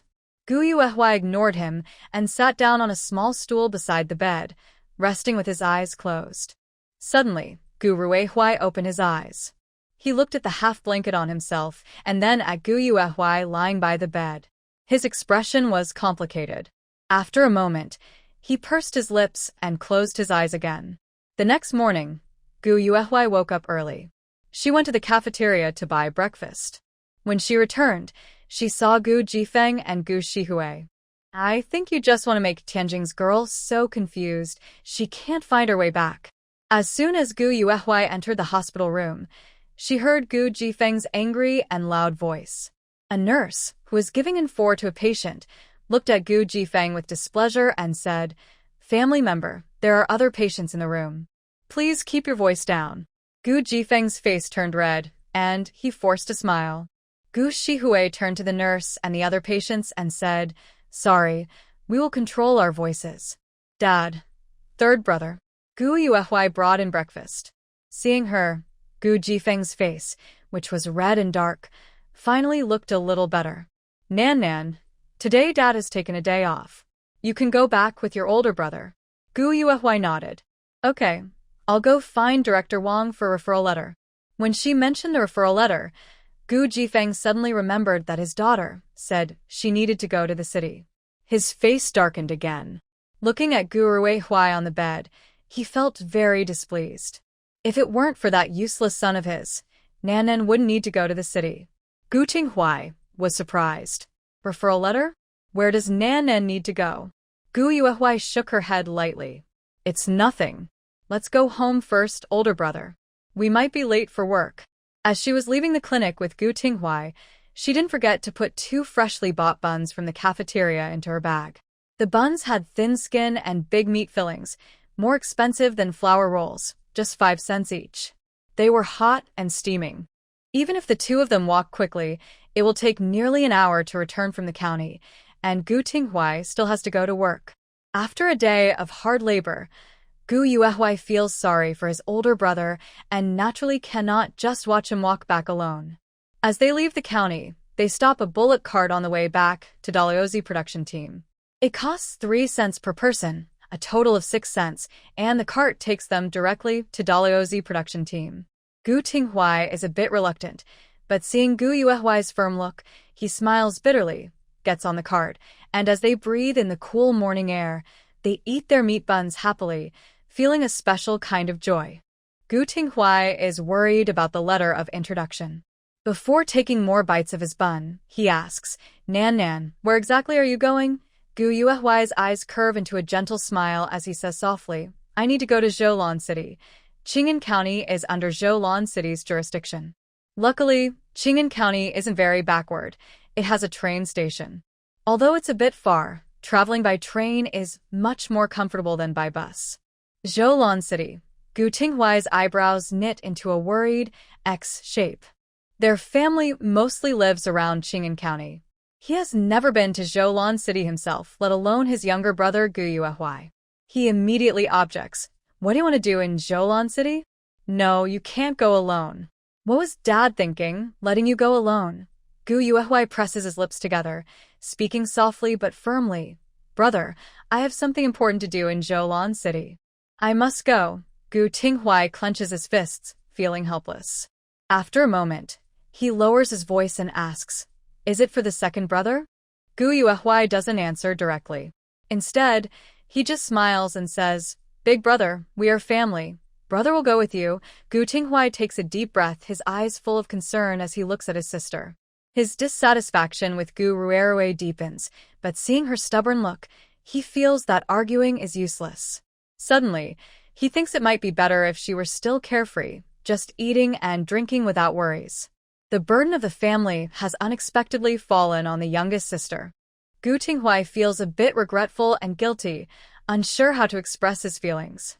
Gu Yuehua finished eating her bun, cleared her throat, and acted as if she didn't care. She wrinkled her nose and said sadly, Big brother, if you don't eat the bun, it will get cold. 1 bun costs 5 cents. You. Gu Tinghua chuckled softly, gently patting her head. They were returning from the labor team at the Great Labor Village. When they went back, it was time to start work. Gu Tinghuai didn't even go home. He went straight to the river with his tools. Gu Yuehuai watched him walk away and then returned home. She locked her door and entered her space. She didn't harvest wheat all night and still felt a bit unfamiliar with it. But looking at the mountain of wheat in the warehouse, a smile appeared on her face. The most important thing now was to buy a grinding stone and move it into her space to work with. After harvesting wheat, she replanted seeds and collected over 100 eggs. Today's farm work was finally done. Gu Yuehuai went to the thatched cottage and looked through 4 red lacquered wooden boxes. She picked and chose, finally selecting the most ordinary jade ring. She didn't know much about jewelry but understood that experts look at the water quality, amateurs look at the color. This jade ring was clear and shiny, very lively, and considered a good piece. However, this ring was already the most unremarkable piece among all her jewelry. Gu Yuehuai held the ring, picked up 10 eggs, and then left her space. She carefully wrapped the ring and put it in her pocket. She took the eggs to Wang Peixing's house. This unexpected trouble was resolved thanks to Director Wang's help. It was a kindness, and since she had something to ask him for help this time, she couldn't be stingy. As Gu Yuehuai left her house, she saw Ren Tianxiang peeking at the door of Tianjing's house. She couldn't help but sneer. Ren Tianxiang was really lucky. At this time, there was no crime of insulting a woman, or else Ren Tianxiang would have been in jail for years. Now, with insufficient evidence, Tianjing went to the hospital for an examination, and after a few days in detention, Ren Tianxiang was released without charge. But as soon as he came out of jail, he went to find Tianjing. That was a good sign. A scoundrel and a wicked woman were meant for each other. Plus, with Chen Yusheng involved, the days ahead would be more and more lively. She really wanted to see how Tianjing could continue to navigate smoothly and remain a government official's wife, just like in the past. Thinking of this, Gu Yuehuai curled her lips and walked straight out of the yard. Hearing the noise, the nervous and jumpy Ren Tianxiang quickly took a step back. He nervously looked toward the source of the sound, but when he saw it, he was a bit stunned. Who was this woman with a curvy figure and a pretty face? Suddenly, Ren Tianxiang's eyes widened in surprise. He exclaimed, You are Gu Yuehuai. Gu Yuehuai's expression was cold and indifferent. She disliked speaking more than a few words to him, so she turned to leave. Ren Tianxiang chased after her for 2 steps, then stopped. He remembered how he had almost been beaten to death and nearly sent to jail this time. He couldn't help but shrink back. But as he watched her back, a wave of joy appeared in his eyes. At first, he thought Gu Yuehuai was too ugly and fat, and even if she was the treasure of the Gu family, she shouldn't risk herself for her. Now, she had learned to lose weight and care about beauty. Look at her elegant appearance. Once she loses a bit more weight, she will definitely be more beautiful than Tianjing. She is not just a simple girl, she is a shining gem covered in dust. However, thinking about Gu Yuehuai's fierce methods and sharp words, Ren Tianxiang hesitated again. This woman was not as gentle and easy to handle as Tianjing. Dealing with her could be dangerous. He might even lose his life. And from her dislike of him, could she really be willing to marry him? Ren Tianxiang couldn't help but fall into deep thought. Gu Yuehuai and Tianjing. What a difficult choice. Gu Yuehuai didn't know what Ren Tianxiang was thinking. She had already carried a basket of eggs and arrived at Wang Peixing's house. Wang Peixing was an old, educated youth. After going to the countryside, he married a girl from the Dalhousie production brigade shortly after. He stayed in the village and settled down over the years. She didn't go to the breeding station first but came directly to his house, just to deliver eggs. After all, the breeding station was crowded and busy, not a good place for giving gifts. Wang Peixing was an only child. After deciding to settle down, he brought his parents to live with him. His father had died early, so now only his elderly mother was left. Gu Yuehuai knocked on the door and called out loudly, Grandma Wang. Soon after, an elderly woman with limited mobility opened the door. She had silver hair and wrinkles all over her face but looked very kind. She seemed to have a good temper. Wang Peixing's mother was quite old now and no longer worked. Gu Yuehui softly said, "Grandma Wang, I am Yuehui." Yuehui? Oh, the daughter of the Gu family.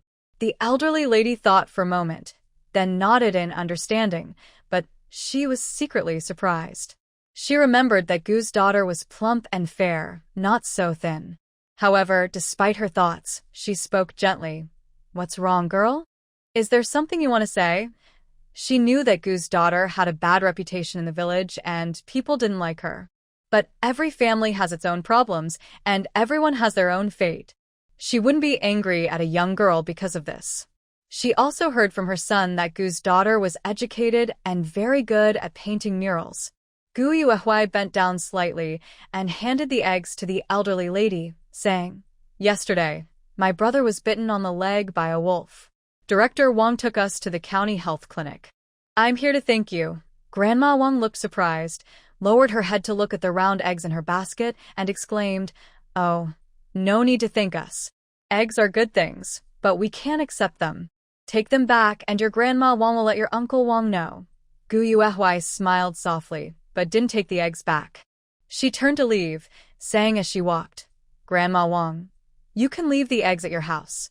I'll come back to pick them up later." Grandma Wang watched Gu Yuehui's figure run away, then looked down at the eggs in her basket, feeling quite touched. She knew her son was kind and helpful, always willing to lend a hand to others in the village. Over the years, he had helped many people, but few had come to thank him in person. Gu's daughter was a good girl, and everyone in the village must have misunderstood her. Gu Yuehui left Wang Peixing's house and went to the breeding station. When she entered, she found that Wang Fu was not there today. Only Wang Peixing was in the office, busy writing in his notebook with a pen. Judging by his seriousness, he was a good village official. Gu Yuehui called out, "Director Wang." Wang Peixing was surprised and turned to look at her. Seeing she looked well, he put down his pen and smiled. "You're back? How is your second brother?" Gu Yuehui shook her head. "Nothing serious. Thank you for your concern, Director Wang. I came today to ask if I could take 2 more days off. I plan to visit relatives in Zholan City, and the trip will take some time." Wang Peixing didn't hesitate. He knew her family had just gone through a difficult time and needed to deal with relatives. He said, "Sure, the mural painting isn't urgent." Then he asked, "Do you need an introduction letter to go to Zholan City?" Gu Yuehui smiled and flattered. "Director Wang's plan is very thoughtful. You truly are a good official who serves the people." Wang Peixing chuckled and shook his head. He took out a small piece of official letter paper, smaller than a standard size. The stub was on the left side. He used a pen to write down Gu Yuehui's information, then stamped it with the official seal of the Dalhousie Production Brigade. He blew on the ink to dry it before handing the letter to Gu Yuehui. "Here you go." Gu Yuehui took it and looked at the clearly marked name, date, purpose, and letter number. She smiled and said, "Thank you, Director Wang." Wang Peixing waved his hand. "It's just a small matter. No need to thank me." Thinking about the ration tickets, Gu Yuehui hesitated and asked, "Director Wang, I don't have many ration tickets at home. It's hard to go out without them. Could you lend me a few? I promise to return them when I come back." In those days, without tickets or certificates, it was very difficult to get by. Wang Peixing smiled. "What are you talking about?" He reached into his coat pocket and took out a stack of money and tickets, sorted out some ration tickets, and handed them to Gu Yuehui. "Here's 2 jin of ration tickets. Is that enough?" Gu Yuehui quickly said, "Yes, that's enough." "Thank you, Director Wang." For villagers, ration tickets were quite scarce. They were distributed based on population, gender, age, and work type. There were also national and local ration tickets.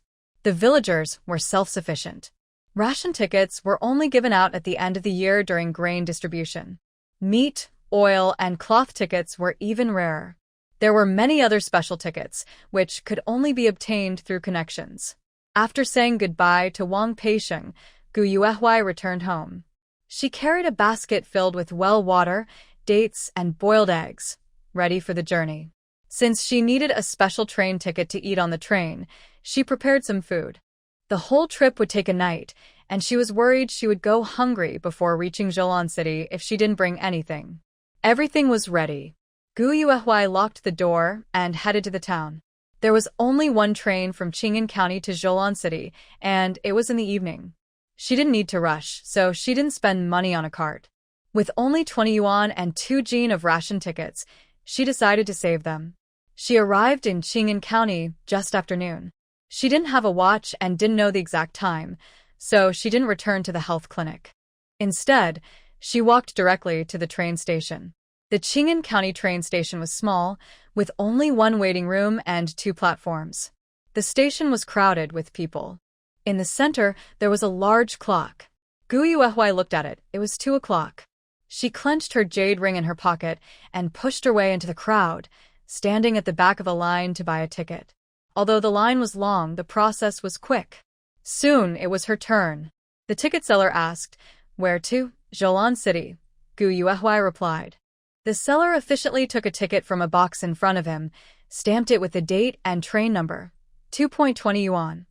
Gu Yuehui paid and received her ticket. It was a small, hard paper ticket, marked with Qing'an County to Zhoulon City, costing 2.20 yuan, dated October 24, 1972, with a departure time of 22:20, valid for arrival within 5 days. Gu Yuehui looked up at the big clock. It was still early.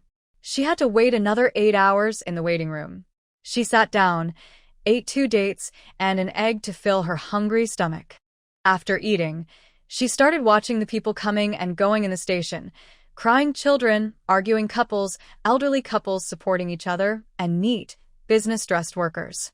Compared to all these people, having a chance to start over was already very lucky, wasn't it? Time passed second by second, and it was getting dark. As the ticket check time approached, Gu Yuehui suddenly saw Gu Jifeng anxiously searching through the crowd. "Dad!" Gu Yuehui exclaimed in surprise. Gu Jifeng turned his head and sighed in relief when he saw her. He pushed through the crowd and, before reaching her, started scolding. "Why didn't you go back to the health clinic? I haven't given you money or food coupons yet. Even if you have nothing, you can still go to the city." Gu Yuehui was stunned. She watched Gu Jifeng muttering and then took a stack of money from her pocket, shoving it into his hand. Gu Jifeng patted her hand and warned, "I don't have much money on me. I gave you everything I have. Keep it safe, don't lose it. When you're outside, don't forget to take care of yourself. Eat well, understand?" Hearing his earnest words, Gu Yuehui's eyes turned slightly red. She nodded heavily and did not refuse, carefully packing the money and tickets. "Dad, go back quickly. Don't worry. I will check the tickets soon. When I return, we can pay off the debt and live a good life." Gu Jifeng moved his lips as if to say something but finally sighed instead. At 10:20 p.m., it was time to check the tickets. Gu Yuehui pursed her lips and walked to the ticket check. After passing through the gate, she turned around and saw Gu Jifeng waving at her while discreetly wiping tears from his eyes. His tearful look was like a father seeing his daughter off. Gu Yuehui smiled and waved back at him, then turned and strode into the station. Most trains at this time were still steam-powered, fueled by coal. A single trip usually consumed several tons of coal, and the train moved slowly, only about 30 to 40 kilometers per hour. Although Qing'an County was under Zhoulon City's jurisdiction, the two places were far apart, one in the north and one in the south, requiring a 7-hour train ride to travel between them. It was even farther than traveling to neighboring cities. However, Zhoulon City was very prosperous and considered a first-tier city in Country Z. That was why she traveled so far to Zhoulon City, because not every place had a pawn shop. Gu Yuehui didn't buy a sleeper ticket. She sat in a regular seat. The environment was noisy and the smell was strong. Her seat was by the window. Soon after she sat down, the train started moving with a loud clatter. "Girl, going to Zhoulon City?" A woman sitting next to Gu Yuehui spoke to her after traveling for a while. Since the journey was long, having someone to talk to made it less boring. "Yes," Gu Yuehui nodded. She wasn't a very warm person. Due to her tragic experiences, she was especially cautious around strangers. The woman didn't mind her coldness and smiled. "Haha, I'm also going to Zhoulon City to see a doctor." She was talkative and didn't stop chatting along the way. She asked if Gu Yuehui had a partner, how many people were in her family, and whether they had strong workers, as if trying to dig into her entire family history. However, after Gu Yuehui mentioned that her ancestors were landlords, the woman stopped talking and looked at her with disdain. Gu Yuehui closed her ears and leaned back in her seat, closing her eyes to rest. Snacks, small meals. Gu Yuehui was awakened by the train attendant's shout. Soon after, a strong smell of food filled the air. However, this aroma mixed with the scent inside the carriage, making it hard to feel hungry. She glanced to the side and saw the attendant pushing a food cart walking down the aisle.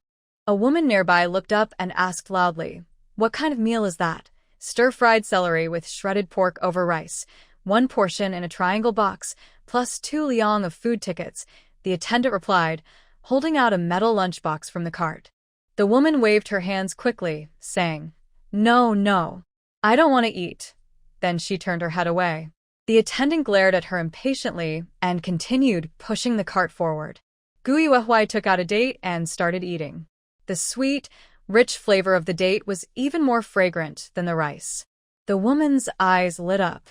She didn't care about Gu Yuehui's background as a landlord's daughter and, with a cheeky smile, asked, "Hey, girl, where did you get that date? It smells so good. Can I have one?" "No," Gu Yuehui answered softly, without any embarrassment or hesitation. The woman's face darkened. She spat in frustration and turned to whisper to the person sitting beside her. Gu Yuehui didn't mind at all. Time passed, and around 5 in the morning, they arrived in Zhoulan City.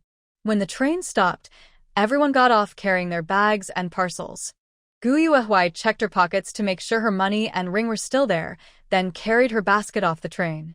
She had been here before in her previous life, but this was her first time in this life. She boarded a large, comfortable bus, heading to Qinglu Street.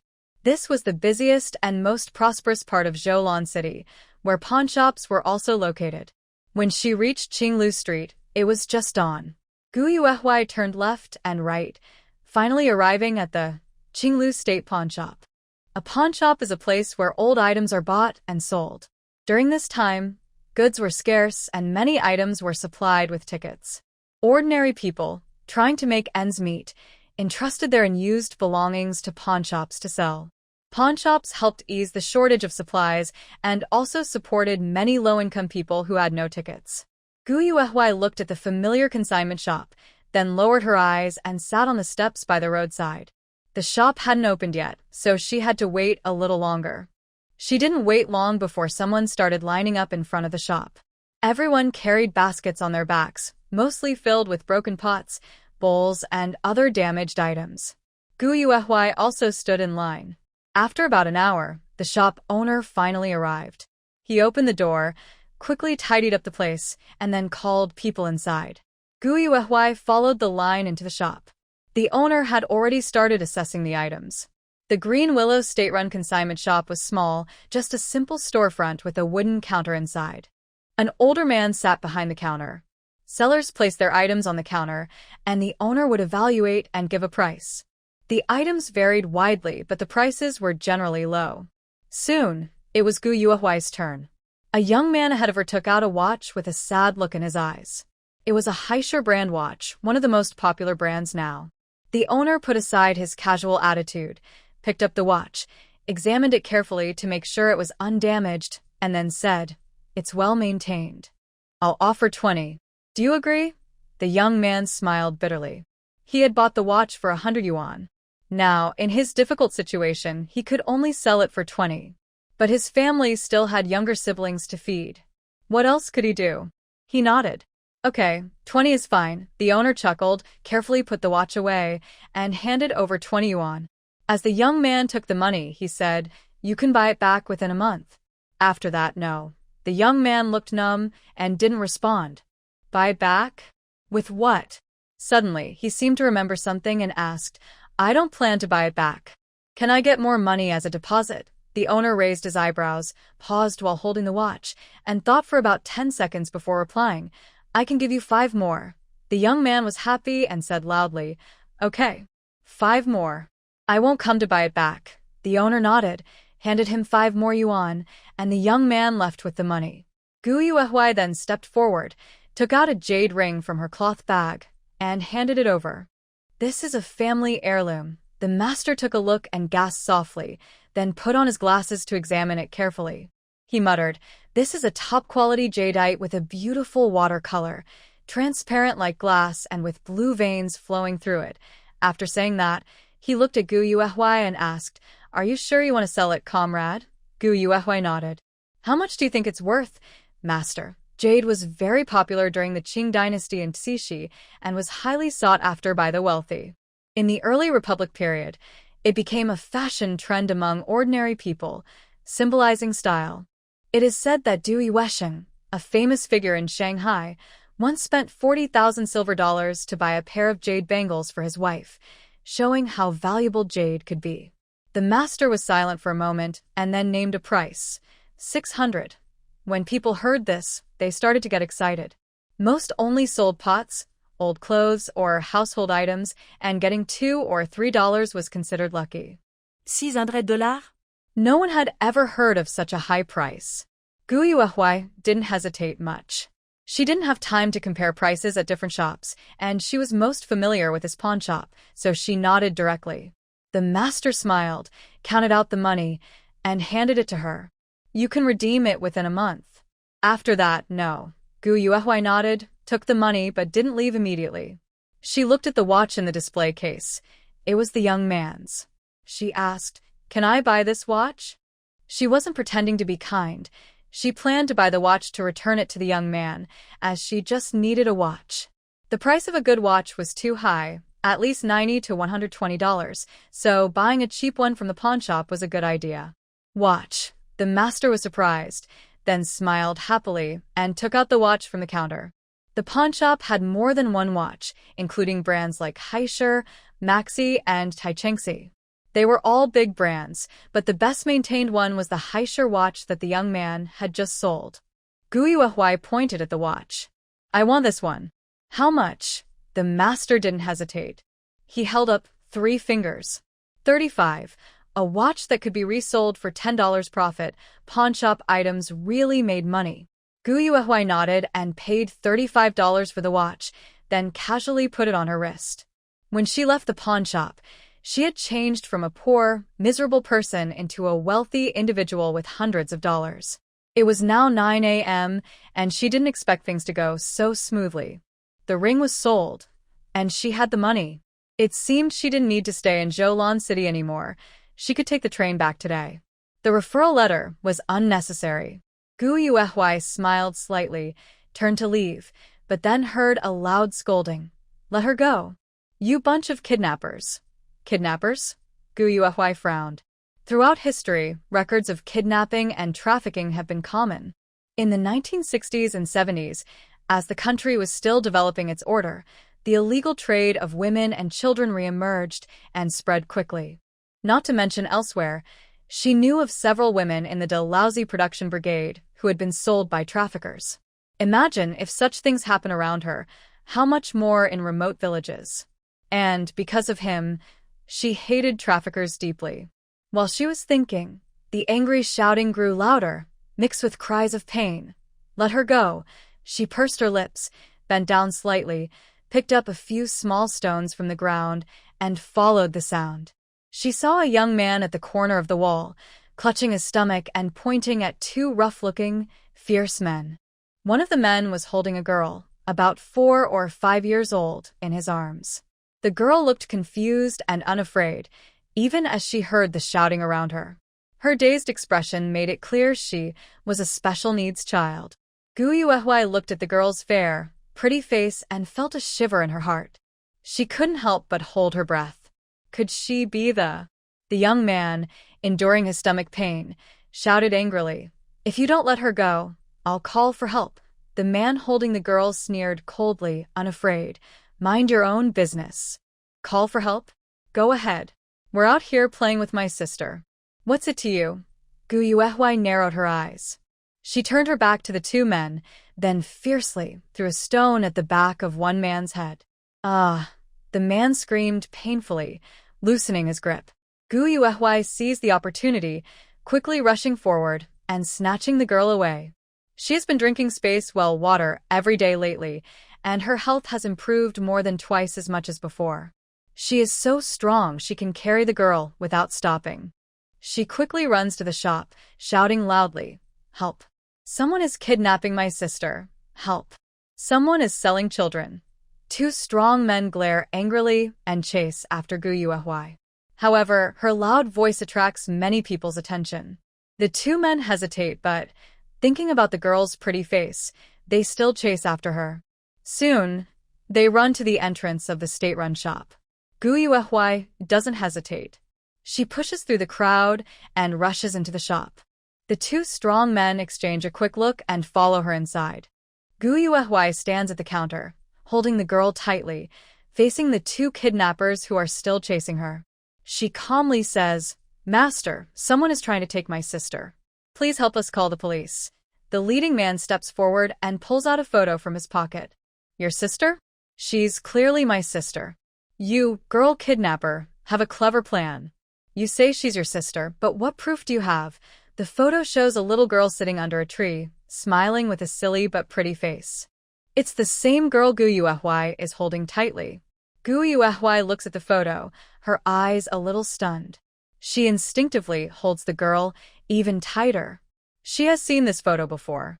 In his book, there is always a family photo and a separate picture of this little girl.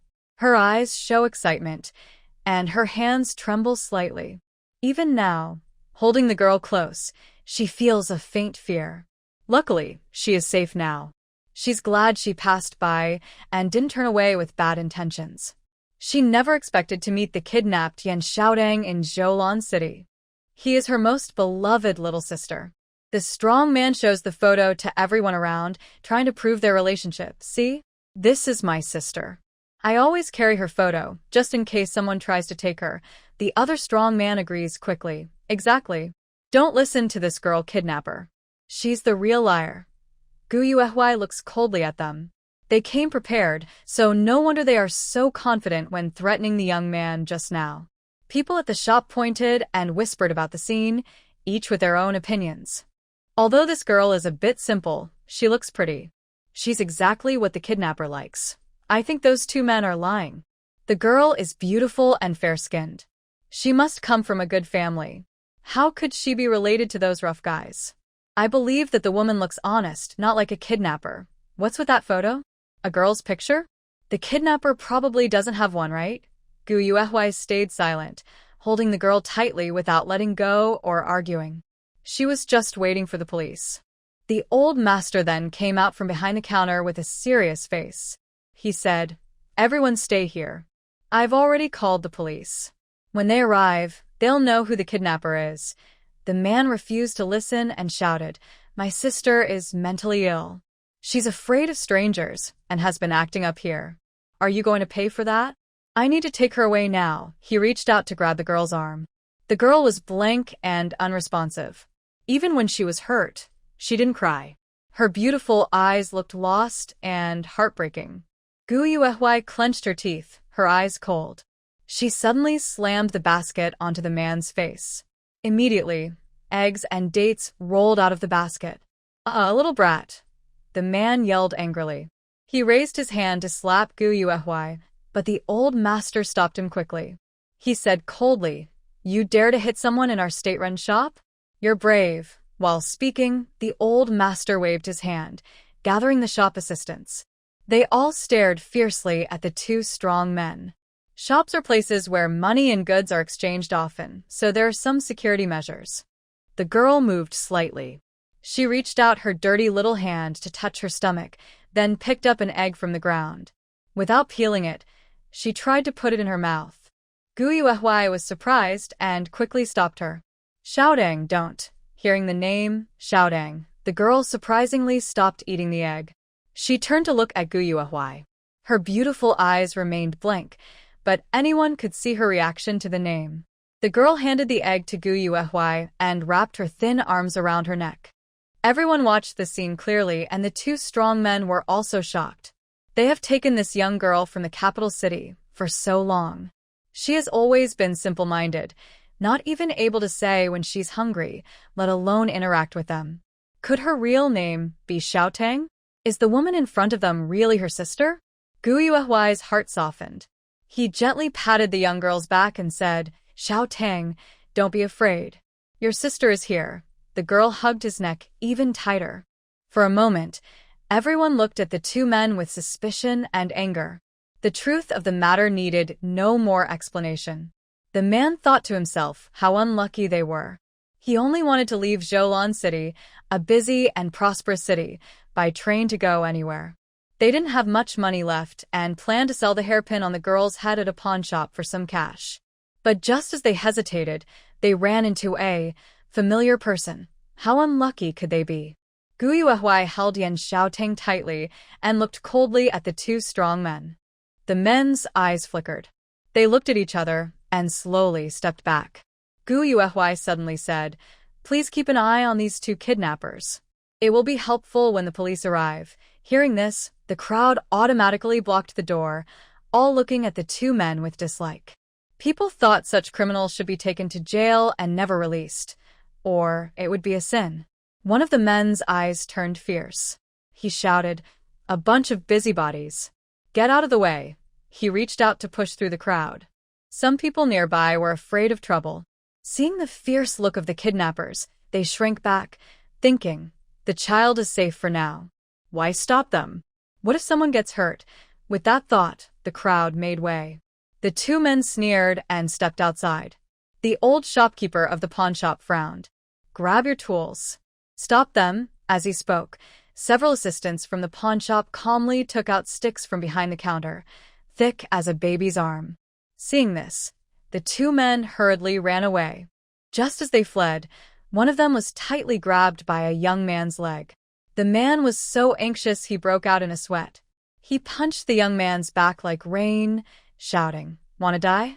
I'll help you." Another man showed great loyalty. He didn't run away and even struggled to pull the other man's arm. However, just this delay caused the shop staff to grab their tools and rush out, surrounding the two men. "You criminals! You can't escape." The young man's face was very pale, and he was trembling from the pain. Gu Yuehuai carried Yan shouting out and immediately saw the brave young man who had been beaten up after trying to help. If he had noticed that the two strong men were troublemakers and shouted loudly, she wouldn't have gone over. If she wasn't mistaken, he was the one who had just sold the watch at the pawn shop.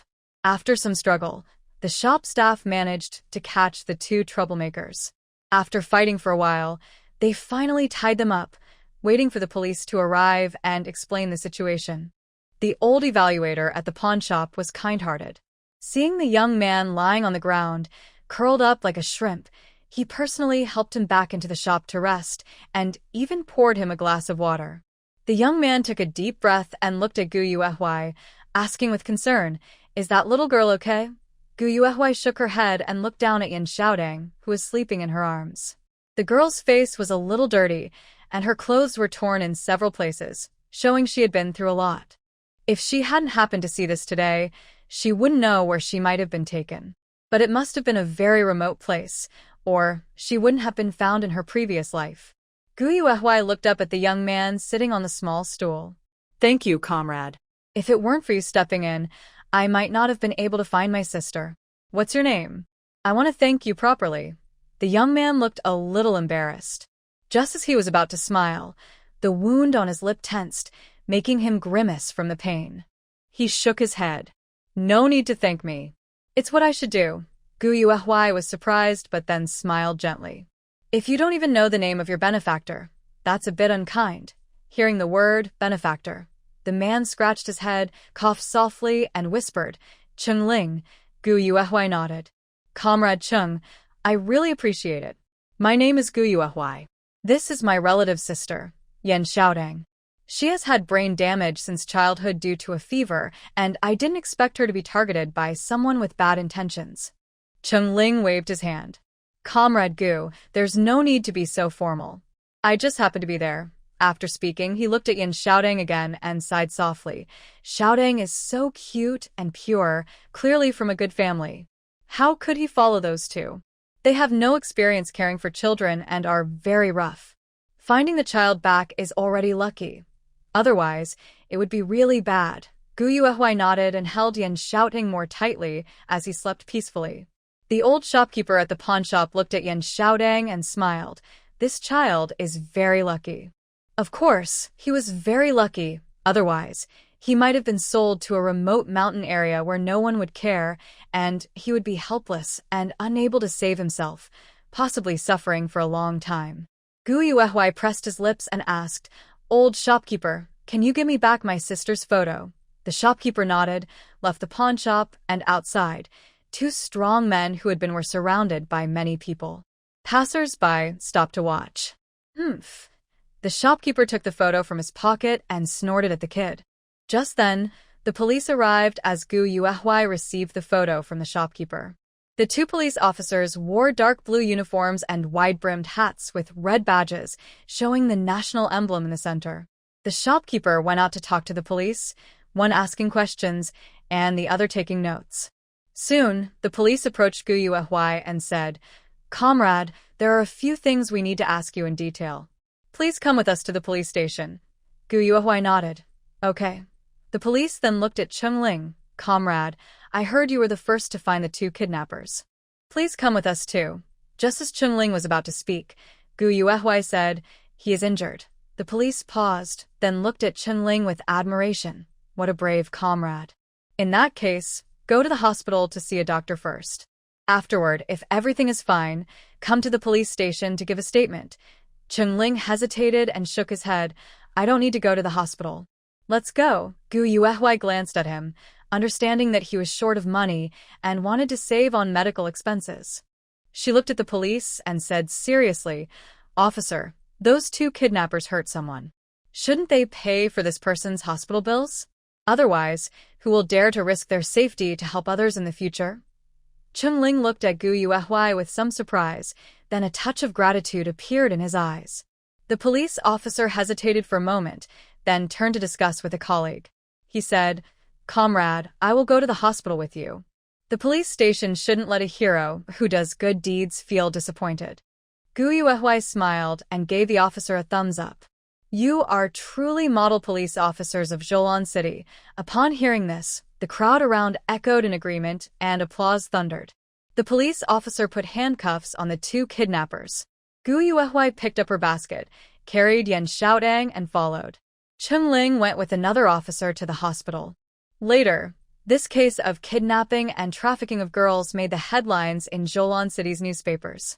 It was also reported that Qinglu's state-run pawn shop received a certificate of commendation for bravery and helpfulness. But those are stories for another time. Let's not dwell on them now.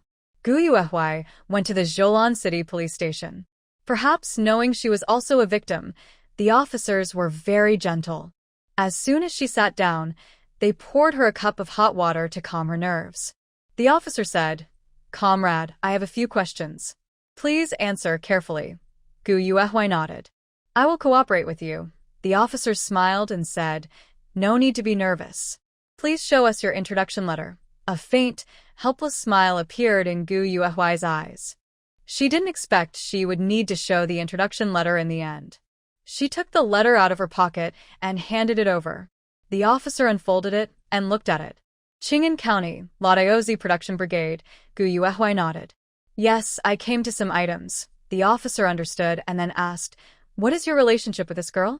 Where was she kidnapped from? What is her name? Does she have family? Please tell us this information." Gu Yuehui didn't plan to lie and answered honestly. "Yan Xiaodang. She is my relative's younger sister. She was kidnapped from Beijing and brought to Zholan City. If I'm not mistaken, the kidnapper thought Zholan City's transportation was convenient. I just happened to go to the pawn shop, so I saved my sister. Xiaodang has two brothers and one sister." The officer recorded all the information and then asked, "Do you know her exact home address?" Gu Yuehui's lips pressed into a gentle line, and she lowered her eyes. "Yes, Kinglan Alley, Beijing." "Kinglan Hadong? You're from Qing'an County. So, how do you have relatives in the capital? What kind of relatives are they?" The police officer wasn't easily fooled. After writing down the address, he asked a few more questions carefully. Since she was a trafficked child, It was important to arrange everything properly and find her family. Gu Yuehui paused for a moment, then calmly said, "My fiancé." "His brother is my fiancé." Hearing this, the police officer looked at her in surprise. Would someone from the capital marry a woman from a rural team in a county? However, seeing Gu Yuehui's bright and lively appearance, with calm and steady eyes, the police believed her story. After all, who wouldn't like such a beautiful wife? Next, the police asked questions and Gu Yuehui answered them all. They didn't know how much time had passed when Yan Xiaodong woke up. The young girl looked confused and blank, staring with a dull expression that was different from a normal person. The police officer hesitated for a moment, worried about frightening her, and lowered his voice, asking, "Her?"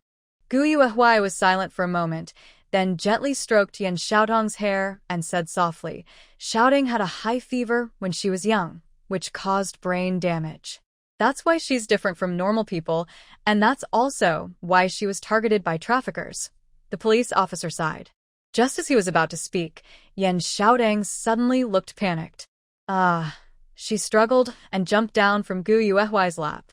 Worried she might get hurt, Gu Yuehui quickly reached out to hold her, but unexpectedly, the little girl stood straight and soiled her pants. The 4-year-old girl, because of her brain injury, couldn't even take care of herself. Gu Yuehui felt a twinge of sadness.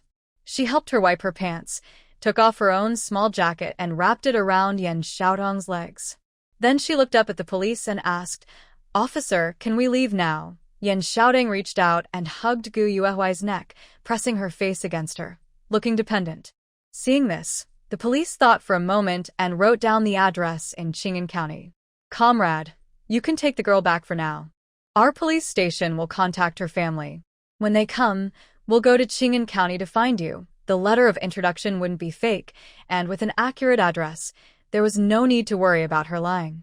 Gu Yuehui hesitated for a moment and said, "Her brother will be coming to Qing'an County to farm in a little over a month."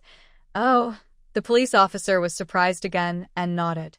"In that case, you can take her back now." Gu Yuehui nodded, took back the referral letter, picked up Yan Xiaodong, and left the police station. She originally planned to wait for Chengling here, but since Yan Xiaodong had an accident and was worried about catching a cold, she decided to find a guest house to stay in first. She would come back early tomorrow morning to ask for Chengling's address. There was a small inn not far from the police station. Gu Yuehui didn't mind and carried Yan Xiaodong inside. It was called Zhangge Hongqi Inn. Gu Yuehui showed her referral letter. The staff at the inn didn't make things difficult and quickly issued a room ticket. The yellowish ticket had big green characters on it, showing the guest's name, gender, age, and room number. The one she held said, "Room 8, Bed 3, downstairs." The place wasn't big, and staying here for a day wasn't cheap. 8 jiao. Of course, those willing to stay at the guest house were usually workers on business trips who could get their travel expenses reimbursed. People who couldn't afford it often stayed in underground city tunnels, saving a lot of money over a few days. The staff at the inn took a key and led her to the room. "Here's your room. Don't lock the door at night." The police will check the referral letter from evening until late, several times. "Don't sleep too soundly, or you won't be able to open the door." While speaking, the staff handed Gu Yuehui a key. Gu Yuehui took it, nodded, and said, "Got it." After the staff left, Gu Yuehui carried Yan Xiaodong back to the room. It was a simple small single room, not big, with a single bed and a table. Under the bed was a wash basin, and on the table was a thermos. Though small, it had everything. Gu Yuehui put Yan Xiaodong down, checked her clothes and pants, and found no injuries. She let out a sigh of relief, tucked the girl into the quilt, and said, "Wait here, sister. Don't move around. I'll get some water to wash you, and then clean your pants, okay?" Yan Xiaodong obediently lay on the bed and looked at her, but didn't answer. Of course, Gu Yuehui didn't expect her to speak. She leaned down and kissed her on the forehead, then took the basin and left the room. Worried Yan Xiaodong might run around, she locked the door. There weren't many people in the inn, and the water room wasn't crowded. Gu Yuehui casually washed Yan Xiaodong's pants, then filled half a basin with cold water to prepare for cleaning her. She returned to her room, where the young girl was peacefully lying in bed, not moving at all, acting so well-behaved that it was quite touching. Gu Yuehui pursed her lips, picked up the thermos, poured the water into a basin, and when she felt the temperature was just right, she dipped a towel in it. Gently, she wiped Yan Xiaodong's body, feeling her bony ribs. Gu Yuehui's brows furrowed tightly. After wiping her body, the basin of water turned black. Gu Yuehui chuckled softly, turned away to pour out the water, and when she returned to the room, Yan Xiaodong was already asleep again. She didn't know if she was exhausted from the bumpy journey or relaxed from her mood, but she looked very tired. Gu Yuehui sat by the bed, looked at her, and reached out to touch Yan Xiaodong's small face. A feeling of happiness returned to her heart. Although she had never met Yan Xiaodong before, out of love for her, she could imagine how happy Yan Xiaodong would be when she arrived at the big labor team and saw her. That day was not far off. Gu Yuehui covered Yan Xiaodong with a blanket, sat at the table, and counted the money in her pockets. It was a total of 605.50 yuan. When she arrived in Zhoulan City, she had 20 yuan on her.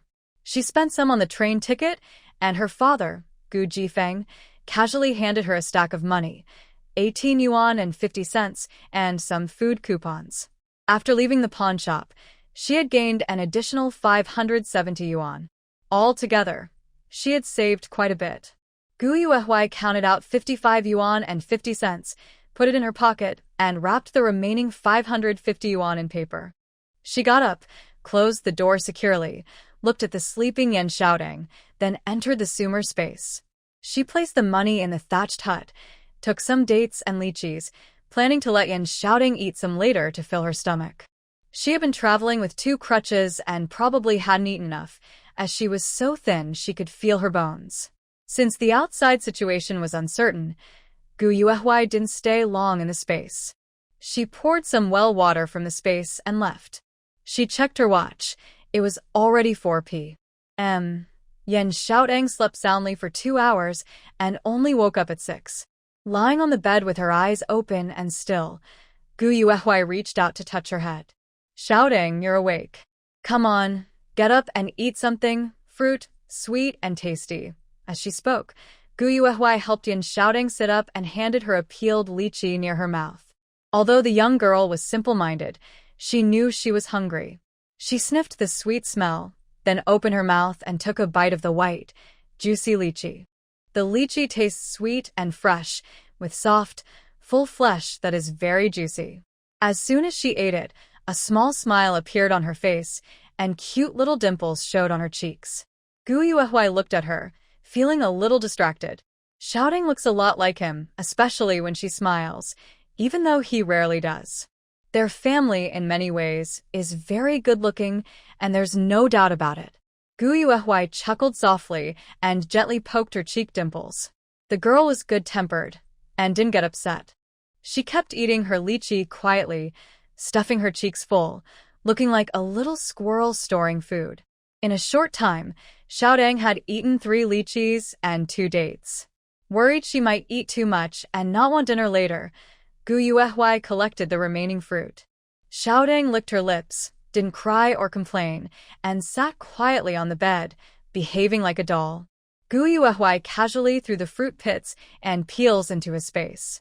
He was careful and didn't want others to suspect anything, as it would be a loss. Just after finishing, there was a knock on the door. Gu Yuehui went to open it. Outside stood a police officer and a staff member from the guest house, here to check the introduction letter. She took out the letter, and after the officer looked at it, they left. Gu Yuehui thought for a moment and stopped the staff member. "Hello, comrade." The staff member was a woman around 30, not the one who registered her. She looked a bit impatient when she heard the voice but stopped and said, "What's the matter?" "I need to check the introduction letter with the police." "Just tell me what you need." Gu Yuehui took out 50 cents and a food ration ticket from her pocket. "Comrade, my sister is sick and can't stay alone in the room. Could you please help me buy some food?" As her expression changed, Gu Yuehui added, "My sister and I don't eat much, so it won't cost much. I see you're working hard, and I really admire people like you who serve the community. The rest of the money is for your meal." Hearing this, the woman's eyes brightened, and almost instinctively, she took the money and ration ticket from Gu Yuehui. She smiled like a flower blooming, and her tone became much gentler. Comrade, you're too polite. If you have any difficulties living here, just let us know. After checking the introduction letter, I will go buy food and bring it to you. Gu Yuehui smiled softly and nodded. After closing the door, her smile faded. She turned to look at Yan Xiaodong, who was also looking at her. Although her eyes weren't focused, her innocent and confused expression was very touching. Gu Yuehui curved her lips and picked up the spring water from the clay jar on the table. Xiaodong, drink some water quietly. She gently fed the water to Yan Xiaodong. The girl opened her mouth and drank. Maybe she liked the slightly sweet taste of the spring water, gulping down most of it. Finally, Gu Yuehui stopped her before she drank too much. While waiting for dinner, Gu Yuehui told Yan Xiaodong a few small stories. Although she knew she wouldn't understand or pay attention, it was still good to talk to her. About half an hour later, there was a knock on the door again. Gu Yuehui thought it was the female staff member, but when she opened the door, it was a police officer. They were still checking the introduction letter. At this rate, they would check 20 or 30 times all night. After the police left, the female staff member finally came back, panting and carrying a mesh bag. She said, "Here, I bought 4 meat buns and a bowl of meatball soup. The lunchbox is from the guest house. You can use it first and just return it when you move out." Gu Yuehui smiled and thanked her. "Thank you for your trouble." No problem, no problem. Just call me if you need anything next time." The female staff waved and left happily. 1 meat bun cost only a few cents, so for cost just over 2 dimes. Plus a bowl of meatball soup for 6 cents, she could still keep 2 dimes. Getting 2 dimes for free. She was good at running errands. Gu Yuehui closed the door, returned to the bed, and handed the buns to Yan Xiaodong softly. "Xiaodong, eat." Yan Xiaodong didn't take the bun. Instead, she bit into it with her hand. The bun had a thin skin, large filling, and chewy dough, very appetizing. The girl wasn't greedy. After chewing the one in her mouth, she took another bite. In a short while, she finished the whole meat bun. Gu Yuehui fed her a few sips of soup. Seeing her small belly bulge, she didn't dare to feed her more. "Is Xiaodong full?" Gu Yuehui asked out of habit. The girl remained expressionless and didn't respond. She didn't mind. She smiled and wiped the corner of her mouth. Then she sat at the table and ate a bun with the meatball soup. She didn't eat the remaining buns, instead putting them into the insulated grass hut to keep warm, planning to eat them for breakfast tomorrow. The summer space can be used for planting, raising animals, storing items, and maintaining a constant temperature. All these features are good, but it is a bit inconvenient to take things out. She can freely put things into the space, but to retrieve them, she needs to go inside first. It would be more convenient if it were easier to access. Gu Yuehui thought about it and shook her head. Having such a treasure is already a good fortune. She couldn't ask for more. After tidying up the table, Gu Yuehui washed her face with water from the thermos and rinsed Yan Xiaodong's mouth before lying down to rest. As soon as she lay down, Yan Xiaodong reached out and hugged her arm. Gu Yuehui's eyes curved into a gentle smile. She lightly touched the little girl's forehead and said, "Sleep peacefully, sister is here." Perhaps her words had an effect. Yan Xiaodong, who had already slept a long time during the day, closed her eyes again and drifted into a light sleep, soon breathing steadily. Not long after, the electric light in the guest house room suddenly went out. In the 1970s, without entertainment venues or nightlife, everyone went to bed early. To save electricity, the guest house also turned off the lights early. Gu Yuehui reached out and held Yan Xiaodong's small hand, then closed her eyes and fell asleep. The next morning, before dawn, Gu Yuehui woke up. She got up, put on her coat, and let out a big yawn. The police had come to check her introduction letter more than 10 times overnight, knocking on her door almost as soon as she fell asleep, which kept waking her up and prevented her from sleeping well. Yan Xiaodong was still asleep. Gu Yuehui first took out some buns from the sumer space and also grabbed 20 eggs to put in her basket, planning to visit Chengling later. After coming out of the space, Gu Yuehui also retrieved the pants she washed yesterday. They still had some moisture, but since the inside pants were dry, she thought it wouldn't be a problem to wear them. It wasn't that she didn't want to buy new pants for Yan Xiaodong, but in this era, ready-made clothes weren't sold. People made their own clothes from fabric tickets, tearing fabric at home. Throughout the year, they rarely had the chance to wear new clothes. Most families had many children, and the older children wore the clothes of the younger ones, who had the extra money to buy ready-made clothes. When Gu Yuehui was putting the clothes away, Yan Xiaodong had already opened her eyes. She was lying on the bed, motionless, her gaze unfocused. When she heard the noise, she slowly moved her head. Seeing Gu Yuehui, she called out softly. Gu Yuehui understood immediately and brought her a bedpan. Although the young girl couldn't take care of herself, she at least knew to call for help. After Yan Xiaodong finished using the bathroom, Gu Yuehui took out clean clothes for her to wear. Yan Xiaodong didn't know how to cooperate but sat quietly, allowing Gu Yuehui to dress her. After we get home, your sister will sew you a new dress with cloth. Is that okay? Once she was dressed, Gu Yuehui brushed her hair, braided it into a new style, and tidied her up. The little girl looked even more delicate and lovely, with rosy lips and white teeth. Yan Xiaodong didn't answer, but after Gu Yuehui helped her put on shoes, she tightly held her hand and followed closely, as if afraid of falling behind. Gu Yuehui smiled and patted her head, then told her to sit at the table.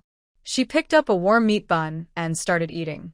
Each of them had a meat bun and a bowl of well water.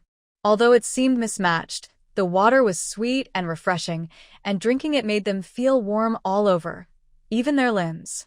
After breakfast, Gu Yuehui prepared to take Yan Xiaodong to the police station to ask about Qingling's residence. Yan Xiaodong obediently held her hand and followed her everywhere, like a little tail. The police station was not far from the guest house. Hey, is that you? A police officer was surprised, clearly recognizing Gu Yuehui and Yan Xiaodong. Gu Yuehui nodded with a gentle smile and said, "Yes, officer. I came today to ask about the kind person who saved my sister yesterday. Where does he live? I want to thank him in person." The officer was touched. Such grateful and kind-hearted people were rare. He took out the record from yesterday and said, "That officer's name is Qingling. He lives at number 12, building 231, Tiguang District. He visited the hospital yesterday. He's fine, just some minor injuries. Thank you." Gu Yuehui and the officer expressed their gratitude. She took the address and left the police station with Yan Xiaodong. Standing at the door, she looked at the words, Tiguang District, written on the paper, her brow slightly raised. This place was famous as the rich neighborhood in Zhoulan City. The houses were old Western-style buildings from the Republic era. After the new society began, they were rented out to capable and influential people. Gu Yuehui thought of the brand-new watch on her wrist and fell into a slight silence. Although she knew Qingling was not an ordinary person, she didn't expect him to live in Tiguang District, but why would someone living in such a place sell their personal watch? Gu Yuehui shook her head. She carried a basket in one hand and held Yan Xiaodong's hand in the other, walking along the small path toward the Tiguang area. She planned to go early and return early. Maybe she could catch a train home tonight. The Tiguang area was a bit far away. It took about 30 minutes to get there, but they still hadn't arrived. Yan Xiaodong didn't complain or feel tired. When Gu Yuehui realized it, her little face was already very pale. Xiaodong? Xiaodong? Gu Yuehui called her a few times, feeling a little sorry. Recently, she had been walking a lot to exercise and lose weight, forgetting that Yan Xiaodong was only 4 years old.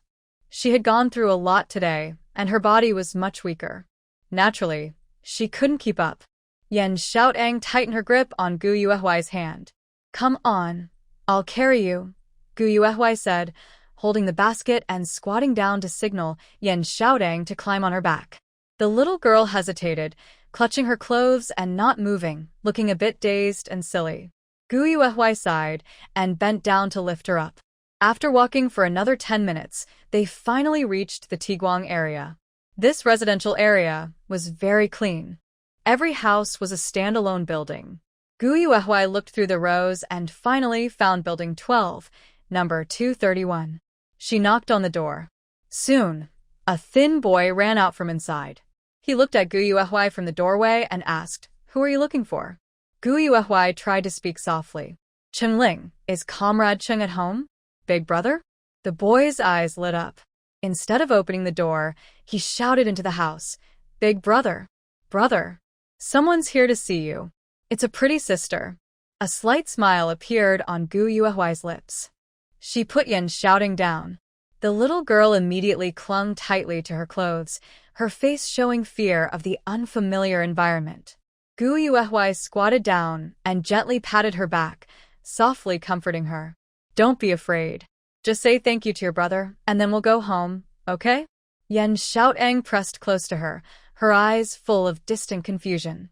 Suddenly, inside the door, Chengling's excited voice rang out. "Is that you? Comrade Gu?" Shouting? Right after, the door opened from inside. "Come in and rest a bit." Gu Yuehui nodded, picked up Yan Xiaotang, and followed Chengling into the yard. The house was very luxurious, a standalone building. In the 1970s, only people from well-off families could live in such a house. Along the way, besides the shy boy greeting with a smile, there was an older girl. However, she looked very cautious and even a bit hostile. She frowned at Chengling and asked, "Brother, are you looking for a girlfriend?" When she asked, her fingers clenched tightly, showing she was nervous and angry. Chengling looked a little embarrassed and said calmly, "Don't say silly things." Then he turned to the boy and said, "Chengpu, take your sister back inside." Chengpu nodded nervously and pulled the girl's arm as they headed upstairs. The girl seemed reluctant and wanted to stay to watch Gu Yuehui, but she was not very strong. After some pulling, she gradually disappeared from view. Chengling looked a bit sorry and said, "Sorry about that. My sister has been suspicious and wary since our family had problems." Gu Yuehui shook his head and handed over the eggs from the basket, saying, "Comrade Cheng, thank you. You got hurt saving my sister. I don't have much to give, just these eggs. I hope you don't mind." Chengling hurriedly waved his hands and said, No, that's too much trouble. Anyone would help in such a situation." As they refused each other politely, suddenly, outside the yard, there was a loud, noisy commotion and banging on the door. Hearing this, Yan Xiaotong's eyes filled with fear, and he tightly hugged Gu Yuehui's waist, not letting go. Gu Yuehui frowned and looked at Chengling, surprised that after thanking him, this kind of trouble would come. Chengling's face showed a hint of awkwardness. He stood there, unsure of what to say. "Comrade Gu, please sit for a moment. I will go out to handle something," Chengling said without looking back and then left quickly. Gu Yuehui glanced at him, then picked up the water from the basket to feed Yan Xiaotang. The well water was very effective. After drinking, the little girl calmed down and quietly held her neck, no longer afraid of the noisy outside world. Feeling bored, Gu Yuehui saw the newspaper on the table.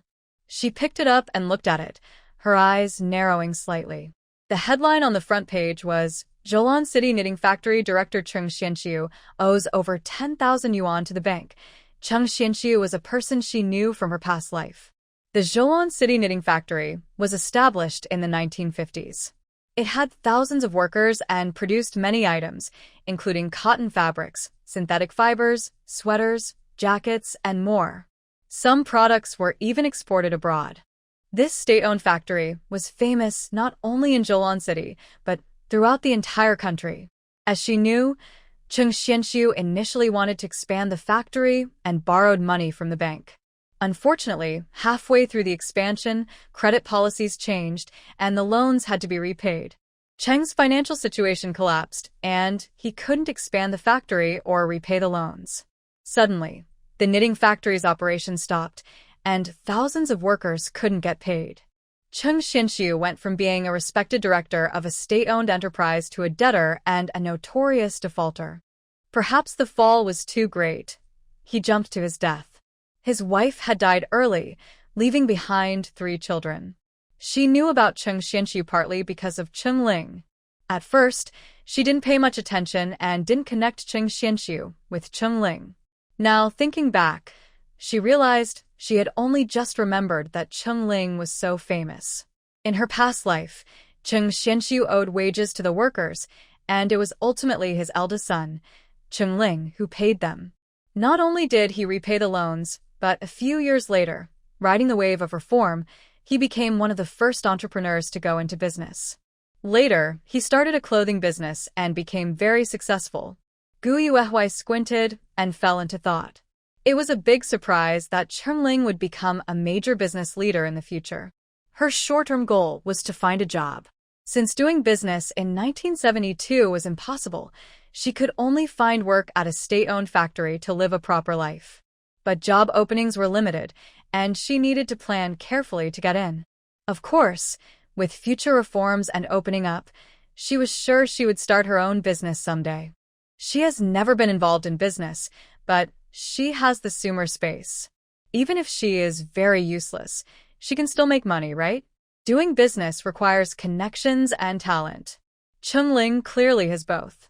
By chance, he met a future big shot, and now he can ask for advice when doing business. While thinking, Cheng Ling returned. He looked tired, thinking about the many debts he owed. His back seemed to be bent by the debt collectors who had just come. However, when he saw Gu Yuehui entering the house, he forced a smile and said, "Comrade Gu, I'm really sorry."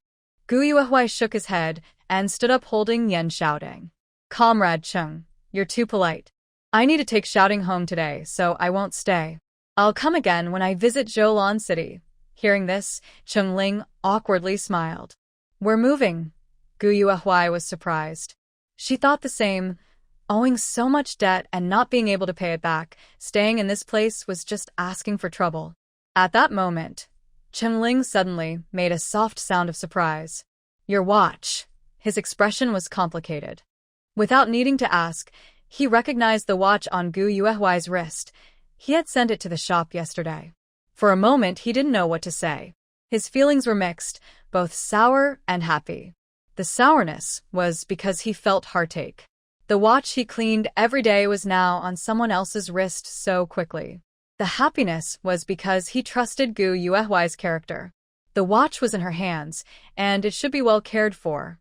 Gu Yuehui smiled silently, thought for a moment, and took the watch off her wrist, handing it to Cheng Ling. "I see you have deep feelings for this watch. I guess selling it was the only choice. You saved Xiaodong, and no amount of money can replace that. Here, it belongs to you." This watch not only repaid Cheng Ling's kindness but also could help him gain more goodwill.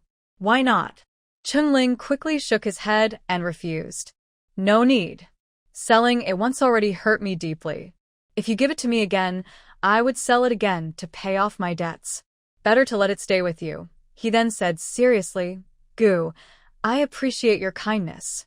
"Thank you." Seeing that Gu Yuehui was sincere, he didn't insist further. After exchanging glances, they both smiled. Gu Yuehui thought for a moment and politely said, "Comrade Cheng is honest and trustworthy. He's someone worth making friends with. My family is in Qing'an County, Dalhousie Production Brigade. If you ever face any difficulties, you can come to me." Cheng Ling was surprised for a moment, then looked at Gu Yuehui. "Thank you, Comrade Gu." Gu Yuehui shook his head, hugged Yan Xiaodong, and left. Cheng Ling saw the person off until they were out of sight, then turned back. As soon as he entered the house, he heard his sister, Cheng Qin, sarcastically say, "Dad just died, and debt collectors come every day. Yet you still have time to go on dates with women? Big brother, are you really being fair to us?" Cheng Ling closed his eyes but didn't say anything to defend himself. He wasn't sure if it was worth enduring this every day. Gu Yuehui left the Tue Guang area and returned to the guest house. After canceling the room, he took Yan Xiaodong to the station. There are several trains from Zhoulan City back to Qing'an County each day. When they arrived at the station, they waited for an hour before boarding. Because Yan Xiaodong was with him, Gu Yuehui bought a luxury sleeper ticket. Sleeper tickets cost 5 cents more than regular hard-seat tickets, but the environment is better. The carriage is equipped with a hot water jug and teacups, perfect for brewing flower tea. which smells wonderful and is much more comfortable than the noisy, smelly hard-seat carriages. As soon as Yen Xiaodong got on the train, she fell asleep. Gu Yuehui tucked her in. It was noon now, and through the window, they could see mountains and fields flashing by. Gu Yuehui poured a cup of tea and sat on the bed, staring out the window. This trip to Zhoulan City was quite successful. Not only did he accidentally find Yen Xiaodong, but he also solved the debt pressure he had been under for some time. He could finally relax a little and breathe easier. Now, he planned to work hard to earn work points and prepare for the food shortage at the end of the year. Moreover, since the youth sent to the countryside was during the new year, it was time to celebrate. The train slowly arrived in Qing'an County at 7 p.m. Gu Yuehui woke up Yen Xiaodong, who was still sleeping soundly. She had slept so deeply that as soon as she sat up, her stomach started growling loudly. As soon as they left the train station, Gu Yuehui flagged down a bullock cart. It cost a few cents to hire someone to take them back to Dalhousie Production Brigade. It was too late, and the clinic's lights were already off, so there was no need to make another trip. In the dark night, they finally arrived at Dalhousie Production Brigade. Gu Yuehui hugged Yen Xiaodong and walked home slowly, step by step. There were many strong men at home, and no one was used to knocking on the door. When she entered, she startled Gu Jifeng, who had just lay down. He sat up from the darkness and shouted loudly at the door. "Who's there?" Yen Xiaodong was so scared he trembled and tightly hugged Gu Yuehui's neck. Gu Yuehui gently patted her back and said annoyed, "Dad, it's me." "Girl." Gu Jifeng's voice was full of joy. He hurriedly lit a kerosene lamp in the dark. The lamp flickered. Once Gu Jifeng got used to the light, he was about to ask about his daughter when he saw a soft, cute little girl with 2 braids in her arms. The girl looked adorable, but she didn't look like the rough kids from the village. Gu Jifeng's face suddenly changed. He quickly got up and ran to the door. He peeked outside and looked around. When he saw no one, he let out a sigh of relief and closed the door. He looked serious and asked, "Girl, did you go to Zhoulan City to be a thief?" No wonder he thought so. These days, thieves could make money by selling people. From what he had seen, even buying a wife in the village cost hundreds of dollars. Not everyone was bad from the start, they just acted out of greed. He was worried that Gu Yuehui might have turned to the wrong path because her family was poor. Gu Yuehui's mouth twitched. She looked down at Yen Xiaodong, who was still confused, and smiled faintly. "Dad, what are you thinking? I snatched her from a thief. The police saw I looked kind, so they asked me to take care of her temporarily." "Take care of her?" Gu Jifeng's eyebrows relaxed at first, then tightened again. In this day and age, who dared to casually adopt a child? A child's words could be powerful, and feeding a child was not easy. Thinking this, Gu Jifeng frowned and said, "Girl, you should return the child to the police. You're only half-grown, not married, and you want to raise a child? This girl is pretty. Someone good will adopt her." Gu Yuehui shook her head. Her voice was quiet but firm. "No, I will raise her myself." "Don't worry, Dad." Maybe she sensed Gu Jifeng's rejection. Yen Xiaodong shrank her neck and rested her head on Gu Yuehui's shoulder. Her close attachment made it look like she was her own child. Seeing this, Gu Jifeng's expression softened. He couldn't find anything to say in protest. At this moment, Gu Tinghui came out from the inner room. "Big brother," Gu Yuehui called out with a smile. Gu Tinghui looked her over from head to toe, making sure she was safe and sound before nodding in approval. "Was your trip smooth? Is the little girl all right?" He glanced at Yen Xiaodong, who was resting on Gu Yuehui's shoulder, with concern in his voice. He had overheard their earlier conversation. He didn't mind adopting a child. Now, the person who earns the most and has the best ideas in the family is his sister, Gu Yuehui. If she wants to adopt this girl, what can they do even if they oppose it? Moreover, it was lucky that she met the girl while in Zhoulan City and saved her. It shows they're destined to meet. Gu Yuehui shook her head. "Nothing serious, but she's not a normal child. I think we'll need to be more careful with her in the future." Hearing this, Gu Zifeng and Gu Tinghui looked at Yen Xiaodong closely. They couldn't help but frown. The girl was pretty, but her eyes looked vacant, and her pupils seemed unfocused. She didn't seem as clever as other children. Little girl, this. Gu Zifeng was unhappy. If she were a normal child, they would adopt her easily. But she wasn't normal. It seemed she couldn't even take care of herself. Wouldn't that just burden their family? Gu Yuehui waved her hand. It's okay. I can handle it. Her current job was painting murals in the village. She just needed to take Yan Xiaodang with her when she went. Seeing Yan Xiaodang look scared, Gu Yuehui gently patted her head, changing the subject to distract Gu Zifeng and Gu Tinghui. By the way, how is second brother? He came back so late today, I didn't have time to visit him. The atmosphere suddenly grew tense, like a cold wind blowing. Gu Yuehui was surprised and frowned. What's wrong? Did something happen? Gu Zifeng sat back on the bed, chuckling coldly. What could happen? Gu Ruelai is acting all cheerful every day, like a cat sneaking around. What could possibly be wrong? Bah, from now on, I'll pretend I don't have that son. Gu Tinghui looked at him disapprovingly. Dad. Gu Zifeng crossed his arms and raised his voice. What? Did I say something wrong? If he's capable, and he prefers women over his family, then from now on, our Gu family has no place for him. Hearing this, Gu Yuehui finally understood what was going on. She coldly patted Yan Xiaodang on the back, laid her on the bed, and casually covered her with a blanket. Then she went to the stove to prepare some food.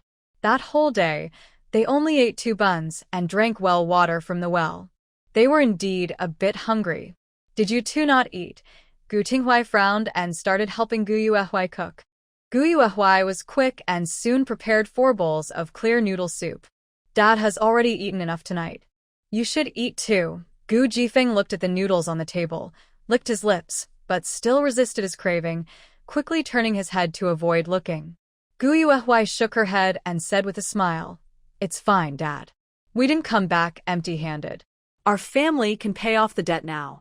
We can afford to eat this bowl of noodles. She still didn't know what they had done. If they could manage to eat something tonight, it would just be some thin porridge, which wouldn't fill them up. Gu Tinghui's expression changed drastically. Pay off the debt? Nan, what exactly did you go to Zhoulan City for? Gu Zifeng coughed a few times, pretending to be calm. Why ask so many questions?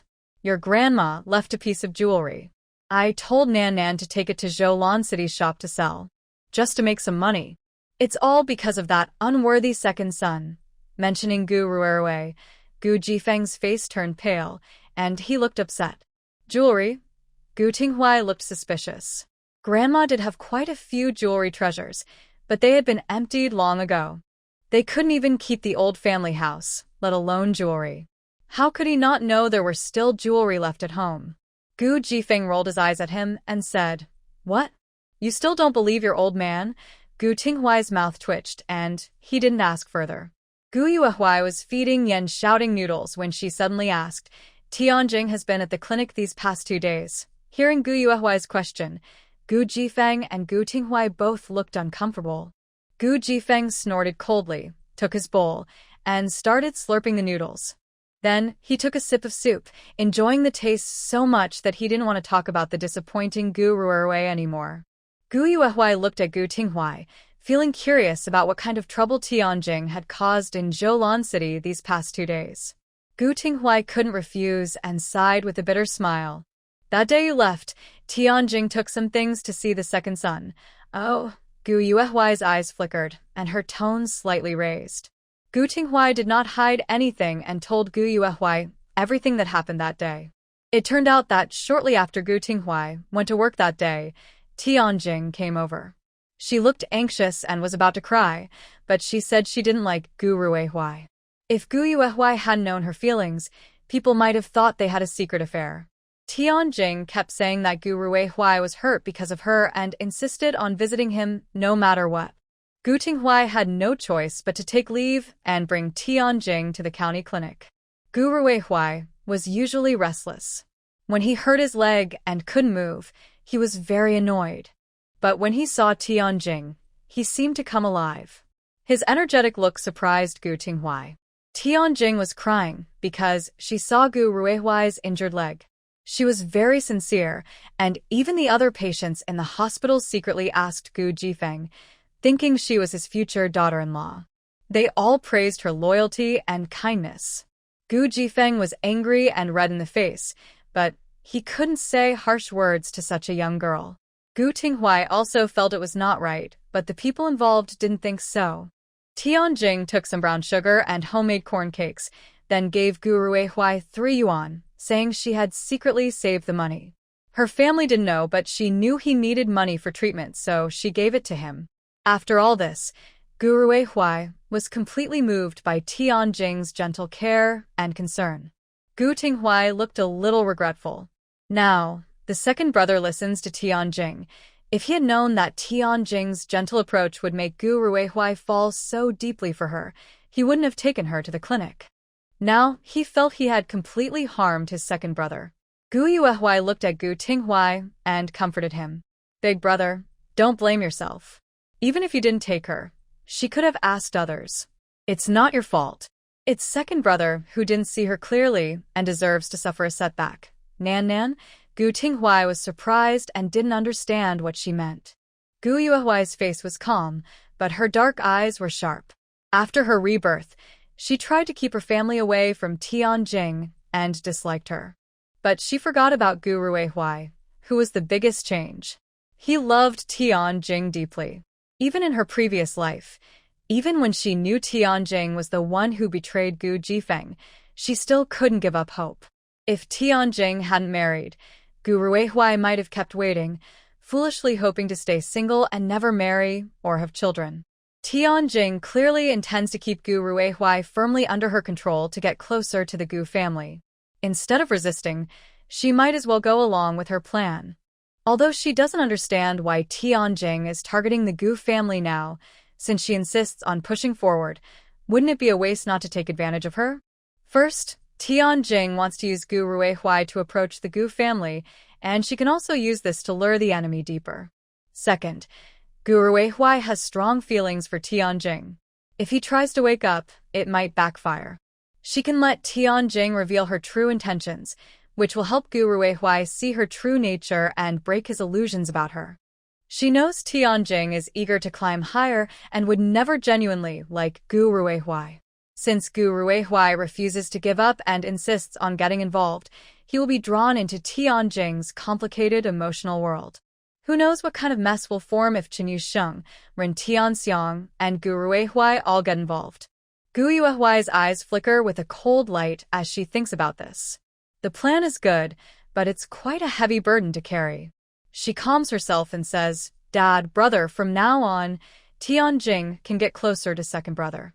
We don't need to stop her anymore. Gu Zifeng, after finishing his soup, protests unhappily. Not stopping her? That girl doesn't even realize she's been bitten to pieces by the Tian family girl. If we don't stop her, we might get our legs bitten off by wolves this time, and next time, it could be our lives. Gu Tinghuai also says, Nan, I know second brother hasn't been good to you, but Tianjing. She's not the kind of person who can settle down. How could she really like second brother? If we let her keep fooling around, it might be truly irreversible.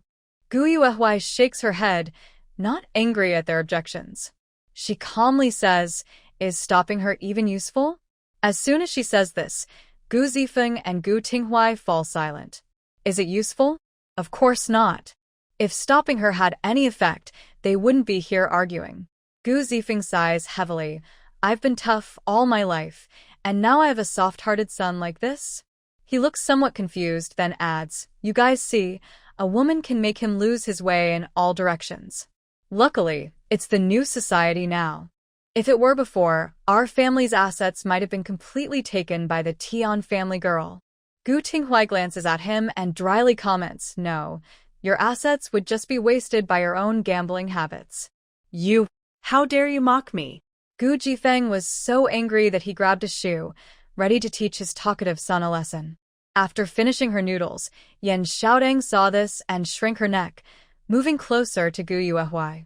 Gu Yuehui twitched the corner of his mouth, put down his chopsticks, gently patted Yan Xiaodang's back, and comforted her in his arms. Then he said, All right, Dad, but what my brother said isn't wrong. Gu Jifeng looked heartbroken. Sweetheart. Even you won't take your father's side? Gu Yuehui ignored his dramatics and said calmly, since stopping second brother doesn't work, let's just let things be. We all know Tianjing doesn't like him. With time, he'll see it for himself. The more we try to stop him, the more stubborn he'll become, and Tianjing will just enjoy the show. There's no need to make things worse. Once second brother realizes the truth, everything will be fine. Gu Yuehui's words made Gu Tinghui fall into deep thought. After a while, he nodded in agreement. He also felt that second brother's feelings for Tianjing ran deep, and forcing them apart might only make things worse. It would be better to let Tianjing show her true colors so that second brother could give up on his own. Gu Jifeng wrinkled his nose, but didn't argue. Instead, he said gruffly, that Tian girl is as tricky as a hornet's nest. She doesn't like our second, and I don't like her either. If she wants to marry into our family, I won't agree. Gu Yuehui and Gu Tinghui both twitched their eyelids. Gu Jifeng was a typical protective father. He couldn't stand seeing his sons being manipulated or treated unfairly by women. But honestly, what good qualities did the second son really have? Gu Yuehui, Gu Jifeng, and Gu Tinghui reached an agreement. They would no longer try to persuade Gu Ruihui. All right, Xiaodong's full now. I'll put her to bed, Gu Yuehui said softly, glancing at the sleepy-eyed Yan Xiaodong. He smiled, suddenly finding that raising a child wasn't so bad after all. Xiaodong? Gu Tinghui was surprised. You gave her that name? Gu Yuehui paused, then nodded seriously. Does it sound bad? Gu Xiaodong? Not bad at all. Sounds like a cultured name, Gu Jifeng said, smacking his lips. Looking at the drowsy little girl, he couldn't help but feel fond of her. No matter what, she was a pretty child, just as adorable as his daughter had been when she was little. Gu Yuehui chuckled but didn't correct him. Gu Tinghui urged, all right, go to sleep now. You've probably had enough sitting in the car. Gu Yuehui nodded, carried Yan Xiaodong back to the room, helped her take off her outer clothes and pants, and tucked her into the quilt. Although the little girl had been sleeping all the way, she was still young, soft, and couldn't handle much tiredness. She got sleepy after eating, and even with all the noise, she didn't wake up. Gu Yuehui gently undressed her and covered her with the quilt. Gu Yuehui poured hot water and used a towel to wipe her hands and feet. After finishing, she turned off the kerosene lamp. She sat by the bed, looked at the sleeping Yan Xiaodong, then entered the sumer space. Not working for 2 days felt strange. Smelling the wheat and fruit scents in the air, her mood improved a lot. Gu Yuehui was worried about Yan Xiaodong outside, so she didn't dare to relax. She started working diligently, folding wheat ears, planting seeds, collecting eggs, and running around the thatched house twice. Only after catching her breath did she leave. When she left, she also took 300 yuan. 140 yuan was to pay back her eldest uncle and second aunt, and the rest was to repay He Lanzhang. Outside the space, Gu Yuehui lay on the bed, her eyes full of thoughts. Wee was a bit monotonous. She needed to gather some rice to plant. She preferred white rice over noodles. Also, the chicken flock was breeding too fast. Not collecting eggs for 2 days left plenty around. She wasn't worried about the space in the grassland, but eating only chicken meat and eggs wasn't ideal. She needed to find some new breeds of livestock and poultry. Rabbits? Ducks? Geese? Lambs? Gu Yuehui thought thoughtfully, then turned to look at Yan Xiaodong. She closed her eyes and fell asleep. Nian Nian? Nian Nian? Gu Yuehui opened her eyes and realized it was already morning.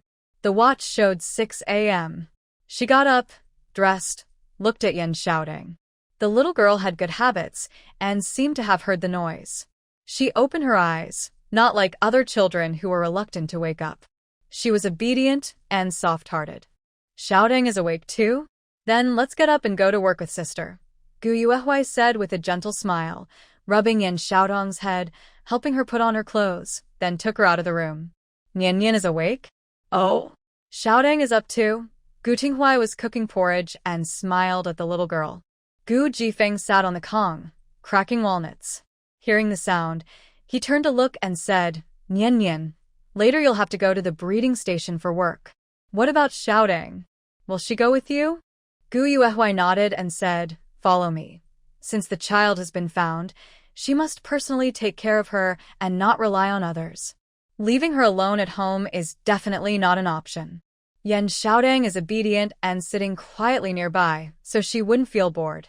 Gu Zifeng nodded without saying much and simply said, "Just keep it in mind. Are you guys going to the health clinic today?" Gu Yuehui scooped a bowl of porridge for Yan Xiaodang. While feeding her, she remembered Gu Ruihui, who was still in the health clinic in Qing'an County, and asked.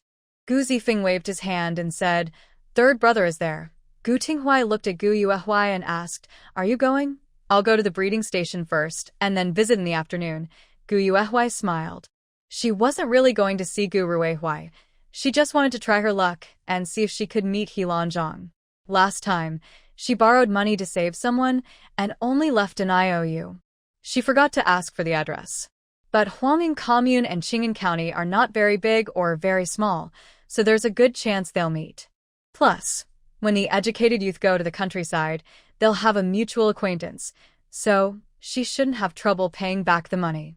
Gu Tinghui hesitated for a moment and said, "Then I'll go with you." Gu Yuehui shook her head. "No need. We've only been working for a few days. Taking leave all the time isn't good.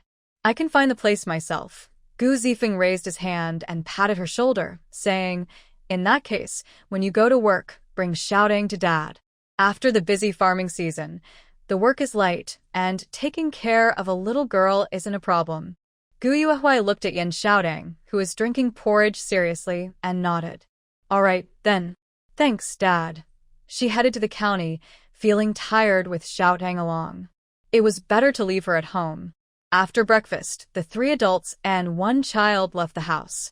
Gu Yuehui parted ways with them at the village entrance and went to the breeding station. She took Yan Xiaodang into the office. Wang Peixing hadn't arrived yet, but Wang Fu was there. "Little Gu? Back from the county." Wang Fu looked at Gu Yuehui and asked softly. When he saw Yan Xiaodang holding her hand, he was surprised. "Who's this?" Gu Yuehui slightly curved her lips, tired of explaining, and said, "She's a kid from my relative's family." Wang Fu nodded and casually praised, "She looks quite neat." Neat is a local slang meaning she looks pretty and nice. Gu Yuehui smiled and didn't talk much about Yan Xiaodang. After waiting about 10 minutes, Wang Peixing still hadn't arrived. She couldn't help but ask, "Secretary, where is Director Wang? Why hasn't he come yet?" Wang Fu shook his head and looked confused. "I don't know. Usually he would have been here by now." Gu Yuehui frowned. She wanted to return the ration tickets to Wang Peixing, but since he wasn't here, she decided not to wait. She told Wang Fu, and then took her things to go paint a mural. She took out her paint bucket and brushes and said, "Xiaodang, sister is going to paint. Please don't run around, okay?" Yan Xiaodang looked at Gu Yuehui, but didn't say anything. She just sat quietly by her side. Gu Yuehui smiled and raised her arm to start painting. She looked down at Yan Xiaodang now and then. The little girl wasn't completely naive. Although her pupils looked unfocused, she was very focused. She sat on the ground, watching ants, and didn't cause any trouble. Time passed, but Wang Peixing still hadn't come to the animal care area. He was usually very dedicated. How could he suddenly be absent? Gu Yuehui thought about this, but suddenly, she heard an urgent shout. "Secretary, something's wrong. You need to come quickly. Director Wang is in trouble." A young man with a white towel around his head ran toward the animal care area, carrying a. He looked anxious, and cold sweat was on his forehead. Gu Yuehui frowned. When she saw him rush into the office, she threw her brush into the water bucket and pulled Yan Xiaodang to follow. Gu Ruihui's leg had been bitten by a wolf. If Wang Peixing hadn't helped him, his injury might have worsened. He was a good person and had helped their family. No matter what happened, he wouldn't just stand by and do nothing. Wang Fu was originally writing notes when he heard the commotion. He shivered in fright and angrily said to the young man entering the room, "What happened? Can't you do anything carefully? What kind of person are you?" The young man shrank back under his scolding and hurriedly said, "Secretary, Director Wang had an accident. He's at the gate now. Director, Huang asked me to come get you. Please go see him. Things are about to get out of hand." His words were confusing, making Wang Fu confused. He put down his pen, frowned, and stood up. Director Wang had an accident? Director Huang asked me? Who's fighting whom? The young man opened his mouth but wasn't sure if the situation was too complicated. After a moment of hesitation, he couldn't explain clearly and hurriedly pulled Wang Fu's hand, saying, "Oh, secretary, we should go there quickly." Wang Fu could only gasp and follow. Gu Yuehui frowned, picked up Yan Xiaodang, and followed behind. The village was small, and they quickly reached Wang Peixing's house. However, by then, the door was already surrounded on all sides, with many people pointing and whispering, gossiping. "Everyone move aside. The secretary is here. The secretary is here." The young man shouted a few times, and the crowd parted to make a small path. He hurriedly pulled Wang Fu inside, with Gu Yuehui carrying Yan Xiaodang close behind, pushing to the front. Inside, the scene was quite complicated. Usually gentle and smiling at everyone, Wang Peixing was now red-faced and angry, looking like he wanted to scold or even confront the woman sitting on the ground. Gu Yuehui looked at the woman, her lips pressed lightly. This woman was none other than Wang Peixing's partner, Li Hongmei. Speaking of Li Hongmei, her reputation in the Dalhousie production brigade was just as well known as Wang Peixing's. Li Hongmei was not particularly beautiful, and at first glance, she seemed gentle. Though she was older, her kind expression didn't fade, and anyone could be drawn in by her face. Wang Peixing was no exception. He had gone to the countryside to work when he was young, and met Li Hongmei there. He gave up the chance to return to the city and decided to stay. Unfortunately, people have two sides, and after marriage, Li Hongmei's true character was revealed. She was not as gentle as outsiders thought. In reality, she was shrewd, materialistic, and quick-tempered. Such a woman was quite different from Wang Peixing, who was gentle and kind. They seemed to be opposites. Wang Peixing didn't like this wife, but the decision was made, and they had lived this way. Perhaps because of their unhappy marriage, they had no children after more than 10 years, which was quite unusual in the village. Li Hongmei didn't want to change for Wang Peixing after marriage. Instead, over the years, her attitude became more domineering as Wang Peixing's position and achievements in the Dalhousie production brigade grew, making her even more unreasonable. The couple was like two extremes, one friendly and smiling, well-liked by others in the brigade. Another person. Gu Yuehui glanced at Li Hongmei. In terms of being disliked by others, Li Hongmei is actually worse than her. After all, her actions are just morally wrong, but they don't affect others. Li Hongmei, relying on being Wang Peixing's wife, often takes advantage of people, flitting from one place to another. She eats lunch here, picks vegetables from her own land there. Overall, her reputation is very bad. I don't know what trouble she's causing this time, but she has made Wang Peixing, who usually has a good temper, so angry. Before Gu Yuehui could think further, she heard Li Hongmei shouting loudly, "Tell me, which little troublemaker did you lend the food coupons to? And gave eggs? What kind of relationship is that? Still giving you eggs? Wang Peixing, you unfaithful man, I've been with you for over 10 years, and this is how you treat me. I tell you, if you don't tell me who it is today, the village security chief, won't be able to keep your job." After saying this, Li Hongmei struggled to stand up and pounced on Wang Peixing, starting a fight. Wang Peixing was also angered this time. Although he didn't hit back, his tone was very firm. "We can't go on like this anymore. The secretary is here. Let him witness this. Let's go to the commune and get a divorce certificate." Hearing this, Li Hongmei froze, then shouted in disbelief, "Divorce? You want to divorce me? Dream on. I tell you, Wang Peixing, you'll never get rid of me, Li Hongmei, in your life. Never." As she spoke, she grabbed Wang Peixing's arm and bit him hard. Wang Fu looked overwhelmed and quickly called someone to stop her. Gu Yuehui frowned slightly. From Li Hongmei's words, she guessed the situation. Does this have something to do with her? What is this? A scandal involving Wang Peixing? Thinking of this, Gu Yuehui sneered. It's truly an unexpected disaster. She was angry inside, But seeing Wang Peixiong with messy hair and looking extremely disheveled, she couldn't just stand by and do nothing. After all, she had a part in this too. Let go of me. All of you, let go. I must tear him apart today. Li Hongmei, held by someone, kept struggling. Her bloodshot eyes stared fiercely at Wang Peixiong, as if she was willing to die with him. Aunt Li, you're overthinking. The food coupons were borrowed by me and Director Wang, Gu Yuehui said coldly, holding in Xiaodang and stepping out from the crowd. Her face was calm, and her voice was steady. When she said that, Li Hongmei immediately fell silent, and the surrounding chatter gradually quieted down. Wang Peixiong was surprised and turned to look at Gu Yuehui, not expecting her to have already returned. But in the next moment, his brows furrowed tightly. If Li Hongmei listened to him, he would have explained earlier. She is completely unreasonable and impossible to communicate with. Sure enough, Li Hongmei snapped out of her daze and shot a sharp, sword-like look at Gu Yuehui. Is it you? You seduced Wang Peixiong and got him to lend you money and grain coupons? Did you also send the eggs? Li Hongmei's voice was frantic. She struggled to break free from the restraining arms, ready to slap Gu Yuehui hard. Shut up. Li Hongmei, you have no shame. The young girl still wants to, and if you have something to say it elsewhere. Wang Peixiong looked extremely embarrassed. He wished he could step forward and stop Li Hongmei from talking. He, a man nearly 40 years old, involved with a girl just over 10, was very embarrassed. Only Li Hongmei could say such things. He didn't want to involve Gu Yuehui in this matter, nor did he want her to bear such disgraceful accusations.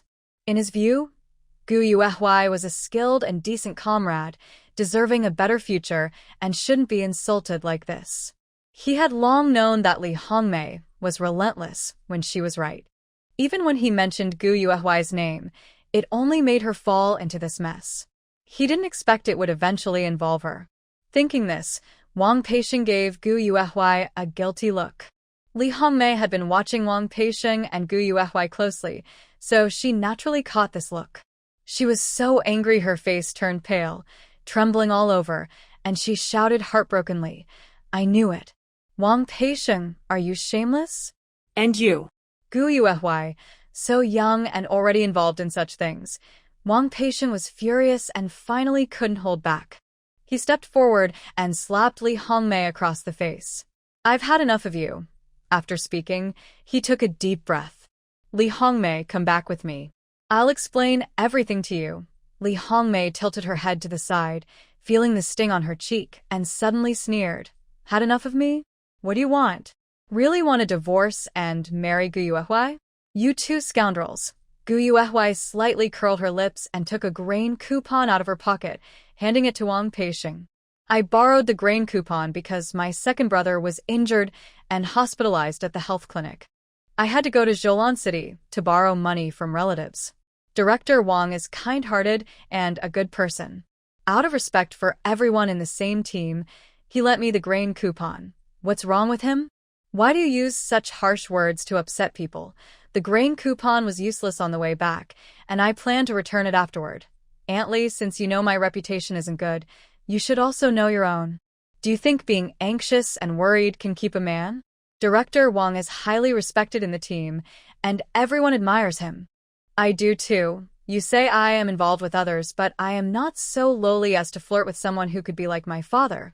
The eggs were bought at the Supply and Marketing Cooperative to thank Director Wang for helping my second brother go to the county health clinic, not for the dirty words you mentioned. Now that the grain coupon has been returned, don't worry. I won't come here again. Gu Yuehui shrugged calmly and watched Li Hongmei go crazy over Wang Peixiong, then slander her. Her first reaction was anger and frustration, but when she saw the fear in Li Hongmei's eyes, she found it both boring and funny. It's absurd and strange to have an affair with a 40-year-old man. As she turned to leave, she suddenly looked back and said, By the way, I left the basket of eggs here when I delivered them. Please, Director Wang, could you help me bring it out? Wang Peixiong was stunned, clenched the grain coupon tightly, and nodded with a guilty look. He went inside to get the basket and handed it to Gu Yuehui, saying sorry. She shook her head and replied, Director Wang, You haven't done anything wrong. But Aunt Lee needs to get her illness treated, or else she'll bite anyone she can. No one can stand that. After speaking, Gu Yuehui took the basket and left with Yan Xiaodang, away from the place of trouble. Huang Fengying looked at Gu Yuehui's back and said to the crowd, all right, there's nothing more. Everyone disperse now. Disperse. Wang Fu also kept his hands behind his back and said sternly, go back to work. Li Hongmei was released, but she sat down heavily on the ground, neither crying nor making a fuss, lost in thought. Huang Fengying looked at her with a mix of pity and disgust. As the women's director, she sighed and helped her up, patting the dust off her clothes. Hongmei, stop causing trouble. Everyone in the team knows that Xiao Gu likes the boy from the Chen family. You're overthinking. And, Director, Wang isn't that kind of person, right? Li Hongmei is someone who doesn't know right from wrong. Hearing this, she simply smiled and said, not everyone is like that. Huang Fengying, do you think you're so special? When we were young, we argued together. Now you're just laughing at me. Are you trying to talk nicely to Wang Peixiang? What's your plan? Do you think he will like you? Huang Fengying was angry when she heard this. She pushed Li Hongmei to the ground and said sharply, what nonsense are you talking? Spouting all the time, just like Xiao Gu said, biting whoever you can. After saying that, Huang Fengying flicked her sleeve and turned to leave, too tired of dealing with her family's messy affairs and causing trouble for herself. Not only did she offend one person, but she offended another as well. Wang Peixiang's face turned pale, but he didn't want to talk to Li Hongmei anymore.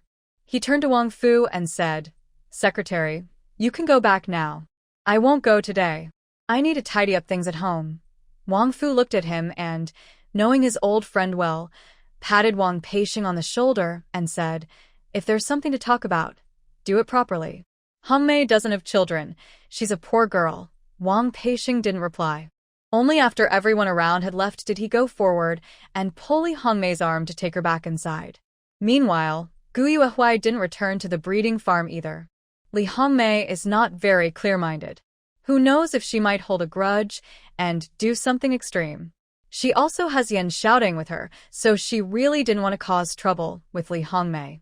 But she had been to Zhoulan City for 2 days, and eggs had been sent for 2 days. Why is Li Hongmei suddenly acting crazy and firing shots now? From Wang Peixiang's words, she knew Li Hongmei's personality, so she didn't tell her what really happened. But how did she find out that the grain coupons were lent to a woman? Gu Yuehui squinted and thought.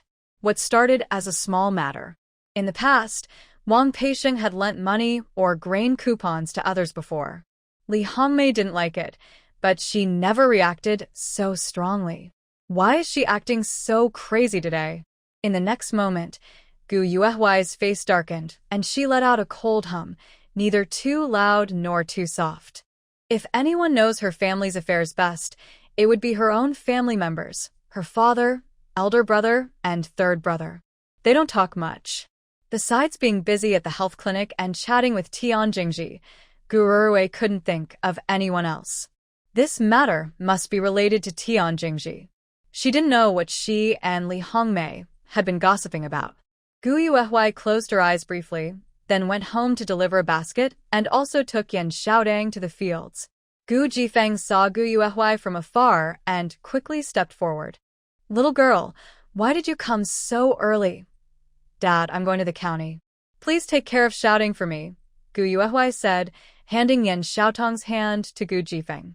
However, the little girl looked blank and kept holding onto her clothes, not willing to let go. Gu Yuehui felt helpless. She crouched down gently and said softly, Xiaodang, I need to go out for a while. Can you stay with your dad? I'll try to come back soon. Yan Xiaodang blinked her eyes, not sure if her words worked. She released her grip. Gu Yuehui reached out and hugged Yan Xiaodang, then put 2 cooked eggs into her pocket. She looked up at Gu Jifeng and said, Dad, if Xiaodang gets hungry later, you can peel an egg for her.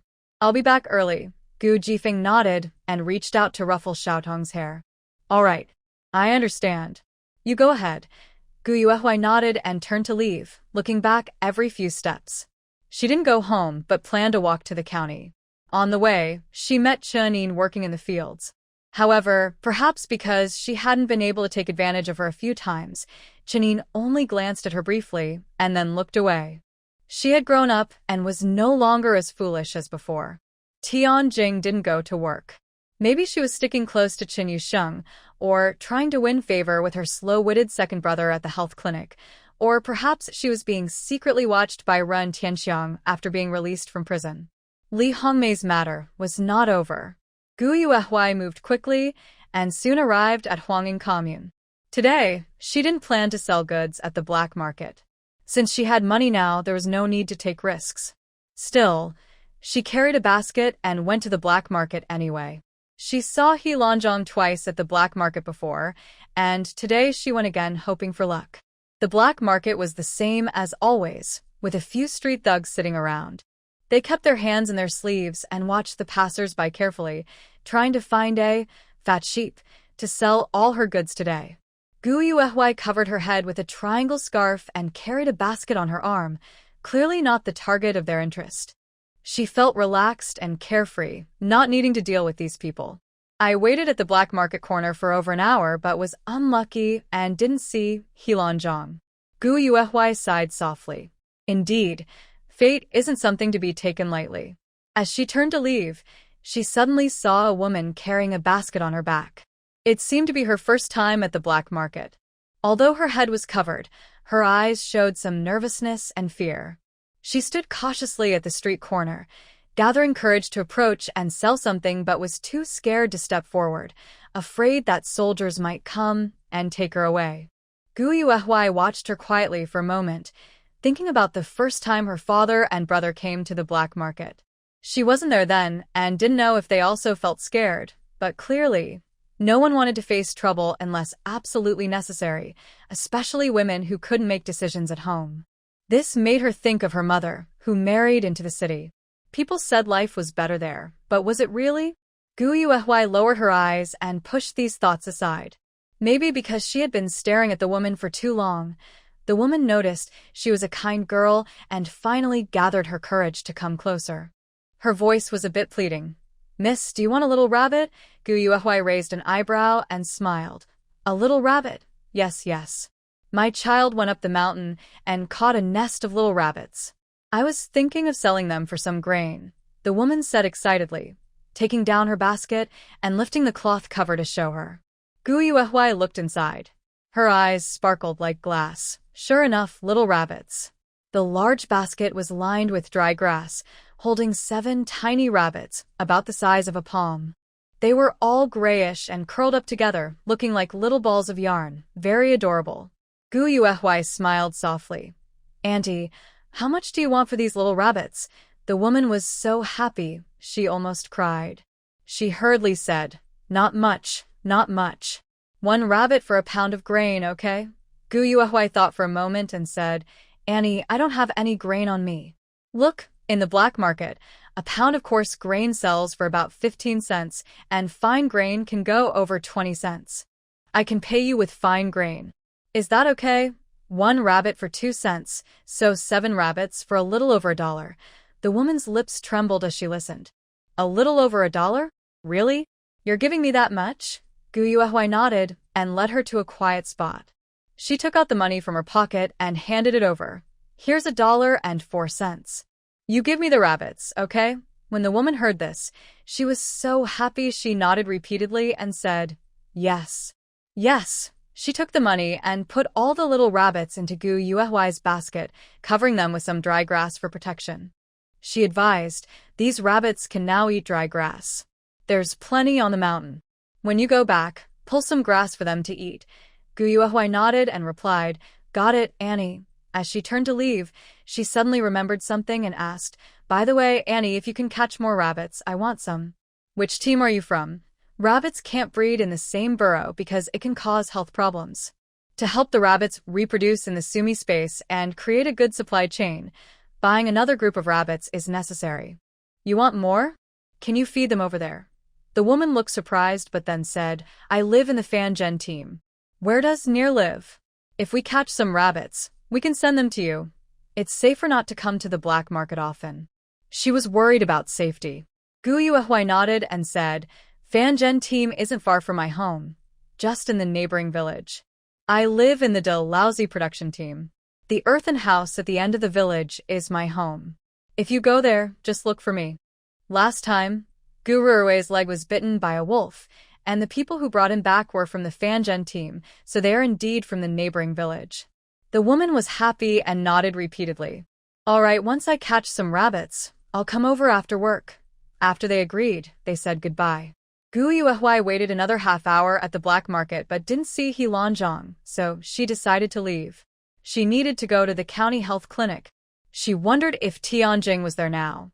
On the way, she found a quiet place, put her hand into the basket, and stored all the little rabbits into her space. She then headed to the county health clinic. Before entering the ward, she heard Gu Ruerue laughing happily. Haha, Xiaojing, I've never heard such a joke before. Where did you hear it? You come here every day to keep me company, like a little joy, and my leg feels stronger because of it. Hearing this, Gu Yuehui slightly curled her lips. She hadn't gone inside, yet when she ran into Gu Shihui, who was carrying a basin of water and was coming out. Gu Shihui's voice was soft and slightly surprised. Listening carefully, you could hear hints of happiness and exhaustion in his tone. I wonder how he feels after these past 2 days of seeing Gu Ruehui and Tianjing being so close at the clinic. Gu Yuehui looked at him and suddenly wanted to ask some questions. However, Gu Ruehui and Tianjing in the hospital room heard his voice. Their cheerful chatting stopped abruptly, and the atmosphere became a little awkward. Gu Yuehui remained calm, not showing any anger about seeing her disliked person and her brother together. Third brother, she called him, then turned aside to let him go get water.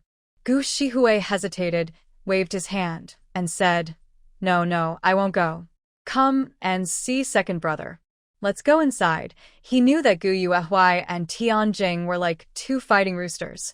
If they stayed together, they might start a fight. So, he decided to stay here to avoid any trouble. After all, Gu Ruehui was definitely helping Tianjing. As his third brother, he couldn't just turn away, right? After the last time Gu Ruehui was brought back covered in blood, Gu Yuehui took charge quickly. Her image in Gu Shihui's mind had changed completely. She was no longer the foolish sister who only knew how to ask for food. Gu Yuehui didn't care about him. She carried her basket into the room. Gu Shihui followed her closely.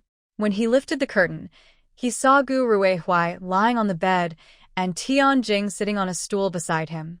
Seeing her come in, she immediately stood up, cautious and careful, and said, Yuehui, I. Seeing Tianjing shrink back, Gu Ruehui felt a pang of pain. If it weren't for her, why would she act like this? Thinking this, his tone toward Gu Yuehui naturally grew colder. Xiaojing, you don't need to do this. Then, turning to Gu Yuehui, his eyes showed no warmth. Gu Yuehui, what are you here for? Gu Yuehui raised her eyelids slightly and replied calmly, Since I'm here to borrow money to treat your leg, shouldn't you ask about it? Hearing the words, borrow money, Gu Ruehui's face darkened further. He subtly glanced at Tianjing standing nearby. In front of the woman he loved, he didn't want to admit that his family was too poor and that he had to borrow money to get treatment. He hesitated and said vaguely, You can go back. I'm fine. Gu Yuehui chuckled softly. Love can make people blind, and this saying is truly true.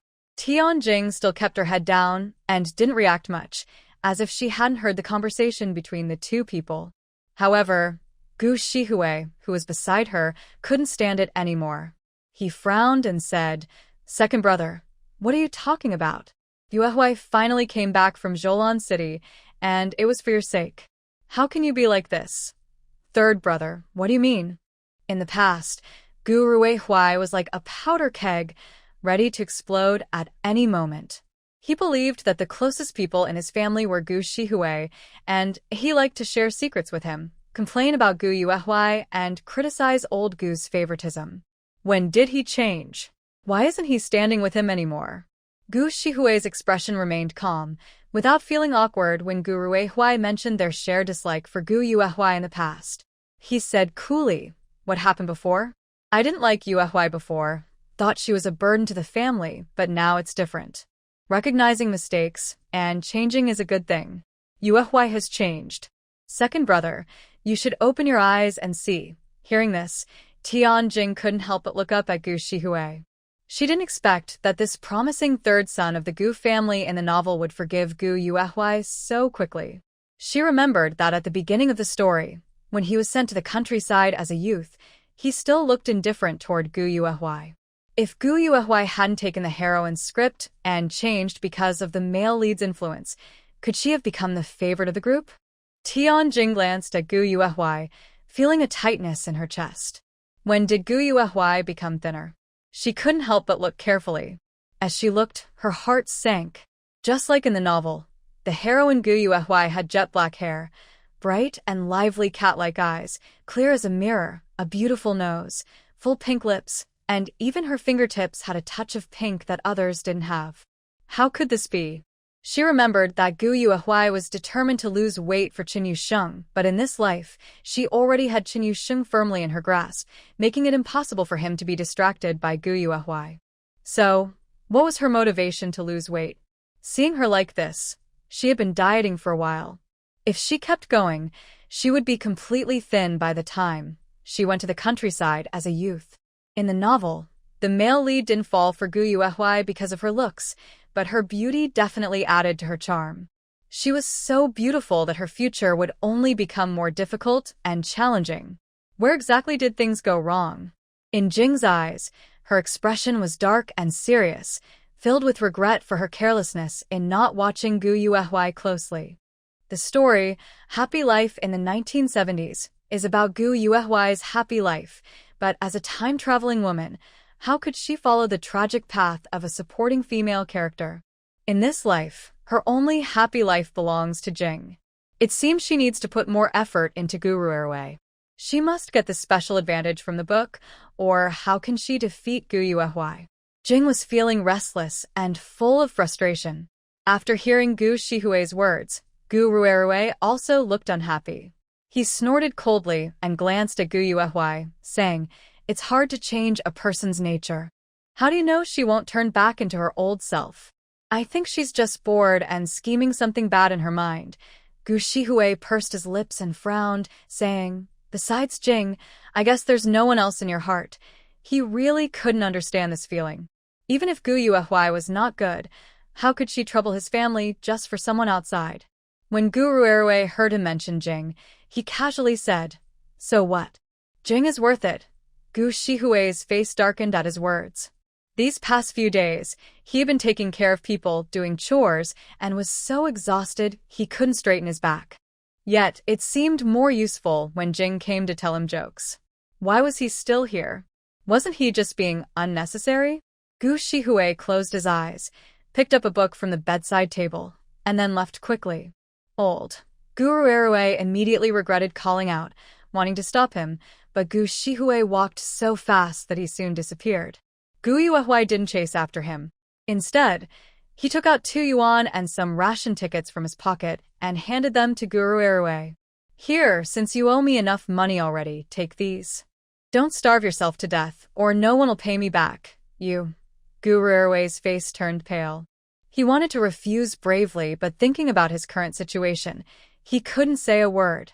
At this moment, Jing softly said, "Yuehua, I'm sorry. I was wrong a few days ago." After saying this, she seemed unable to clearly express her attitude. She then added, "Don't worry. To make up for it, I will take care of second brother Gu for now. You can take your money back. He went up the mountain for me, so I will be responsible."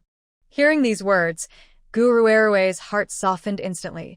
Even Gu Shihui forgot about everything. Xiao Jing.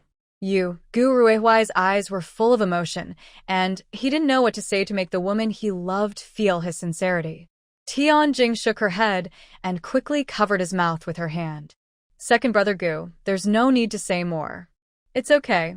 Gu Yuehua watched the affectionate couple with interest and suddenly asked, "Tianjing, do you like my second brother again?" Hearing this, Tianjing paused, then quickly withdrew her hand, blushing shyly. No, no. "Second brother Gu has always taken care of me since we were young. In the world of romance, it's best not to break the delicate emotional barrier. This hesitant look didn't make Gu Ruihui realize the truth. Instead, it stirred his feelings. He scolded Gu Yuehui. How can you be so bold as to say that? Are you still a girl who hasn't married yet? Gu Yuehui chuckled and prepared to leave, holding his basket. Before leaving, he added exaggeratedly, I heard Chen Yin say that her brother is preparing 100 yuan bride price to marry Tianjing. 100 yuan. That's a lot for people like us. I am moved by Qin Yusheng's sincerity and have given up this fearless love. Tianjing, you're really impressive. You don't want even 100 yuan and suddenly you change your mind and go to my second brother. As neighbors, I must tell you something seriously. My family, not to mention 100 yuan, now owes 200. We probably can't afford such a bride price. Please understand. Gu Yuehui lazily finished and turned to leave. Although she didn't plan to stop Tianjing from pursuing Gu Ruihui, she still felt disgusted. Besides, Gu Ruihui always spoke without thinking, and she needed to teach him a lesson. Gu Ruihui's face turned pale instantly after Gu Yuehui said these words. His hand on the quilt trembled faintly. He didn't even dare to look at Tianjing's face, afraid of seeing disappointment there. Yes, now his family couldn't even afford 100 yuan bride price. Due to his injury, they had accumulated over 100 more in debt. What does he have to love Tianjing? What can he give her for a good life? Tianjing withdrew her gaze and looked at Gu Ruihui. When her eyes swept over his embarrassed and uncomfortable face, a trace of contempt flashed in her eyes. If it weren't for Gu Ruihui being the sister's brother, she might have looked at him differently. Actually, her initial goal was Gu Shihui, but unfortunately, he was just a bookworm and very dull when it came to feelings. Otherwise, how could Gu Ruihui, a person considered useless and slow, get involved? He was even less capable than Gu Tinghui, the honest and upright eldest son of the Gu family. But, despite these thoughts, her current goal was to help Gu Ruihui get that vegetable patch where a special tool was buried. Everything else was secondary. She believed that with Gu Ruihui's feelings for her, once he was discharged from the hospital, he would do his best to help her. Thinking this, Tianjing gently touched Gu Ruihui's bowed head. Why are you so easily influenced? Do you think I care about money? I came to take care of you not for the 100 yuan bride price or for your repayment, but because I remember how kind you've been to me before. Don't worry too much, second brother Gu. With me here to take care of you, I believe you'll get better soon. Tianjing spoke softly and kindly, then served him a glass of water. Gu Ruihui looked at Tianjing in disbelief. You really don't mind? Tianjing just smiled at him gently, without saying a word. Gu Ruihui was instantly comforted by her gentle, water-like smile. All thoughts of the 100 yuan bride price and Chen Yusheng disappeared from his mind. He realized he had been wrong. Such a good Tianjing. How could she be like Gu Yuehui, who only cares about material things? When Gu Ruihui took the cup, he also held Tianjing's hand naturally, looking at her sincerely and speaking firmly. Xiaojing, don't worry. When I get better, I'll work hard to earn money and support you. Tianjing gently pulled her hand away and pretended to brush her hair aside from her cheek. She smiled slightly and asked, How will you earn money? Do you want me to go with you? Go to the black. Gu Ruihui wanted to say go to the black market, but he remembered he shouldn't tell others about such things. His words stopped abruptly, and a hint of regret flashed in his eyes. All his caution about Tianjing was suddenly forgotten. If their family could earn enough money in the black market to build a house, why couldn't he? Now, in these times, he wanted to give Tianjing the best, like Chen Yusheng did. The only way was to find another path. Chen Yusheng had support, but he didn't. Chen Yusheng had a capable uncle, but he didn't. Everything depended on himself. Tianjing's eyes flickered slightly. Suddenly, she leaned closer to Gu Ruihui and lowered her voice. The black market? Gu Ruihui pursed his lips and said nothing, unsure how to respond. You don't believe me? I won't tell anyone, Tianjing said with a slightly aggrieved tone.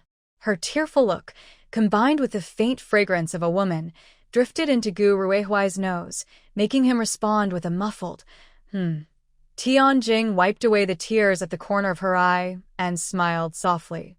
I believe you can make money. Of course, he believed her. In the novel, the Gu family relies on black market dealings to earn money. The heroine's family is blessed with good luck, never caught over the years, and even managed to save a large amount of startup capital, becoming one of the first to amass $1 million in wealth.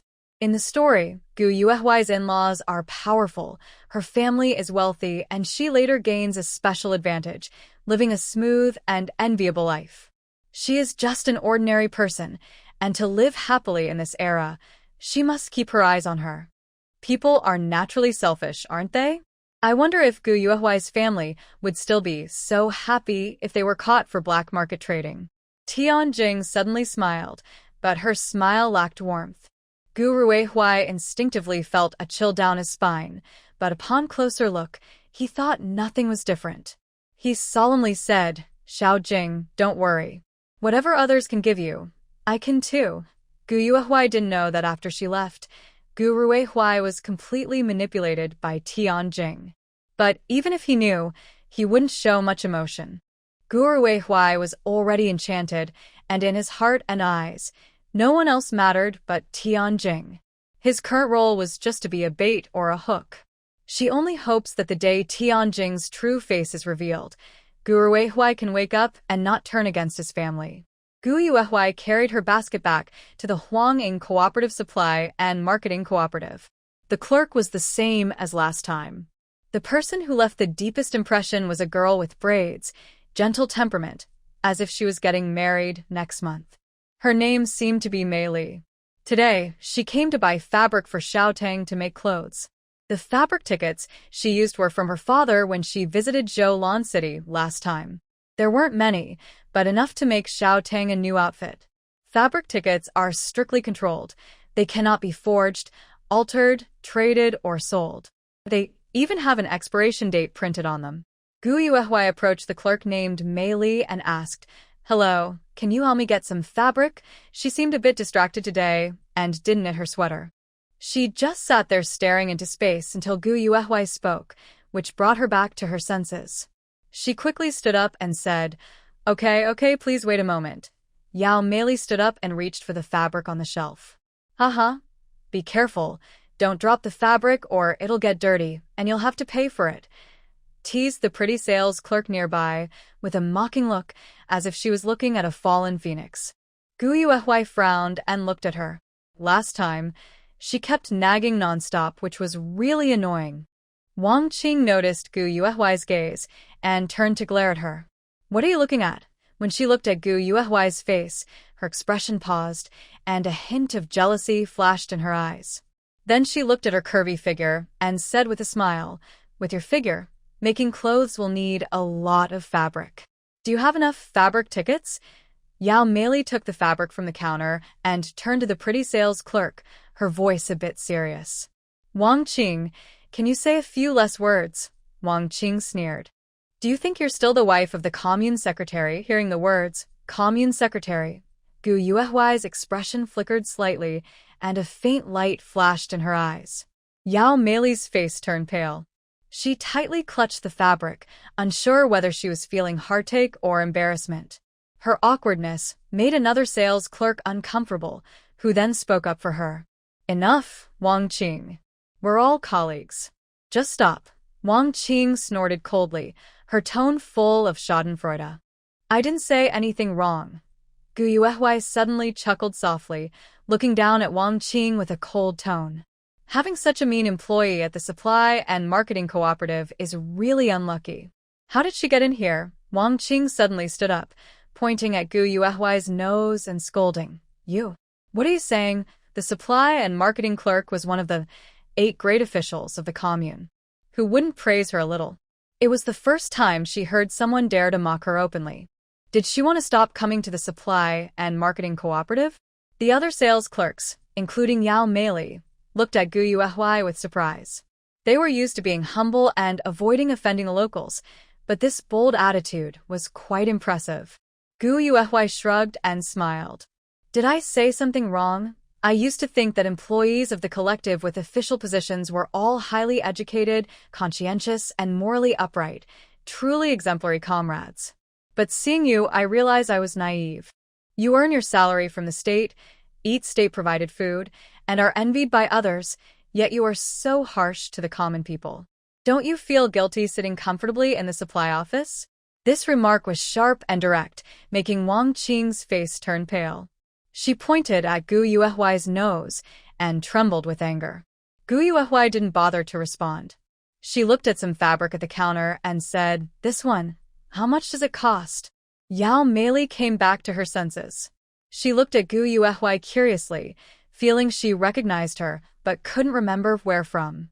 She glanced at the fabric Gu Yuehuai chose, light blue with small flowers, and said, "This fabric is light floral ordinary cloth, 9.5 cents per meter, with 3 yards of cloth tickets." "How much do you want?" Gu Yuehuai thought for a moment and said, 1.5 meters. Adults usually need about 2.5 meters of fabric to make clothes, and a 4-year-old child is about 1 meter tall. Yao Meili nodded and took out a ruler and scissors to measure and cut the fabric. At this moment, Wang Qing realized what was happening and immediately shouted, "No. You can't sell it to her." "I don't agree." Yao Meili frowned but didn't want to argue. She continued cutting the fabric. Wang Qing was annoyed and pushed Yao Meili hard, grabbing the fabric back. "I said no, and that's final." Yao Meili was pushed down and cried out in pain. Gu Yuehuai's face grew cold. She hadn't spoken yet, but suddenly heard someone exclaim, "Blood. Meili is bleeding. Hurry to the clinic." She pursed her lips tightly and looked at Yao Meili. It turned out that Wang Qing had pushed her too hard, causing her to fall against the corner of the counter. She had a cut on her head, blood flowing down her forehead, looking a bit like when Chen Yin pushed her during her rebirth. Wang Qing also looked at Yao Meili. In an instant, her hand trembling with the fabric, her face turned pale, and panic flashed in her eyes. She hurriedly said, No, it's not me." She lost her balance herself. "It's her fault." No one paid attention to Wang Qing's words. Gu Yuehuai thought of the phrase collective secretary's daughter-in-law that was mentioned earlier. Seeing Yao Meili holding her head in pain, she volunteered, "I'll take her to the clinic." Several sales clerks were eager to help. They didn't want to get involved in conflicts with colleagues, especially during work hours. If they took Yao Meili to the clinic, how would they get paid? Normally, this matter should be reported to Wang Qing, but seeing her attitude, it was clear she wouldn't be the one to take her. Now that Gu Yuehuai offered to help, it solved their problem. The sales clerks thanked her repeatedly. "Thank you so much, comrade. We're counting on you to take care of Meili." Gu Yuehuai shook her head. As she helped Yao Meili walk, she left a warning. Meili's head injuries shouldn't be ignored. "This strict sales clerk hopes you're ready to pay for the medical expenses and lost wages. After all, we all have witnesses, and if it's reported to the police, you won't have a say." As the saying goes, when the wall falls, everyone pushes. The other sales clerks, who already disliked Wang Qing for her jealousy, agreed loudly. "Yes, Wang Qing, you pushed Meili." We all saw it. Wang Qing's hands trembled, speechless. She only sighed in relief when Gu Yuehuai and Yao Meili walked away. She immediately threw the cloth on the counter and hurriedly left the supply store. "Where is she going? Did she run away?" asked an older sales clerk hesitantly. Another clerk said sourly, "Run away? You're overthinking. She probably found a backup. Poor Meili and Qinmu broke up, or Wang Qing wouldn't be acting so big now." Gu Yuehuai sat inside the clinic, watching the doctor bandage Yao Meili's wound. Her head injury had disappeared shortly after she gained access to the Sumera space. Although the space's well water couldn't extend life, it was very effective for small injuries and illnesses. She left with no scars. After the wound was bandaged and the doctor warned her not to get it wet, they left the clinic. Yao Meili touched the bandage on her head and looked at Gu Yuehuai with a warm feeling in her heart. She said, "Thank you, comrade. I'm Yao Meili." "What's your name?" Gu Yuehuai smiled faintly and replied, "Gu Yuehuai." "Yuehuai, can I call you that?" Yao Mei tilted her head to look at her, her tone light but her eyes warm. Gu Yuehui nodded. After a moment of thought, she asked, "You're coming back to the supply store. I heard you're getting married next month? Is it the son of the commune secretary?" Yao Mei paused, but she didn't feel offended. After all, for ordinary people with small families, the party secretary is already a high-ranking official. Hearing about it casually, she couldn't help but want to ask more questions. She took a deep breath and spoke in a calm tone. "I was planning to get married, but I broke up with him a few days ago." This event had a big impact on her. She even lost her enthusiasm for work. After the breakup, her family didn't understand and asked her to go back and try to save the good marriage. Her colleagues mostly felt happy about her misfortune, and she had nowhere to vent her feelings. Now, when Gu Yuehui mentioned it, she felt a strong desire to speak her mind. Just as Yao Mei was about to speak, she heard Gu Yuehui ask thoughtfully, "So, is it Qin Mu? Do you know Qin Mu?" Yao Mei was surprised. She turned to look carefully at Gu Yuehui, feeling more and more that she looked familiar. After a moment, she suddenly had a bright idea and blurted out in shock, "Are you Aunt Lin's daughter?" Hearing the words Aunt Lin, Gu Yuehui felt as if she was transported to another time. Yao Mei, however, was a bit excited and asked again, "Is that right? You're the daughter born before Aunt Lin's second marriage, right? You look very much alike, especially those eyes. They're like a mold." Gu Yuehui lowered her eyes and said calmly, "Is that so?" Perhaps noticing her lack of enthusiasm and thinking about her original plan to marry Gu Yuehui's mother after her second marriage, Yao Mei's excitement faded, replaced by a bit of disappointment. She awkwardly said, "Sorry." Gu Yuehui chuckled softly. "Why apologize? You haven't done anything wrong." Yao Mei bit her lip and looked at Gu Yuehui's smile, whispering, I really like Aunt Lin. She's so gentle and kind." "Gentle? Kind?" Gu Yuehui almost laughed out loud. Was her mother really like that? No, at least in her father's eyes. Her mother was a passionate, cheerful, cultured woman with ideas and a strong personality. Otherwise, she wouldn't have decisively left after giving birth to her and chosen to marry someone from the city. Yao Mei looked at Gu Yuehui's half-smile and faint mockery, suddenly falling silent.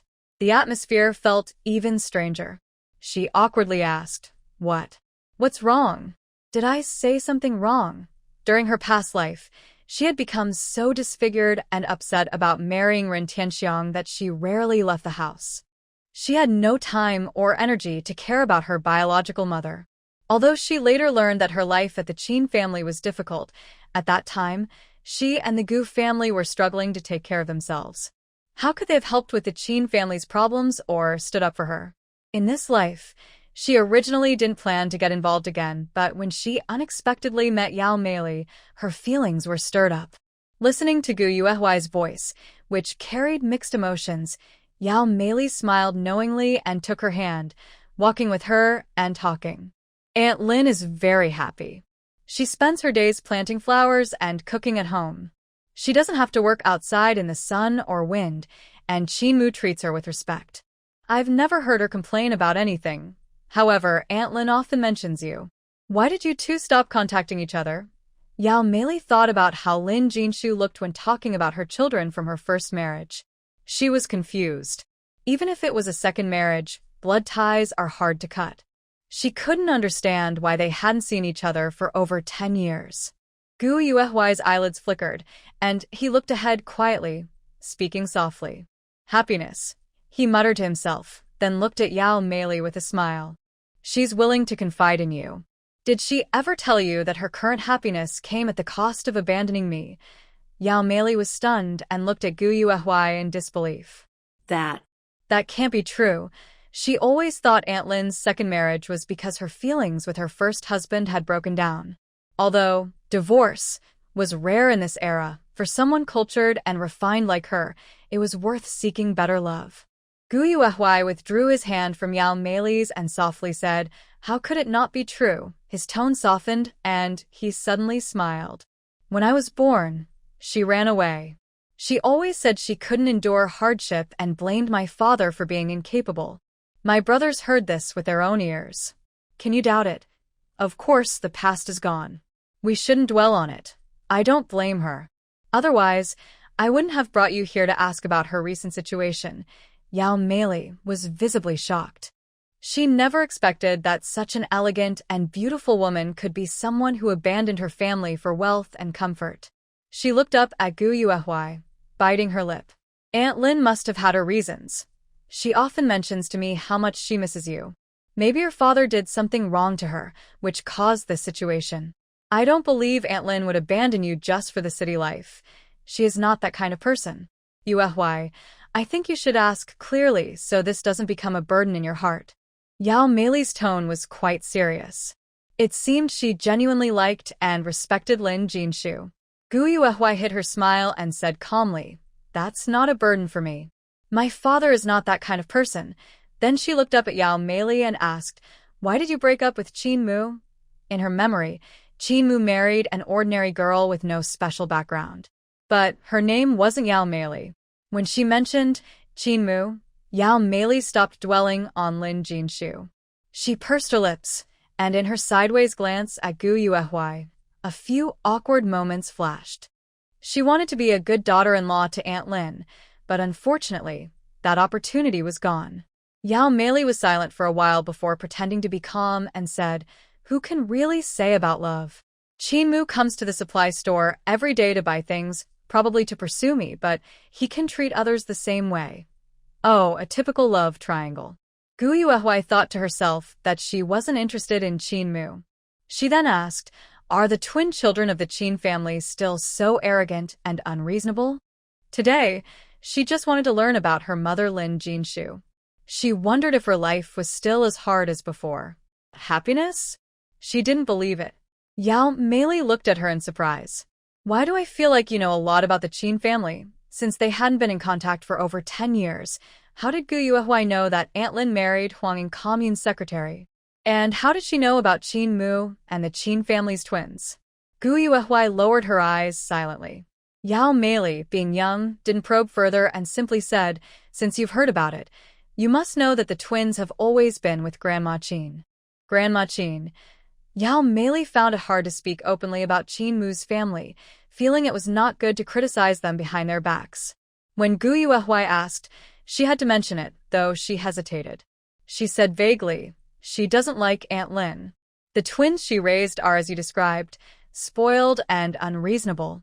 Although Aunt Lin is actually their real mother, as she spoke, Yao Meili couldn't help but sigh, her face full of regret. She turned to look at Gu Yuehui and said, Aunt Lin is truly happy in her life. After all, Uncle Qin treats her very well. But unfortunately, there's also Grandma Qin above her, so her life isn't as carefree as outsiders might think. Gu Yuehui smiled softly, her beautiful eyes shimmering with tiny specks of light. As you said, not having to work in the fields every day is already a kind of happiness. Lin Jinshu, as expected, was still the same as in her previous life. She had access to government grain and a ration book, but unfortunately, she was living a life beyond her control. Her husband was busy, her stepson was grown, her rebellious stepdaughter was difficult, and her own children, raised by a strict mother-in-law, were distant from her. Was she truly happy? At least in her past life, she was unhappy. So, in this life, should she interfere in her mother's life? Gu Yuehui fell silent, her eyes thoughtful. Yao Meili noticed the calm and composed tone in Gu Yuehui's words and raised her voice slightly. Aunt Lin. She misses you very much. If you could visit her, she would be very happy. Gu Yuehui looked at her watch and raised her head. Let's stop here. You should be able to go back on your own, right? She had already gathered most of the information about the Qin family, which was similar to her previous life. Now, she needed to deal with Tianjing and the food shortage during the new year, so she didn't have time to contact Lin Jinshu. She would do it another day. Yao Meili noticed the watch on Gu Yuehui's wrist and paused for a moment. She works as a sales clerk at the supply and marketing cooperative, so she naturally has good eyesight. If she wasn't mistaken, the watch on Gu Yuehui's wrist is a Heisher brand, costing over 100 yuan. What's going on?